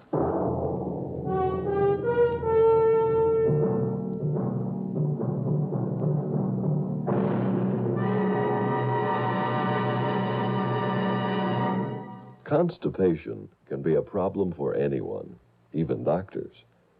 And when constipation occurs, it's interesting to see just what doctors consider important about a laxative they might use or recommend. Well, a majority of the doctors we heard from had this to say. A laxative should be effective, gentle, close to natural acting. A medicine that can be used with complete confidence. Now, X-Lax has been popular with many doctors and millions of people over the years because chocolated X-Lax is effective. Overnight, it helps you toward your normal regularity. X-Lax is so gentle, so close to natural acting, there's no upset. That's why many doctors and millions of people use X-Lax with complete confidence. X-Lax, the laxative that helps you toward your normal regularity, gently, overnight. Now, here is our star to tell you about next week's program. Next week, one of my ever-loving gals comes into the case. And believe me, things get complicated. Join us, won't you? Yours truly, Johnny Dollar.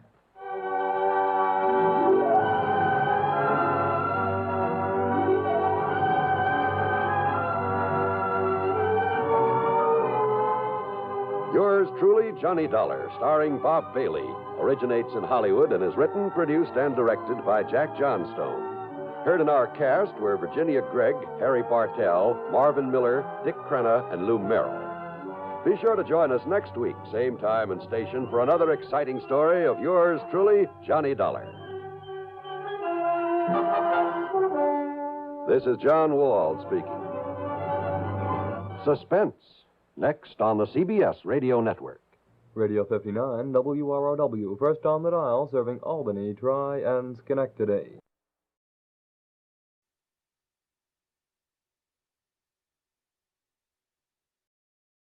From Hollywood, it's time now for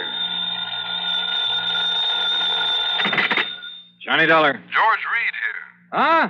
Hey, now listen, George. If Floyd's of England keeps handing me cases, how can I work for the other insurance companies? Well, what I'm calling about this time isn't really a case. So what? As long as the company pays my expense account and maybe a nice little fee to boot? Fee? Sure. Well, I'm not even certain you'll need an expense account. Oh, then now, wait a minute. Johnny, I think you'd better come over here to my office so that we can talk about this. Well, I don't want to sound chintzy, George, but a cab to your place will cost me over $1. Oh, well, that can go on the expense account, of course. Good. Then as long as we've established the expense account for this thing, whatever it is, I'll see you in a few minutes. Well, now, there's no hurry, Johnny, so just take your time. Huh? I said take your time about getting here. Yeah? I'll be right over.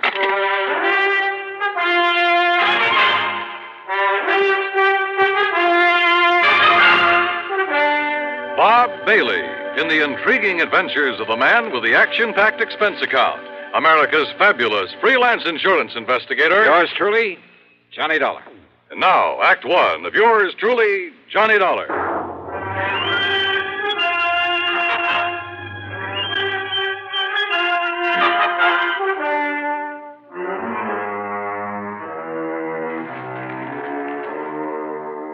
Expense account submitted by Special Investigator Johnny Dollar to Floyd's of England, North American Office, Hartford, Connecticut.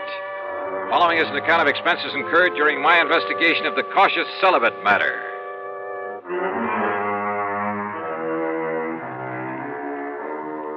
Wait a minute. Over the phone, George Reed did not tell me what he wanted me for. Also, he very plainly said not to hurry. Item 1, $1.20. No, make it $1.50 for a taxi down to his office. Go right in, Mr. Dollar. Mr. Reed's expecting you. Okay, thanks. Oh, come in, John. Yeah. As I tried to tell you on the phone, there was no reason to rush over. Oh, yeah, I got the message, George. That's why I did rush. Oh, well, sit down. Sure. Well? Cigarette? No, thanks. I'll smoke one of my own. Oh, sure. But here, let me give you a light. Okay. Funny, I filled this thing just this morning. Here, give it to me. Oh, that's all right. I'm sure I can make it work. Well, what is this, George? Some kind of a stall? Oh, here, give me. Well... As for me, I don't think you were trying. I guess I didn't flick it hard enough. Yeah. Now, what's on your mind? Well, you got back from that assignment out in Oklahoma sooner than I expected, from that town with the unlikely name of Bum Spung. Well, it's really the name of Durango Laramie Delhart's ranch. Crazy old character, but I like it. Bum Spung. Now, what can a name like that possibly mean? Are you kidding? You told me yourself the other day, just before I went out there. Oh? Did I? Well, of course you did. It's an old Indian name. Means bum, means bad spring, bad water. Oh, of course. You, cleaned up everything out there? What's the matter with you, George? Didn't you read the report I handed in with my expense account? Well, I sort of glanced over it, but you're coming back so soon, and with Durango's pretty niece out there, Carol Dalhart. Oh? What about Carol? Didn't I, kind of get the impression that Durango would like to have you marry her? Well, you should have. Every time I get within spitting distance of Oklahoma, I expect them to shove a shotgun at my back, and, well, that's why I left there in such a hurry. Oh? Sure, right after settling that insurance matter. Only it was for Durango's old pal, Sidewinder Wilson. Another character. Yes, Durango was here in Hartford, but Carol was there, wasn't she? Yeah, she certainly was. And George, I'd love to have stuck around a while, to be with her. But when I got word that Durango was about to get back there and that he was bringing along a preacher, brother, I took off.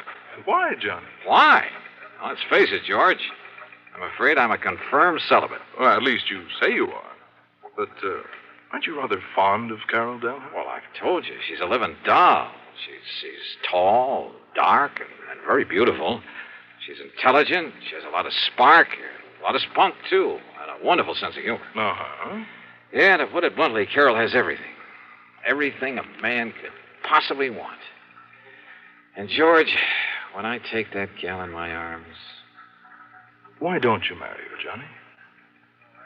Confirmed bachelor, eh? You don't sound like it. No. Sometimes when I think about her, I don't feel like it. Well, then? No. Let's stop talking about it. Why? Because, George, I'm not marrying. Not Carol or anyone else. At least, not right now. Someday, perhaps? Not now. Best years of your life, Johnny. And with someone like her. George, I've made up my mind about this whole thing, and that's that. Yes, but I'll bet if she were to walk in here suddenly... I said, cut it out, please. And listen, what difference does it make to you? What business is it of yours? Well, of course, it wouldn't hurt me a bit from the standpoint of client relationship. Huh? And after all, Durango is a mighty good client. You mean to say you've been giving me this big marriage build-up just... George, so help me, I ought to wring your neck. Oh, well, now, Johnny... But come on now, you've been stalling around long enough. Stalling? Yes, stalling. Now, what did you want to see me about? Well, actually, it's about Durango. Johnny, he asked me to have you come here. What for? And to keep you here. What? Yes, until he can arrive. You mean Durango's on his way here? Well, he thought of asking you to fly out to Bum Spung again, but he was afraid you wouldn't. George, can't you see what this means? Can't you see why he's coming here? And probably with that shotgun I mentioned. Oh, now, Johnny. No, sir, George. When old Durango gets here, you tell him... Hi there, Reuben. Where is he? Durango. Ain't that Johnny Dollar got here yet? Wait, the fire escape. What did you say? Oh, yes. Well, then I'll go right here. Johnny, wait! Tell him I left town. No, wait, listen! Well, where is he? Durango. Hi there, Georgie. Where's he at? The window. You mean went out the window? Yes. Dollar, Johnny! You come back here, Johnny! You hear me? I said come back here! And now, Act Two of yours truly, Johnny Dollar and the Cautious Celibate Matter.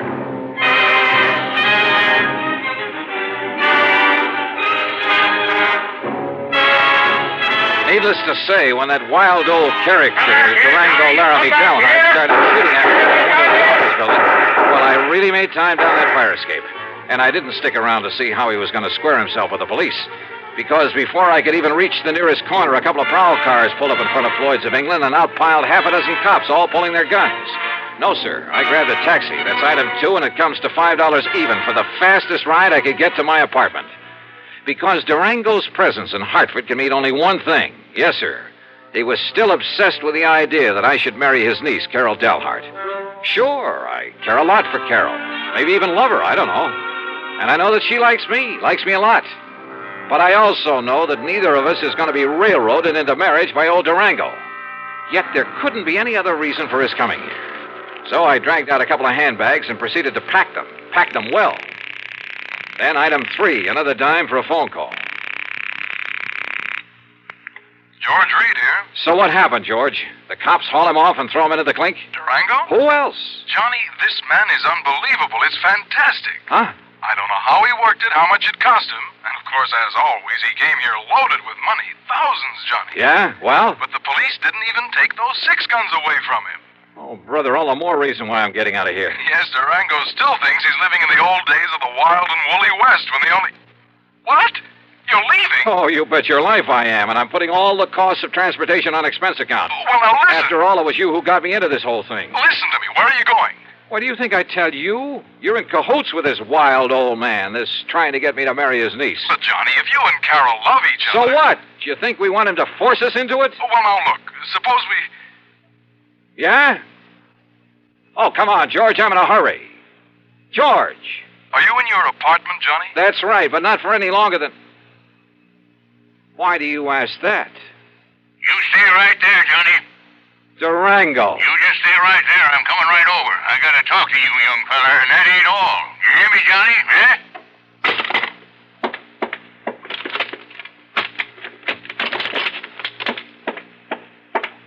California, here I come. Thanks to the late hour, I was able to get a plane without any trouble, though I half expected to see Durango come tearing out to the field with those crazy 6-guns blazing before we took off.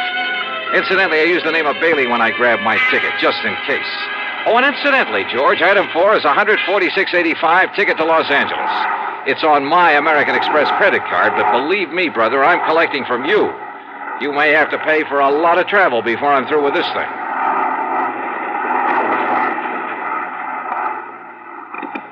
This is the pilot speaking. We'll be landing in Chicago in about 10 minutes. Weather is clear, the moon is bright, and ground temperature is 52 degrees. Is there a Mr. Johnny Dollar on board? A Mr. Johnny Dollar. I don't have him listed among the passengers, but is there a Mr. Johnny Dollar on board? Stewardess. Yes, Mr. Bailey, isn't it? This Johnny Dollar you're asking for, a friend of mine. I guess he missed the flight. Yes, I guess he must have. Anything important for him? Well, just a radio message. Well, as I say, I'm a good friend of his, so why don't you let me see that message, and perhaps I can, well, you know. Oh, no, sir. I'm terribly sorry, but that would be against regulation. Well, what if it's anything important? I'm sorry, but thank you just the same. Fasten your seatbelt, please. Yeah, sure.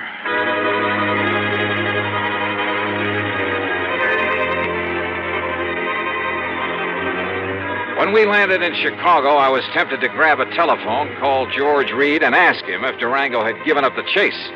For I knew that by now George must have realized he'd have to be on my side in this whole silly business. But during the stopover, I didn't even risk leaving the plane. Finally, we took off again, and I managed to sleep for a while. But all I could dream about was Durango chasing me. Through streets and alleys, across the plains, on foot, on horseback, in a car, a boat, a train, and all the time firing those handguns at me. Wild, fantastic dreams. By the time we got to Los Angeles, I was a physical, mental wreck. But I knew that for the time being, at least, I was clear of Durango. So, after picking up my bags, I elbowed my way through the crowd to the taxi stand. Excuse me, please. Pardon me, ma'am. Sorry. Thank you. Taxi! Taxi! Hey, taxi! Here you are, Johnny. I hired this here now fancy limousine for you and me. Huh? Say, you ought to took one of them new jet flights like I done. Durango. Would have got you here a lot quicker. Durango, listen. Well, Sir Johnny, I finally catched up with you, didn't I?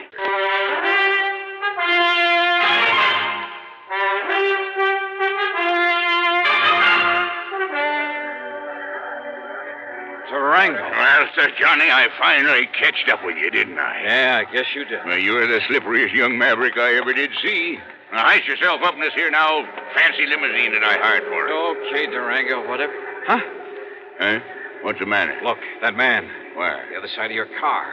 Hasn't he got a gun there? Well, I have, so I'll soon find out. You wait here, Johnny. Oh, sure.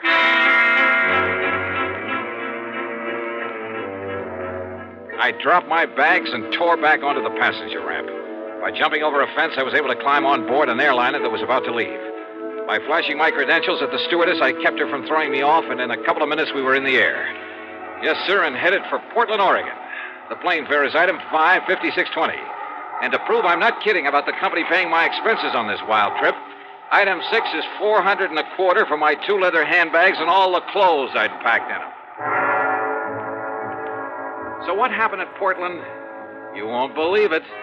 But Durango was there and waiting for me. Sure, he chartered a plane, and because of the stops that my flight made along the way, he got there first.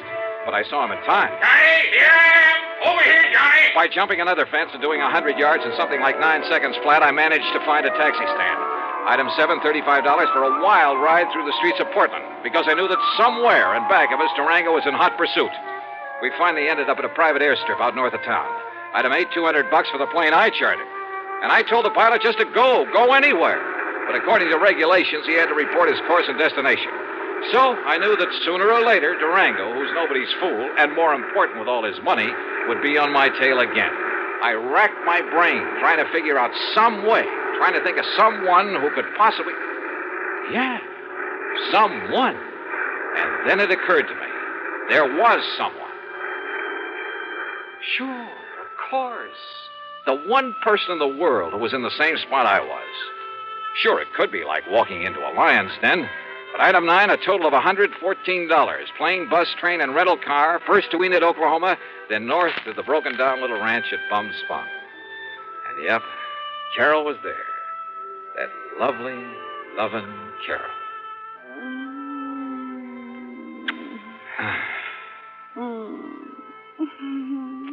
Oh, easy, gal, easy. You don't like to be kissed? Oh, I do. Johnny. Well, I love it, honey, and you'd know it. But listen, has Durango been here? Oh, Johnny, I don't know where that old goot went. Yeah, well, I do. He went to Hartford. Hartford? Yeah, Hartford, gunning for me. That crazy old man is so set on having us get married, Carol. Well, that sure he is, but to go all the way to... Well, now, that's just carrying things too far. Yeah, I think so, too. I mean, if he thinks that by waving a 6-gun around...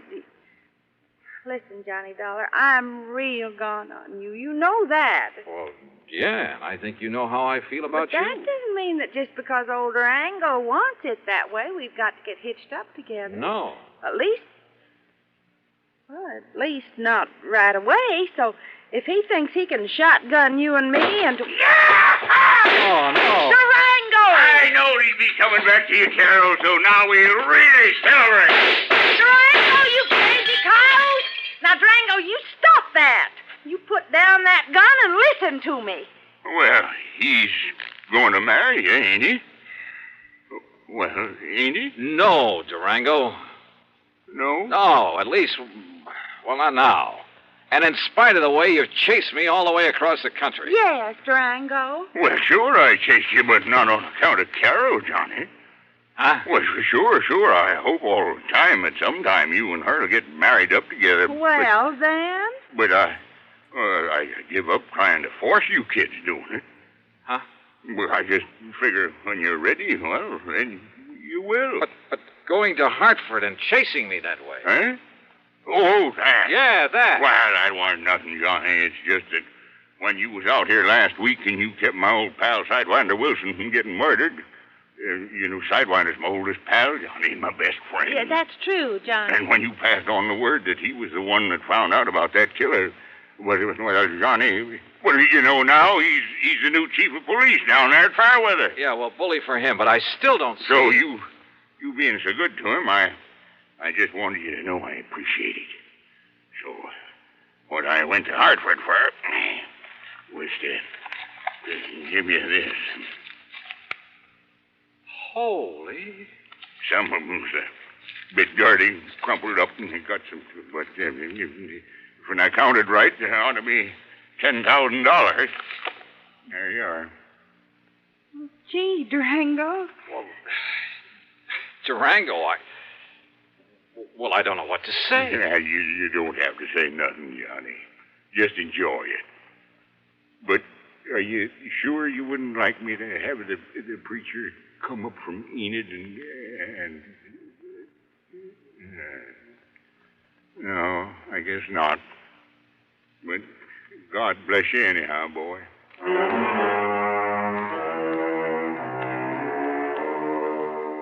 This time I did stay over for a couple of days. Yeah, and if I ever do take the leap... The expense account? Well, George, I'll still argue with you about it, but that's all. And the total, $1,053.45. Yours truly, Johnny Dollar. Here's our star to tell you about next week's story. Next week, a string of holdups, and behind them all is... Well, why don't you listen, find out for yourself. Join us, won't you? Yours truly, Johnny Dollar.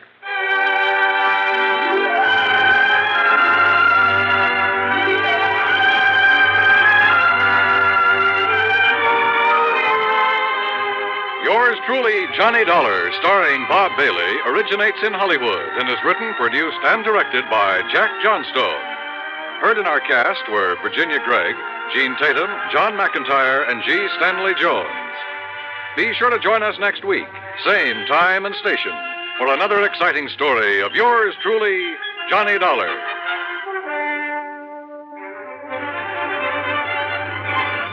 This is Dan Coverly speaking. See How He Runs on Suspense is next on the CBS Radio Network.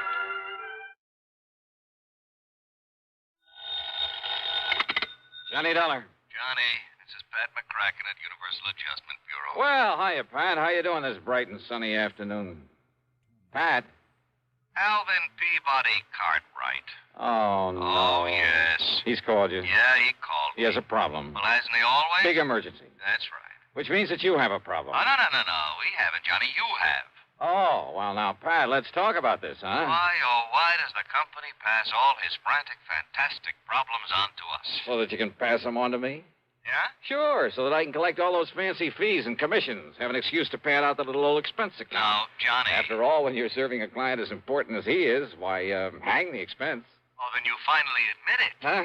It's only because of the dough you collect that you put up with that wild, wacky old coot. No, wait, that isn't true. Oh, it isn't, huh? Well, I freely admit I've made a lot of money handling his problems over the years, a real sackful. Yeah? But more important, I've grown to like Alvin P., and I feel kind of sorry for him and all the messes he gets himself into. Uh-huh. So, if he's having trouble again, if I can give him a hand... The heck with the expense account. Right. Good. That'll save the company a lot of money. No, wait a minute. I didn't mean that. Oh, well, I wish you did. Cartwright's cost us plenty. More than any other client of any other company we act for. Would you rather he took his insurance somewhere else? Right. Maybe I can arrange it. No. Wait a minute. I didn't mean that. Now, listen, Johnny. Okay, I'm listening. Drive on up to Lakewood and see him, will you? Right away? He particularly asked for me? You know he did. He always does. So will you do it? Yeah, sure, Pat. Only what's his problem this time? Johnny, I don't know. Huh? But you said he called you. That's right. And he didn't tell you? Sure he did. Well? Well, he told me one thing, told the insurance company something else. Heaven only knows what he'll tell you. Is there anything unusual about that? Nope, not a thing. So go ahead, Johnny. Go over and see him. Get him off my neck. Patrick, that I will.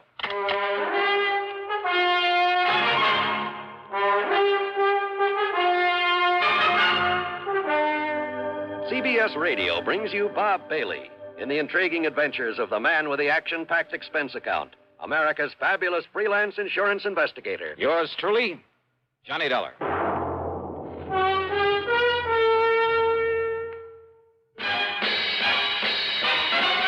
Are you smoking more now, but enjoying it less? Have a real cigarette, have a Camel. The best tobacco makes the very best smoke. Have a real cigarette, have a Camel. Are you looking for flavor and mildness? Have a real cigarette, have a Camel. The best tobacco makes the very best smoke.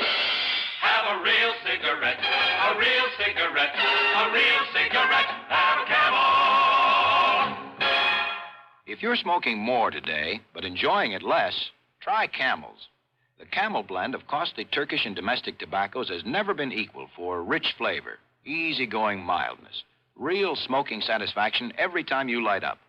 The best tobacco makes the best smoke. Have a real cigarette, a real cigarette, a real cigarette, have a Camel. And now Act One of yours truly, Johnny Dollar.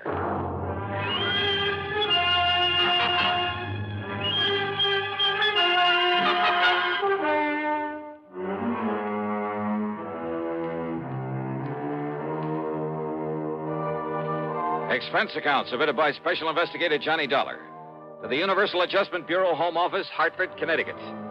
The following is an account of expenses incurred during my investigation of the merry-go-round matter. Doing a job for Alvin Peabody Cartwright was like riding a merry-go-round, a shoot-the-chutes, a roller coaster, and a razzle-dazzle all in one.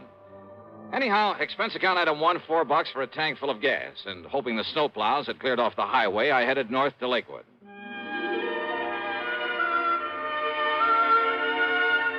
In my humble estimation, Lakewood is one of the prettiest little towns in all of New England, especially in the wintertime. The Cartwright place where the old man lives by himself is on top of a low hill beside the lake. 3 or 4 acres, I'd say, with plenty of elms and towering oak trees guarding the sprawling old mansion. And now, at dusk, with a soft blanket of snow on everything, a group of skaters gliding gracefully over the frozen lake, and a horse-drawn sleigh loaded with happy kids circling around the edge of the lake. Well, it was mighty nice. Peaceful, too. Yeah, it was good being out here in the country again, breathing deep of the crisp, cold air. I felt real good.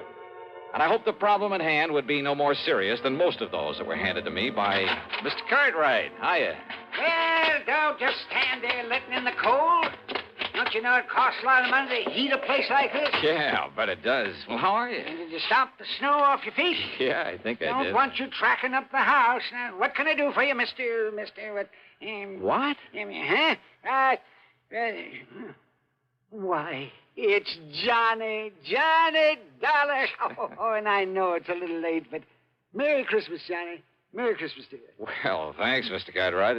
Same to you. I knew you wouldn't let me down, boy. Just throw your things here in the hall rack, will you? Yeah. Yes, Thanks. sir, I knew you'd come. And so I saved it for you. Right in here, Johnny. Yeah, save what, sir? Saved what? Saved what? Why, your Christmas present, of course. You mean to say that's why you... Here you are, Johnny. Oh, well, now, listen. Go ahead. Open it up and see if you like it. Oh, okay, but now you shouldn't... Holy smoke. Well, do you? These are diamonds on this Of thing? course they are. What do you think it is? A piece of junk? Oh, hell no, this is too much, Mr. I Cartwright. don't see why, Johnny. Everybody should carry his money in a bill clip. Everybody. Just think how it will impress the folks. But a bill clip studded with genuine diamonds. Well, do you like it? Well, sure. Well, I don't know how to thank you, You sir. don't need to, boy. You don't need to. If you like it, that's all that counts. So, Merry Christmas. Use it in good health. And before you go, yes, let me wish you a Happy New Year, too. Belatedly. Yeah, well, thanks. You mean this is the only reason you call me up here? Of course not, Johnny. Can't you see I'm in trouble? Terrible problem. Terrible. Better tell me all about it, then. Come, Johnny, and I'll show you. And I hope to heaven you can help me with this.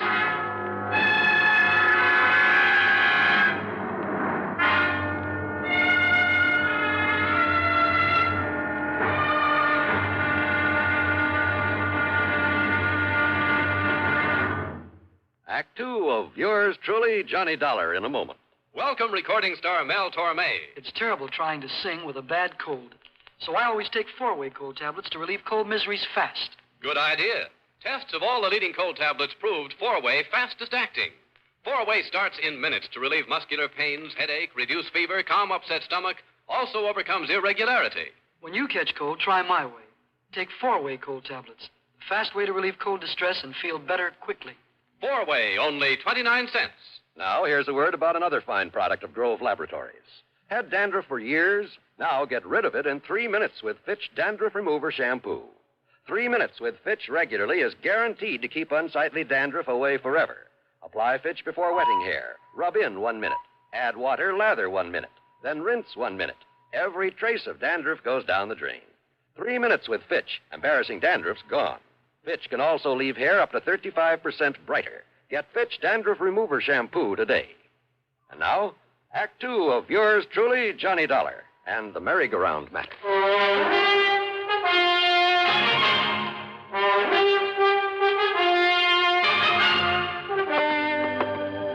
Better tell me what it's all about, Mr. Cartwright. What it's all about? My nice new art gallery. What else? Now, come along. You have an art gallery now? Johnny, ever since I went over to Paris last summer and saw that Louvre place with all those pretty things in it, I decided I'd better have an art gallery, too. Maybe not as big, but with everything just as good. Well, the Louvre has some pretty valuable things. And by spending a bit of money, I have some things that even the Louvre couldn't get. Here, I'll turn on the light. Now then, how do you like it? Wow. The gallery was 50 or 60 feet long, maybe 30 feet wide, with a high vaulted ceiling, a floor of solid marble. The tall, narrow windows were all of beautiful stained glass. Around the walls were some of the finest paintings I've ever seen. That's a Romney, Johnny. A genuine Romney. And you see this Matisse over here? And how about this Van Gogh? There were statues and various other sculptures, beautiful tapestries, valuable urns and vases, rare pieces of jewelry, and, well, just about everything you could think of. Cartwright must have poured millions into this place, and all within the space of only a few months. Isn't it nice, Johnny? Unbelievable. And when I get tired of it, it's showing it off to people. Then I'll give all these pretty things to that big museum over in Hartford. I think they'll like them, too. Don't you? Oh, sure. But I can see your problem, all right. Problem? What problem? The reason you asked for me to come here. Well, of course I did. Because of the possibility of theft. Theft? It was robbery. And, Johnny, you've got to solve it for me. You mean it's already happened? Of course it has. Why do you think I sent for you? What's been taken? One of the most valuable things in my whole collection. A sacred painting, a holy picture. Only it was more than just a picture. It was an icon, Johnny. It was encrusted with emeralds and rubies. How big was it, Mr. Cartwright? It was 9 inches high and about 4 inches wide. Very heavy. It was hanging on the wall under that light, right there. Johnny, it was worth over $90,000. A thing as valuable as that hanging right out in the open? So that people could see it? Yeah, and small enough to be hidden away under an overcoat. Well, yes, that's why. So I hadn't thought of that. Oh, I'm afraid you had it coming, Mr. Cartwright. You're lucky that more isn't missing. Now, what do you mean by that? Well, I mean you alone in this place with all these valuable objects of art. Yeah, but and letting John, all sorts of people in to see them. Well, pretty things like these have to be seen to be appreciated. Well, did you ever screen any of the people you let in here? You think for 1 minute the kind of people who would come to admire these nice things would ever steal anything? Somebody did. Yeah. Oh, yes, I did. Yes, I guess you're right, but you were wrong about my being in here alone when it happened. What do you mean? Every day, Johnny, during the hours people were allowed to come in and look at my things, I had a guard on duty all the time. Oh, a registered peace officer? Well, no, he just happened to be the first man who answered my ad. Oh, great. Where is he now? Well, after this happened yesterday, I suppose it was unkind of me, but I let him go. I telephoned him this morning, told him not to bother coming back, and I sent him a check for $200. Just severance pay. In other words, you paid him for robbing you. You know where he lives? Anything about him? Well, you know, I have his address in town. Okay, then you better give it to me. And he wasn't the only precaution I took, you know, sir. You see, I never let more than one person come here into the gallery at a time. And I always stayed with him. Always. So? Well, it was getting late. The guard was about to leave. But there was a knock on the door. And so I answered it. Uh-huh. And who do you think was there? I'll bite. Who? A sweet little old man. He was all dressed in rags. Oh. He said he'd heard about the icon and he'd like to see it. Yeah. So I showed him in here. And did you stay with him? Well, no, because just then there was another knock on the door. And who do you suppose it was? Okay, who this time? Johnny, it was Jonathan. Jonathan? Yes, Jonathan Peebles. Oh, yeah. My oldest and dearest friend. He lives down in New York. Oh, yes, I remember him now. Yes, he's the oldest, most loyal friend I have. Yeah, sure. He was the one who gave me a hand that time we all thought you were lost at sea. A bit of an eccentric, though. Yeah, aren't we all? Well... Yes, well, anyhow, it was Jonathan. And, of course, he gave me the usual lecture. Lecture? Oh, you know, the sort of thing that you would. I'm afraid I don't understand. You know, about it being wrong for me to have all these valuable things here in my home and being alone at night and maybe somebody might break in and try to kill me and get at them and, that sort of nonsense. Nonsense, huh? Now, you listen to me, Mr. Cartwright. Anyhow, as we were about to come in here to the gallery, I saw that the old man was leaving. So naturally, I stayed out there at the front door to say goodbye to him. And to have the guard look him over, kind of, and pat his clothes and so forth. But then, Johnny, Johnny, that poor old man. What happened? He tripped over the door sill and had a terrible fall. Well, the guard helped him up and made sure he wasn't badly hurt. And, well, I just gave him a few dollars just in case. And I had the guard drive him back to town. Uh-huh. And then you found the icon was gone. It was Jonathan who came out and asked me what I'd done with it. And, Johnny, when I looked and it wasn't there, and I was so upset, well, the first thing this morning, I put in that call for you. Well, that's probably too late to do any good, but give me the address of that guard you had on here and tell me what he and the old man look like. Yeah, right. Well, the guard's name is Gummy. Is what? Well, that's right. It's Gummy O'Banion. Gummy O'Banion? What's the matter with you, anyhow? Yeah, why Don't you remember? Gummy O'Banion was mixed up in more rackets down in New York in the old Well, days. of course I remember Then that. why under the but sun he would you... assured me that he's through with all that he's gone straight and he's retired. And he's the one you picked for a guard? Oh, But brother. surely you don't think that Gummy... No? You want to bet? You know something? I'm glad that Mr. Cartwright didn't want to bet. As I said before, any case where he's involved, well, you can bank on just one thing. The solution isn't going to come from any logical process of deduction or series of sensible clues. It's going to come from way out in left field. And believe me, that's exactly what happened on this one.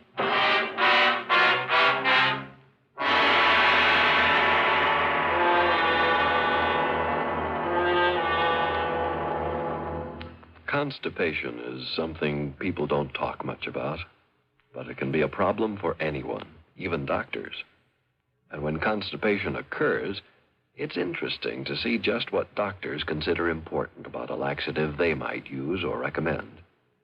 Now, a majority of the doctors we heard from had this to say. A laxative should be effective, gentle, as close to natural acting as possible, and a medicine that can be used with complete confidence. Well, pleasant-tasting chocolated X-Lax is effective. Overnight, it helps you toward your normal regularity. X-Lax is gentle. Next morning, it gives you the closest thing to natural action. And that's why many doctors and millions of people use X-Lax with complete confidence. X-Lax, the laxative that helps you toward your normal regularity gently, overnight. Is X-Lax in your medicine cabinet? And now, Act 3 of yours truly, Johnny Dollar.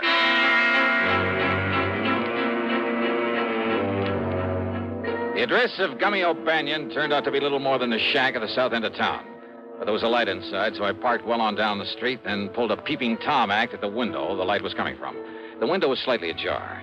Inside, sitting at a bare wooden table, guzzling beer, were O'Banion and a ragged-looking little old man. On the table between them was a stack of bills. Not only 10s and 20s, but I spotted several 50s among them as they poured them over. If I'd known I could have picked up easy money like this, I would have went legit long before I did. Yeah, Gummy? And you know what? What, Gummy? Old Cartwright says he's sending me 200 severance, too. What do you think of that, Doc? 200? That's right. So, with that and all this dough the other guy gives us for that act we pulled at the front door... Other guy? Why, Doc, you and me won't have to work for months. That's pretty good, huh, Gummy? Yeah, Doc, that's pretty good. Well, then open me up another bottle of that beer, huh? Sure. There. But, Doc, I still don't get it. Why that other guy wanted us to make all that fuss for him there at the front door. You falling down and me helping you up and all. A diversion, they call it, whatever that means. Diversion. Diversion? Yeah, and what'd you say his name is, the one that'll give us the dough, huh? Oh, crazy kind of name. Reminds me of a church like Steeple, only it wasn't. I didn't wait to hear that name. I didn't need to. Because things had suddenly begun to add up the wrong way. Instead of disturbing the two lucky gentlemen, I got back into my car and drove hard. And I didn't stop until I got all the way down to New York, to a fancy apartment building on East 52nd Street. It was well after midnight, and the uniformed doorman was half asleep and a little grumpy about it all. Look, what do you think I am, your brother's keeper or whatever it is they say? And that crazy old man. And you have no idea at all where he might be, huh? Your name ain't Dollar, is it? What'd you say? I asked, is your name Dollar's all? Yeah, that's right, Johnny Dollar. Why? Well, why don't you say so? Here, old Coot left this note for you. He what? Here you are. Dear Johnny, I have tried all day to reach you by phone. But with no success. Knowing you, I'm sure that sooner or later you will come to look for me here at my apartment. I can only ask your indulgence. My indulgence? And beg that when you return to Alvin Cartwright's home, you speak with me before you talk further with him. What? The icon, incidentally, is safely ensconced in the bottom of one of the large Roman urns there in the gallery. Sincerely, Jonathan W. Peoples. But now, will somebody please tell me? Huh? What's the matter, mister? Here's a 5-spot for your trouble. Well, thanks, Johnny. You're okay.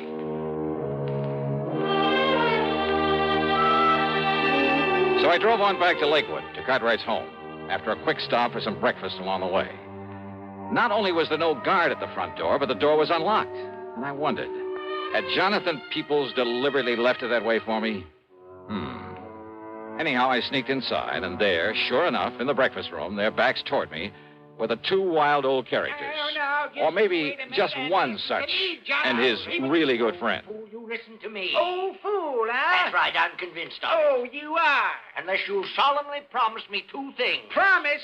Promise? Oh, what are you talking about? That you'll immediately, mind you, that you'll turn this whole collection over to a museum, the way you plan to do sooner or later anyway. But, Jonathan, I haven't got tired of it yet. No. Well, by the time you do, somebody will come here and bash in that silly head of yours. Or at least come here and steal some of those things. Oh, with me around there? I'd just like to see anybody try to... Yes, that's right, the icon. Oh, it was such a lovely thing, too. And you'd like it back, wouldn't you? Are you crazy? Of course I'd like it back. Well, you'd also have to promise to have some honest, legitimate guards around here now, immediately, 24 hours a day. You and your ex-gangster. Yes, I guess I was wrong about him. Of course you were. He might have killed you. Unless you make those promises, Alvin, somebody will, you stupid, incompetent old... Don't you talk like that. But it's true, isn't it? Of course it is. Oh, dear, of course it is. This whole thing was silly right from the beginning, and losing that beautiful icon, it just... Would you, like it back? Yeah, I'd do anything to have it back. Anything? Yes, anything. You can hear, can't you? I can give it to you, Alvin. No, I don't care what you can do. All I care about is that... You? That's right. I have it. I'll be glad to give it to you. Jonathan. Jonathan. If you keep your word. You're a crook. That's what you are. I am not a crook. But if you have the icon, it's because you stole it. I did not. You're a thief. That's what you are, a thief. I am not. There's only one way you could have gotten it. No. By stealing. No, you silly old fool. Don't you see? Don't I see what? All I did was to hide it away from you in the hopes of knocking some sense into that thick skull of yours. Well, has it? Has it made you realize that you have no business keeping a valuable thing like that around here? All right, Jonathan. I'll admit you did the right thing. You brought me to my senses. But now, give it to me. Oh, come on, give it to me. Only on condition you make those promises to me. Didn't I say I would? Then do so. I do. Cross your heart? Yes, I cross my heart and I hope to die. There, now. Now, give me back the icon. Well, I said I would, didn't I? Well, then do so. Well, I will. Well, now. All right. And if you think for a minute that was the end of it, you're wrong. Those two wild old men sat there for the better part of an hour, squabbling, shaking their fists at each other, and a half dozen times they almost came to blows.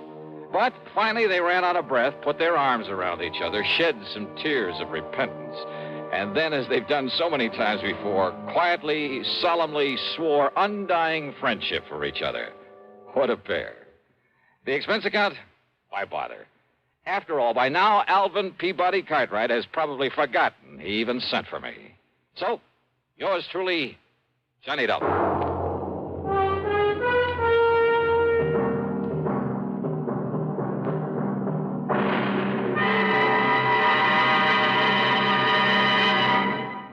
And now our star has a few words for you about the case he'll investigate on next week's program. It's called the Sidewinder matter, and the whole thing happens out in the middle of the Great Mojave Desert.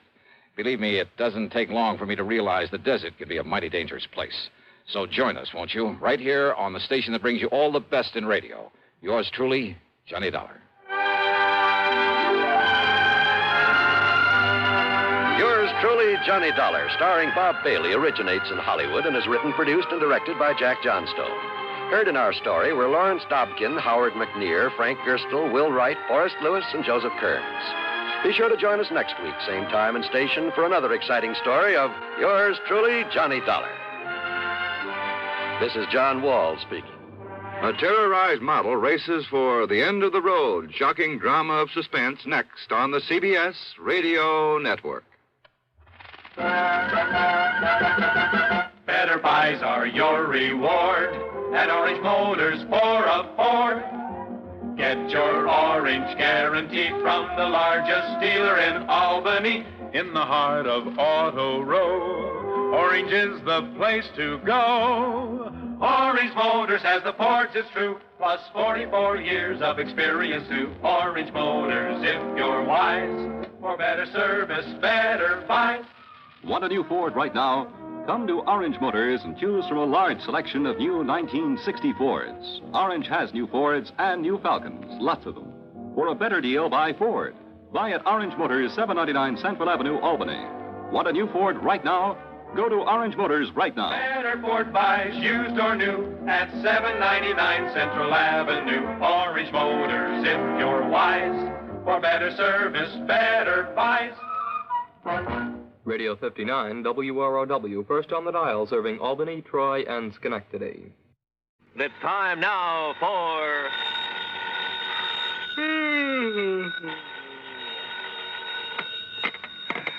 Johnny Dollar. Hi, Johnny. This is Art Price, International Press Service. Oh, holy smoke, Art. What are you doing up at this hour of the morning? I'm on the night desk, and I'm sorry to have to wake you up. So am I. Listen, I just got a call, a real frantic one, from a guy who insisted on having your phone number. Well, did you give it to him? He said he's an insurance man, and it was about some insurance matter, so yes, I did. Well, why'd he call you? Yeah, that puzzles me, too, but he was so excited, so frantic. Well, he probably called the first person he could think of. And he said it was a big emergency. Oh, did he give you any details? No.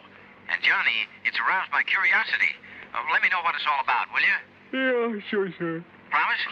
Okay, Art, promise.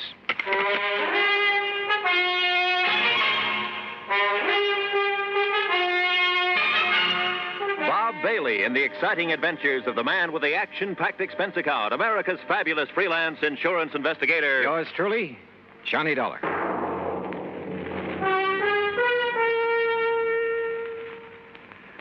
And now, Act One of yours truly, Johnny Dollar.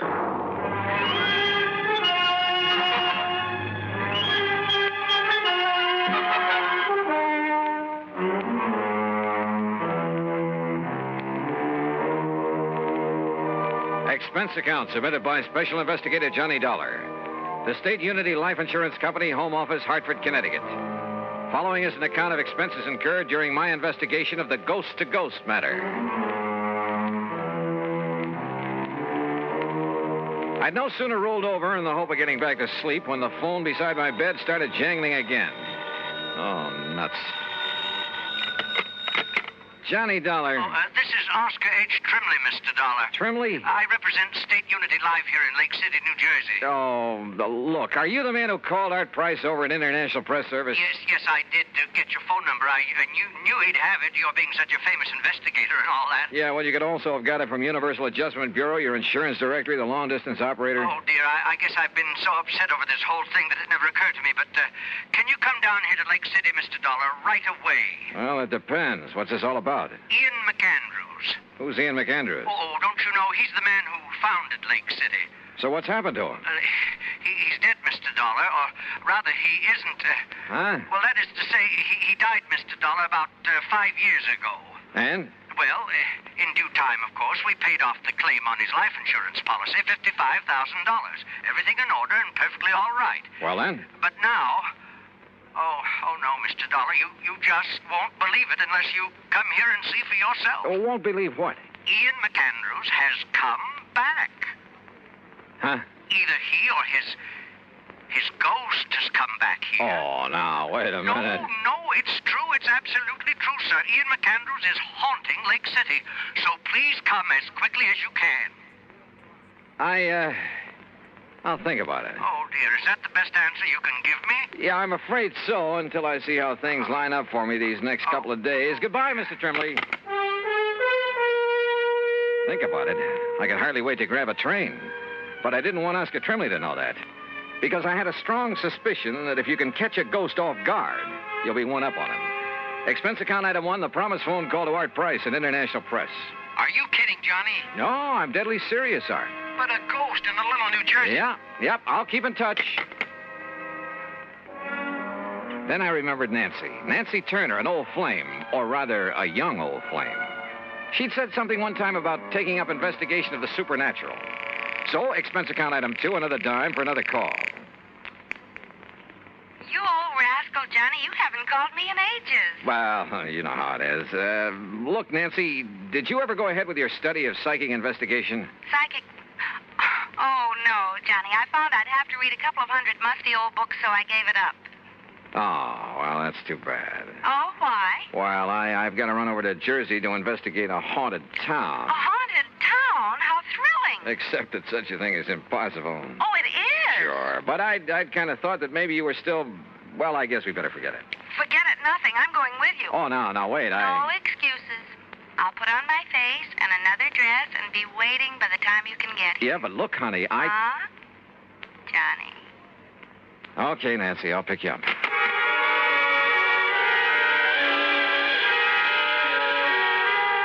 Item 3, 1085, taxi and train for 2 to New York. Item 4, $50 deposit on a rental car when we got into Grand Central Station. We crossed over into Jersey and hit Route 22 for Somerville and points west. And every mile of the way, Nancy chattered away like a magpie. It was a small town She in kept England. quoting some of the stuff she had read on the subject. A lot of authorities who decided that some of the reports on haunted towns and houses and people, things like that, had decided there was something really supernatural about them. And you know, after a while, I began to wonder. Yep, I began to wonder.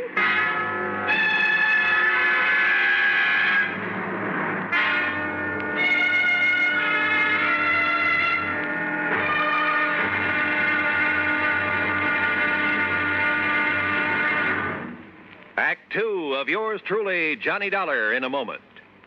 And now for another episode in the life of Sergeant Donald Bellwether, my husband.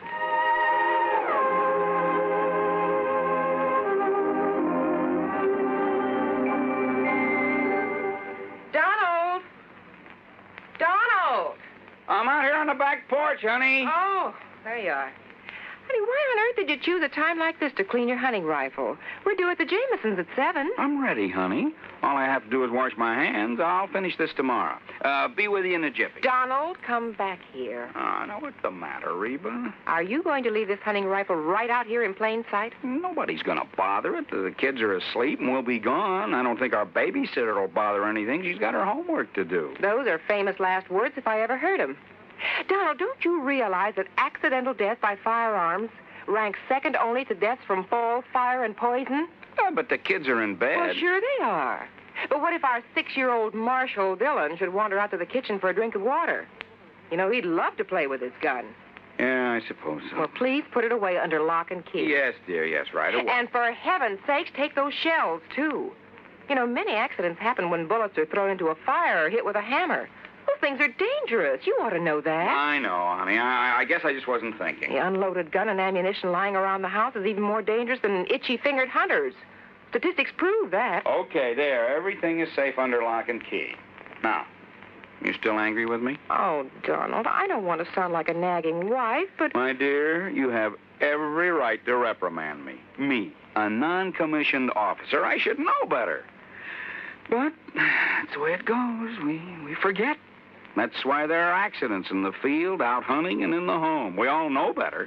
We just forget or get careless with firearms. Well, come on along. Let's get over to the Jamesons. Okay, dear. Now, this won't happen again, believe me. You know, I wouldn't have started to clean that rifle if you hadn't taken so long to get dressed.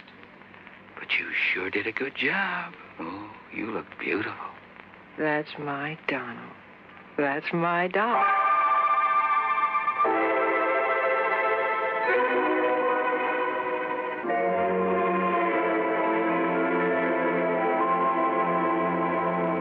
And now, Act 2 of yours truly, Johnny Dollar, and the Ghost-to-Ghost Matter.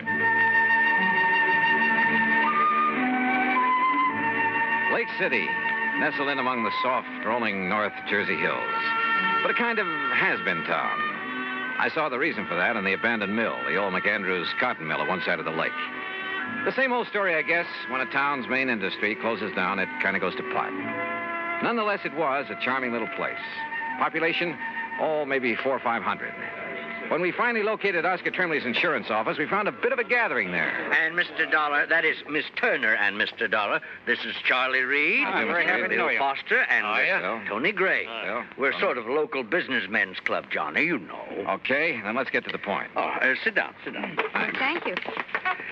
Johnny, I thought over the phone that you were turning us down. Well, I changed my mind, and when I thought of Nancy and her knowledge of the supernatural... Good. That's what we need. Yes, you're right. Well, I am interested in the subject. We're all a little worried about it.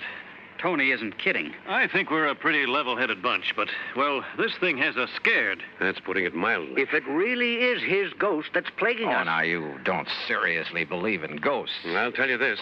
I never did before, but now, well, Wait and you'll see. Gee, Johnny. Well, suppose you tell me what's going on. Well... No, Johnny. You'll have to see for yourself. And here? Yes, Charlie, and here. And that means waiting until midnight. Midnight? Sure, Mr. Dollar. Well, just why, Bill? You'll see. Yes, and meantime, you can look around.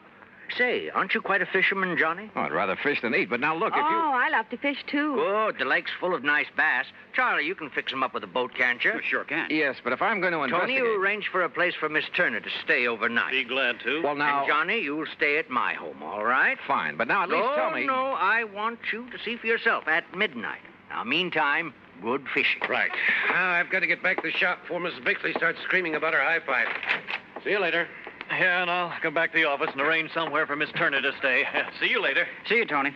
Now, if you folks will come over to the print shop with me, we'll pick up the keys to my boat and some tackle, and you can be on your way. Look, can't you at least give me some idea? Nope, not a thing until midnight.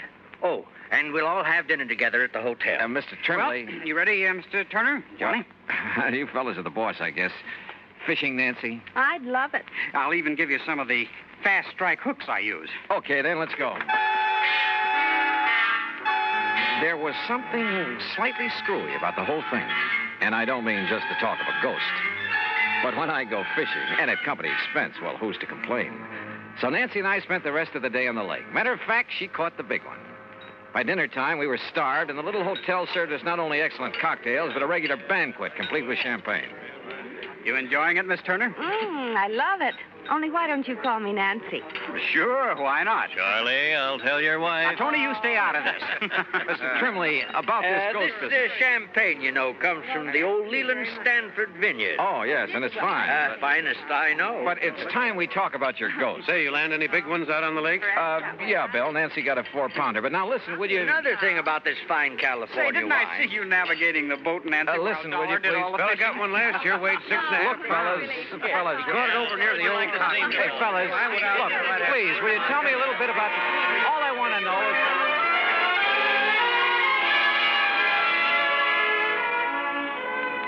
So, I got nowhere. But then, finally, after a lot more food and wine and chatter, we drove off in Tony's car. Now, I'm stopping here in the middle of town, Johnny, because it's the best place to be when things start popping. Like what? Hey, when are you fellas going to stop this runaround and start making sense? You'll see. I'm all excited. Look, Johnny. Yeah, Charlie? You see the old tower clock? Almost midnight. So what about that? Old McAndrews passed away at the stroke of midnight, Johnny. Personally, I think that has something to do with this. You still haven't told me with what? Wait. Listen. There goes the tower clock. Oh, midnight. Count them, Johnny. That was 4, 5... And, Johnny, see how all the lights are flickering along the streets? That happens every night? And no reason for it. Look, bats. Huh? Millions of bats coming out of that clock tower. Yeah, I see him. But I don't... What under the sun is that? That's the ghost, wailing. Oh, now, wait a minute. That scream fills the air, comes from everywhere. Oh, it's a horrible sound. Johnny. Easy, honey. Easy. No, listen. Didn't you hear? That clock struck 13. Yes, Johnny. Why, yes. You ask me, the devil's in old McAndrew's ghost. That's why it comes out of his house every night. Out of his house? Right, Johnny. And wait till you see what's there. Right.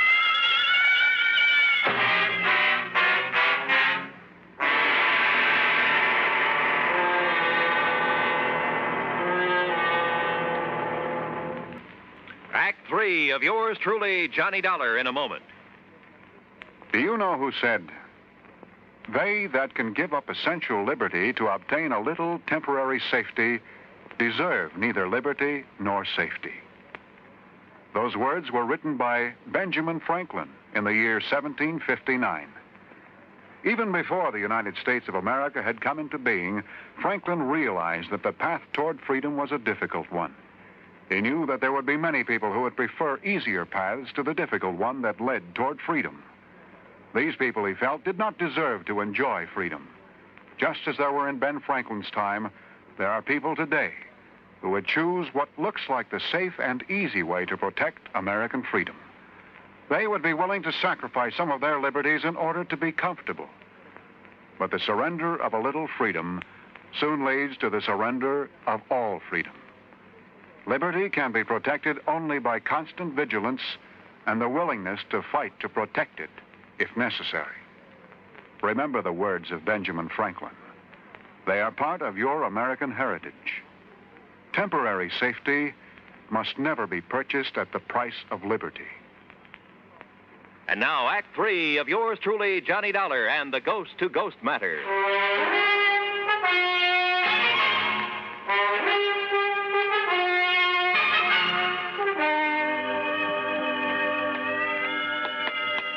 Is the front door of this old house always left wide open? Yeah, Johnny. Sure you want to go in? Sure. Come along, Nancy. I'm coming. If only there was more light around. Oh! Well, that's nice. Slammed right in our faces. I knew it. Unlocked, though. Let me have that flashlight, Tony. Here. No sign of wires or strings on it. Come on. Okay. Come on, fellas. Now, Johnny. Yeah, Bill? As you can see, there's just one big room downstairs here. Johnny. Easy, Nancy, easy. Don't you see that? Look, I admit this is all pretty strange, but a ghost. Well, what else? We've been over this house with a fine-tooth comb. Hey, listen. You hear that? Somebody's walking on the ceiling. And listen. Oh. Yeah, that's the kind of stuff you hear. Poltergeist, noisy spirits. You can hear them, but you can't see them. Don't you see, Johnny? It can't be anything normal or natural.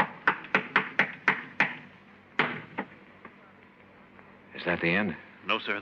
The old ghost has a regular... see? Hear those shutters banging? There's no wind out there. Why didn't you tell me it'd be like this, Johnny? Let's... Look. Yeah, lights moving around somewhere outside. You can see the reflection in the trees. But they're green. Ghost lights. Oh! Johnny, look. There's a rocking chair. It's rocking. In front of the window, where old McAndrews used to sit and look out on the town before he died. Give me the flashlight. Here.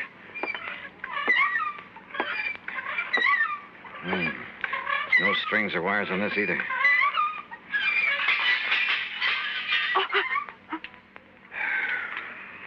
Well,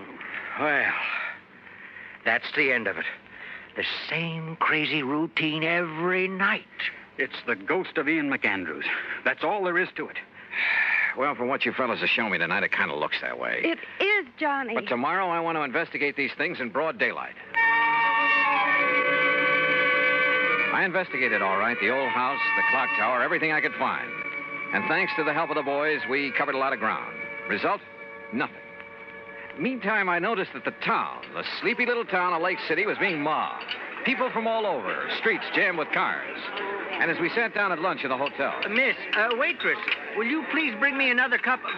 Oh, dear, she didn't hear me. Where'd they all come from? Yeah, business has certainly picked up around here. Why, yes, I noticed that. Any idea why, Bill? Not the least. No wonder Tony couldn't be with us for lunch. And Charlie's at his print shop getting out an extra. Hey, excuse me. Aren't you Johnny Dollar, the investigator? Yeah, that's right. Man, can I use you? Now, just let me get a picture. Well, now, wait. Hold it. Okay, Johnny. Thanks a lot. Hey, that photographer's from one of the New York papers. No kidding. Oh, really? Listen, if Art Price at International Press gave out the word about this ghost story... Oh, now, Johnny... Okay, Nancy, you all finished? Uh-huh. Then, Oscar, Bill, we're going to leave the check with you and pull out. You mean leave town? Yep, going back to Hartford. Johnny. I've investigated. I've come up with nothing. So there's no point in staying around any longer. Oh, Johnny. Thanks a lot, fellas. And, Oscar, I'll send you my expense account. Come on, Nancy. Give up? Hardly. Sure, Nancy and I hit the highway, but for only a few miles. Then shortly after dark, we drove back. And for a couple of hours, for 3 or 4 hours... Well, anyhow, shortly before midnight, Nancy and I walked quietly up on the porch of Oscar Trembley's insurance office. You mean you didn't leave a message at my office to be here tonight? I certainly didn't. I found a message from Charlie. Are you kidding? Somebody left a message at my print shop to be here. And I got one at my radio shop. Well, I'll be Good girl, darned. Nancy. Now, I And, want... of course, they couldn't know your handwriting. Wait a minute. There's somebody outside. Huh?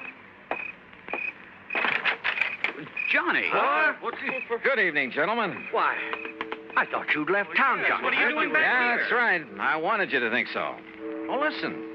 The old tower clock has started to strike midnight. Oh, yeah, that's 5, 6. Boys, I suddenly realized that in all my investigation this morning, I was being handicapped by what I thought was help. What do you mean, Handicap? Johnny? Yeah, what's that? I had too much help.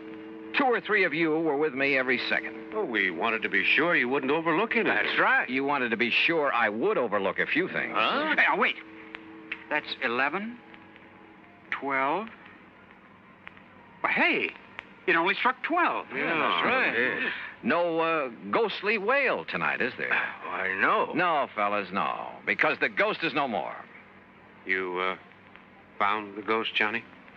I found out that he's one of you, maybe all of you. What are you talking about? Alone, without your careful guidance, I finally located that sub-cellar in the old McAndrews house. You did? And that mess of complicated electrical stuff that was making the weird sound effects, the rocking chair, the banging shutters, and so on. Very clever. Your handiwork, Bill? Sure. But Johnny... Oh, fellas, it was a wonderful publicity stunt, especially after international press was notified. But you did that. Not only for your radio and electronics shop, Bill, for your real estate business, Tony, your print shop and newspaper, Charlie, and your insurance business, Oscar. Well, now, but for the Johnny, whole town. It's going to put Lake City on the map again. Which is to say, the motive wasn't entirely selfish. No, of course it wasn't. Okay, man. And because of that, and that alone, I won't give you away. Provided the ghost of Ian McAndrews never walks the streets of Lake City again. Well, you can be sure of that, Johnny, darling.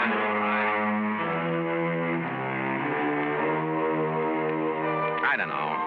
I suppose I ought to really hit you over the head with this expense account.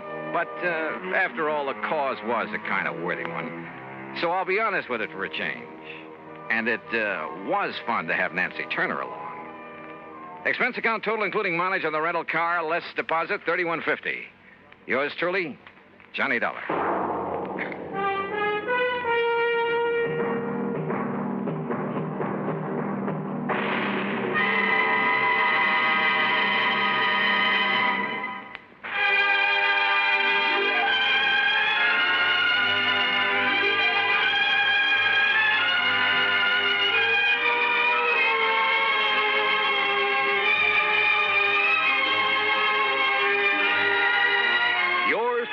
Johnny Dollar, starring Bob Bailey, originates in Hollywood and is produced and directed by Jack Johnstone, who also wrote today's story. Heard in our cast were Virginia Gregg, Forrest Lewis, Joseph Kearns, Russell Thorson, Sam Edwards, and Bob Bruce. Be sure to join us next week, same time and station, for another exciting story of yours truly, Johnny Dollar. This is Roy Rowan speaking.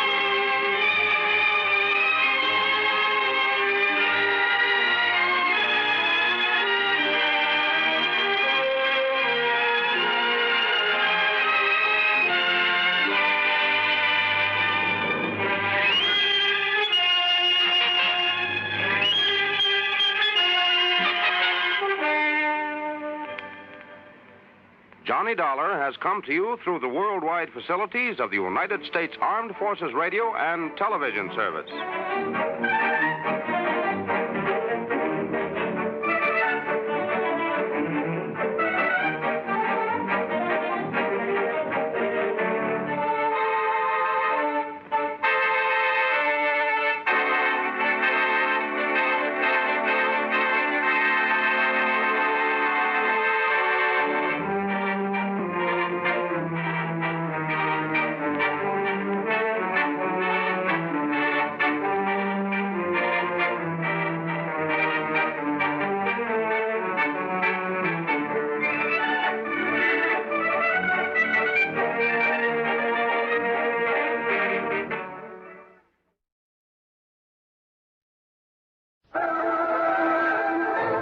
Hollywood. It's time now for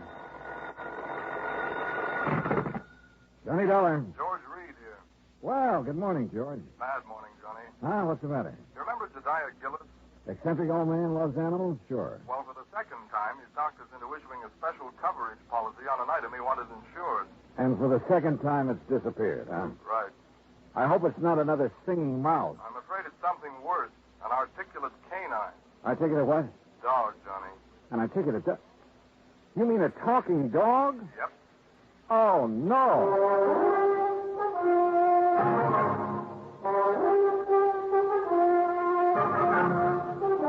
Bob Bailey in the exciting adventures of the man with the action-packed expense account. America's fabulous freelance insurance investigator. Yours truly, Johnny Dollar. I didn't know about mice. I do know about dogs. And I've never heard one yet that could say anything but rough. Well, maybe you haven't, but Michael Murphy has. Michael Murphy? Iron Mike Murphy, vice president of Milford Steel. Oh, what's he got to do with this? Well, he's the former owner of the articulating canine. Gillis bought the dog from him? According to this application, he did. When did it happen? Oh, about 3 weeks ago. First I heard of it was when Gillis called from New York asking for the coverage. How much insurance does he have on the credit? The maximum we'd allow, $7,500. 75? Oh, no, George. That's hardly worth my time. I can't make any commission from a small policy like that. Why don't you pay him off and forget it? I'd like to, Johnny, but it isn't that simple. No? No. Since you found his mouse, Gillis thinks you're some kind of a miracle worker. Oh, Pied Piper, you mean. Or pie-eyed something or other. Anyway, the boys upstairs have agreed to let you write your own ticket again, providing... Yeah? Providing you locate the dog. Or in the event you don't, you pacify Gillis. Keep him happy so that he doesn't cancel his other policy. And if I can't do either? Then you wind up with your regular commission and expense account, which our auditors will check and double-check. A real sucker bet. But okay, George, you've got yourself a deal. Expense account item 2, 85 cents cab fare back to my apartment. Item 3, $26, transportation Hartford to New York City, including cab fare to the Statler Hotel. By the time I checked in, changed my shirt, it was 8:30. I picked up the phone and called the number George Reed had given me.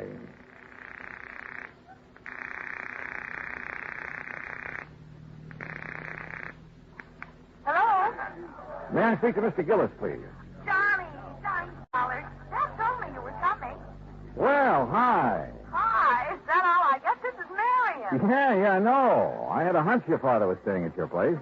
Do you have my address? Sure have. 514 East 51st Street. Apartment 4C. Oh, yeah. Now, you get right over here before everyone leaves. Everyone? Who all's there? Well, just friends. It's a celebration. What kind? I'll tell you when you get here. Now, hurry. Right.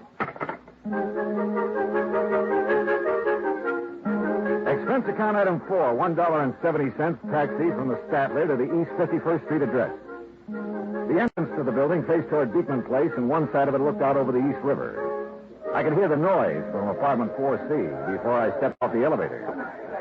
Marion had a good many friends, which figured because of her blonde hair, gray eyes, and a few other... Well, yeah. I pressed the buzzer and waited. I was about to press it again when a door opened further off down the hall. Hi. Oh, Marion. Here, Johnny. I hope you don't mind sneaking in through the kitchen. But Dad made it very clear that he wants to see you now and alone. Alone? With that mob in there? He's waiting for you in the den. It's this way. How've you been? Oh, fine, just fine. Sounds like quite a party. It is. I sent out the invitations before the pup disappeared. I offered to call it off, but Dad wouldn't let me. Any special kind of celebration? I think so. It's to announce my engagement. Well, what do you know? Who's the lucky man? His name's Bill Fisher. He's an executive with the Powers advertising agent. Real big-time operator, huh? He just talked one of his clients into putting on a new TV show. Well, you know you have all my good wishes. Oh, Bill, we were just talking about you. I wondered where you disappeared to. Bill, this is Johnny Dollar. Hi, congratulations. You're getting a fine girl. Yes, I think so. Thunderation, what's all... Oh, it's Dollar, so you finally decided to get here. Hello, Mr. Gillis. Come in. Yes, sir. We'll see you later, Johnny. Yes, sure. Yeah, you ready to go to work? Yes, sir, whenever you are. Whenever I am. You're the one's getting paid to be a detective. Well, I can't do my job without your cooperation, Mr. Gillis. Well, what do you want me to do? Just answer a couple of questions. Just answer, but didn't that sweet pea of an agent tell you all you need to know? Well, he couldn't. He didn't know anything except that a dog you have insured. A dog? A dog, you say? Is that what you call her? Why, you miserable, cold-hearted... A dog. Well, isn't that what you've lost, Mr. Gillis? No! And don't you ever let me hear you calling that if she's a little lady. If you must refer to the type of being she is, well, she's a canine. Okay. Do you mind telling me under what circumstances the canine disappeared? I wouldn't mind at all. And please call her Ming Toy. Beg your pardon? Ming Toy, that's her name. Ming Toy Murphy. What's the matter, you dog? Are you deaf? No, isn't that kind of an unusual name for a dog? A canine? Oh, you think so? Shows how stupid you are. She's a Chinese. Chinese? Yes, a Pekingese. A Pekingese. And being as the first owner's name was Murphy, the whole thing, Ming Toy Murphy, just fits her to a T. Yeah. Now, exactly when did you notice Ming Toy was missing? Oh, since we got back from breakfast, you see, I'd left Ming Toy in here, locked up safe and sound, but when we got back, the door was standing open. The front door? No, not to this door. And Ming Toy was gone? Of course she was gone. That's what all this fuss is about. But the front apartment door was closed. It was, and somebody's come in here and stolen her. They had sense enough to close the front door when they left. You're for sure somebody did steal it. I don't know what to think. All I know is Ming Toy missing. Canine animals like her don't grow on trees. Oh, well, you mean because of her special talent? Well, now you're getting it, my boy. Yes, because she can talk. Oh, Mr. Gillis, can you honestly say you've heard her speak? Speak? Why, man, all dogs can speak. But Ming Toy talk. Just like a human being, I suppose. Yeah. I see you don't believe me. Well, you just march yourself over here to this tape recorder. Oh, Mr. Gillis, if she can talk like you say, it's still going to take me a while to kind of get used to that. You and the whole country, providing we get it back. The whole country? TV, boy. What? Television. A new show called The Big Shock. The first one's on tomorrow night. What's the matter? Don't you read the papers? Anyway, they started advertising about 2 weeks ago. Looking for a dog that could say, Happy Hollow Dog Food is yum, yum, yummy. Happy Hollow Dog Food? That's the company sponsoring the show. Go on. They're going to open their show with the animals saying that slogan, you see. And today I was going to take Ming Toy down there and let her say it and collect the $50,000. What $50,000? The $50,000 they're offering to give for a dog that can say, Happy Hollow Dog Food. All right, I know. Yes, well, anyway, when I first heard about this, I remembered Mike Murphy said something to me over a year ago about having a canine in his kennel that could talk some. So I went over there 3 weeks ago, and I bought her. Was the ad in the paper at that time? Of course it wasn't. Well, how did you know it was going to be? Marion told me. How did she know? That dressed dummy she's fixing to marry.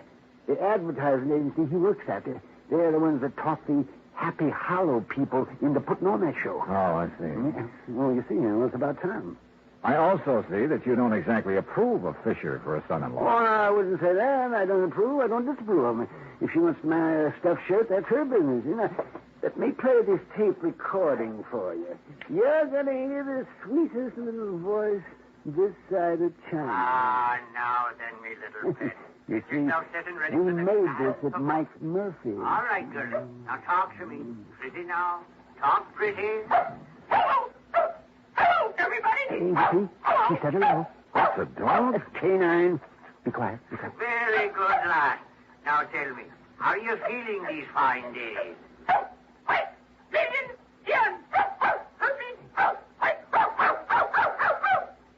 Hey, what happened? She saw a cat. What do you think? Oh. You still doubt she can talk, Nello? I think I'd like to see it with my own eyes. Have you put an ad in the lost and found columns of the papers? Of course. What about the people in this building? Well, I had Morris. He's the super. Put a note. Super? The janitor. They call him supers in the city. So what's the matter with you? Don't you know anything about it? I had them put a notice in each apartment telling them to be on the lookout for her. But so far, nobody said a word. And naturally, they wouldn't because she's not around here. She's been stolen. Oh, now, look, why would anyone want to steal her? They couldn't put stolen property Well, on TV. maybe it could have been somebody doing it for spite. Like who? Yes, like Iron Mike Murphy. That's who. He's been saying nasty things to me, claiming I cheated him out of Mean Toy. Well, did you? Of course I did. Mr. Gillis, is there any other possible way she could have gotten out of this room? Well, now, there's several... Oh, no. Huh? No, it hurts me just to think about it. Oh, dear. That window. Window? Yes. Oh, dear. Was that open yesterday morning? Yes, it was open. I forgot to close it. Oh, dear. Well, what's down below there? Nothing but the East River. I continued questioning him, making sure he'd given me all the facts. Then, after promising to take him along when I visited Iron Mike Murphy, I said goodnight and left. Expense account item 5, $1.70 for a cab back to my hotel. The next morning, I called Murphy and wangled an invitation to his Long Island home. At exactly 9 o'clock, I was in front of the Gillis apartment. Hey, Mister. Yeah? You looking for Mr. Gillis? No, Mr. Gillis. You seen him? Sure. When they go out for their breakfast. Oh, yeah, I see. Do you pick up the trash and garbage from the apartments every morning? That's my job, senor. Well, what time do you usually hit this floor? The same time as now, about 9 o'clock. Do the Gillises go out for breakfast every morning at this time? Almost every morning. What about day before yesterday? When the little one disappeared, see, it was the same hour. Uh-huh. Tell me, Morris, do you remember seeing anyone on this floor that morning? You know one who did not have a business here? But there was someone? See. Near the Gillis apartment? Where you stand, waiting at the meeting. Well, who was it, you know? Oh, no, I don't know his name. Yeah. He's such a nice gentleman, and he carried what I know was another present for Mr. Gillis. I told him they were out for their breakfast, and he went away. You still haven't told me who it was, Morris. My heavens, senor. Who else would bring Mr. Gillis such a pretty box or such a beautiful gift? Who else but the gentleman she's soon to marry?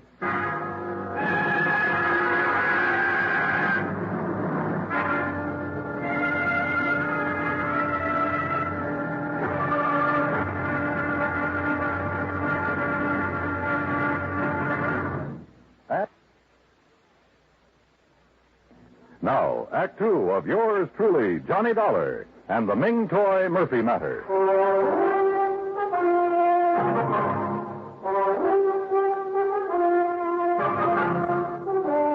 People in love usually keep odd hours, so I wasn't surprised that Morris, the janitor, had seen Marion Gillis's fiancée outside the apartment the morning the dog, canine, had disappeared.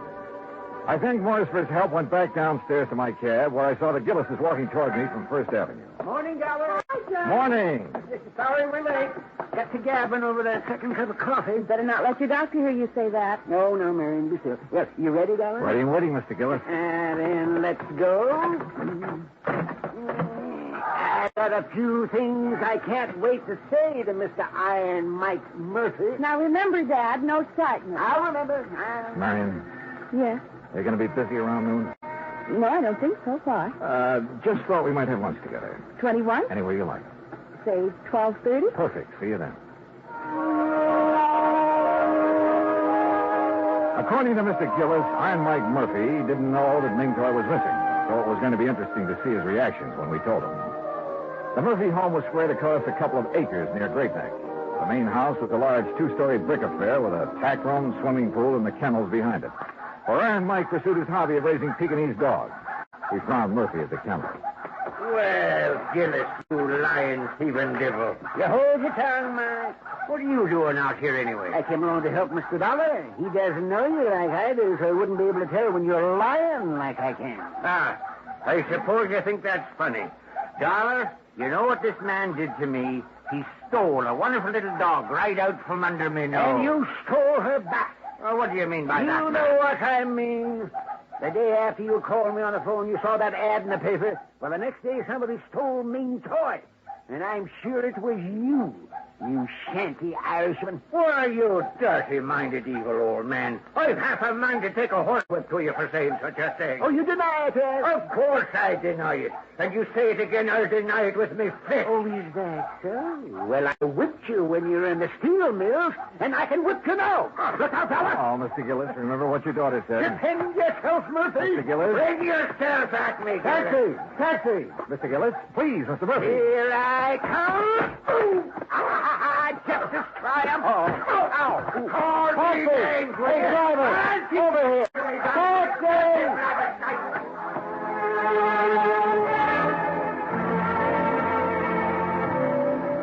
When it was over, Mr. Gillis had a black eye and Murphy a bloody nose. Gillis and I went back to town. Kids there $12. That's item 6. After seeing Mr. Gillis safely to his apartment, I went across town to the 21. Marion arrived. We were shown to a table, and I told her as quickly as I could what had happened at the Murphy home. Johnny, you know Father isn't supposed to get excited. I know. He knows. And I tried to stop him, but he went... so upset over losing Ming Toy or anything else. Well, especially something as strenuous as a fight. Well, it might prove to be too much. Oh, he's all right, believe me. Well, I'll call him in a few minutes to be sure. Marion, this morning while I was waiting for you to come back from breakfast, I had a talk with Morris, the super at your apartment. No? Yeah, he... Marion, darling. Oh, well, I told Bill to join us, Johnny. I hope you don't mind. No, of course not. Sit down. No, thanks. Johnny's been out all morning with Dad. Oh? Hunting for the dog, huh? That's right. Any luck? I'm not sure. Excuse us, Bill. But what does Morris have to say, Johnny? Oh, it wasn't important. Don't try lying to me, Johnny Dollar. I know you too well. Now, you tell us what Morris have to say. Bill, the morning the dog disappeared, you were at Marion's apartment, weren't you?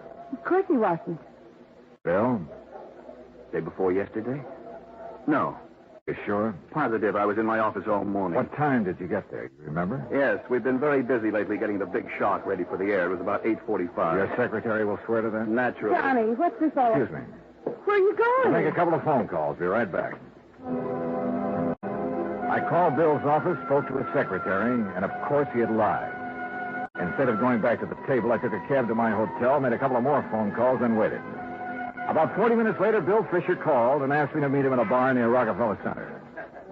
You like a drink, Johnny? No, thanks. Not right now. No? I figured you'd be thirsty. You've been such a busy little boy. What do you mean? You know what I mean. Calling my secretary, then calling the Happy Hollow people to find out whose idea it was to advertise offering $50,000 for a talking dog. Oh, I wouldn't be ashamed of having that idea if I were you. It's a good one. Except for one thing. It was meant strictly for the publicity value. Nobody ever heard of a dog that could really talk, so I guaranteed them their $50,000 would be safe. Go on. See, it was tough enough getting the Happy Hollow people to put a show on TV in the first place. They really don't have that kind of money. And if they'd had to pay out the $50,000 on top of everything else, well, that would be it. We'd lose their account. I'd lose my job. Uh-huh. So what did you do with Ming Toy? Well, naturally, since she could talk, I had to get rid of her. You understand that, don't you? How did you get into the Gillis apartment? That was easy. I'd been there the night before. When I left, I slipped the latch so the door wouldn't lock. When they went out to breakfast the next morning, I went in. I was going to put her in that box and carry her out, but she put up such a fuss, I just tossed her out the window. Into the river? Yes, Dollar, into the East River.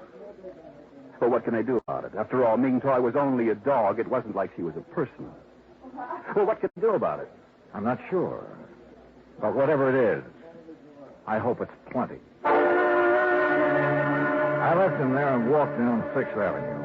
When I reached the corner of 51st, I called Marion and asked her to meet me in a little park near her apartment building. Somehow I told her, as simply and directly as I could. Well, it's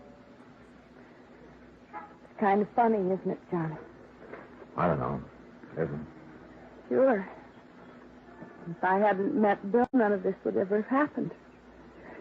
Dad would still be feeling chipper. I might have been engaged to somebody else. Maybe even a nice guy like you. And why do things like this have to happen? I don't know, Marion. I just don't know. We were about a block away from her apartment when we heard the ambulance. We watched it turn into 51st Street, then stop. Then we were running. Johnny, it's Dad, I know it. No, you don't know any such thing. Oh. All right, folks, all right. Now keep back. Give the men room to work. Johnny, they're not going into the building. No, they're doing something out there in the middle of the street. Officer! Officer, what's happened? It sounds like a little girl's caught down there under the street. Under the street? Yeah, lady, in the drain pipe that goes down to the river. Are you sure it's a little girl and not a dog? You kidding? Dogs can't talk like that. Like what? Well, it sounds like she's trying to say something about a dog food being yum, yummy. Get your fire, Marion. Yes, oh, yes. Excuse me. Hey, come back here. I joined the power and water men who had lifted up a manhole cover and put down a ladder. It didn't take us long under the street, just a couple of minutes. Then we climbed back out again. Johnny! Dollar, where is she? Where's my baby? She's still down there, Mr. Gillis. You left her. Dollar, she's not. No, sir, she's fine. Then why didn't you bring her back? Well, maybe you'd better look for yourself, Mr. Gillis. All right, I'll do just that. Dad, you can't. You just try stopping me, woman. Come on, Dollar. Come on. Candy. Careful now, Mr. Gillis. Yes. Watch your step here. Don't you worry about me. You just look out for yourself. Yes, sir, I am.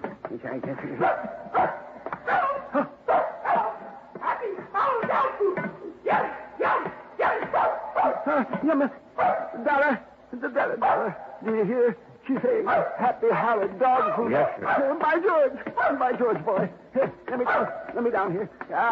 Where is she? Where's my little sweetheart? This way, Mr. Gillis. Hello, you little rascal, you.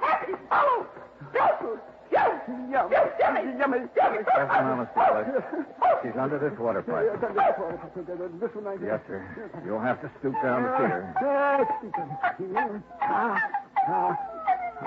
What's that meaning sound out? She. Well, I'll be jigs with it. Puppies, Dollar. Yes, sir. 6 of them. Yes, well, that little rascal. Puppies. So that's why she disappeared, huh? To have her family. She called me Papa. Papa?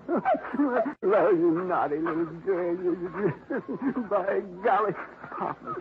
Well, sir, by golly. Well, who'd have thought? I guess Ming Toy did, sir.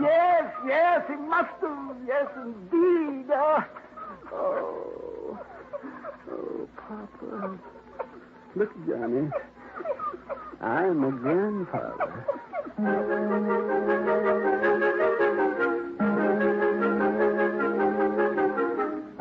I never did tell Gillis exactly how Ming Toy had been helped out of the apartment. All he knew was that Marion, for reasons of her own, had called off her engagement to Bill. Ming Toy spent a week in bed recovering from her ordeal, and naturally, since Gillis refused to let her appear on TV that night, the $50,000 went unclaimed. And, alas, the long-suffering public has yet to hear the dulcet tones of a talking dog named Ming Toy Murphy. Expense account total, including hotel, incidentals, and transportation back to Hartford, $225.70. Yours truly, Johnny Dollar.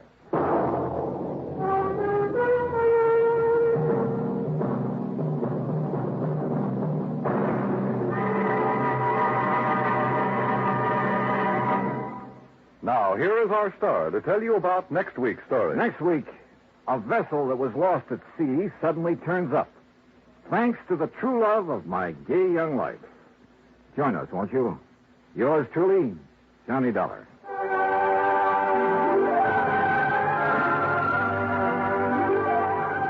Yours truly, Johnny Dollar, starring Bob Bailey, originates in Hollywood. Written by Charles Smith, it is produced and directed by Jack Johnstone. Heard in our cast were Virginia Gregg, G. Stanley Jones, Herb Ellis, Joseph Kearns, Jay Novello, Bill James, and Howard McNear. Musical supervision is by Amerigo Marino. Be sure to join us next week, same time and station, for another exciting story of yours truly, Johnny Dollar. This is Dan Cubberly speaking.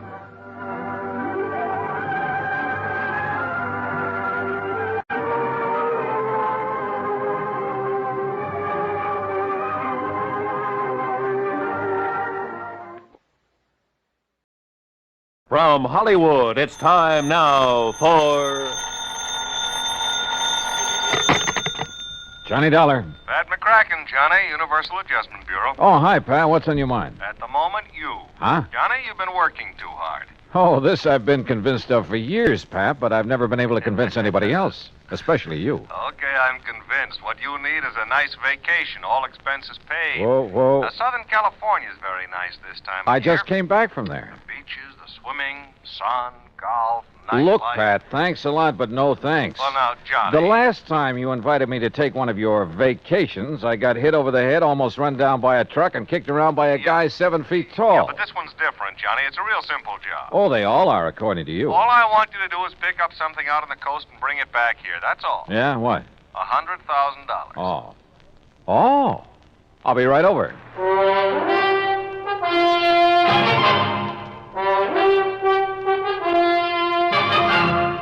Bob Bailey in the exciting adventures of the man with the action-packed expense account, America's fabulous freelance insurance investigator. Yours truly, Johnny Dollar.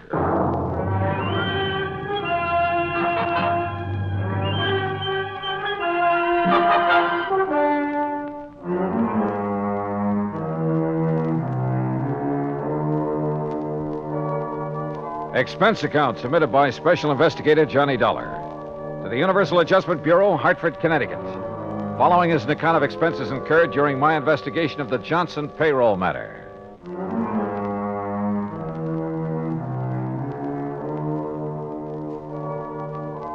Expense account item 1, $1.25 cab fare from my apartment to the office of Universal Adjustment Bureau and Pat McCracken.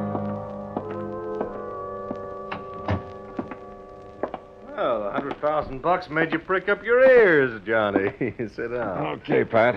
What's the deal? You hear about the Johnson payroll robbery last week down in New York? I read about it, but there weren't too many details. They got $100,000, and the payroll was insured by one of the companies we represent. How many in on the robbery, do you know? Oh, we're not sure. There were several. One of them was fatally wounded. Was he able to talk before he died? Yeah, just enough to tell us the plan was to split up after the robbery, meet in another city to divvy up the loot. Uh-huh. And you think it's out in California now? We also think one of the crooks may be trying to double-cross the others. Hiding out from them, maybe? That's the general idea.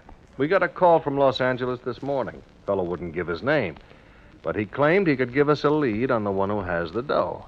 For a price, of course. Oh. So you're to meet him in L.A. and find out what he knows, if anything.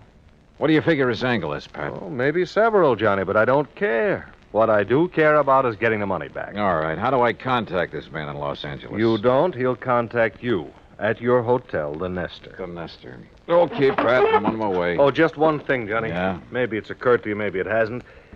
There will be others looking for that money, too. The other guys involved in the robbery? Yeah. Of course, if you can get there first. I'll try. Oh, and don't bother telling me to be sure to get back here in one piece. That I'll really try to do.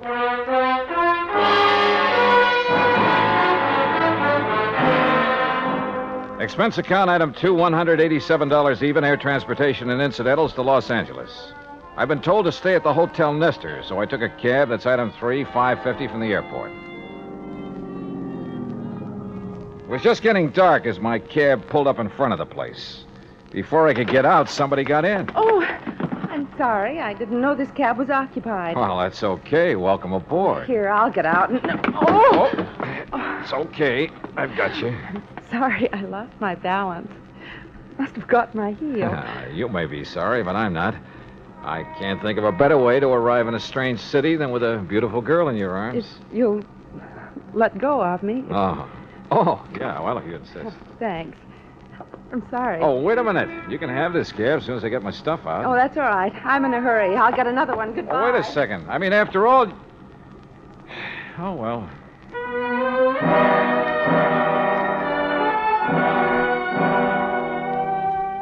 Yeah, that's the story of my life. The best ones always seem to get away. I went into the hotel lobby to register, but found a message waiting for me from the informant who'd phoned to Pat. I was to drive to the little town of Corrado Beach down the coast and meet a man there first thing in the morning. There was a map showing me the way to a small pier where the meeting was to take place. Looked like Los Angeles had suddenly got too hot for him. Expense account item 4, $50 to rent a car. I left word where I'd be, drove to Corrado Beach, and checked in at a motel. Then early next morning, I went out to the little pier. It was a ramshackle affair with a couple of beat-up boats tied to it and an old character fumbling with the door of a little bait shack. I went over to him. Hi. Morning. Having trouble?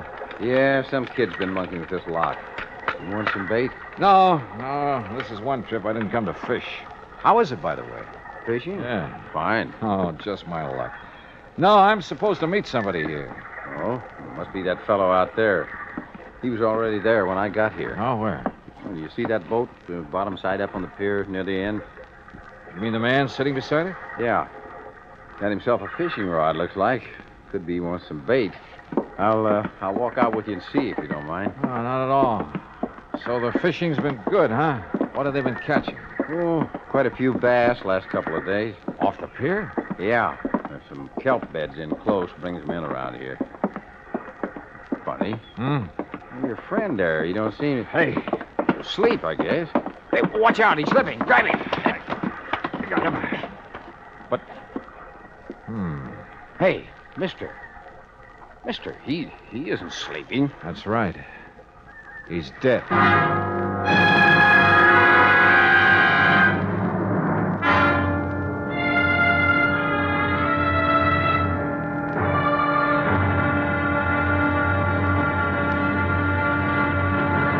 Act 2 of yours truly, Johnny Dollar, in a moment. Our flag now numbers 50 stars, and behind each star there stands yet another flag representing one of the 50 states. Georgia's state flag displays the state seal on a strip of blue. The seal symbolizes the fact that constitutional government rests equally on the three major branches of government, legislative, executive, and judicial, and that all three must be guarded equally if a sound government is to be maintained. The greater portion of Georgia's flag is crimson. On it is superimposed the blue cross of St. Andrew, bearing 13 white stars for the original 13 colonies. This cross, made in the form of saltire or X, was adopted from the national flag of Scotland. Georgia's state flag, the flag of the fourth state to enter the Union, was adopted in 1956. And now, Act 2 of yours truly, Johnny Dollar, and the Johnson payroll matter.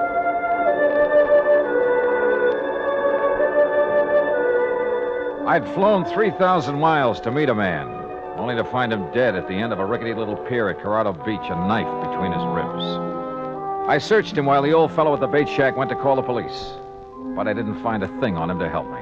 No identification, even. Later, talking to the police, well, they didn't have any line on him either. My only lead on the payroll robbery was dead. I waited around the motel most of the day, hoping the police could turn up something on the dead man, but it was no soap. Item 5, $2 for drinks in the town's only bar while I tried to figure out my next move. And my next move was to the phone booth in the corner to call Pat McCracken back in Hartford. Collect. Oh, tough luck, Johnny. But are you sure the dead man is our informant? There was no identification on him, but he was right where he told me he'd be in the message he left for me in L.A. Probably not much doubt about it, then. Oh, incidentally, I sent some mug shots out to you. Some men who Yeah. might have been involved in the Johnson payroll job. Sent them airmail special. Yeah, I got him about an hour ago. We're not sure if any of them are the ones or not, and we don't have any line at all on the leader of the gang. Well, what's your next move, Johnny? Search me. Right now, I'm right in the middle of nowhere. I guess I... Hey, wait a minute. What's the matter? Maybe I'm not out of leads after all. What do you mean? Pat, I'll call you later. What pulled me off that phone in a hurry was a glimpse of somebody over near one end of the bar. I slid out of the booth and went over. Well, hi. What? Imagine meeting you here. I'm afraid I don't know what you're talking about. You're the girl who got into my cab in Los Angeles. I'm afraid you're confusing me with somebody else. I'm sorry. I have to go. No, just a minute. I'm beginning to think it wasn't just coincidence you got into my cab. Maybe we'd better have a little talk. Please, let go of my arm. You've made a mistake, and there's nothing to talk about. Is he annoying you, lady? Now, look, bartender, I'm just trying Yes, to find... he is annoying me. Take your hands off her, buddy. Now, look, Joe. I mean it, and my name ain't Joe. I got you outweighed by about 40 pounds, buddy. You don't understand. Just let go of her and we'll talk it over. Okay. Thank you. Now, just what is it I don't understand, buddy? Skip it, buddy. So she got away from me. I grabbed my top coat off a hook and stepped outside the bar. It was damp and foggy out there. I put on the coat and started looking around for her, but it was too late. She was just plain gone. Then, walking along with my hands in my coat pockets, I realized there was something in one. A key to a motel room, but not mine. Funny. Then I remembered I'd had the coat beside me in the taxi when the girl climbed in back in Los Angeles. Yeah, she could have slipped it in the coat pocket then. But why? Now, that's what I wanted to find out. I looked up the motel. It was about a mile down the highway from mine, room 7. Yeah, the key fit all right. Then as I opened the door, I realized I had company right behind me. Freeze, Dollar. Huh? Who are you? Never mind. Inside. Move. Okay. Get that blind down. Okay. Oh, wait a minute. Your face looks familiar. Yeah, those mug shots McCracken sent me. You must be Slattery. Right boy. One of the guys they suspect of pulling the Johnson payroll job. Too bright for your own good, Dollar. You must be the one who killed the man out on the pier. The man who was going to tell me where the payroll dough is. That's a nice stall, Dollar, but it won't work. What do you mean, Slattery? Blake killed him, and you know it. Yeah? Who is Blake? You want to play it coy, huh, Dollar? Okay, we'll do it your way. Blake's got the payroll dough, and you're working with him. Just how do you figure that? Blake's girlfriend climbed in your taxi in Los Angeles. I figure she slipped you the key to this room. Hey, look, you got a few things all twisted. Shut up and stand still. This gun has a habit of going off sometimes. No kidding. So where's the dough? Take it or leave it, Slattery. I don't know. Well, it better be in this room. Yeah? And if it isn't? You guess. I don't think I need more than one. If it isn't here, I'm not leaving. That the idea? Oh, you leave, all right. It's just that you won't be walking out of here. Act 3 of yours truly, Johnny Dollar, in a moment. Over 150 years ago, the Swiss poet Henri Amiel wrote, "Heroism is the brilliant triumph of the soul over fear. Heroism is the dazzling and glorious concentration of courage." During the Korean campaign, Corporal Ronald Rosser was attached to the heavy mortar company of the 38th Infantry, 2nd Division, United States Army. Rosser, a veteran of World War II, rejoined the Army and shipped to Korea when he heard that his brother had fallen in the winter assault of the Chinese Communists. One day, Rosser's company moved into enemy territory. At the time, the corporal was a forward observer and carried a radio. Suddenly, in the midst of an enemy attack, Rosser handed his radio to a buddy, slipped the safety off his carbine, and filled his shirt with hand grenades. He charged at the enemy through fierce mortar and artillery fire, shooting from the hip. Straddling a bunker, he riddled its occupants. Still advancing, he accounted for 2 more of the enemy, shooting one through the head and clubbing another to death. Continuing his one-man charge, he jumped into a trench full of enemy soldiers, opened fire, and forced his way relentlessly down the length of the trench, killing right and left with grenades and carbine fire. Out of ammunition, he returned to his company, where he replenished his supply. Then he charged the enemy again and again. Finally, he returned to his own area, and taking the radio back from his friend, he moved out with his company. Corporal Ronald Rosser was awarded the Medal of Honor for his action. Action which had shown the enemy that his personal code of conduct wouldn't let them push around either his kid brother or his country. And now, Act 3 of yours truly, Johnny Dollar, and the Johnson payroll matter.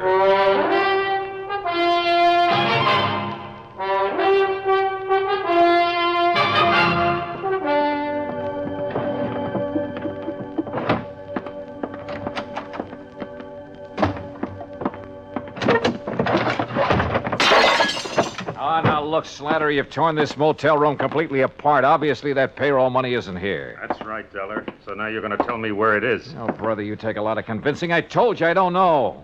So why don't you put that gun away and listen? You're the one takes the convincing, Dollar, so I start convincing. Well, that's not going to do you any good. No?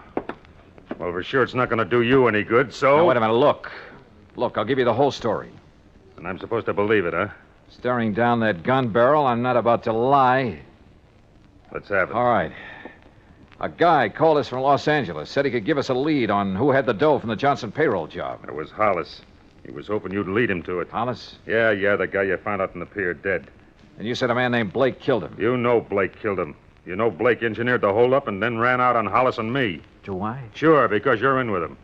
I seen his girl get in your cab in Los Angeles. Okay, so she got in my cab, but I didn't know her. I'd never seen her before. She slipped you the key to this motel room, didn't she?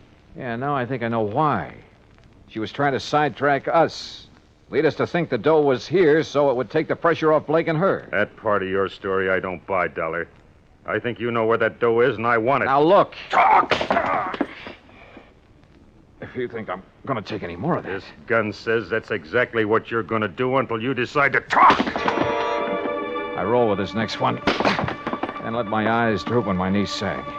He reached out to steady me, and I gave him a left hook in the stomach that flattened him. By the time he got to his feet, I was out the door. I dove behind some bushes down the road, and I waited. He pounded right on past me, gun in hand. I waited until he was out of sight, then doubled back to my car. Apparently, Slattery didn't know Blake's girl was around here somewhere. One thing was sure. I had to find her, but fast. There were only 3 motels in town. The one I was staying at, the one where Slattery had been playing patty cake on my jaw, and a third off the highway near the beach. I drove to that one and checked the register. It showed a Myrna Grant in number 8.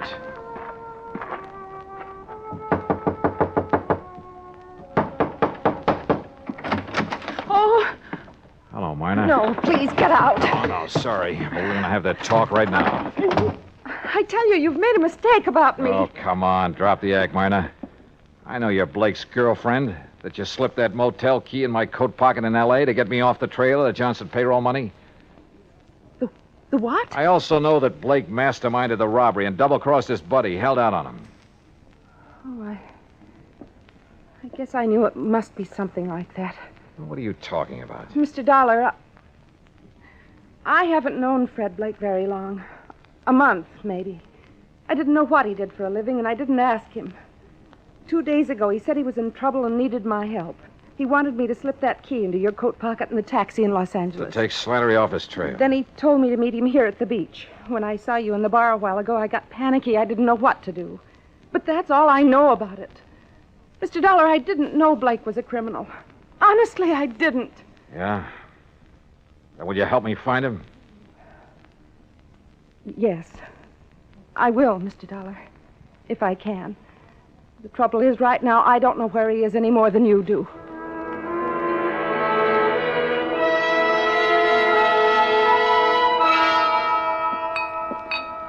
What'll it be, folks? Hey, wait a minute, buddy. Ain't you the one that was molesting this young lady an hour ago? Oh, Tarzan, buddy, my molesting days are over. Oh, it's all right, bartender. I'm sorry I caused you the trouble. No trouble, ma'am. Just glad it turned out all right. Things happen fast here at the beach, I guess. I don't suppose you've ever heard of a guy named Fred Blake, have you? Well, not that I remember. You looking for him? Yeah. What's he look like? Medium height, dark hair and brown eyes. Regular features. That description would fit half the guys that come in here. Sure. Fishermen, salesmen, vacationers. Only that kind don't come in here anymore. Salesmen? No, fishermen. I thought the fishing was good here. Been no fishing around here for months. Huh? A fella told me they were getting a lot of bass right off the pier. He was pulling your leg, buddy. There's a chemical plant nearby. A lot of stuff got dumped into the water by accident a few months ago. The fish haven't been back since. Wait a minute. Sure, right under my nose all the time. What do you mean, Johnny? Martin, I'll see you later. I got in my car and headed for the pier. As I turned off the highway, I could see a car a couple of 100 yards back following me with its lights off. But I couldn't stop now. I parked near the pier and headed for the bait shack. The windows were still boarded over, but I could see a crack of light between the boards. I eased over to the shack. Oh, no. I flattened against the wall as the door came open and Blake came out with a gun. I hacked it out of his hand. What? All right, hold it, Blake. Well, the fisherman's friend, huh? Look, You killed that guy on the end of the pier just before I showed up this morning. You didn't have time to leave, so you covered by making like you worked here. Then it occurred to you this was a pretty good hideout until Slattery got off your trail. Look, maybe we can make a deal, Dollar. Oh, we're going to. You turn the stolen money over to me, and I turn you over to the police. Drop your gun, Dollar. Huh? Drop it. Okay, Slattery. Hello, Blake. Glad to see me. Look, Slattery, I wasn't trying to cross you. I was going to get in touch with you when things quieted down. Sure you were. Let's have the dough. All right, it's in the shack. Blake half turned, and I saw his hand slide into his coat, a second gun. He whipped it out, but Slattery had seen it, too. He got Blake, but his eyes were off me for a lucky second.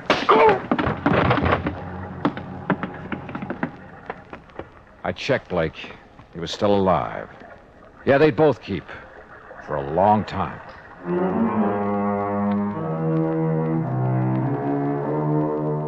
Item 6, $174 even, air transportation and incidentals back home. Expense account total, $526.50. Remarks? The payroll money is back where it belongs, and Slattery and Blake are back where they belong, with Blake facing a murder rap to boot. Funny, I probably wouldn't have nailed him if he hadn't told me that phony story about the fish biting near the pier. Teaches me a lesson, Pat. I'm not going to tell any more fish stories. They can kill you. Yours truly, Johnny Dollar.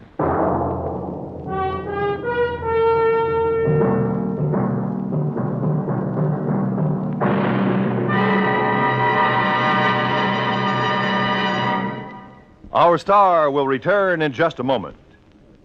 Our flag now numbers 50 stars, and behind each star there stands yet another flag representing one of the 50 states. Ohio's state flag is the only pennant-shaped flag, or burgee, as it is correctly called. The Buckeye banner is the creation of an engineer who created a blue triangle for the hills and valleys, red and white stripes for the roads and waterways of the state. There are 13 stars for the original 13 colonies, and 4 extra stars to indicate that Ohio was the 17th state admitted to the Union. A white circle with a red center represents the initial letter of Ohio and suggests its nickname, the Buckeye State. Ohio's state flag, the flag of the 17th state to enter the Union, was adopted on May 9th, 1902. Now, here's our star to tell you about next week's story. Next week, a pair of common, ordinary glasses solve a case for us. The gruesome spectacle matter. Join us, won't you? Yours truly, Johnny Dollar.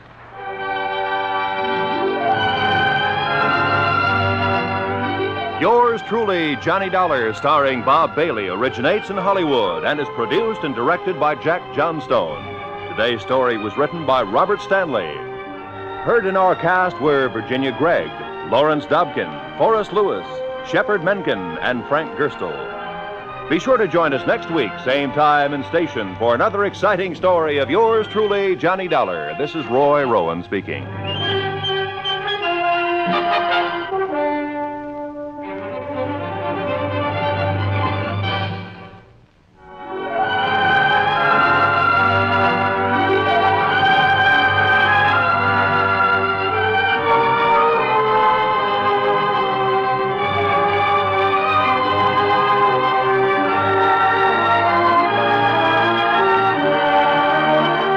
This is the United States Armed Forces Radio and Television Service.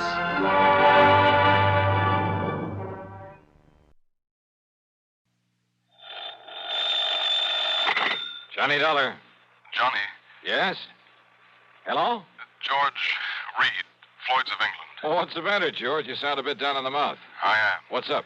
Well, Johnny, I understand you've handled quite a few investigations for the Continental Insurance and Trust Company. Oh, brother, I sure have. And you know something, George? Yes? Floyd's of England, you that is, have handed me some pretty wild ones over the years. I know. But believe me, they've been nothing compared to some of the cases that Continental has handed me.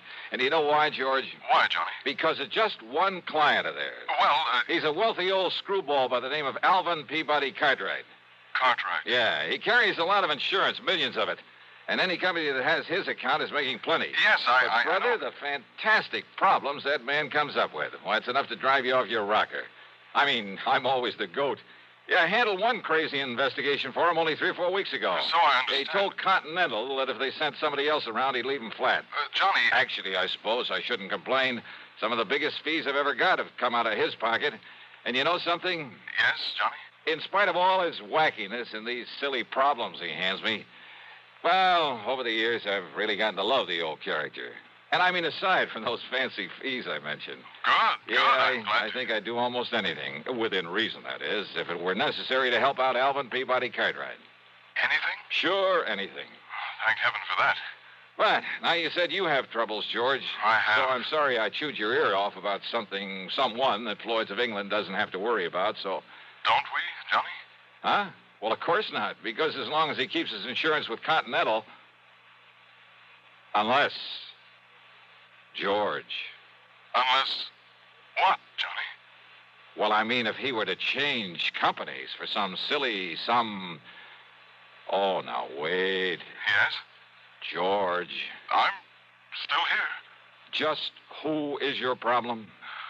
I'm afraid you've guessed it. Oh, no. Yes, Johnny. Alvin Peabody Cartwright.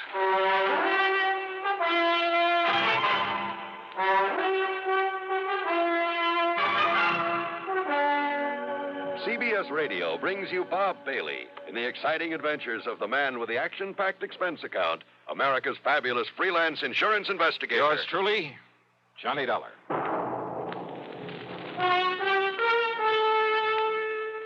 Pepsi-Cola refreshes without filling. Why? Because it's truly light. Charlie, you're forgetting something. Wait, Kay, there's more. Yes, ice-cold Pepsi is the delicious refreshment that goes great at a picnic or a party. But, Charlie... And Pepsi goes fast. People like it, so keep plenty handy. There. Oh, you did fine, except for one thing. Well, I mentioned lightness and how Pepsi refreshes and how fast it goes. You left out Pepsi sociability. You know the Be Sociable song. But, Kay, I can't sing. I can. Listen. Be sociable, look smart, keep up to date with Pepsi. Drink light, refreshing Pepsi. Stay young and fair and debonair. Be sociable, have a Pepsi. Well, at least I can say this. Pick up an extra carton of Pepsi today. Please do. And now, Act One of yours truly, Johnny Dollar.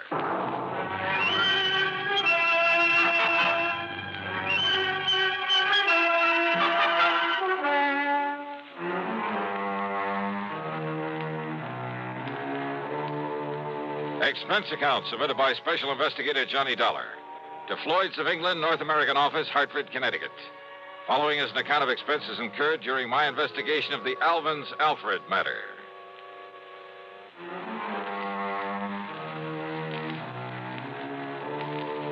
The assignments George Reed usually handed to me were usually bad enough. But a combination of both George and Alvin Peabody Cartwright could be just a little too thick. Anyhow, expense account item $1, $1 for a cab to his office. Now look, George, don't tell me Cartwright has shifted all his insurance over here to Floyd's of England. Sit down, Johnny, please. Sure. Well? Yes, he has. Then, baby... As a matter of fact, after months of effort and expense, I managed to sell him on our company myself. Oh, brother. But if you have any idea of the amount of his annual premiums, well, Johnny, it's a real feather in my cap. But don't you realize what you've got yourself in for? I'm afraid I'm beginning to. So, Johnny, if you can get him off my neck... Cartwright? Twice in 1 month? Don't bank on it. But tell me all anyhow. Well, it's really my own fault. So anxious to get his business. And if you know how much that man spends on premiums every year... Yeah, you said that. Now get to the point. And I suppose I should have been more thorough, but... Well, we figured that Continental had known what it was doing, and we simply made a direct transfer of all his policies to this company, including the one that concerns us now. Only it should never have been issued. What kind of a policy? Straight life. On Cartwright? No. With all the riders attached to it. Johnny, it not only covers her life, but accident, injury, mysterious disappearance, just about anything you can think of. Covers whom? Well? The name on the policy. Alfred. Alfred? Alfred Cartwright. A relative? No. No. But if his last name No, is... Johnny. According to this policy, Alfred is a ward of Alvin Peabody Cartwright. That's funny. I never knew that Cartwright had a... Well, what's the difference? What's happened to this Alfred? According to Mr. Cartwright, it was an abduction. Oh, a kidnapping, huh? No, not exactly. Well, what do you mean? If he was abducted, that means he was... Wait a minute. Yes? A minute ago, you started talking about the insurance policy on her. That's right. And then you started talking about Alfred. Alfred is a she. Is a what? Hey, well, what do you mean about an abduction of her, it not being a kidnapping? Oh, I said not exactly. But Alfred was abducted. Yes. Oh, look, would you start making some sense about this? I wish I could. And if this sort of thing is typical of Cartwright... Come on, George. If Alfred was abducted but wasn't kidnapped, well, okay, what happened? Well, you see, Johnny, Alfred... A female. A female. Well? Alfred happens to be a dog. Okay, so what's the difference? If she's been abducted, she's... A dog? Yes. Oh, no.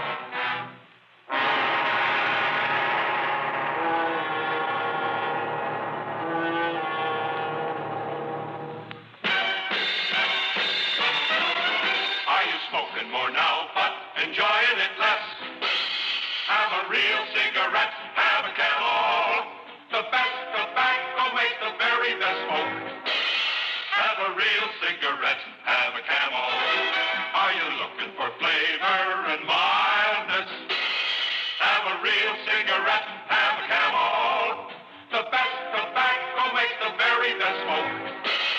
Have a real cigarette, a real cigarette, a real cigarette, have a Camel. Again, for the 11th straight year, Camel outsold every other cigarette, filter, king size, and regular. The best tobacco makes the best smoke. So if you're smoking more now but enjoying it less, change to Camels. Get more real satisfaction every time. Start to really enjoy smoking again. Have a real cigarette, a real cigarette, a real cigarette, have a Camel. And now, Act Two of yours truly, Johnny Dollar, and the Alvin's Alfred matter.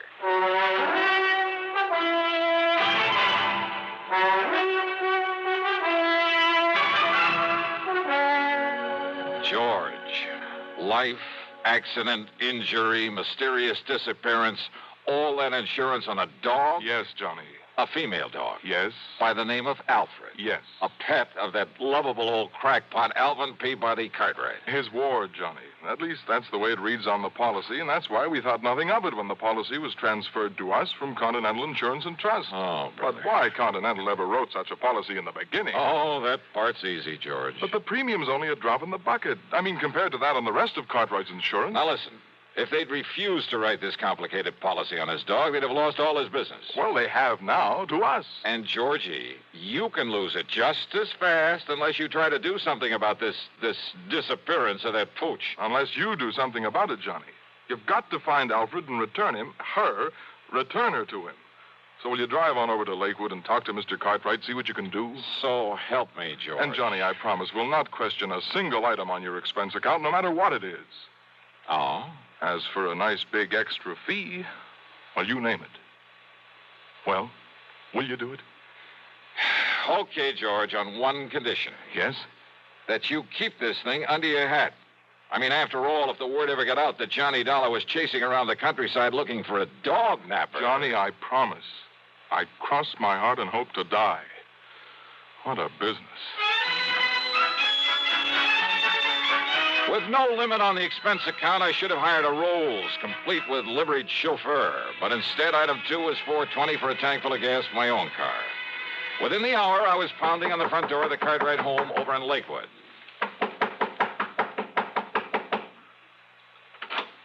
Hi, Mr. Cartwright. No. I'm sorry, I'm far too upset to talk to anyone right now. So goodbye. No, wait a minute. Hey! Yes. Why, Johnny? That's right. Well, why didn't you say so? Come in, boy, come in. Sure. Well, sir, how are you? Yes, come in and commiserate with me in my hour of bereavement. How anybody could be so wicked as to take Alfred my pride and joy away from me. But somebody did. And, Johnny, you must find her and must bring the culprit to justice. Spare no effort, spare no expense, but come on, Johnny. Well, have you any idea, Mr. Cartwright, who might have walked off with the pooch? Pooch? Oh, Johnny, how can you use such a term? Alfred was almost like a child to me. Dear little thing. Oh, yeah, I'm sure. But you haven't answered my question. Do I know who committed this dastardly deed? Yes. Of course I do. Oh, sir. Come along, Johnny. I'll show you Alfred's picture so you'll know her when you see her. All right. But now, why send for me, Mr. Cartwright? What? Well, I mean, if you know who did this. I certainly do. And, Johnny, he must be made to pay the penalty for this nefarious deed. Now, look. Here's dear little Alfred's room. Huh? Well, do you like it? Isn't it nice? I could hardly believe my eyes.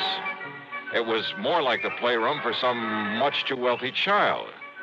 Why, he must have spent thousands on it. On the soft, thick, wall-to-wall carpeting, all the furnishings, including a bed in the corner with a foam rubber mattress. There was a growing tree in the middle of the floor and a half-dozen miniature fire plugs scattered about. There were rubber bones and balls and toys of all sorts and sizes Toys? In addition to everything a dog could possibly play with, there was a big table with a scale model electric train, an erector set, a microscope, a lot of other science toys, including a working model of a... Huh? Isn't it nice, Johnny? Oh, no. Look, Mr. Cartwright. Yes? Don't tell me the dog played with these things. What thing? Well, this toy seismograph. Toy? What are you talking about? That really works. See? See how the recording needle gave a jump on the roll of tape on it? It runs for a week. Keeps perfect time. Oh, well, sure. So the dog could tell when there's been an earthquake somewhere, is that it? Well, no. I may as well admit, Johnny, that some of these things are mine. Yours? Yes. When I was a child, the only toys I had were the ones my poor mother could make with her own hands. And I always said that if I ever had the money, I'd make up for it. That I'd have all the things I couldn't have then. So maybe I'm just a silly old man, second childhood, that sort of thing. But I said I'd have them, and now I have. I see. Did you ever have a nice electric train when you were a youngster? Well, no. My folks couldn't afford it. Yes, but I bet you wanted one, didn't you? Oh, sure I did. Doesn't every... Yes, and after you'd grown up, I bet you spent as much time looking at them in the store windows as any kid. All the time wishing you dared to buy one. Just to have it. You think it's all a joke, Johnny? Joke, Mr. Cartwright? About the man who buys his son a train for Christmas and then, plays with it all Christmas morning? Yeah, maybe you got a point there. Of course I have. And that's the trouble with growing up. People get so proud or stuffy or something that they won't unbend. They won't let their hair down and enjoy some of the simple little things that they'd really like to do. They're so afraid that somebody might laugh at them. I'm not laughing, Mr. Cartwright. And that's why I like you, Johnny, because you've sense enough to realize that, well, maybe an eccentric old character like me isn't so eccentric after all. That he's just become smart enough to get rid of a lot of nonsensical inhibition. Yeah, you have got a point there. Well, maybe you can understand why this same old man is so upset about losing a wonderful companion, his dog. She was such a dear. I looked all over before I found her and bought her and brought her here. Her, Mr. Cartwright? That's right. Then why did you name her Alfred? Well, to be honest about it, Johnny, I'd really hoped for a boy. Yeah. Yes. Now, you say you know who who dog-napped her? Clarence. Clarence? Clarence Brixton. A stupid day servant I fired yesterday. He was the only one that could have done it. Who would have done it? When did this happen? Last night, between 7 and 8. I'd gone over to visit the widow Parkins. Oh, a bit of romance in your life, Mr. Cartwright? Oh, Johnny, how can you say anything? Well, she is very nice. I mean, there was nobody here but little Alfred. I'd even locked her in. Oh, what about the house? Was it locked? Of course it was. But Clarence still had his key to it. And if you know this house, Johnny, and nobody could have broken in. Oh, I'm sure of that. Besides, there was no sign of anybody trying to. There was no footprints outside. There was no ladder marks. There was nothing. Uh-huh. Even the stupid local police agree that Clarence must have done it. Then why haven't they nabbed him? Because they believe his alibi. From that character, that wife of his. They live the other side of town, and she swears he was at home when it happened. And you're sure that only he had a key to this house? That's right, outside of my own. So he must have done it. Only the dumb police won't do anything because of his so-called alibi. Uh-huh. And we got to break that alibi. That's right. But how? How, Johnny? Well, I got a crazy idea. Huh? Well, I thought I was the only one who got Just, crazy. let me take a real close look at one of these toys in here. One of these toys? Yeah, that's right. It's a long chance, Mr. Cartwright. But let's see what happens.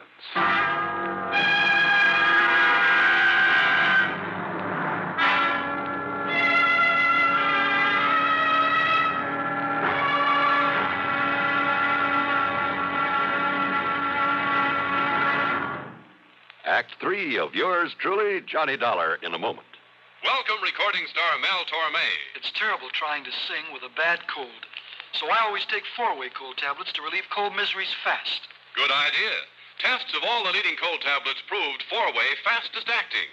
4-way starts in minutes to relieve muscular pains, headache, reduce fever, calm upset stomach, also overcomes irregularity. When you catch cold, try my way. Take 4-way cold tablets. The fast way to relieve cold distress and feel better quickly. 4-way, only 29 cents. Now, here's a word about another fine product of Grove Laboratories. Had dandruff for years? Now get rid of it in 3 minutes with Fitch Dandruff Remover Shampoo. 3 minutes with Fitch regularly is guaranteed to keep unsightly dandruff away forever. Apply Fitch before wetting hair. Rub in 1 minute. Add water, lather 1 minute. Then rinse 1 minute. Every trace of dandruff goes down the drain. 3 minutes with Fitch. Embarrassing dandruff's gone. Fitch can also leave hair up to 35% brighter. Get Fitch Dandruff Remover Shampoo today. And now, Act 3 of yours truly, Johnny Dollar.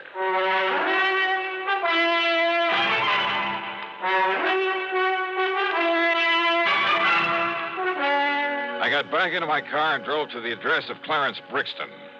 I hoped he was as stupid as Cartwright seemed to think. Yeah, mister. Mrs. Brixton, That's right. I want to see your husband. Oh, no, who are you? Johnny Dollar, special investigator. No, get him out of here, Mabel. Throw him out. What are you so worried about, Brixton? First it was those dumb cops that crazy old geezer sends around here. Now it's you. Well, me, I'm full up to hear all this yakking about me taking that mangy little hound of his and that snapping, yipping little female. What you done to my Clarence? Them sharp teeth are hurting. You show him your hand, Clarence. Yeah, forget it, Mabel, and shut up. You get these marks when you were hauling Alfred out of that playroom against her will? Huh? Now listen. A little dog, you said. Oh, not much bigger than Clarence's hand. Poisonous looking. Oh, then you've seen it, Mrs. Brixton. Well, no. Now, Clarence told me about it. Yeah, sure, I told her. Ah, I see. Well, what do you see? And I hope it means the dog is still alive. After all, if you took the trouble to bring it here. Well, what are you talking about? You trying to say I stole the dog off of him? So maybe nobody did, wise guy. Oh, what do you mean by that? Ask me, that lousy pooch got out of there on her own free will, just to get away from that crazy Cartwright like anybody in her right mind. Oh, out of a locked room in a locked house? Sure. Cartwright always left the window open so she could sleep good. He left so the dog took off somewhere. A little dog jumped out of a third-story window? Why, it would have killed or crippled her. All right, so then he was wrong about when it happened. While he was out, he said. And he was out between 7 and 8 p.m. last night. And that's when somebody chased Alfred around until he caught her, then took her away. Prove it. Yeah, some big, clumsy ox like yourself, Clarence, who had a key, who knew the place, knew he'd better leave the place looking undisturbed before getting away. But he didn't. Yeah? Here, take a look at this. What's that, huh?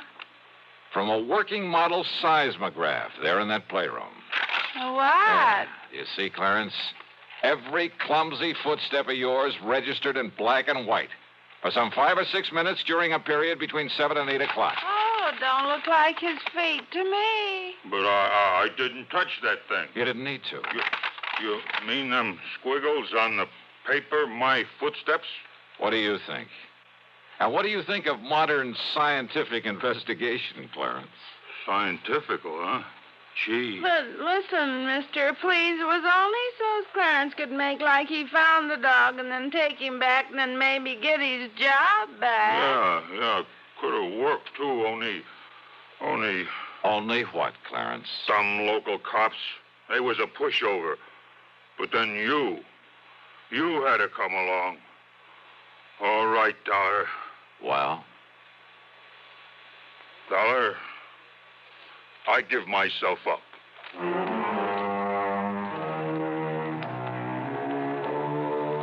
Oh, sure. Modern scientific investigation. But he fell for it. And Mabel brought the dog up from the cellar, and she was kind of a mangy little pooch. The dog, I mean.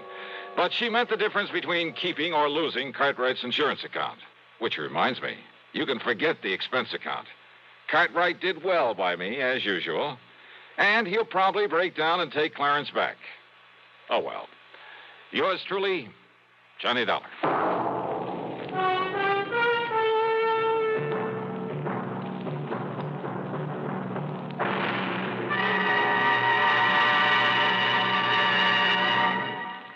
Our star will return in just a moment. Constipation can be a problem for anyone, even doctors.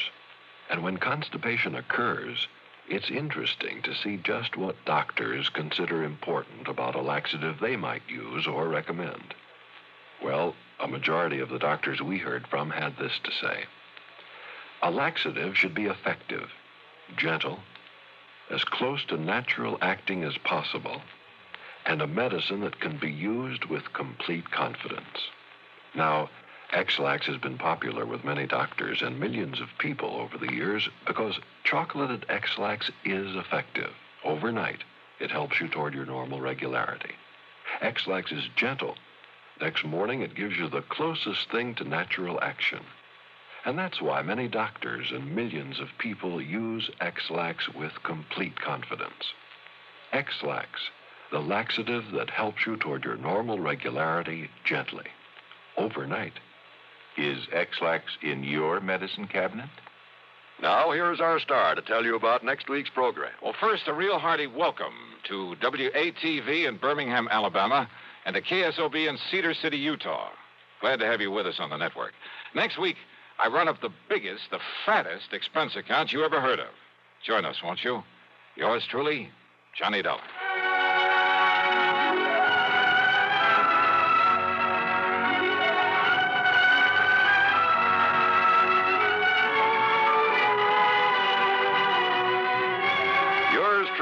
Johnny Dollar, starring Bob Bailey, originates in Hollywood and is written, produced, and directed by Jack Johnstone. Heard in our cast were Virginia Gregg, G. Stanley Jones, Howard McNear, and Frank Gerstle. Be sure to join us next week, same time and station, for another exciting story of yours truly, Johnny Dollar.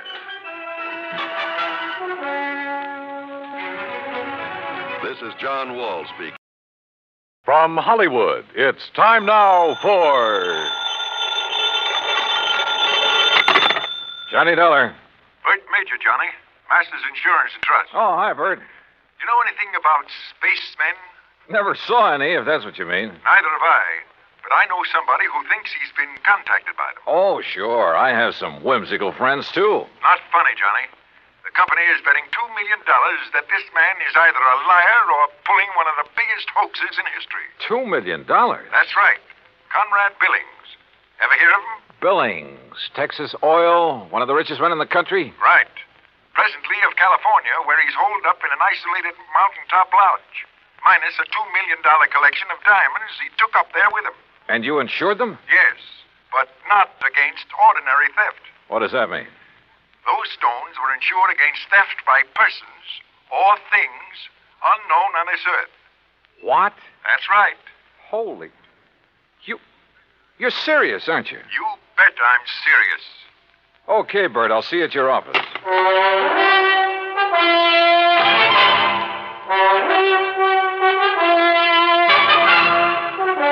Bob Bailey in the exciting adventures of the man with the action-packed expense account. America's fabulous freelance insurance investigator. Yours truly, Johnny Dollar. And now, Act One of yours truly, Johnny Dollar.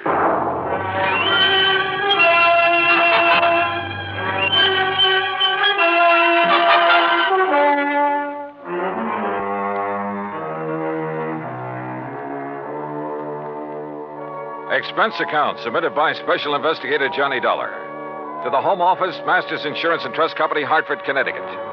Following is an account of expenses incurred during my investigation of the Diamond Dilemma matter.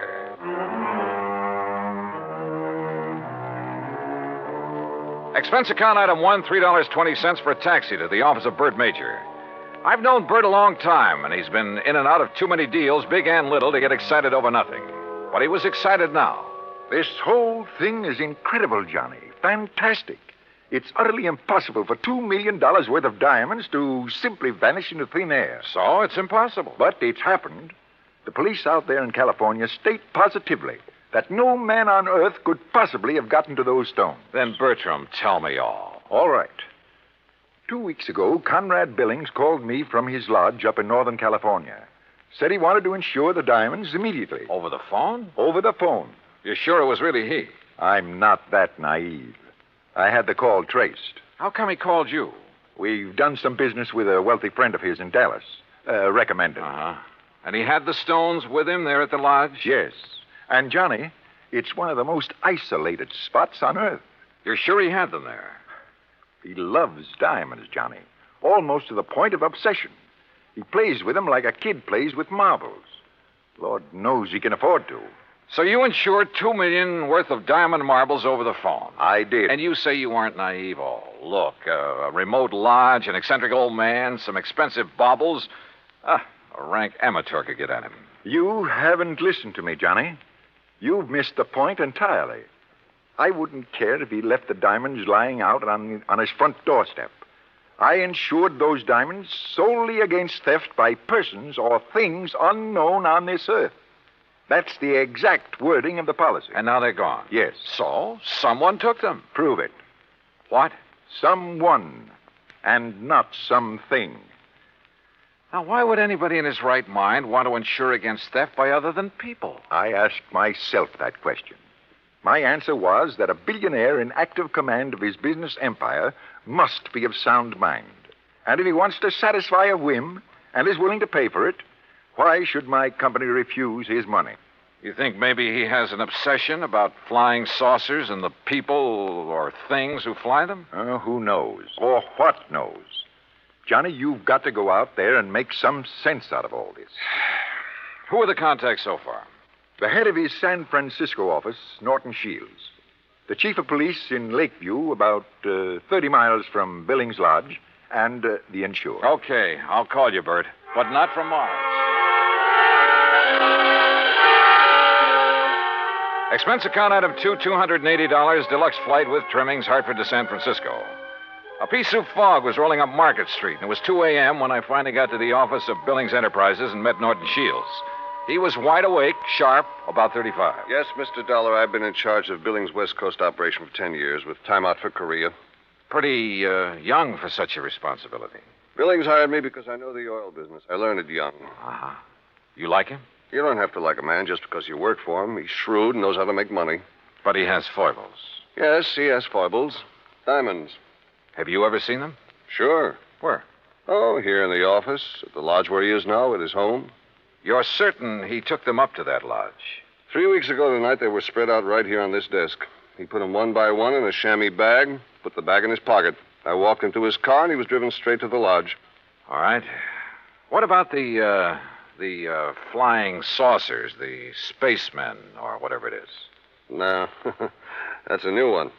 I learned of it when Mr. Major called, disclosed the terms of the insurance.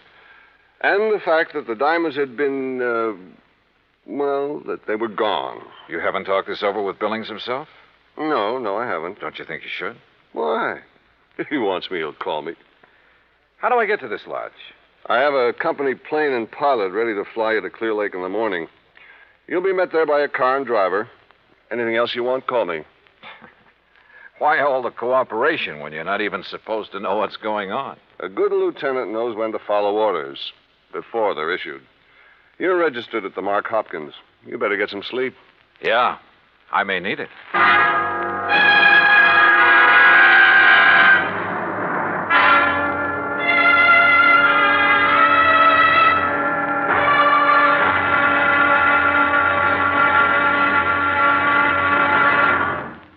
Act Two of yours truly, Johnny Dollar, in a moment. And now, Act Two of yours truly, Johnny Dollar, and the Diamond Dilemma Matter.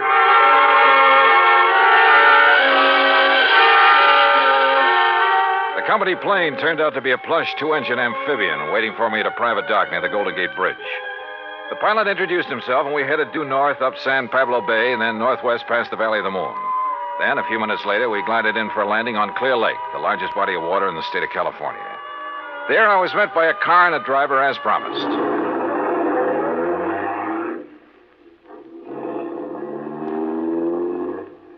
How far is it to Mr. Billings' lodge, driver? About 30 miles. What do you do when Mr. Billings isn't here?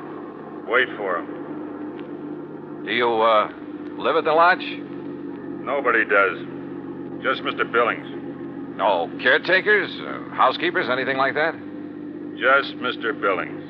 Well, surely there must be someone to look after. Look, mister, I'm hired to drive a car. I do it. And that's all. The car twisted and turned through some lush country, then left the highway and climbed a narrow mountain road with signs every couple of hundred yards marked private in big letters.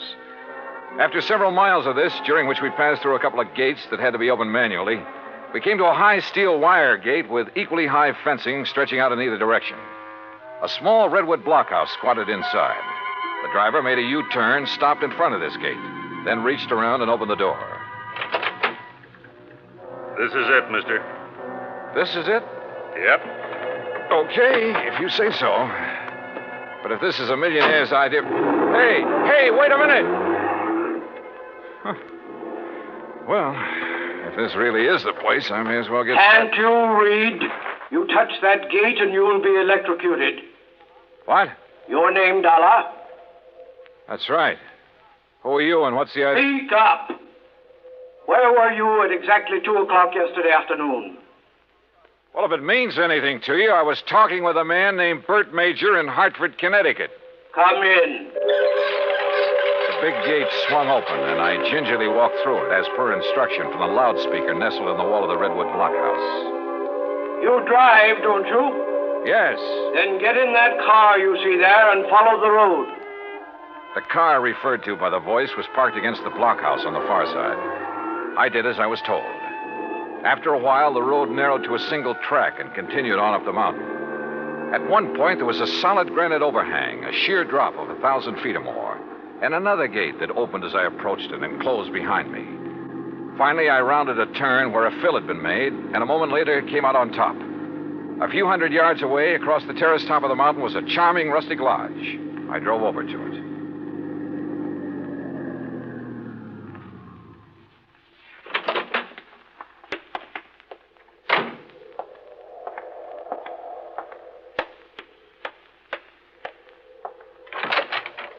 Good morning, Mr. Dollar. Mr. Billings? Come in. Hearing about this man was strange enough. Seeing him was even more of a shock. About 5'2", flashing gray eyes, bullet bald. He was wearing a baggy old jacket that hung nearly to his knees. This way. I want you to see my view of the lakes below. Well? Beautiful. What was that? I said beautiful. Yes, it is. Now, Mr. Major has informed you of the insurance on my diamonds, which disappeared 2 nights ago. Yes, sir. He told me that. Speak up! He told me you insured $2 million worth of diamonds against theft by persons or things unknown on this earth. Exactly. And I wish to collect from your company on that basis. Well, Tell me, where did you keep them? Right here on this table in front of the window, right here. You mean to say you didn't lock up such valuable property? Mr. Dollar, let me show you something. Look here, on my control panel. Do you recall the series of gates you passed through after leaving the main road? Yeah, very well. Well, by means of my electronic devices, I followed your progress every inch of the way. Well, I'll be darned. I watched your arrival at the main gate on this video screen. Ingenious, eh? That's putting it mildly. What did you say? I say that's putting it mildly. Yes. As I'm sure you noticed, this mountaintop is completely encircled by a 12-foot electrified fence. Between it and the inner fence is a maze of photoelectric cells. This panel controls floodlights with which I can cover every inch of ground between the two fences. These viewers are geared to the floodlights. All of this equipment is automatically activated on contact. In short, Mr. Dollar, I can detect and follow any person or thing which moves through or between these two fences. Anyone who knows electricity could cut your fences and come right on up the road. I did not say this mountaintop was impregnable. I said no one could reach it without my knowledge. Why did you take out such limited insurance on your diamonds, Mr. Billings? I've made my money by leaving nothing, absolutely nothing, to chance. Now that man has projected objects into outer space, it is reasonable to assume that other planets may be ahead of us in technical endeavors. Diamonds would be of tremendous value to an unknown civilization. Well, look, how do I know this is not just an elaborate scheme to collect $2 million? A fair question, Mr. Dollar. What would prevent you from hiding those diamonds somewhere on this mountain? I should consider that question an affront to my integrity, but under the circumstances, I do not. I simply defy you to find them. Then what's your explanation of their disappearance? I have none. And unless you find one, I intend to collect from your company under the terms of the policy. Mr. Major mentioned the chief of police in Lakeview. Do you mind if I talk to him? Andy Prentice? Not at all. I have a direct phone to his office and he's home. Would you care to talk to him now? No, thanks. But I would like to use your car. By all means. I'll open the gates for you on your way down. Just one point.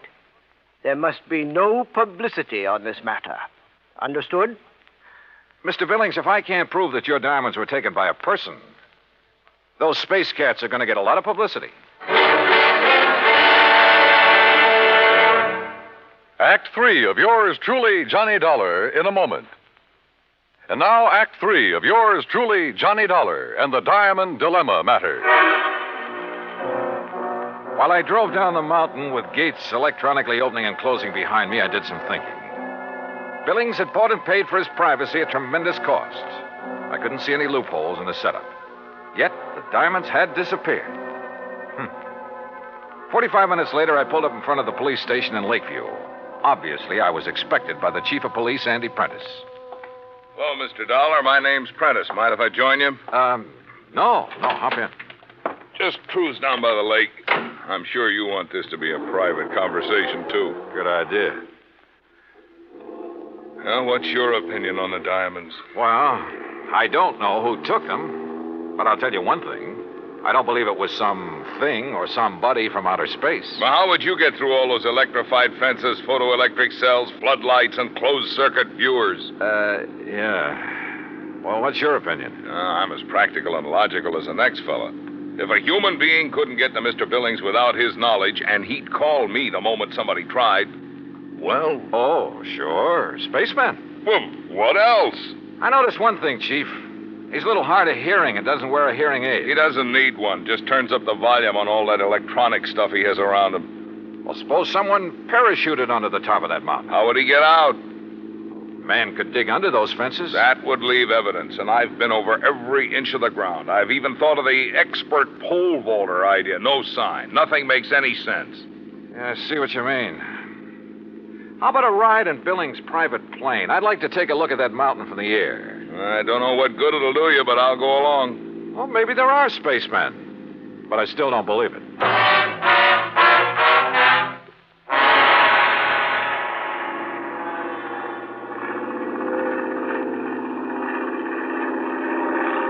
We're coming to it now. See the road winding up? And there's the lodge. Yeah.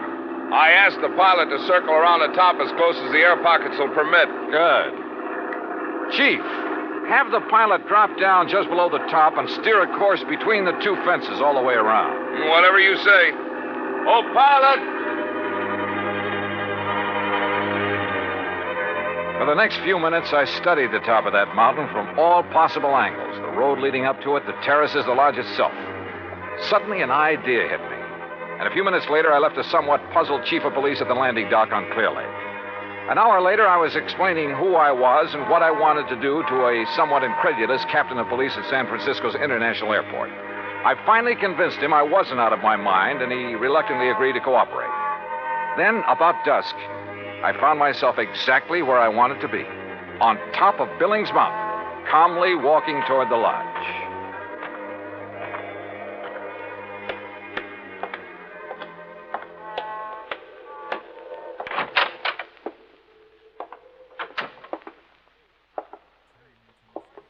Good evening, Mr. Billings.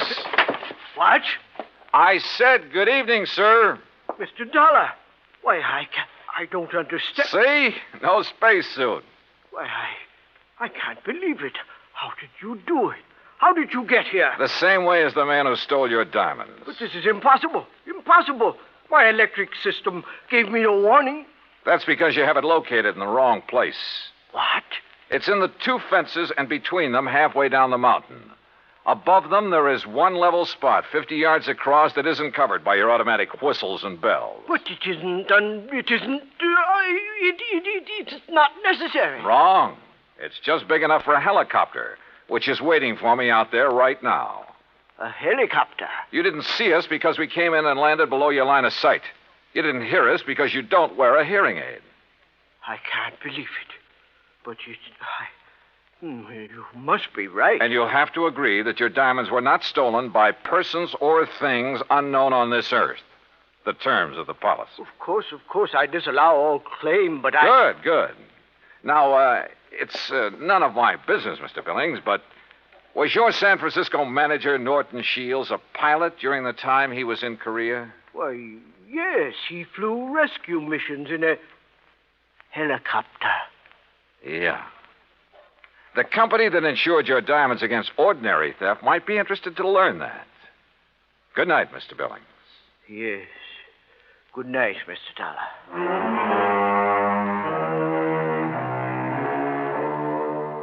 You know, in some ways, I felt sorry for him. He'd spent millions of dollars to insure his diamonds and his privacy. Came a real showdown, and it turned out he had neither. Oh, he'll get his diamonds back, sure, and probably buy some more.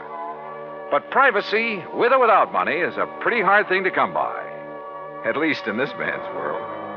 Expense account total, including incidentals and transportation back to Hartford, $284.30. Yours truly, Johnny Dollar.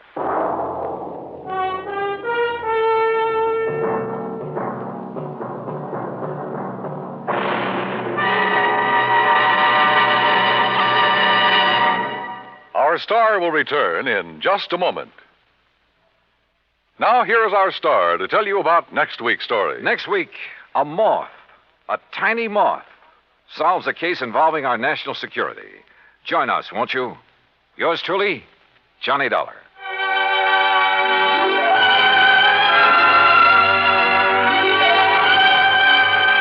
Yours truly, Johnny Dollar, starring Bob Bailey, originates in Hollywood and is produced and directed by Jack Johnstone. Today's story was written by Alan Botsey.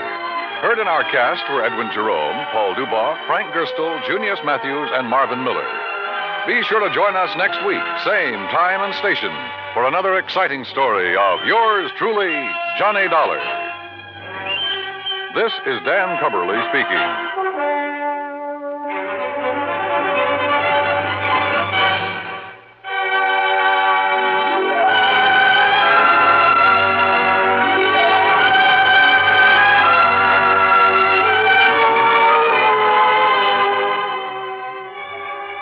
This is the United States Armed Forces Radio and Television Service.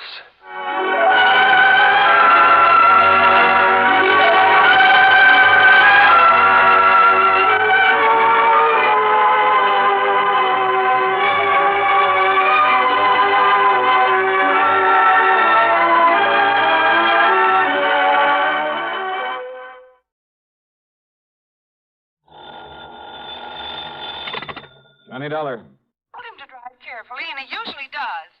But a few minutes ago on WSPB, when I heard the radio news report, Huh? well, it was about a man who was found dead in his car on the edge of a swamp. Oh? Well, maybe that The explains radio why. said he was found just off the Tamiami Trail, somewhere south of here. I don't know exactly where. Oh, and you think maybe that's what he went out to see about, huh? No, listen, unidentified, they said. The man, I mean. But the car, the description of the car, it was exactly like Earl's. Well, so what? Now, take it easy, Mike. First you call WSPB. I did. Only they didn't know any more than they said in the news report. Okay, then call them again. Ask them where they got that story. Whatever news service they got it from knows where it came from, what police department. Or maybe they got it from the police direct. All right, Johnny. I'll phone them again. Sure. And when you get the information, you can call the police direct. Yes, I'll do it.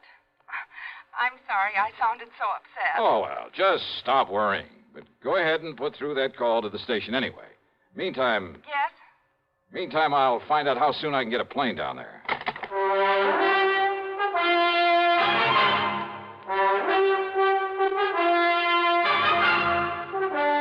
CBS Radio brings you Bob Bailey in the exciting adventures of the man with the action-packed expense account, America's fabulous freelance insurance investigator. Yours truly, Johnny Dollar.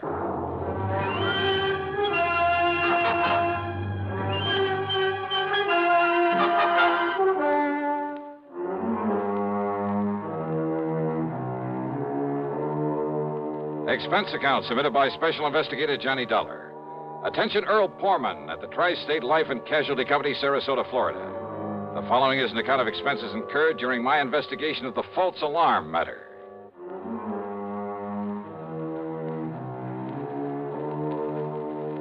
Expense account item 1, $79.60, taxi and a plane out of Hartford. Flight connections were perfect. The trip was easy, and by mid-afternoon, I was at the Poorman home on St. Armand's Key in Sarasota.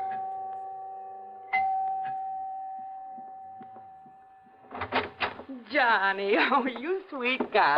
Okay, now, Mike, you better tell me what you learned when you called back to that station. Oh, Johnny, I'm so sorry. I don't know what got into me, being so worried about him. You mean that Earl is okay? But the way he rushed out of here this morning without telling me where he was going or why, and then when I heard that awful report on the radio... You did check back with WSPB? They called me. Oh? Yes, right after I'd finished talking to you. And, Johnny, they were wonderful. How do you mean? Well, they'd realized I was upset because of my having called them before, so they'd checked that news report all the way back to the police who'd found that man dead in his car from a heart attack. And? Well, it was the police in Bonita Springs. That's down below Fort Myers. Yeah? And yes, the car was like Earl's. But the dead man's name was Jensen or Benson or something, so all my worry was for nothing. Oh, well, I'm glad. You kind of had me worried, too, on the way down here. I love that guy, Johnny, like nobody else in the world. Well, I don't blame you a bit.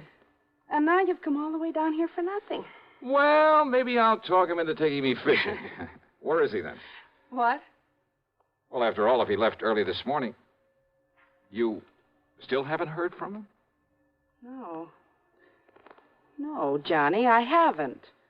And look, it's after 4 o'clock. Ah, easy, and gal. Johnny, this isn't like him. Not to at least call or something. Now, don't start worrying that pretty head of yours again over nothing. But if he'd told me where he was going or why, he was in such a hurry Mike, and with all these crazy drivers on the road this time Mike, of year. behave yourself. But Johnny, Look, now, I kind of like that guy, too. And if you'd given me just one honest reason to be concerned about him... Oh. You see? That's probably Earl calling you right now. Oh, dear, I hope so. Sure, of course it is. I'll bet on it. Well, go ahead, answer it. But if it isn't? If it's the police or something? Okay, I'll take it. Mike, listen to me. Huh? Who is it, Johnny? Look, Listen, I'm sorry not to have called you. It's Earl. But I've been tied up on a pretty serious matter down here. What kind of matter? It could be a murder, one of my policy holders. So put in a call for me to Johnny Dollar up in Hartford. Johnny. Ask him to get here as fast as he can. You get that, Mike? Tell him not to bother stopping there at the house, but to meet me down here. Down where, Earl? Or maybe you can meet him at the airport and drive in. What? What did you say? Well, I simply asked you down where. Oh, well, down here. What? Who's that? Well, keep talking, Earl. No, wait. What is this? I mean, who are... Johnny? That's right. Oh, now look, somebody's trying to... Is this some kind of a gang? Well, just exactly where are you? You haven't been very definite so far. Okay.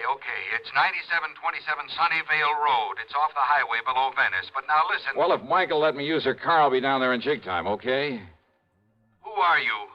I told you.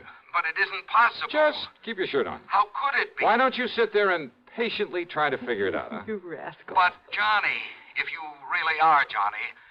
Look, say something more. Talk to me some more. Or else I'll down in Venice. What? Yeah, try figuring that out, too. Well, I know I can. Oh. Well, everything okay now, Mike? Am I relieved? Sure. But you rascal, have you ever put Earl into the Department of Utter Confusion? Well, I tried. I'm sure you succeeded. So if I may use your car... Of course you may. Then maybe I better hit the road before Earl has a chance to call back. Yes, you do that.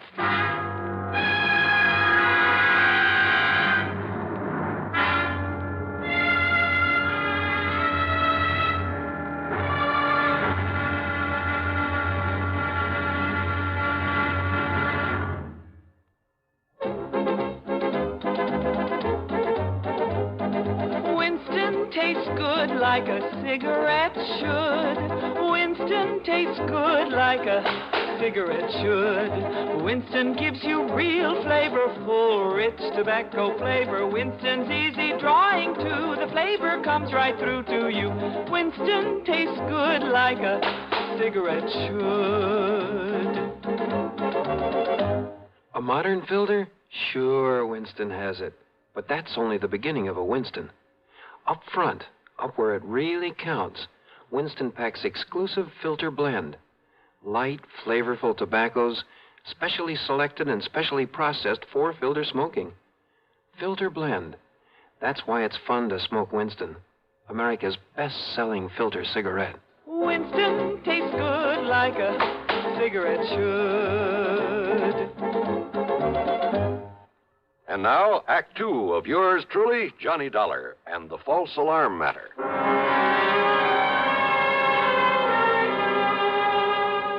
The address Earl had given me on Sunnyvale Road turned out to be a huge, expensive home of white brick and stucco, surrounded by well-kept lawns and gardens with a lot of statuary. Tall palm trees lined the driveway, and there was every conceivable kind of tropical tree.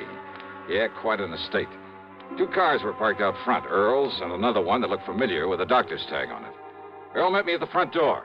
After learning how come I happened to be in Florida, he got straight to the point. But now come inside, Johnny. Yeah, sure. It was Dr. Crutcher who called me, dragged me over here. You remember him? Sure do. Lives just up the street from you and Mike. Yes. Well, Doc is here now, and he can probably tell you more about this than I can. Well, Earl, you said something about a possible murder. Crutcher has been the family doctor. Has taken care of Linda ever since she was a little girl. Linda? Which is to say, since long before she inherited the family chemical business, made it pay off, then married Frank and built this beautiful home. Frank who, Earl? As wrong a marriage as there could possibly have been. Frank was after Linda's money, that's all. And everybody in the world seemed to realize it but she. Yeah, but who's to argue when love comes along? Love? Don't kid yourself. It was out of pity for Frank that Linda married him, made him president of the plant. Typical of her, though. What do you mean? Harry Forrester, chief chemist and VP. Not because he knows anything about it, but because she felt sorry for him after she turned him down in favor of Frank. Jim Tarker, Bill Price, Art Higbee, sitting there in their fancy offices, collecting big salaries, and only because she'd known them as kids, heard their sob stories, and wanted to help them. And that plant makes money? Only because Linda really ran things herself. Now that she's dead, well, I'm sorry to have got so far away from why I'm glad you're here. Oh, it's all right, Earl. The more general background I can get in a case like this, if it is murder. And I'm absolutely certain now that it is. I'm glad to see you, Johnny. How are you, Doc? Glad you could make it, though how you got down here so quickly. Well, maybe Earl will tell you about that later. Yes. Now, look here. Doc led me across the room to the bed. Lying there was the body of Linda. Even in death, she was beautiful. And I must have said something to that effect under my breath. Yes, she was, Johnny. She is now, but not when Earl and I first arrived. Oh? Her body was twisted as though in pain, eyes wide, the pupils dilated. That sounds like cyanide. But look at her now. That's right. So, I decided it must have been something far more subtle, something that would leave no obvious indication after a couple of hours. Possibly potassium theramolysilate. Oh, I'm afraid I never heard of that. Immediate symptoms are much the same as for cyanide, but now, as you see, the body is relaxed, and what color is left? Well, another doctor, not knowing her history, might have come to the same conclusion as the maid when she called me and said that Linda was having a heart attack. That's why Doc had me come along with him, Johnny, in such a hurry. What do you mean? A heart attack, Linda? Oh, I see. So, I immediately made some tests. Well, ever since you got me interested in forensic medicine, Johnny, well... Oh, I told you you'd make the best medical detective in the world, Doc. Well, I carry quite a bit of equipment about in my car. And I'll bet it even includes that ubiquitous microscope of yours. Yes. Anyhow, I found definite indications now of potassium theramolysilate. Well, how was it given to her? I said indications, Johnny, not traces of it. So? I doubt if even an autopsy would show traces of it. But then how are we going to... Well, isn't poison usually given in food? I've checked the silverware, every piece of china, every utensil in the house. No sign of it. And she hadn't been out of the house. But now, don't forget this, Johnny. Yeah? Just one good breath from a PTM crystal could produce death in a matter of minutes. Well, what about the servants? There must be servants in a place like this. There are, and I've questioned all of them. Nothing. Do you mind if I talk to him? By all means, Johnny, do so. Most of all, I wanted to see the servants, see what they were like, and, well, I must admit, they all convinced me they'd been completely devoted to their mistress, that not one of them could possibly have been accessory to this murder. The last one I talked to was Irene, Linda's personal maid, who'd been with her helping her dress when the end came.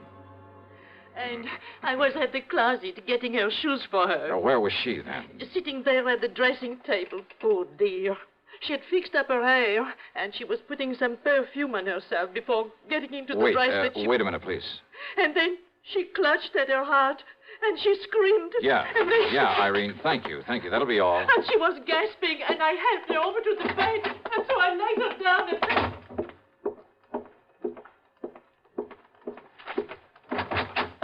Hey, listen, Doc. Yes, Johnny? Now, let me see. Yeah, here. This perfume bottle with the stopper lying here beside it. Yeah, here you are, Doc. Yes. No, don't sniff it. Looks to me like it's empty. Sure it is. Now. But, Doc, can you run a test? Can you tell if it's ever had a crystal of that potassium thera stuff in it? Well, yes, Johnny, immediately. Okay, now, Earl. You seem to have known quite a bit about Linda, whatever her name is. Well, I should. So maybe you can come up with some idea about who might be suspect in this thing. Of course I can, if you and Doc will give me half a chance to get a word in it. Who? But it's the proof you've got to get for it. Who, Earl? Look, I told you about her marriage, the reason for it, didn't I? Huh? And who else would have access to this rare drug that Doc is talking about? And who else will get hold of the chemical plant now that she's gone? Earl. Of course, Johnny. Her husband, Frank Hansen. He's the only suspect. Earl is right, Johnny. Then where is he? He left here early this morning, ostensibly to go to the plant. He hasn't been seen there. Hansen. That means only one thing. He skipped. But if you can find him, if you can prove he did this... Johnny, there was potassium theramolysilate in this bottle. Wait a minute. Hansen. What? She said a name like Jensen or Benson or something. Who? What are you talking about? Earl, I'm sorry, but I got a hunch this prime suspect of yours is also very dead.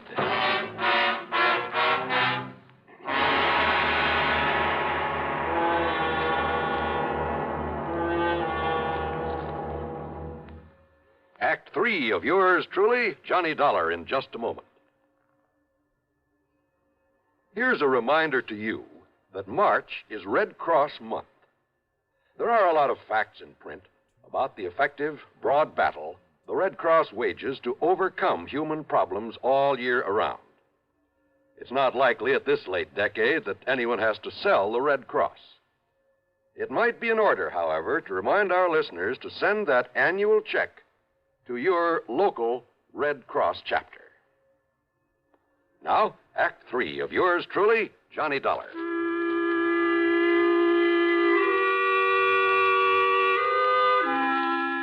I made a phone call to Police Lieutenant Paul Briscoe at Bonita Springs. Yes, it was the body of Frank Hansen they'd found in that car off the Tamiami Trail. Apparently, he'd just been driving along on his way to the plant, smoking a cigarette, when his heart suddenly... Huh? That's right. The cigarette just fell to his lap and burned up to ashes. I told him to run a test on the other cigarettes they'd found with the body, a test for PTM. About an hour later, the lieutenant called me back. You were right, Mr. Dollar. It was no heart attack that killed him. It was that poison. Then I talked with Doc and Earl about the personal side of Linda's life, about her love affairs over the years. And yeah, sure enough, the one man who threatened all sorts of things if she married somebody else. But there was still the matter of getting proof for a confession. Yes? What is it, Johnny? What are you thinking of? Doc, I'm going to need your help. You know I'll do anything I can. Now, let me think. Let me think for a minute. Yeah. Hey, listen. Can you concoct something out of those chemicals you have there? Something that will, say, make a kind of stain after a few seconds if you put it on your hand? Well, I don't know, John. Yes, maybe there is. Yes, a combination of this colorless dye with a small amount of ferrous hide. Yes, of course it will. A combination? Good. But what for, Johnny? Because I'm going to play this hunch of mine to the end. But we need some proof. Oh, and Doc. Yes? A tiny sponge or a piece of gauze that'll absorb one of those two chemicals that I can tape it inside a finger on my left hand. Why? Anything you say, Johnny. The other chemical, well, just keep it in the bottle until I'm ready to use it. Johnny, do you mind telling me what you're up to? Sure I mind. Just get that stuff ready for me, Doc, and we'll take off. A few minutes later, the three of us in Earl's car drove down to the chemical plant. Fortunately, the chief chemist, Harry Forrester, was still there. I was introduced, shook hands with him, with both my hands. Then we took him into a private office, and I went to work on him.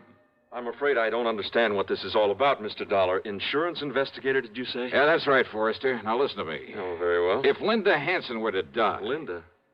Die? Heaven forbid. Oh? I was in love with Linda at one time. Very much in love. With Linda or her money? I beg your pardon. You know that's true, Harry. Pullman, I resent that. Just sit down, Forrester, and take it easy. Okay, now. If Linda were to die, I would assume that her fortune, including this plant, would go to her husband, Frank. Frank? Well? Well, of course it would.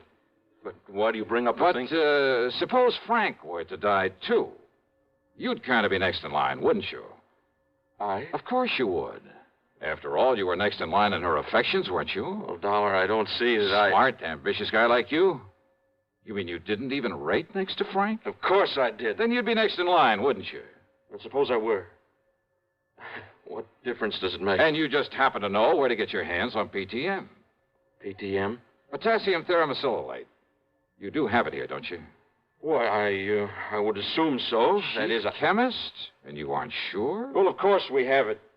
But I've never had occasion to go near this stuff. Never? You sure of that? Absolutely. Quite frankly, I'd be afraid of any proximity to such a drug. Never touched the stuff, huh? Never. May I have the bottle, please, Doctor? There you are, Johnny. That is PTM. Now you know it comes in crystal form. Oh, yes. No, Forrester, this is just a harmless... Oh, I'm afraid I spilled some of it on your hands. You certainly did. Oh, that's all right. Wipe it off. It's already begun to do its work. What? That bluish tinge. Positive proof that you've been handling PTM. You sure? Yeah, that you somehow got into Linda's perfume bottle on some of Henry's cigarettes. Well? And you know. That's right. Want to call the police, Earl? Sure. No. So you're right. So I killed them both. But I'm not going to be dragged through the filthy courts, and neither you nor anybody else. No, you don't.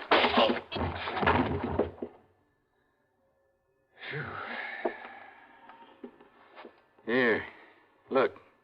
This tiny capsule he was about to swallow. Yeah. What do you think, Doc? Well, of course, I can't be sure without... Those crystals certainly look like it. PTM. PTM.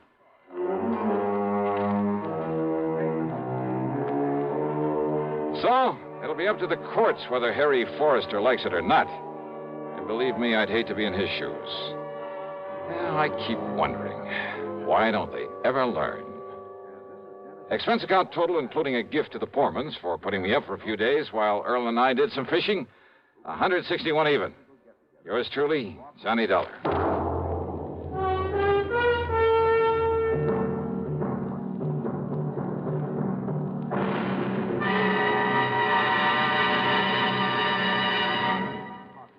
Our star will return in just a moment. Constipation can be a problem for anyone, even doctors. And when constipation occurs, it's interesting to see just what doctors consider important about a laxative they might use or recommend. Well, a majority of the doctors we heard from had this to say. A laxative should be effective, gentle, close to natural acting. A medicine that can be used with complete confidence. Now, X-Lax has been popular with many doctors and millions of people over the years because chocolated X-Lax is effective. Overnight, it helps you toward your normal regularity. X-Lax is so gentle, so close to natural acting, there's no upset. That's why many doctors and millions of people use X-Lax with complete confidence. X-Lax, the laxative that helps you toward your normal regularity, gently, overnight. Now, here is our star to tell you about next week's program. Next week, a lesson in how to rob a bank. You think I'm kidding? Well, I'm not. You see, it's also a lesson in how to get caught doing it. Matter of fact, it involves a modern, clever, scientific device that not very many people know about. If more of them did, well, believe me, there'd be a lot less futile attempts at bank robbery. And it's this very device that helps me solve the case I investigate by providing a picture, a simple snapshot that didn't turn up, but that gave me all the evidence I needed. Join us, won't you? Yours truly, Johnny Dollar.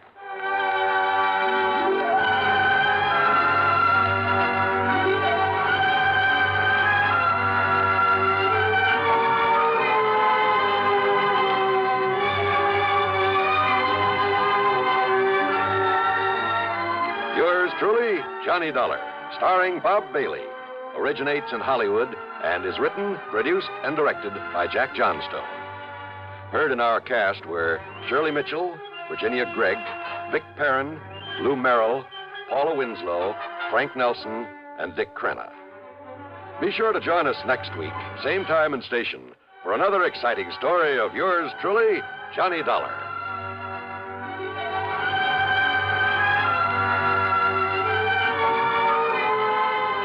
This is John Wall speaking. Stay tuned now for Suspense on the CBS Radio Network. Okay, they're coming into the stretch and turning for home. It's Warlock and Gay Reward head and head for the lead. Here they come. Here comes the finish, and it's Warlock by an O. Man, oh, man, what a race. Man, oh, Manischewitz, what a wine. Yes, in sports, you can tell it's a great moment by the cheers. And in wines, you can tell it's Manischewitz by the raves. Man, oh, man. Nano Manischewitz, everybody's wine because it tastes so good. Try all three new Manischewitz fruit wines, blackberry, cherry, and loganberry, each 100% pure and specially sweetened. Serve Manischewitz fruit wines anytime and often. In a wine glass, on the rocks, in a highball with your favorite mixer. Man, oh man, Manischewitz, everybody's wine because it tastes so good. Manischewitz Wine Company, New York. WROW, Albany, New York. from Hollywood, it's time now for... Johnny Dollar. Where have you been for the past 20 minutes? In the shower. For 20 minutes? Okay, so I'm a shiny dollar. So you... Oh. Who's that? Max Green at Assured Equity. Oh, hi, Max. What's on your mind? 7 years ago... Our fathers brought forth, but that doesn't answer my question. Johnny, you ever hear of the Meeks? New England family, stood away on the Mayflower, speak only to their money. That's the Meeks. What about them? No, not about them. It's about Mariah Meek and Lincoln's Gettysburg Address. She's lost her copy of it. Well, it shouldn't be hard to find her another one. That's where you're wrong, Johnny. Huh? It would be very hard. Might cost us $100,000.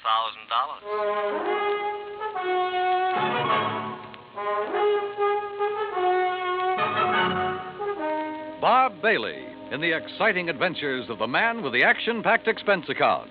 America's fabulous freelance insurance investigator. Yours truly, Johnny Dollar.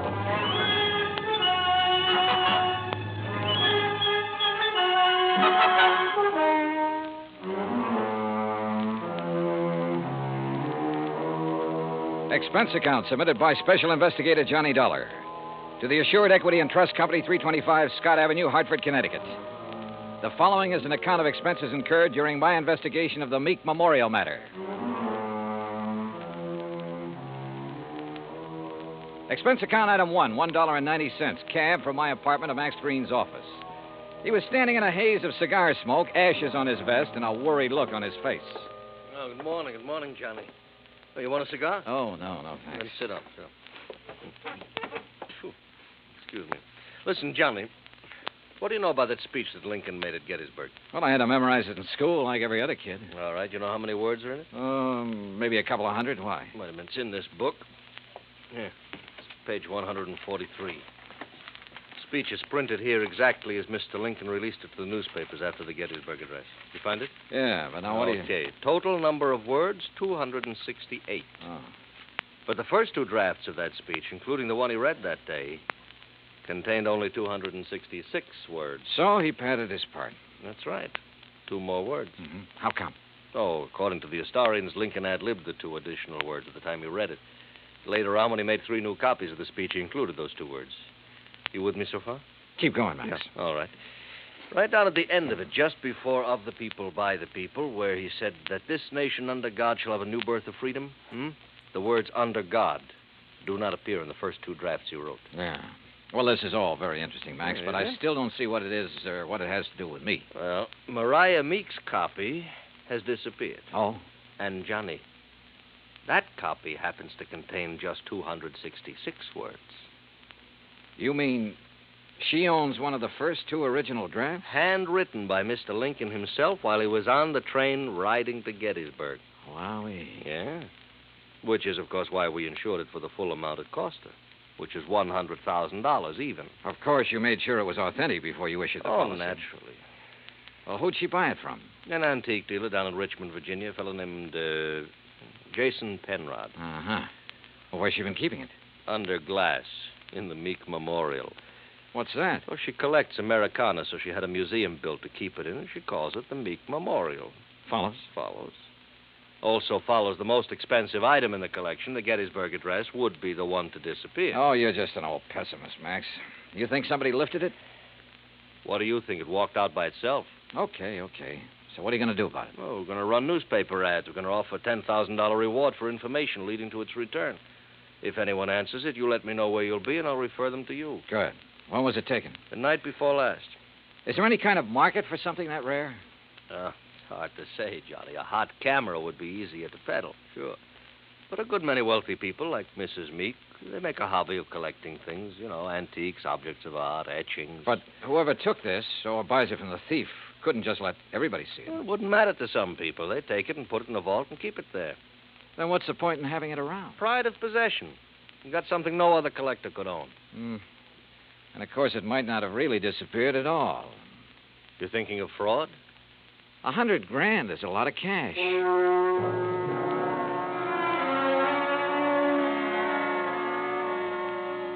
Expense account item 2, $1.90, cab fare back to my apartment. I wasn't particularly intrigued by this assignment. Rare documents, like anything else antique, have always seemed to be just one step from decay.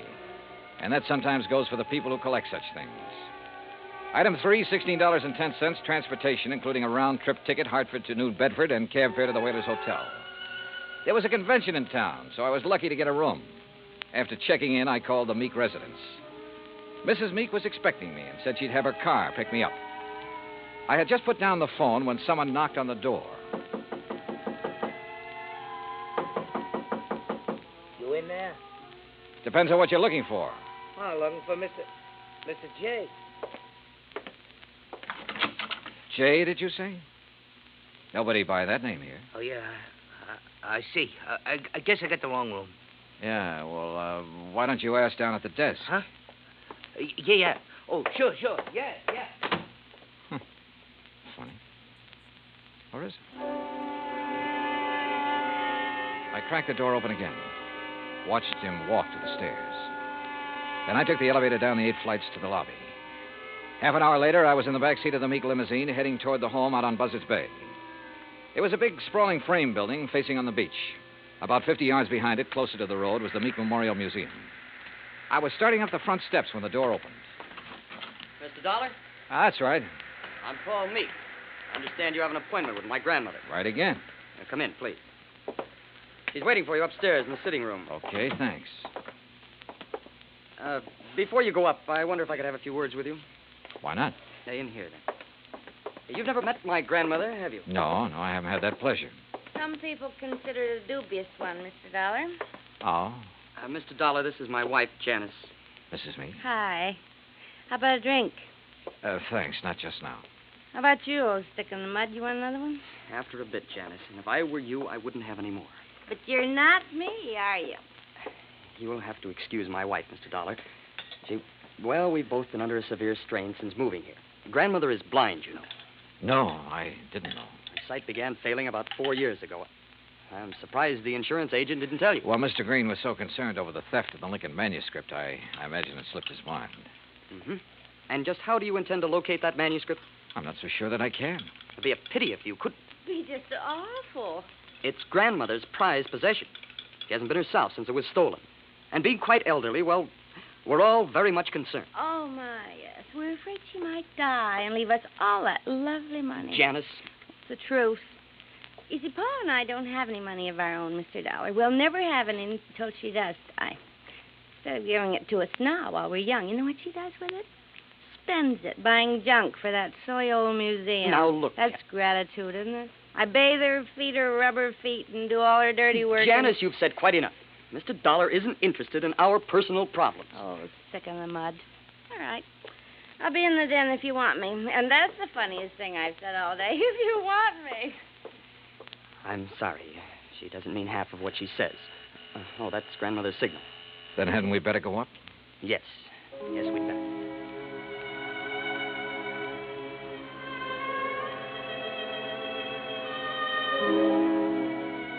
We went up the broad staircase, through a hall, and into a bright, sunny room. Wrapped in an old kimono and shawl, Martha Meek sat in an invalid chair, facing the ocean. Paul introduced us, then sat down quietly near the door. Paul? Paul, I know you're there. Now answer me. Yes, grandmother. You go on downstairs. I want to talk with Mr. Dollar in private. Whatever you say. And close that door. Don't mind my back, Mr. Dollar. I couldn't see you if I looked into your face.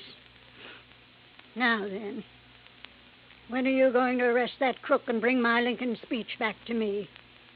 Well, I'm going to need a lot of help and information, Mrs. Meek. Mm-hmm. What kind of information? Mostly about the museum. Like what? Well, do you know who was in there the night the manuscript disappeared? Certainly. The dirty robber was. Anyone else? Well, old Pete's always there. Supposed to be guarding the place, but he didn't do a very good job the other night. Got himself slugged. Does he live on the grounds? Yes. I brought him over from Naples 10 years ago. He was my guide in Italy. Showed me around so nice I decided to bring him back. Tell me, is the memorial open to the public? It was going to be. I intended it to be once. But when my eyes... No, Mr. Dollar, I keep it locked most of the time. Uh-huh. And who discovered the manuscript was missing? Pete did, I guess. At least when he recovered, he ran yelling bloody murder up here to the house. Everybody went down to see what had happened. Everybody but me. They left me all to myself. Were there any strangers here in the house that night, Mrs. Meek? Anyone beside the servants and your grandson and his wife? One person, but he's no stranger. Who's that? Jason Penrod from Richmond. He's an art dealer. We were discussing some business. May I, ask what kind of business? It has nothing to do with you or the people you work for. Sorry. Where can I find Mr. Penrod? He's staying here now. If he isn't in his room, then he's most likely out in the memorial. Now, that's enough questions. You, give me a cigarette. Ma'am? What's the matter? You deaf? Give me a cigarette before Paul with that snoopy wife of his comes prowling around. All right, sure. Light me. Yeah. Well, you want any more information, Pete's the one to talk to. All right, thanks. But what about your son and daughter-in-law? Were they inside the house at the time of the robbery? You don't suspect them, do you? Right now, I suspect everybody, Mrs. Meek. Even me? Yes, ma'am. Even you. Well, bless you, boy.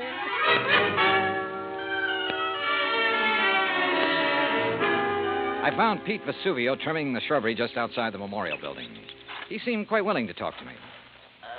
How you say what happened to me, mister? I'm hit out? Knocked out, Pete. Ah, si, senor. And because of this, I do not see anything. Nothing at all, huh? Please, mister, do not use the insult. I am American citizen, first papers. And because of the kindness of my patron, I will soon be second papers. I know by heart the Constitution, United States, Gettysburg Address, pledge allegiance to my flag. Yeah. You know how I know these things which help me be citizen? Because of my lady. She's letting me work in a place where great papers are for me to read. Because of her, I would not hide anything, mister. Okay, Pete, okay. I'm convinced. But I'm sorry I cannot help you, mister. Well, it's not your fault. Hey, you like to hear me say Gettysburg Address? Well... Do it very good. Learn it right from President's own writing. Some other time, Pete. Right now, I have to find Mr. Penrod. Oh, he's inside, mister. Counting the treasures. All of the beautiful things a lady can no longer see. You'll find him in Section L, senor. I found the small, neat-appearing art dealer just where Pete had said he'd be, peering into a glass case crowded with Derringer pistols. He had a notebook under his arm and seemed to be making some sort of inventory. Oh, dear. You gave me quite a fright, sir. Oh, I'm sorry. Well, I wish I could concentrate like that. Oh, well, there's nothing more interesting to me than these fine old pistol things. What histories they must have, Mr. Dollar. Johnny Dollar. Oh, yes, the insurance investigator. Paul told me you were wandering about the place. I suppose you'd like to ask me some questions, hmm? If you don't mind. Oh, no, goodness, no. I understand you were with Mrs. Meek the night of the robbery. That is correct, sir. We heard the shouting. We ran out here just as fast as we could. I was the one who discovered the manuscript was missing. You have any idea how the thief got in here? No, sir, no. Unless someone forgot to lock the front door, or unless he had a key. Well, has Mrs. Meek given out many of the keys? Well, in my opinion, too many. Even I have one. What about Paul Meek and his wife? No, I don't think so. Well, they really aren't interested in the museum at all, Mr. Dollar. Oh. Mr. Penrod, I understand you're quite an authority on antique art and things like that. Well, Isn't taking inventory a little beneath your position? Well, I suppose it is, Mr. Dollar. But, last week when I received dear Mariah's wire asking me to do it, I simply couldn't refuse. She's been such a good customer of mine. Well, yes. You have any idea who might have wanted the Lincoln manuscript? Well, I know several persons who'd love to have it. Give most anything, but I don't know anyone with the nerve to break in here and take it by force. You remember where Paul Meek and his wife were when you heard Pete shouting? They were right in here when I arrived. I see. Well, thanks for... Oh, just one more thing. Oh, yes? If you'd stolen the manuscript... Mr. Dollar. A hypothetical question, Mr. Penrod. But if you had, and you wanted to sell it at a good price with the least danger of being caught, how would you go about it? Well, I'd take it abroad, of course. I'd put it on the open market over there. Huh. You aren't planning on going abroad soon, are you, Mr. Penrod? Oh, gracious, no. You know anyone who is? Anyone who, Who didn't Paul and Janice tell you? Oh, they're flying to Paris Wednesday night.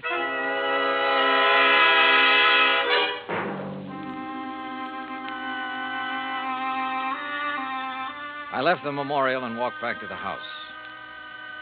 The Meeks were in the study, engaged in their favorite pastime. When I told them what the art dealer had said, Paul set down his glass long enough to confirm the fact that they did have reservations and insisted that he had a logical explanation for not having told me of those plans earlier. Very logical explanation, Mr. Dollar. Let me handle this, Janice, please. Sure. Drink, Johnny? Now, first, I want to hear that explanation, if you don't mind, Paul. Of course I don't mind. Janice and me, we're fed up. Why didn't you tell me about the plane reservations? Well, why should I have? I'm not even sure I'm going to use them. Oh? Grandmother's upset enough over losing that manuscript. Something else might... Well, anyhow, if the manuscript doesn't turn up within 48 hours, we're canceling our trip. Oh, no, please. Sorry, Janice, but that's the way it's got to be. She did it. What do you mean? It's an act, don't you see? Jason Penrod told her we were going to leave, so she had him hide the manuscript. And now this thing about her being so upset and having such a weak heart. It's an act to keep her precious darling boy tied to her apron strings. I don't believe that. Well, just wait. You will. Anything else, Dollar? What does a trip to Paris cost, Paul? Well, it's not inexpensive. Your wife was complaining about being so broke. Haven't you ever heard of flying now and paying later? We have friends in Paris, Dollar. It won't cost as much to live once we get there. And we'll worry about paying for our ticket when we get back. Any other questions, Mr. Snooper? Yeah. Later. It was after 7 when I finally got back to my hotel room. I ordered a drink and tried to make some kind of sense out of the information I'd gathered during the day. But it all added up to 0. I called Hartford and asked Max Green to look into the Meek finances. Then I dressed for dinner. I was about to go downstairs when the phone rang. Johnny Dollar. Mr. Dollar, I was told to call you. Yeah? It's about the ad. The ad? In tonight's paper about something missing from a certain memorial. Go on. Well, I called Hartford Collect. They said to call you. Yeah, that's right. Who is this?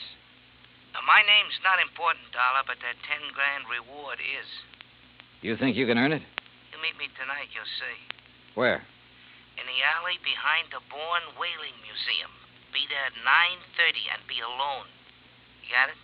Yeah, I got it.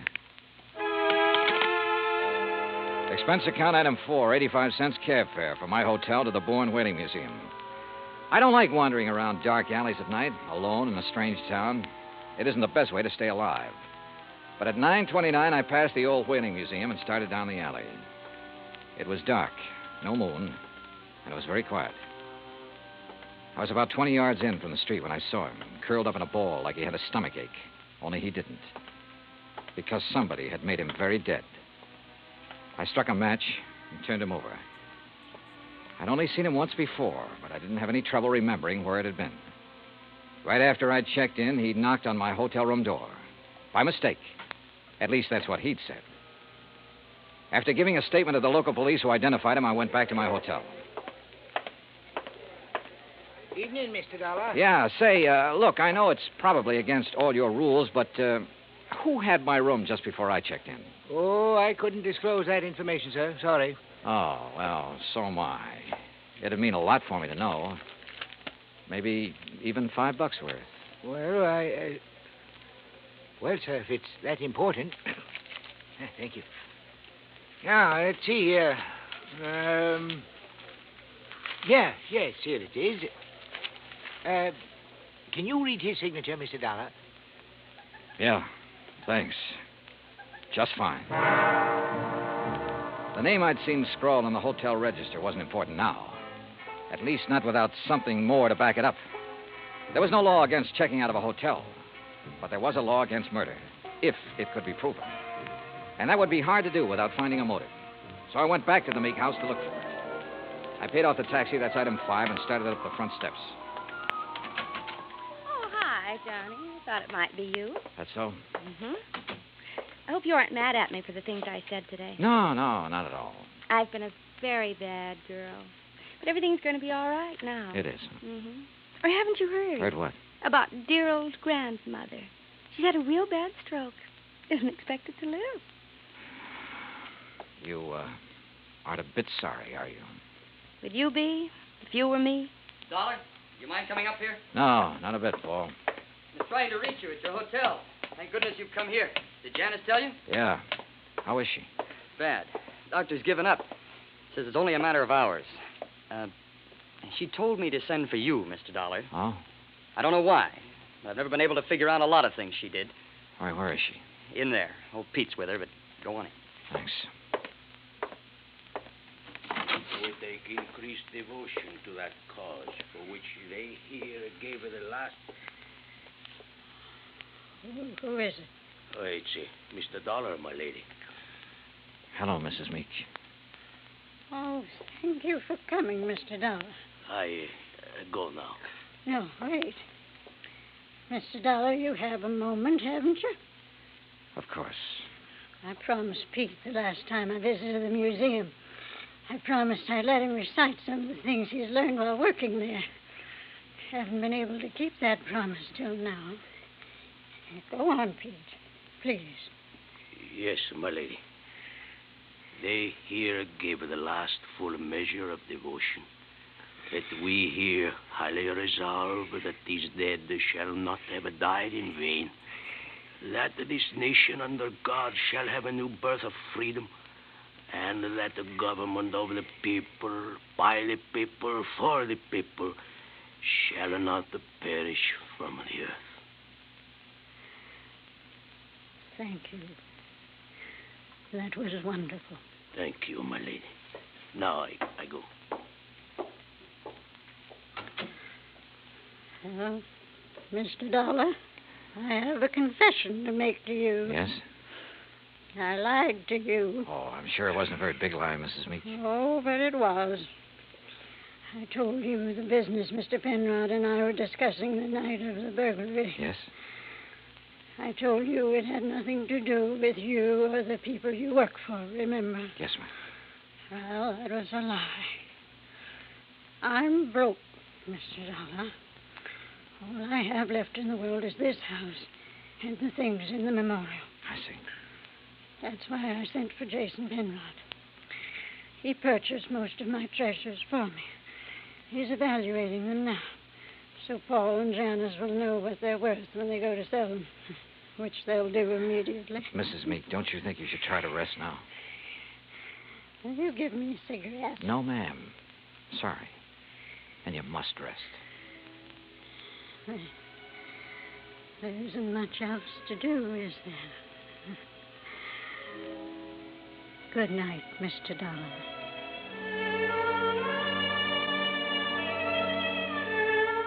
Outside in the hall, Paul and Janice Meek were talking quietly to Jason Penrod. Off in the corner, standing with his back to the others, was Pete Vesuvio. Mr. Dollar, is She's resting quietly. Oh, Dio grazie. Why did you lie to me, Pete? What? I never lied to nobody. Who say I did? I say you did. You're crazy, mister. What lie I tell you? You said you learned the Gettysburg Address right from Mr. Lincoln's own writing in the museum. That's no lie. What's the matter? You don't believe that, mister? I believe you, Pete. But I just had to be sure. Come on, let's join the others, shall we? See. Well, good evening, Mr. Dollar. Mr. Penrod? Tell you any of the family secrets, Johnny? Not too many. You learn anything in there you didn't know before? Yeah? I know which one of you stole the Lincoln manuscript. One of us? Why, you're crazy, Dollar. We were all in the house at the time it happened. That's right. But one of you hired a little man named Leo Jones to do your dirty work. Jones called me earlier this evening. He was going to tell me which one of you it was. Evidently, he didn't like the deal he was getting. What was he doing, Penrod? Trying to blackmail you? What are you talking about? I don't know any Leo Jones. Then why did he come around to my hotel room this morning? The same room you just checked out of. Well, that doesn't mean a thing. I imagine several persons have been to that room today. Sure, but they're still alive. Now, let's get to the phony Lincoln manuscript. Phony manuscript? It wasn't phony, Mr. Dollar. Wasn't it? Well, you correct me if I'm wrong, Penrod. After Mrs. Meek purchased one of the first two drafts of Mr. Lincoln's Gettysburg Address, she started losing her sight.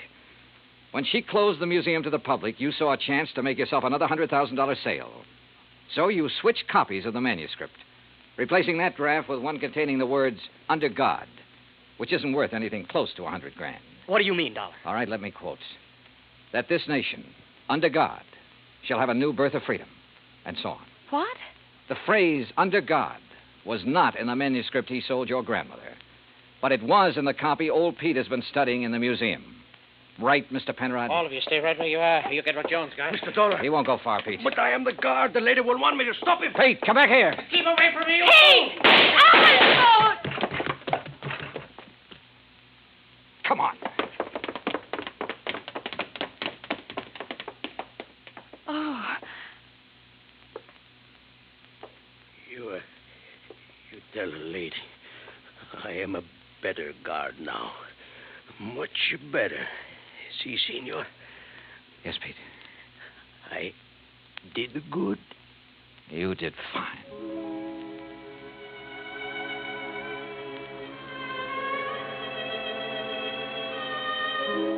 Pete Vesuvio will live to apply for his second papers.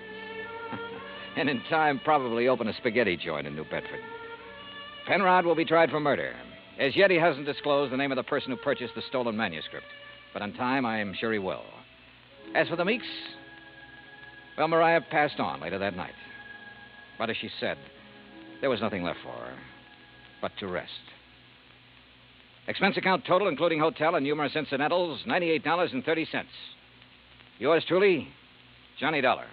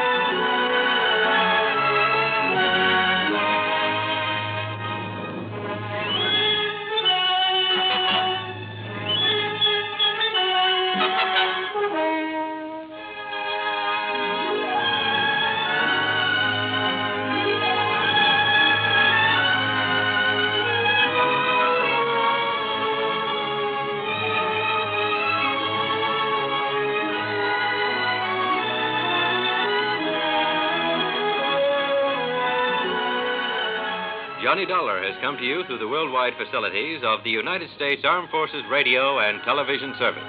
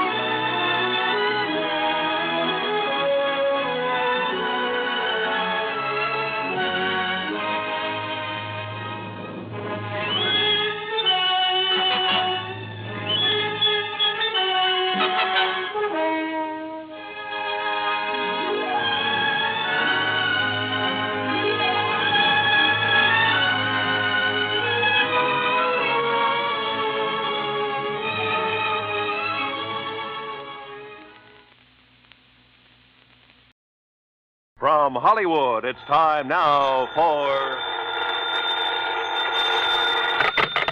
Johnny Dollar. Will you accept a collect call, Mr. Dollar? Huh? It's from Lake Mojave Resort in Arizona. Oh, say no more, operator. Just put him on. Well, yes, sir. Go ahead, please. Hi, who is it this time? Buster Favor, Ham Pratt? Johnny, this is Red. Yeah, well, how's the fishing? Time for me to make another trek westward and find out from... Huh? Red? That's right, Johnny. Red who? Well, you know, the guide out here, Red Barrett. The fishing guide? Oh, yes, sir. Who claims to know Lake Mojave like the back of his hand and every good spot there is in it? And I do, Johnny. That's a fact. Then I repeat my question. How's the fishing? Just as fine as ever, if you know where the good holes are, that is. And you do? Yes, I do. So you think it's high time I fly on out there and wet a line, is that it? No, sir, that's not what I'm calling you about, Johnny. Well, what is it? I don't rightly think I ought to tell you over the phone, Johnny. I think you better come here just about as quick as you can. But unless I know why. I'll tell you when you get here. Well, look, I usually do my traveling on expense account for an insurance company. And you can this time. Huh? What company? The one that insured him, the Greater Southwest Insurance. Insured who, Red? Johnny, I'll tell you all that when you get here. Now look. They tell me there's a plane leaves New York right at high noon. Listen, Red. That'll get you into Las Vegas about 9:45 tonight, okay? Okay, listen. Goodbye, Johnny. Red! Crazy old coot. He thinks for 1 minute that I'm going to get on. And yet, on second thought.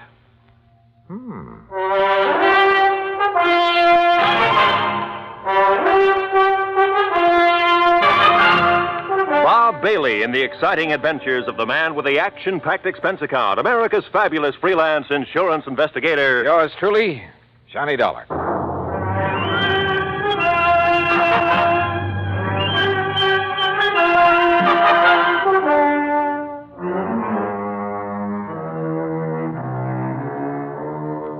Expense account submitted by Special Investigator Johnny Dollar to the Greater Southwest Insurance and Liability Company, Kingman, Arizona office. Following is an account of expenses incurred during my investigation of the Mojave Red matter.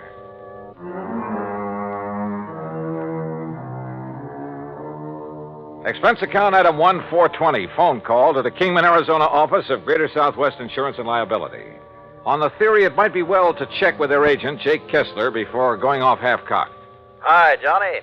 Haven't seen or heard from you since 2 years ago when you came out here to investigate the murder at the old Midas Touch mine. Yeah, I remember, Jake. Now listen. Yeah? Is everything going along okay these days?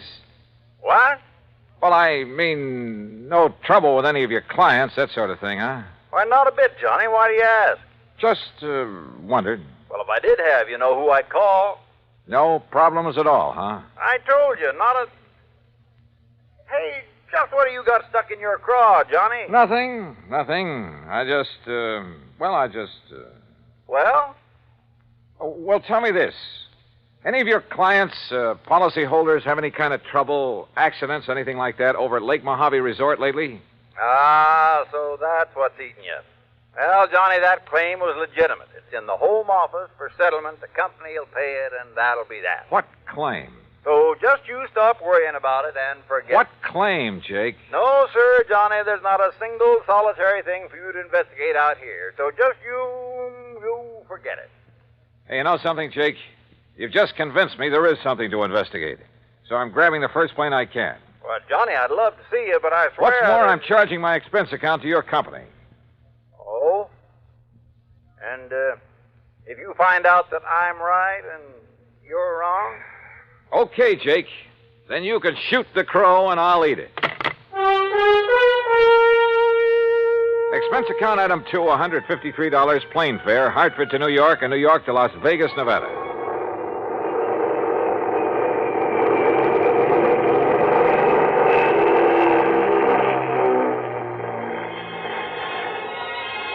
It was 9:45 on the dot as the big mainliner slowly circled down out of the clear, starlit sky. Unless you've seen the millions of stars that twinkle brightly through the clean, dry air over the Mojave Desert, you've really missed something. And as we glided down toward the landing strip on the south edge of Las Vegas, the multicolored lights of the fabulous resort town made it sparkle like a vast field of jewels. Beautiful. Yeah, and expensive. That is, if you insist on trying your hand at the gaming tables and the casinos that line the main drag. Believe me, brother, I know. But that's neither here nor there. As I grabbed my luggage and started for the car rental office, a tall, angular man, well-tanned and dressed in blue jeans, high-heeled boots, and 10-gallon hat sauntered over to me. So you wouldn't take my word for it. Oh, Jake. That's right, Jake Kessler in person. And, Johnny, if you're here to investigate the claim on the Hobbs policy, well, there just isn't Hobbs, anything... huh? Well, now I know that much. And suppose you tell me who Hobbs is, or was. I'll tell you all about it, and when I have, you can hop on another plane and go right on back to Hartford. And all at your own expense. I still don't see whatever made you come out here, Johnny. Apparently the Hobbs matter, so start telling me. Well, come on, Jake, come on. All right, Johnny. All right, Elmer P. Hobbs, real estate in Los Angeles. Came over to the Lake Mojave Resort about 2 weeks ago. Spent a few days fishing with his old pal, the guide they have there. You mean Red? Red Barrett? Yeah. Well, okay, go on. And on Tuesday, a week ago, he rented one of the boats and went out by himself. Apparently, he went up to a place called the Big Basin. Yeah, I know it well. The lake's 3 or 4 miles wide up there. Yeah, well, that afternoon, a big wind came up, regular screamer. All the other boats came back to the landing, and all but Mr. Hobbs. Oh? The next morning, when the wind died down, they found his body washed up on the shore on the Nevada side. That's all? That's all. You say a claim has been filed? That's right, by one of his 2 beneficiaries. Who? His business partner back in L.A., Mr. Stuart Manley. I've passed the claim, and the company will pay it. No investigation of any kind? Oh, of course there was, Johnny. The Kingman Police, the Sheriff's Office, and the County Coroner. Accidental death due to drowning. So that's it, Johnny. Now, you just make your reservation back to Hartford at that window right over there, and you are paying the freight. Oh, not so fast, Jake. I'm sticking Well, around. now, you can see for yourself there's no reason for you to be here, much less at company expense. Well, after all, now that I am here, it'd be kind of silly not to run down to the lake. Well, you mean just to do some fishing on your own time. You want to drive me down there? Johnny. Yeah? Johnny, do you know something about the Hobbs case that I don't? And the police and the sheriff? Jake, I don't know a thing about it. Okay, Johnny. How do you want me to fix that crow you're going to eat?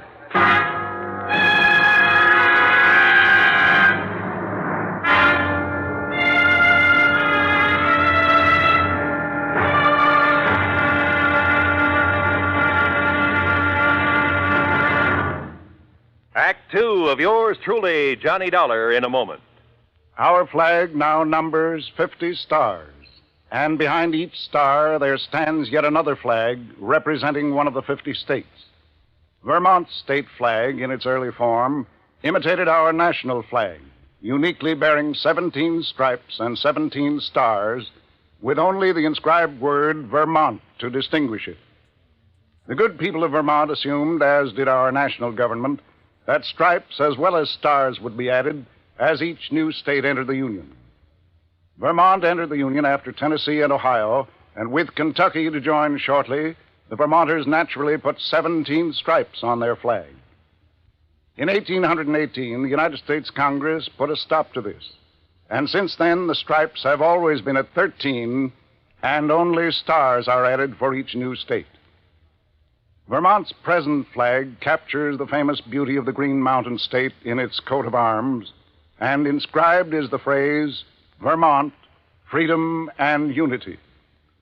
Vermont's state flag, the flag of the 14th state to enter the Union, was adopted on April 26, 1923.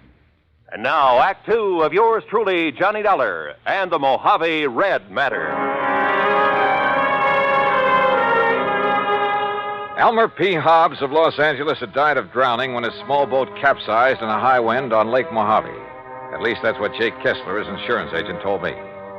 Accident pure and simple, he said, and I could hie myself back to Hartford and forget about it. But I didn't. Simply because of the phone call I'd received from old Red Barrett, fishing guide at Lake Mojave Resort. I persuaded Jake to drive me over there on the excuse that as long as I was nearby, I might as well do some fishing. So he dropped me off, and since it was after midnight, went on back to Kingman. I wandered on down to the dock and boathouse. Hello? Who's that? Ham? Huh? Johnny?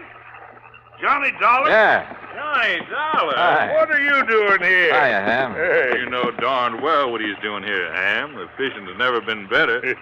Only how'd you get the word? And how are you, Johnny? Oh, just great, Buster. Did you stop by the office, let Marilyn fix you up with a room? No, because as I recall, old Red usually sleeps here on the dock. Oh, Red. Well, why do you say it that way, Buster? Because Ham and I are wasting good sleeping time down here, wondering why he hasn't come in yet. You mean he's still out on the lake? Yes, crazy But it's as black as the ace of spades out there. And no moon tonight. Buster and I were about to take off and about to look for it. He pulled this very same stunt night before last. We finally found him drifting around about 9 miles up. He said he'd run out of gas. Showed his empty tank to prove it. Yeah, but we knew better. What do you mean, Buster? I mean, when he saw us coming after him, he dumped out what gas he had. Oil slick all over the lake. If somebody'd struck a match, why? You know, Red's been doing a lot of crazy things this past week or so. Ever since his old friend, Mr. Hobbs, died, they were pretty close. And that is why he phoned me. Red phoned you? Yeah, early this morning. And if you ask me, it's because he doesn't believe Mr. Hobbs' death was accidental. Johnny? You know something? I didn't quite believe it myself. Well, sure, we have some pretty big winds on the lake now and then, and it was a big one that day. Yeah, and then when the coroner and the other authorities, well, who's to argue with them? Do you know if Red has found out anything? Anything at all? All we know is he's given up taking out fishing parties and spends all his time prowling around the lake every day. And night. Says if he can find the boat Mr. Hobbs used. What kind of a boat was it? One of our regular rentals, an aluminum Arkansas Traveler. Yeah, with a 10-horse Johnson on it. Well, listen. Those boats have flotation tanks. Why, yeah. So even if it did capsize, it wouldn't sink. You're right, Johnny. And there's been no sign of it? None at all. Then let's go up to the lake and find Red.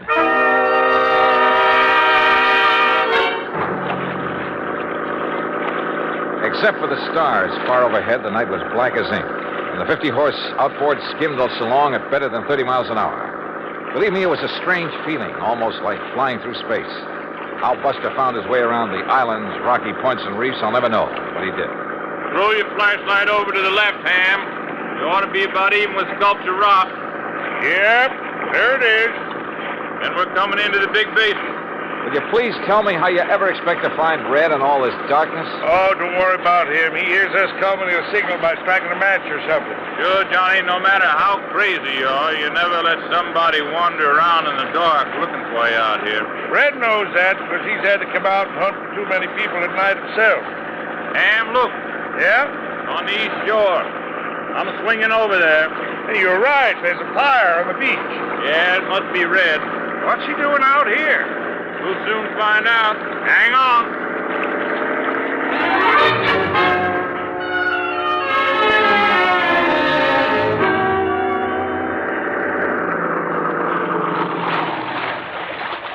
Well, all I have to say is you took long enough to bring Johnny up here. Red, you old reprobate, what under the sun are you up to this time? I just told you. I've been waiting for you to bring Johnny. Now you can leave us and go on back to the dock. And I thank you very much. Red, we're not leaving until we find out what this is all about. And if I tell you, will you promise to leave us alone? Sure, we'll promise anything. Oh, you see, I need Johnny's help. Yes, well? Because with him to follow up what I found today, well, Johnny, you and I are going to prove that my old friend Mr. Hobbs was murdered. Act 3 of yours truly, Johnny Dollar, in a moment. Every American fighting man has heard the expression, above and beyond the call of duty. How many of us have sat down and considered just what that word duty means? According to one dictionary definition, duty is man's conduct as required by his station or occupation, and that to which he is bound by moral obligation to do or not to do. When a man does more than his duty requires, he becomes more of a man in the eyes of his fellow men. One such was Captain John Philip Cromwell, commander of the submarine USS Sculpin, flagship of a submarine-coordinated attack group of the United States Navy. Possessing secret intelligence information of our fleet movements, strategy, tactics, and attack plans, Captain Cromwell led his attack group in patrol of enemy waters around Truck Island in November 1943, just prior to the launching of our first large-scale offensive in the Pacific. Despite savage enemy opposition, he established a line of submarines around the enemy-held stronghold of Truk until his ship, the Sculpin, became so rocked and battered by depth bombs that he ordered it to the surface. He engaged the enemy with deck guns, giving his crew an opportunity to abandon the mortally stricken ship. Determined to sacrifice himself, rather than risk capture and the subsequent danger of revealing the secret plans to the enemy, Captain Cromwell remained aboard the Sculpin as she plunged to her death. He thereby preserved the security of the mission at the cost of his own life. Captain Cromwell earned the Medal of Honor for deep integrity and uncompromising devotion to the call of duty in the service of his country. But what he did defined the word duty better than any dictionary. And now, Act 3 of yours truly, Johnny Dollar, and the Mojave Red Matter.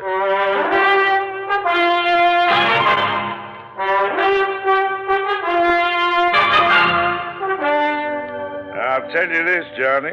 Red here's one of the wildest, most irresponsible old characters I know when he wants to be. But he's okay nonetheless. And if he thinks you and he can find proof that Mr. Hobbs was murdered, well, he must have a good reason for it. Well, Red?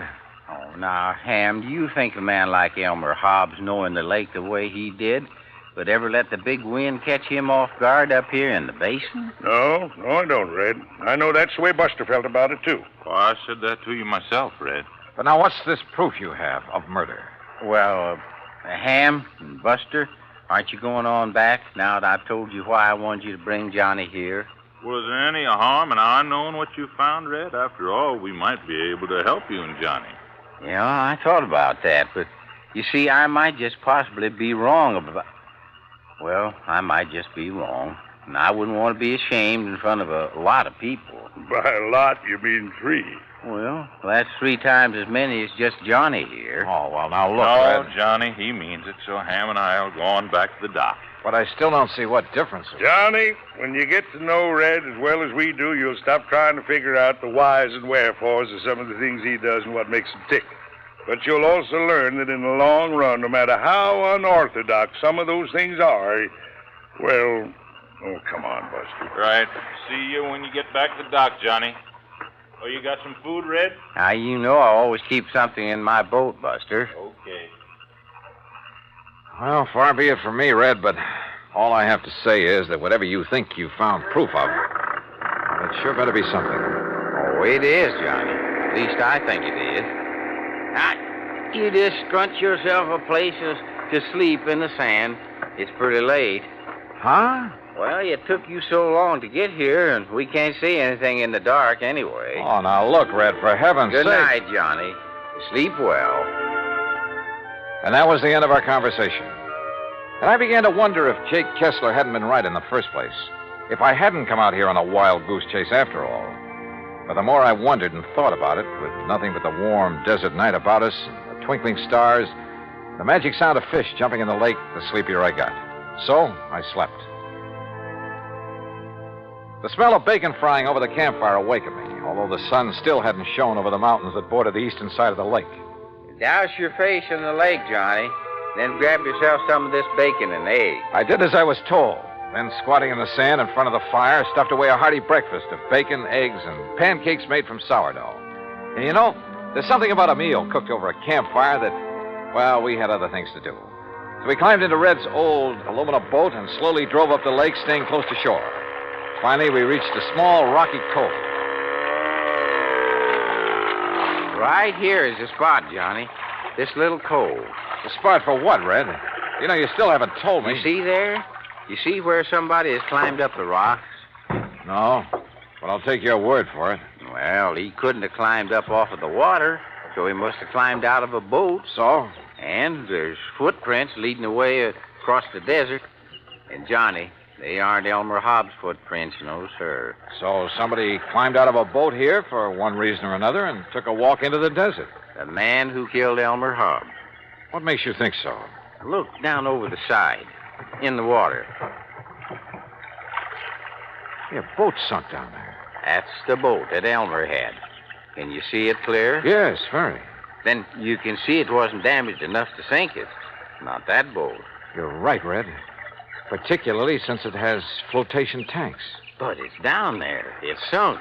So you better strip to your shorts, Johnny. Yeah. I'll go down and take a look. Me? I already have. But I want you to look, Johnny. And remember, I knew everything that Elmer had in his boat when he left the dock. Remember that. Okay. And you're sure the footprints leading into the desert couldn't possibly have been made by Mr. Hobbs? That I'll swear to, Johnny, by all that's good and holy. All right. Now then. Now, slip in easy so you won't disturb the water too much. I took a deep breath, surface dived, and swam down to the sunken boat. And the water was clear, and I could see plainly. And I saw that Red was right. I bobbed back to the surface. Did you see him? The cut? Yeah, Red. Those flotation tanks were slashed open with an axe or a sharp, heavy tool of some kind. But Elmer had no axe on that boat. So it was somebody else, Johnny. somebody who murdered him. Yeah, and then sank the boat. Fred, I'm afraid you're right. Elmer Hobbs was murdered.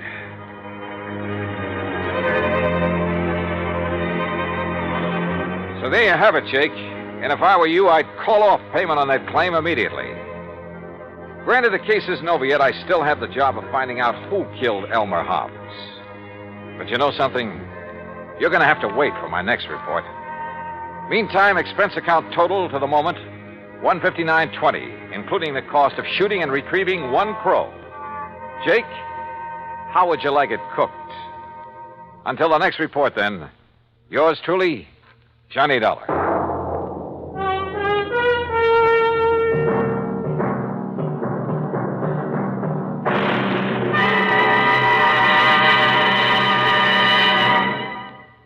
Our star will return in just a moment. Our flag now numbers 50 stars, and behind each star there stands yet another flag representing one of the 50 states. Oklahoma's state flag depicts an Osage warrior's circular buckskin shield from which hang 7 eagle feathers. Across the shield is the Indian's calumet, or pipe of peace, crossed with the white man's peace symbol, the olive branch. On the shield are small crosses, the Indian's graphic sign for stars, indicating lofty ideals or a purpose for high endeavor. The background of the flag is a field of blue, the blue of the Oklahoma sky, signifying loyalty and devotion. The important symbols, however, are the calumet and the olive branch. These override the shield, the symbol of war, and bespeak a predominant love of peace by a united people. Oklahoma's state flag, the flag of the 46th state to enter the Union, was adopted on April 2nd, 1925. Now, here's our star to tell you about next week's story. Next week? Well, after all, the case isn't really closed. But it will be next week, believe me. Join us, won't you? Yours truly, Johnny Dollar.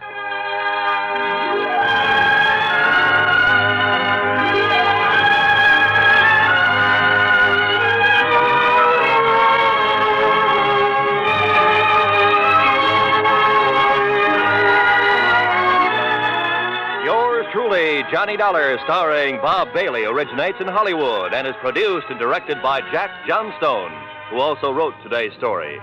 Heard in our cast were Lucille Meredith, Horace Lewis, Harley Bear, Alan Reed, and Barney Phillips. Be sure to join us next week, same time and station, for the conclusion of this exciting story of yours truly, Johnny Dollar. This is Roy Rowan speaking.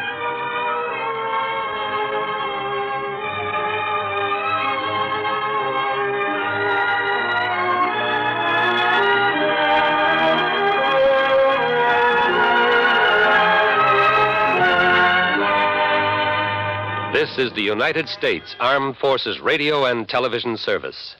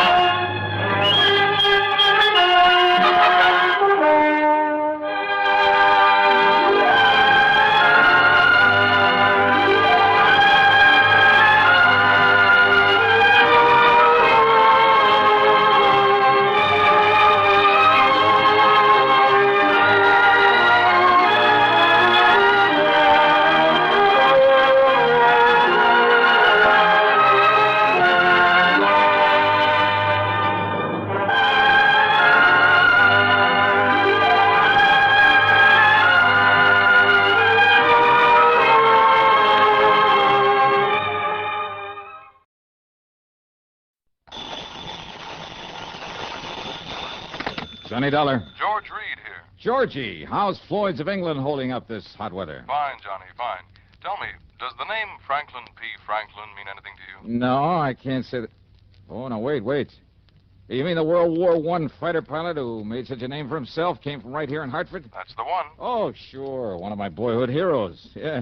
Frankie the Flying Fool, they called him. Yes. Big plaque over at the library about the couple of dozen enemy planes he brought down. Yes. Which was quite a record in those days. Yes, Johnny. Something of a legend, too, because he'd get shot down one day, be right back in the air the next. Yes. Just didn't know when to quit. Well, he isn't still alive, is he? No. Well, I didn't think so. No, Johnny. Mr. Franklin died a few days ago. Only a few leaving days? a considerable amount of life insurance. With our company, of course. Oh, I see. Over $110,000 that's to be divided equally between his two sons, Randolph and Philip. Or, of course, the survivor. Well, what's your problem? Well, Randolph is no problem. He lives right here in Hartford. As a matter of fact, he buried his father. But we need to find Philip. If that is, if he can be found. Now, what do you mean by that? Well, suppose you come on over here to the office, and I'll tell you what I know. Sure, why not?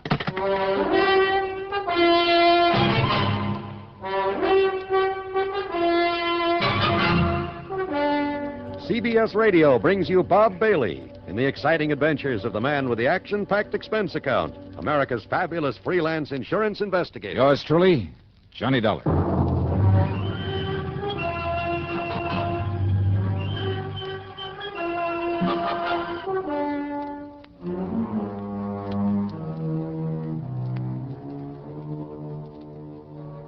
Expense account submitted by Special Investigator Johnny Dollar to Floyd's of England, North American Office, Hartford, Connecticut. Following is an account of expenses incurred during my investigation of the Twisted Twin matter.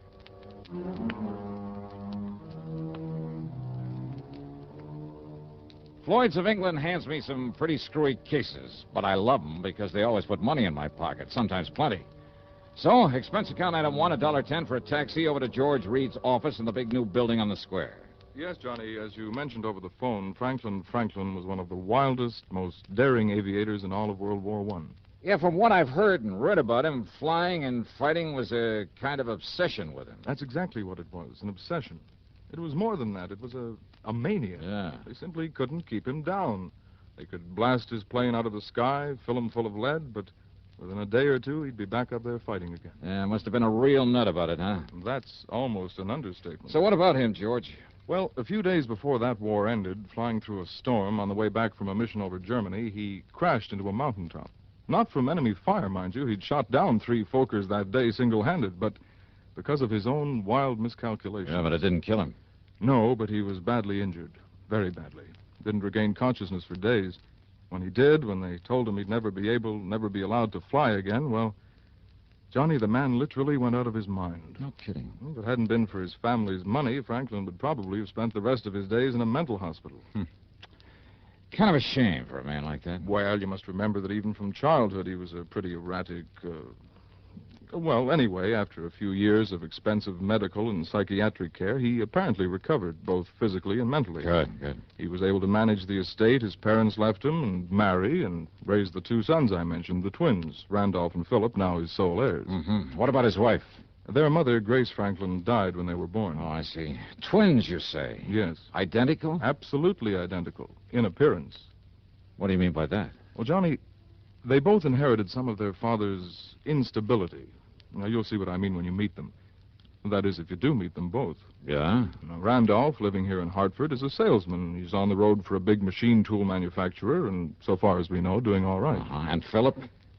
Well, from what little we know about him, Philip, the stupid one, well, the last we heard, he was a henchman, I guess you'd call it, of a man named Carlo Fazzetti. Fazzetti? Yes. The mobster out in Chicago? Yes. I had some mighty unpleasant dealings with Fazzetti one time. Well, have you contacted him? Ask him what he knows about Phil? No. Gee, Carlo Fazzetti. Yes. Oh, that's bad medicine. I realize that. But if the company's willing to pay good money for it, I'll try to make contact with him, see if I can enlist his help for a change. So? It may not be necessary. Oh? And your important contact will be Randolph. Okay. Because according to him, Philip died about a year ago. Okay, then Oh? Yes. Well, in that case, George... But he hasn't been able to give us any proof. And that, of course, is what we must have, proof, one way or the other. Well, Johnny? There's a fee on this one? I mean, after all, if I should end up having a tangle with Carlo Fazzetti. Your usual commission on the face value of the policy. And expenses? And reasonable expenses. Okay, Georgie, here we go again.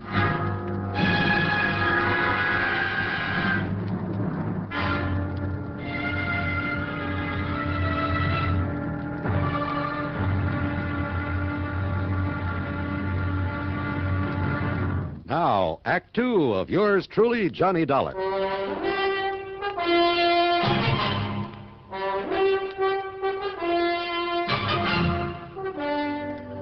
Charlie, the doorman at Randy Franklin's apartment might better have been named Gimpy because of his mental limp. Is that Mr. Franklin? Geez, I don't know. You don't know? Well, how should I? Well, he does live here, doesn't he? Sure, part of the time. Huh? Sure, he's a traveling salesman, some tool company. Yeah, well, ring his Mister, apartment. he's out of town just as much as in. Sometimes a couple of days, sometimes a month away. Yeah, okay, now will you please Man, ring... what a life. That's what ought to get me, a job like that, traveling all around. Ring his apartment, please. You See if think he's I in... like this? This standing around this fancy dump in this hot uniform? You think it ain't hot this kind of weather? I'm sure it is. Now, please, Boy, if you'll just...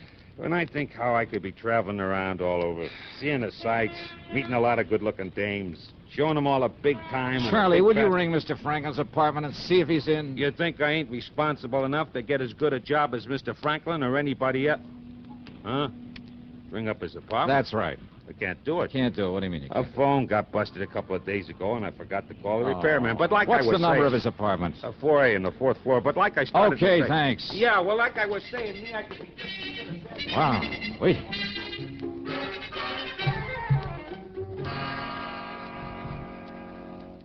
Randy Franklin was in. He was mid-30s, maybe, tall, rather good-looking, with black hair, gray eyes. But there was something about the way he used those eyes, a funny shiftiness about them. And he was nervous, terribly nervous, with a trick of twitching his head so quickly I almost expected his neck to snap.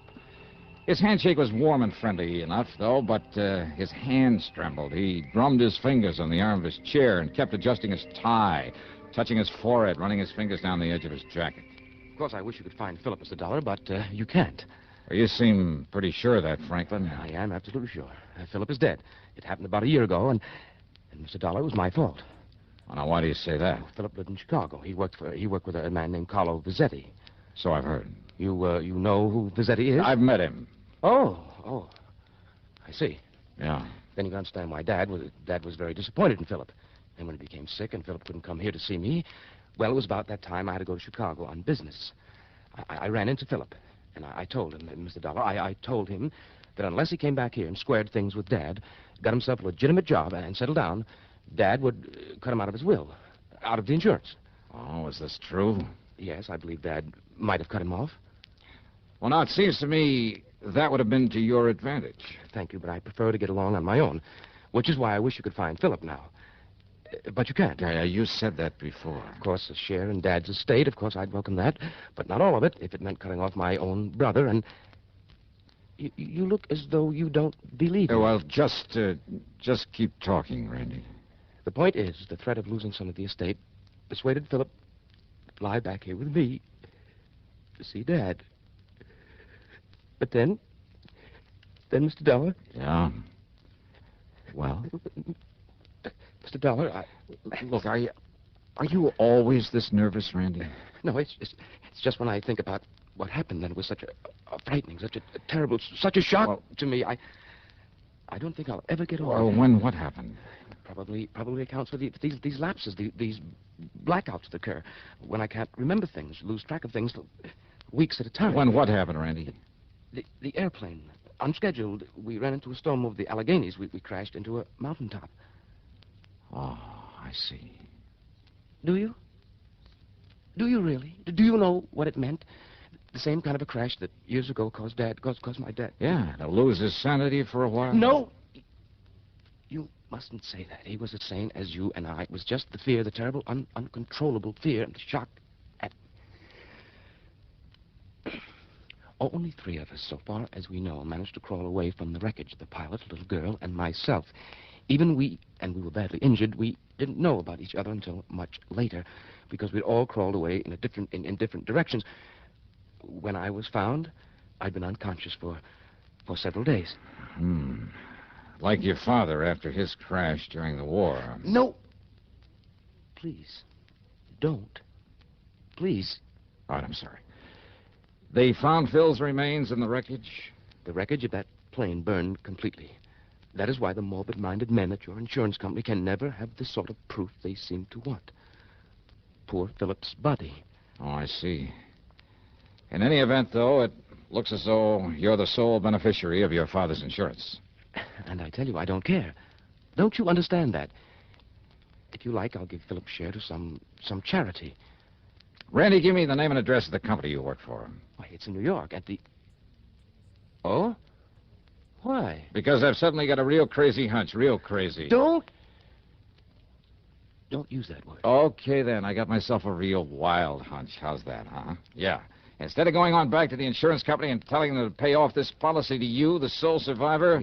Yes, Mr. Dollar. Well, Randy, I'm going to continue my search for your brother. Search? For Philip? After all, I've just finished... Are you serious, Mr. Dollar? I sure am. But I told you... Yeah, you told me. Just stick around, Randy.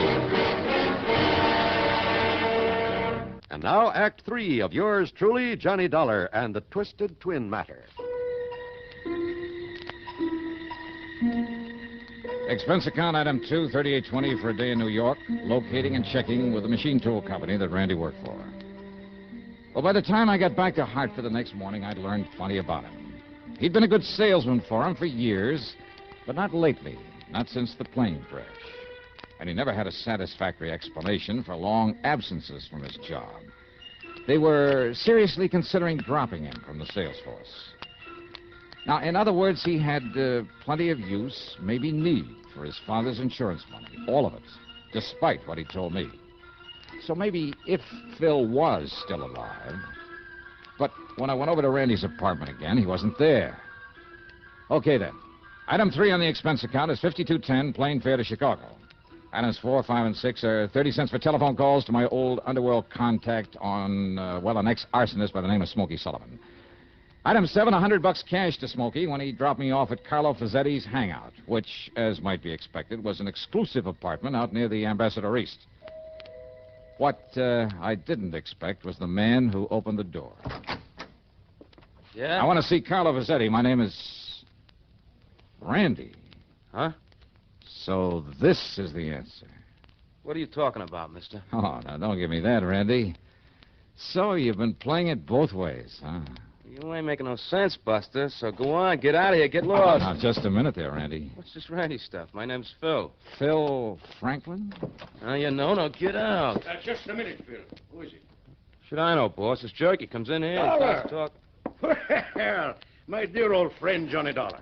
Huh? Old friend, huh? Why, of course, since you can't possibly be trying to tie me in with some of your insurance trouble. For once, Fazzetti. Come in, Dollar, come in. Yeah, sure. Phil. Yeah, boss? Make an extra one of them drinks for Mr. Dollar here. My old friend, Johnny Dollar. Okay, boss, whatever you say. Now, wait a minute. I want to talk. Phil. Yeah. Sit down here, Dollar.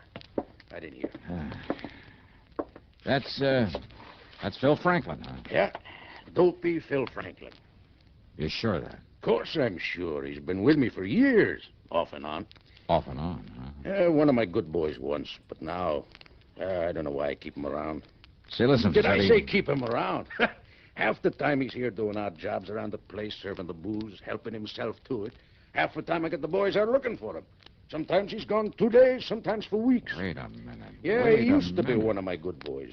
But ever since somebody knocked him on the head about a year ago... Say, he cracked up in an airplane. Oh, he did, huh? I know, what would Dopey Phil be doing aboard an airplane, huh? Here's your drinks, boss. Here. That's the boy. Now, Dollar, why'd you come here to see me, huh, pal? Only, drink up first. Here, Carlo. Just add this drink of yours. Huh? But if you don't mind, I'll hang on to this glass. No, wait a minute. Sorry, I gotta get going. What? See you next time I'm here in Chicago. Wait a minute. Maybe. Dollar.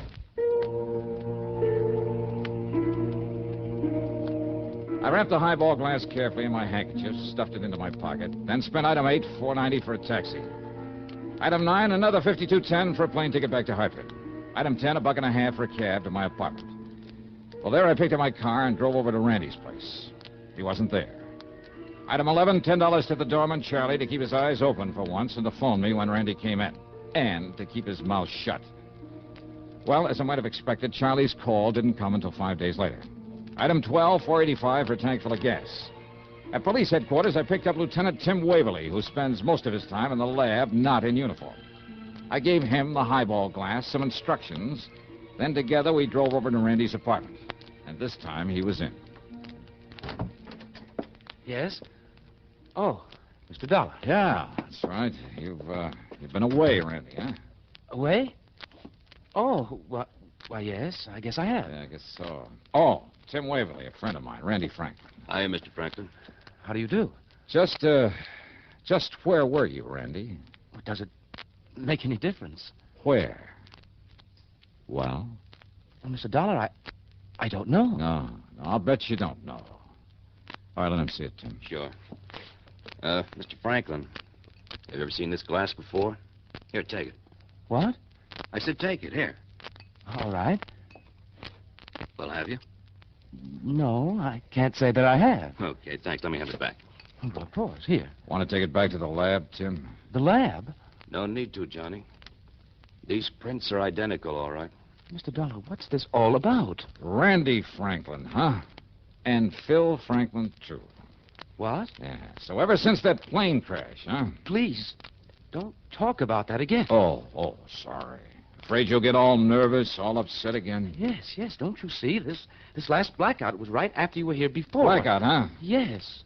You expect me to believe you don't know where you went, where you've been ever since then? It's true, Mr. Dollar. Are you kidding? I saw you in Chicago posing as Phil. No. What do you mean, no? It's not true. It can't be Those true. identical fingerprints on this highball glass prove it. I don't know what you're talking But about. why? What kind of a racket were you trying to pull? Dollar. Did you have some crazy No. idea that maybe, No, just don't maybe... talk like that. I told you not to talk like that. Do you hear me? All right, now, you just keep your hands to yourself, No, Randy. because you're trying to upset me again, but I won't let you get out. Get out Now, of here. just a minute, Watch you. it, Johnny. I'll show you. Coming here this way. You hear me? No, you... Don't. Oh. All right, now, Randy. No. Please. Take it easy, Johnny. You hit him pretty hard. And that isn't all, Tim. Let me have your gun. My gun? Yeah, give me. No, wait a minute. Thanks. All right, now, Randy. Johnny, you're out of your mind. Am I? Stand back. No, Johnny. No, please. No. No.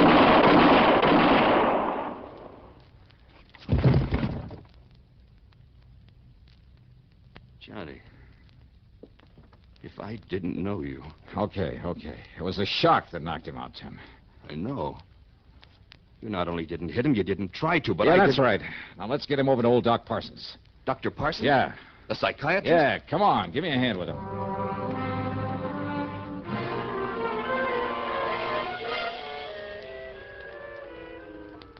Then, Doctor,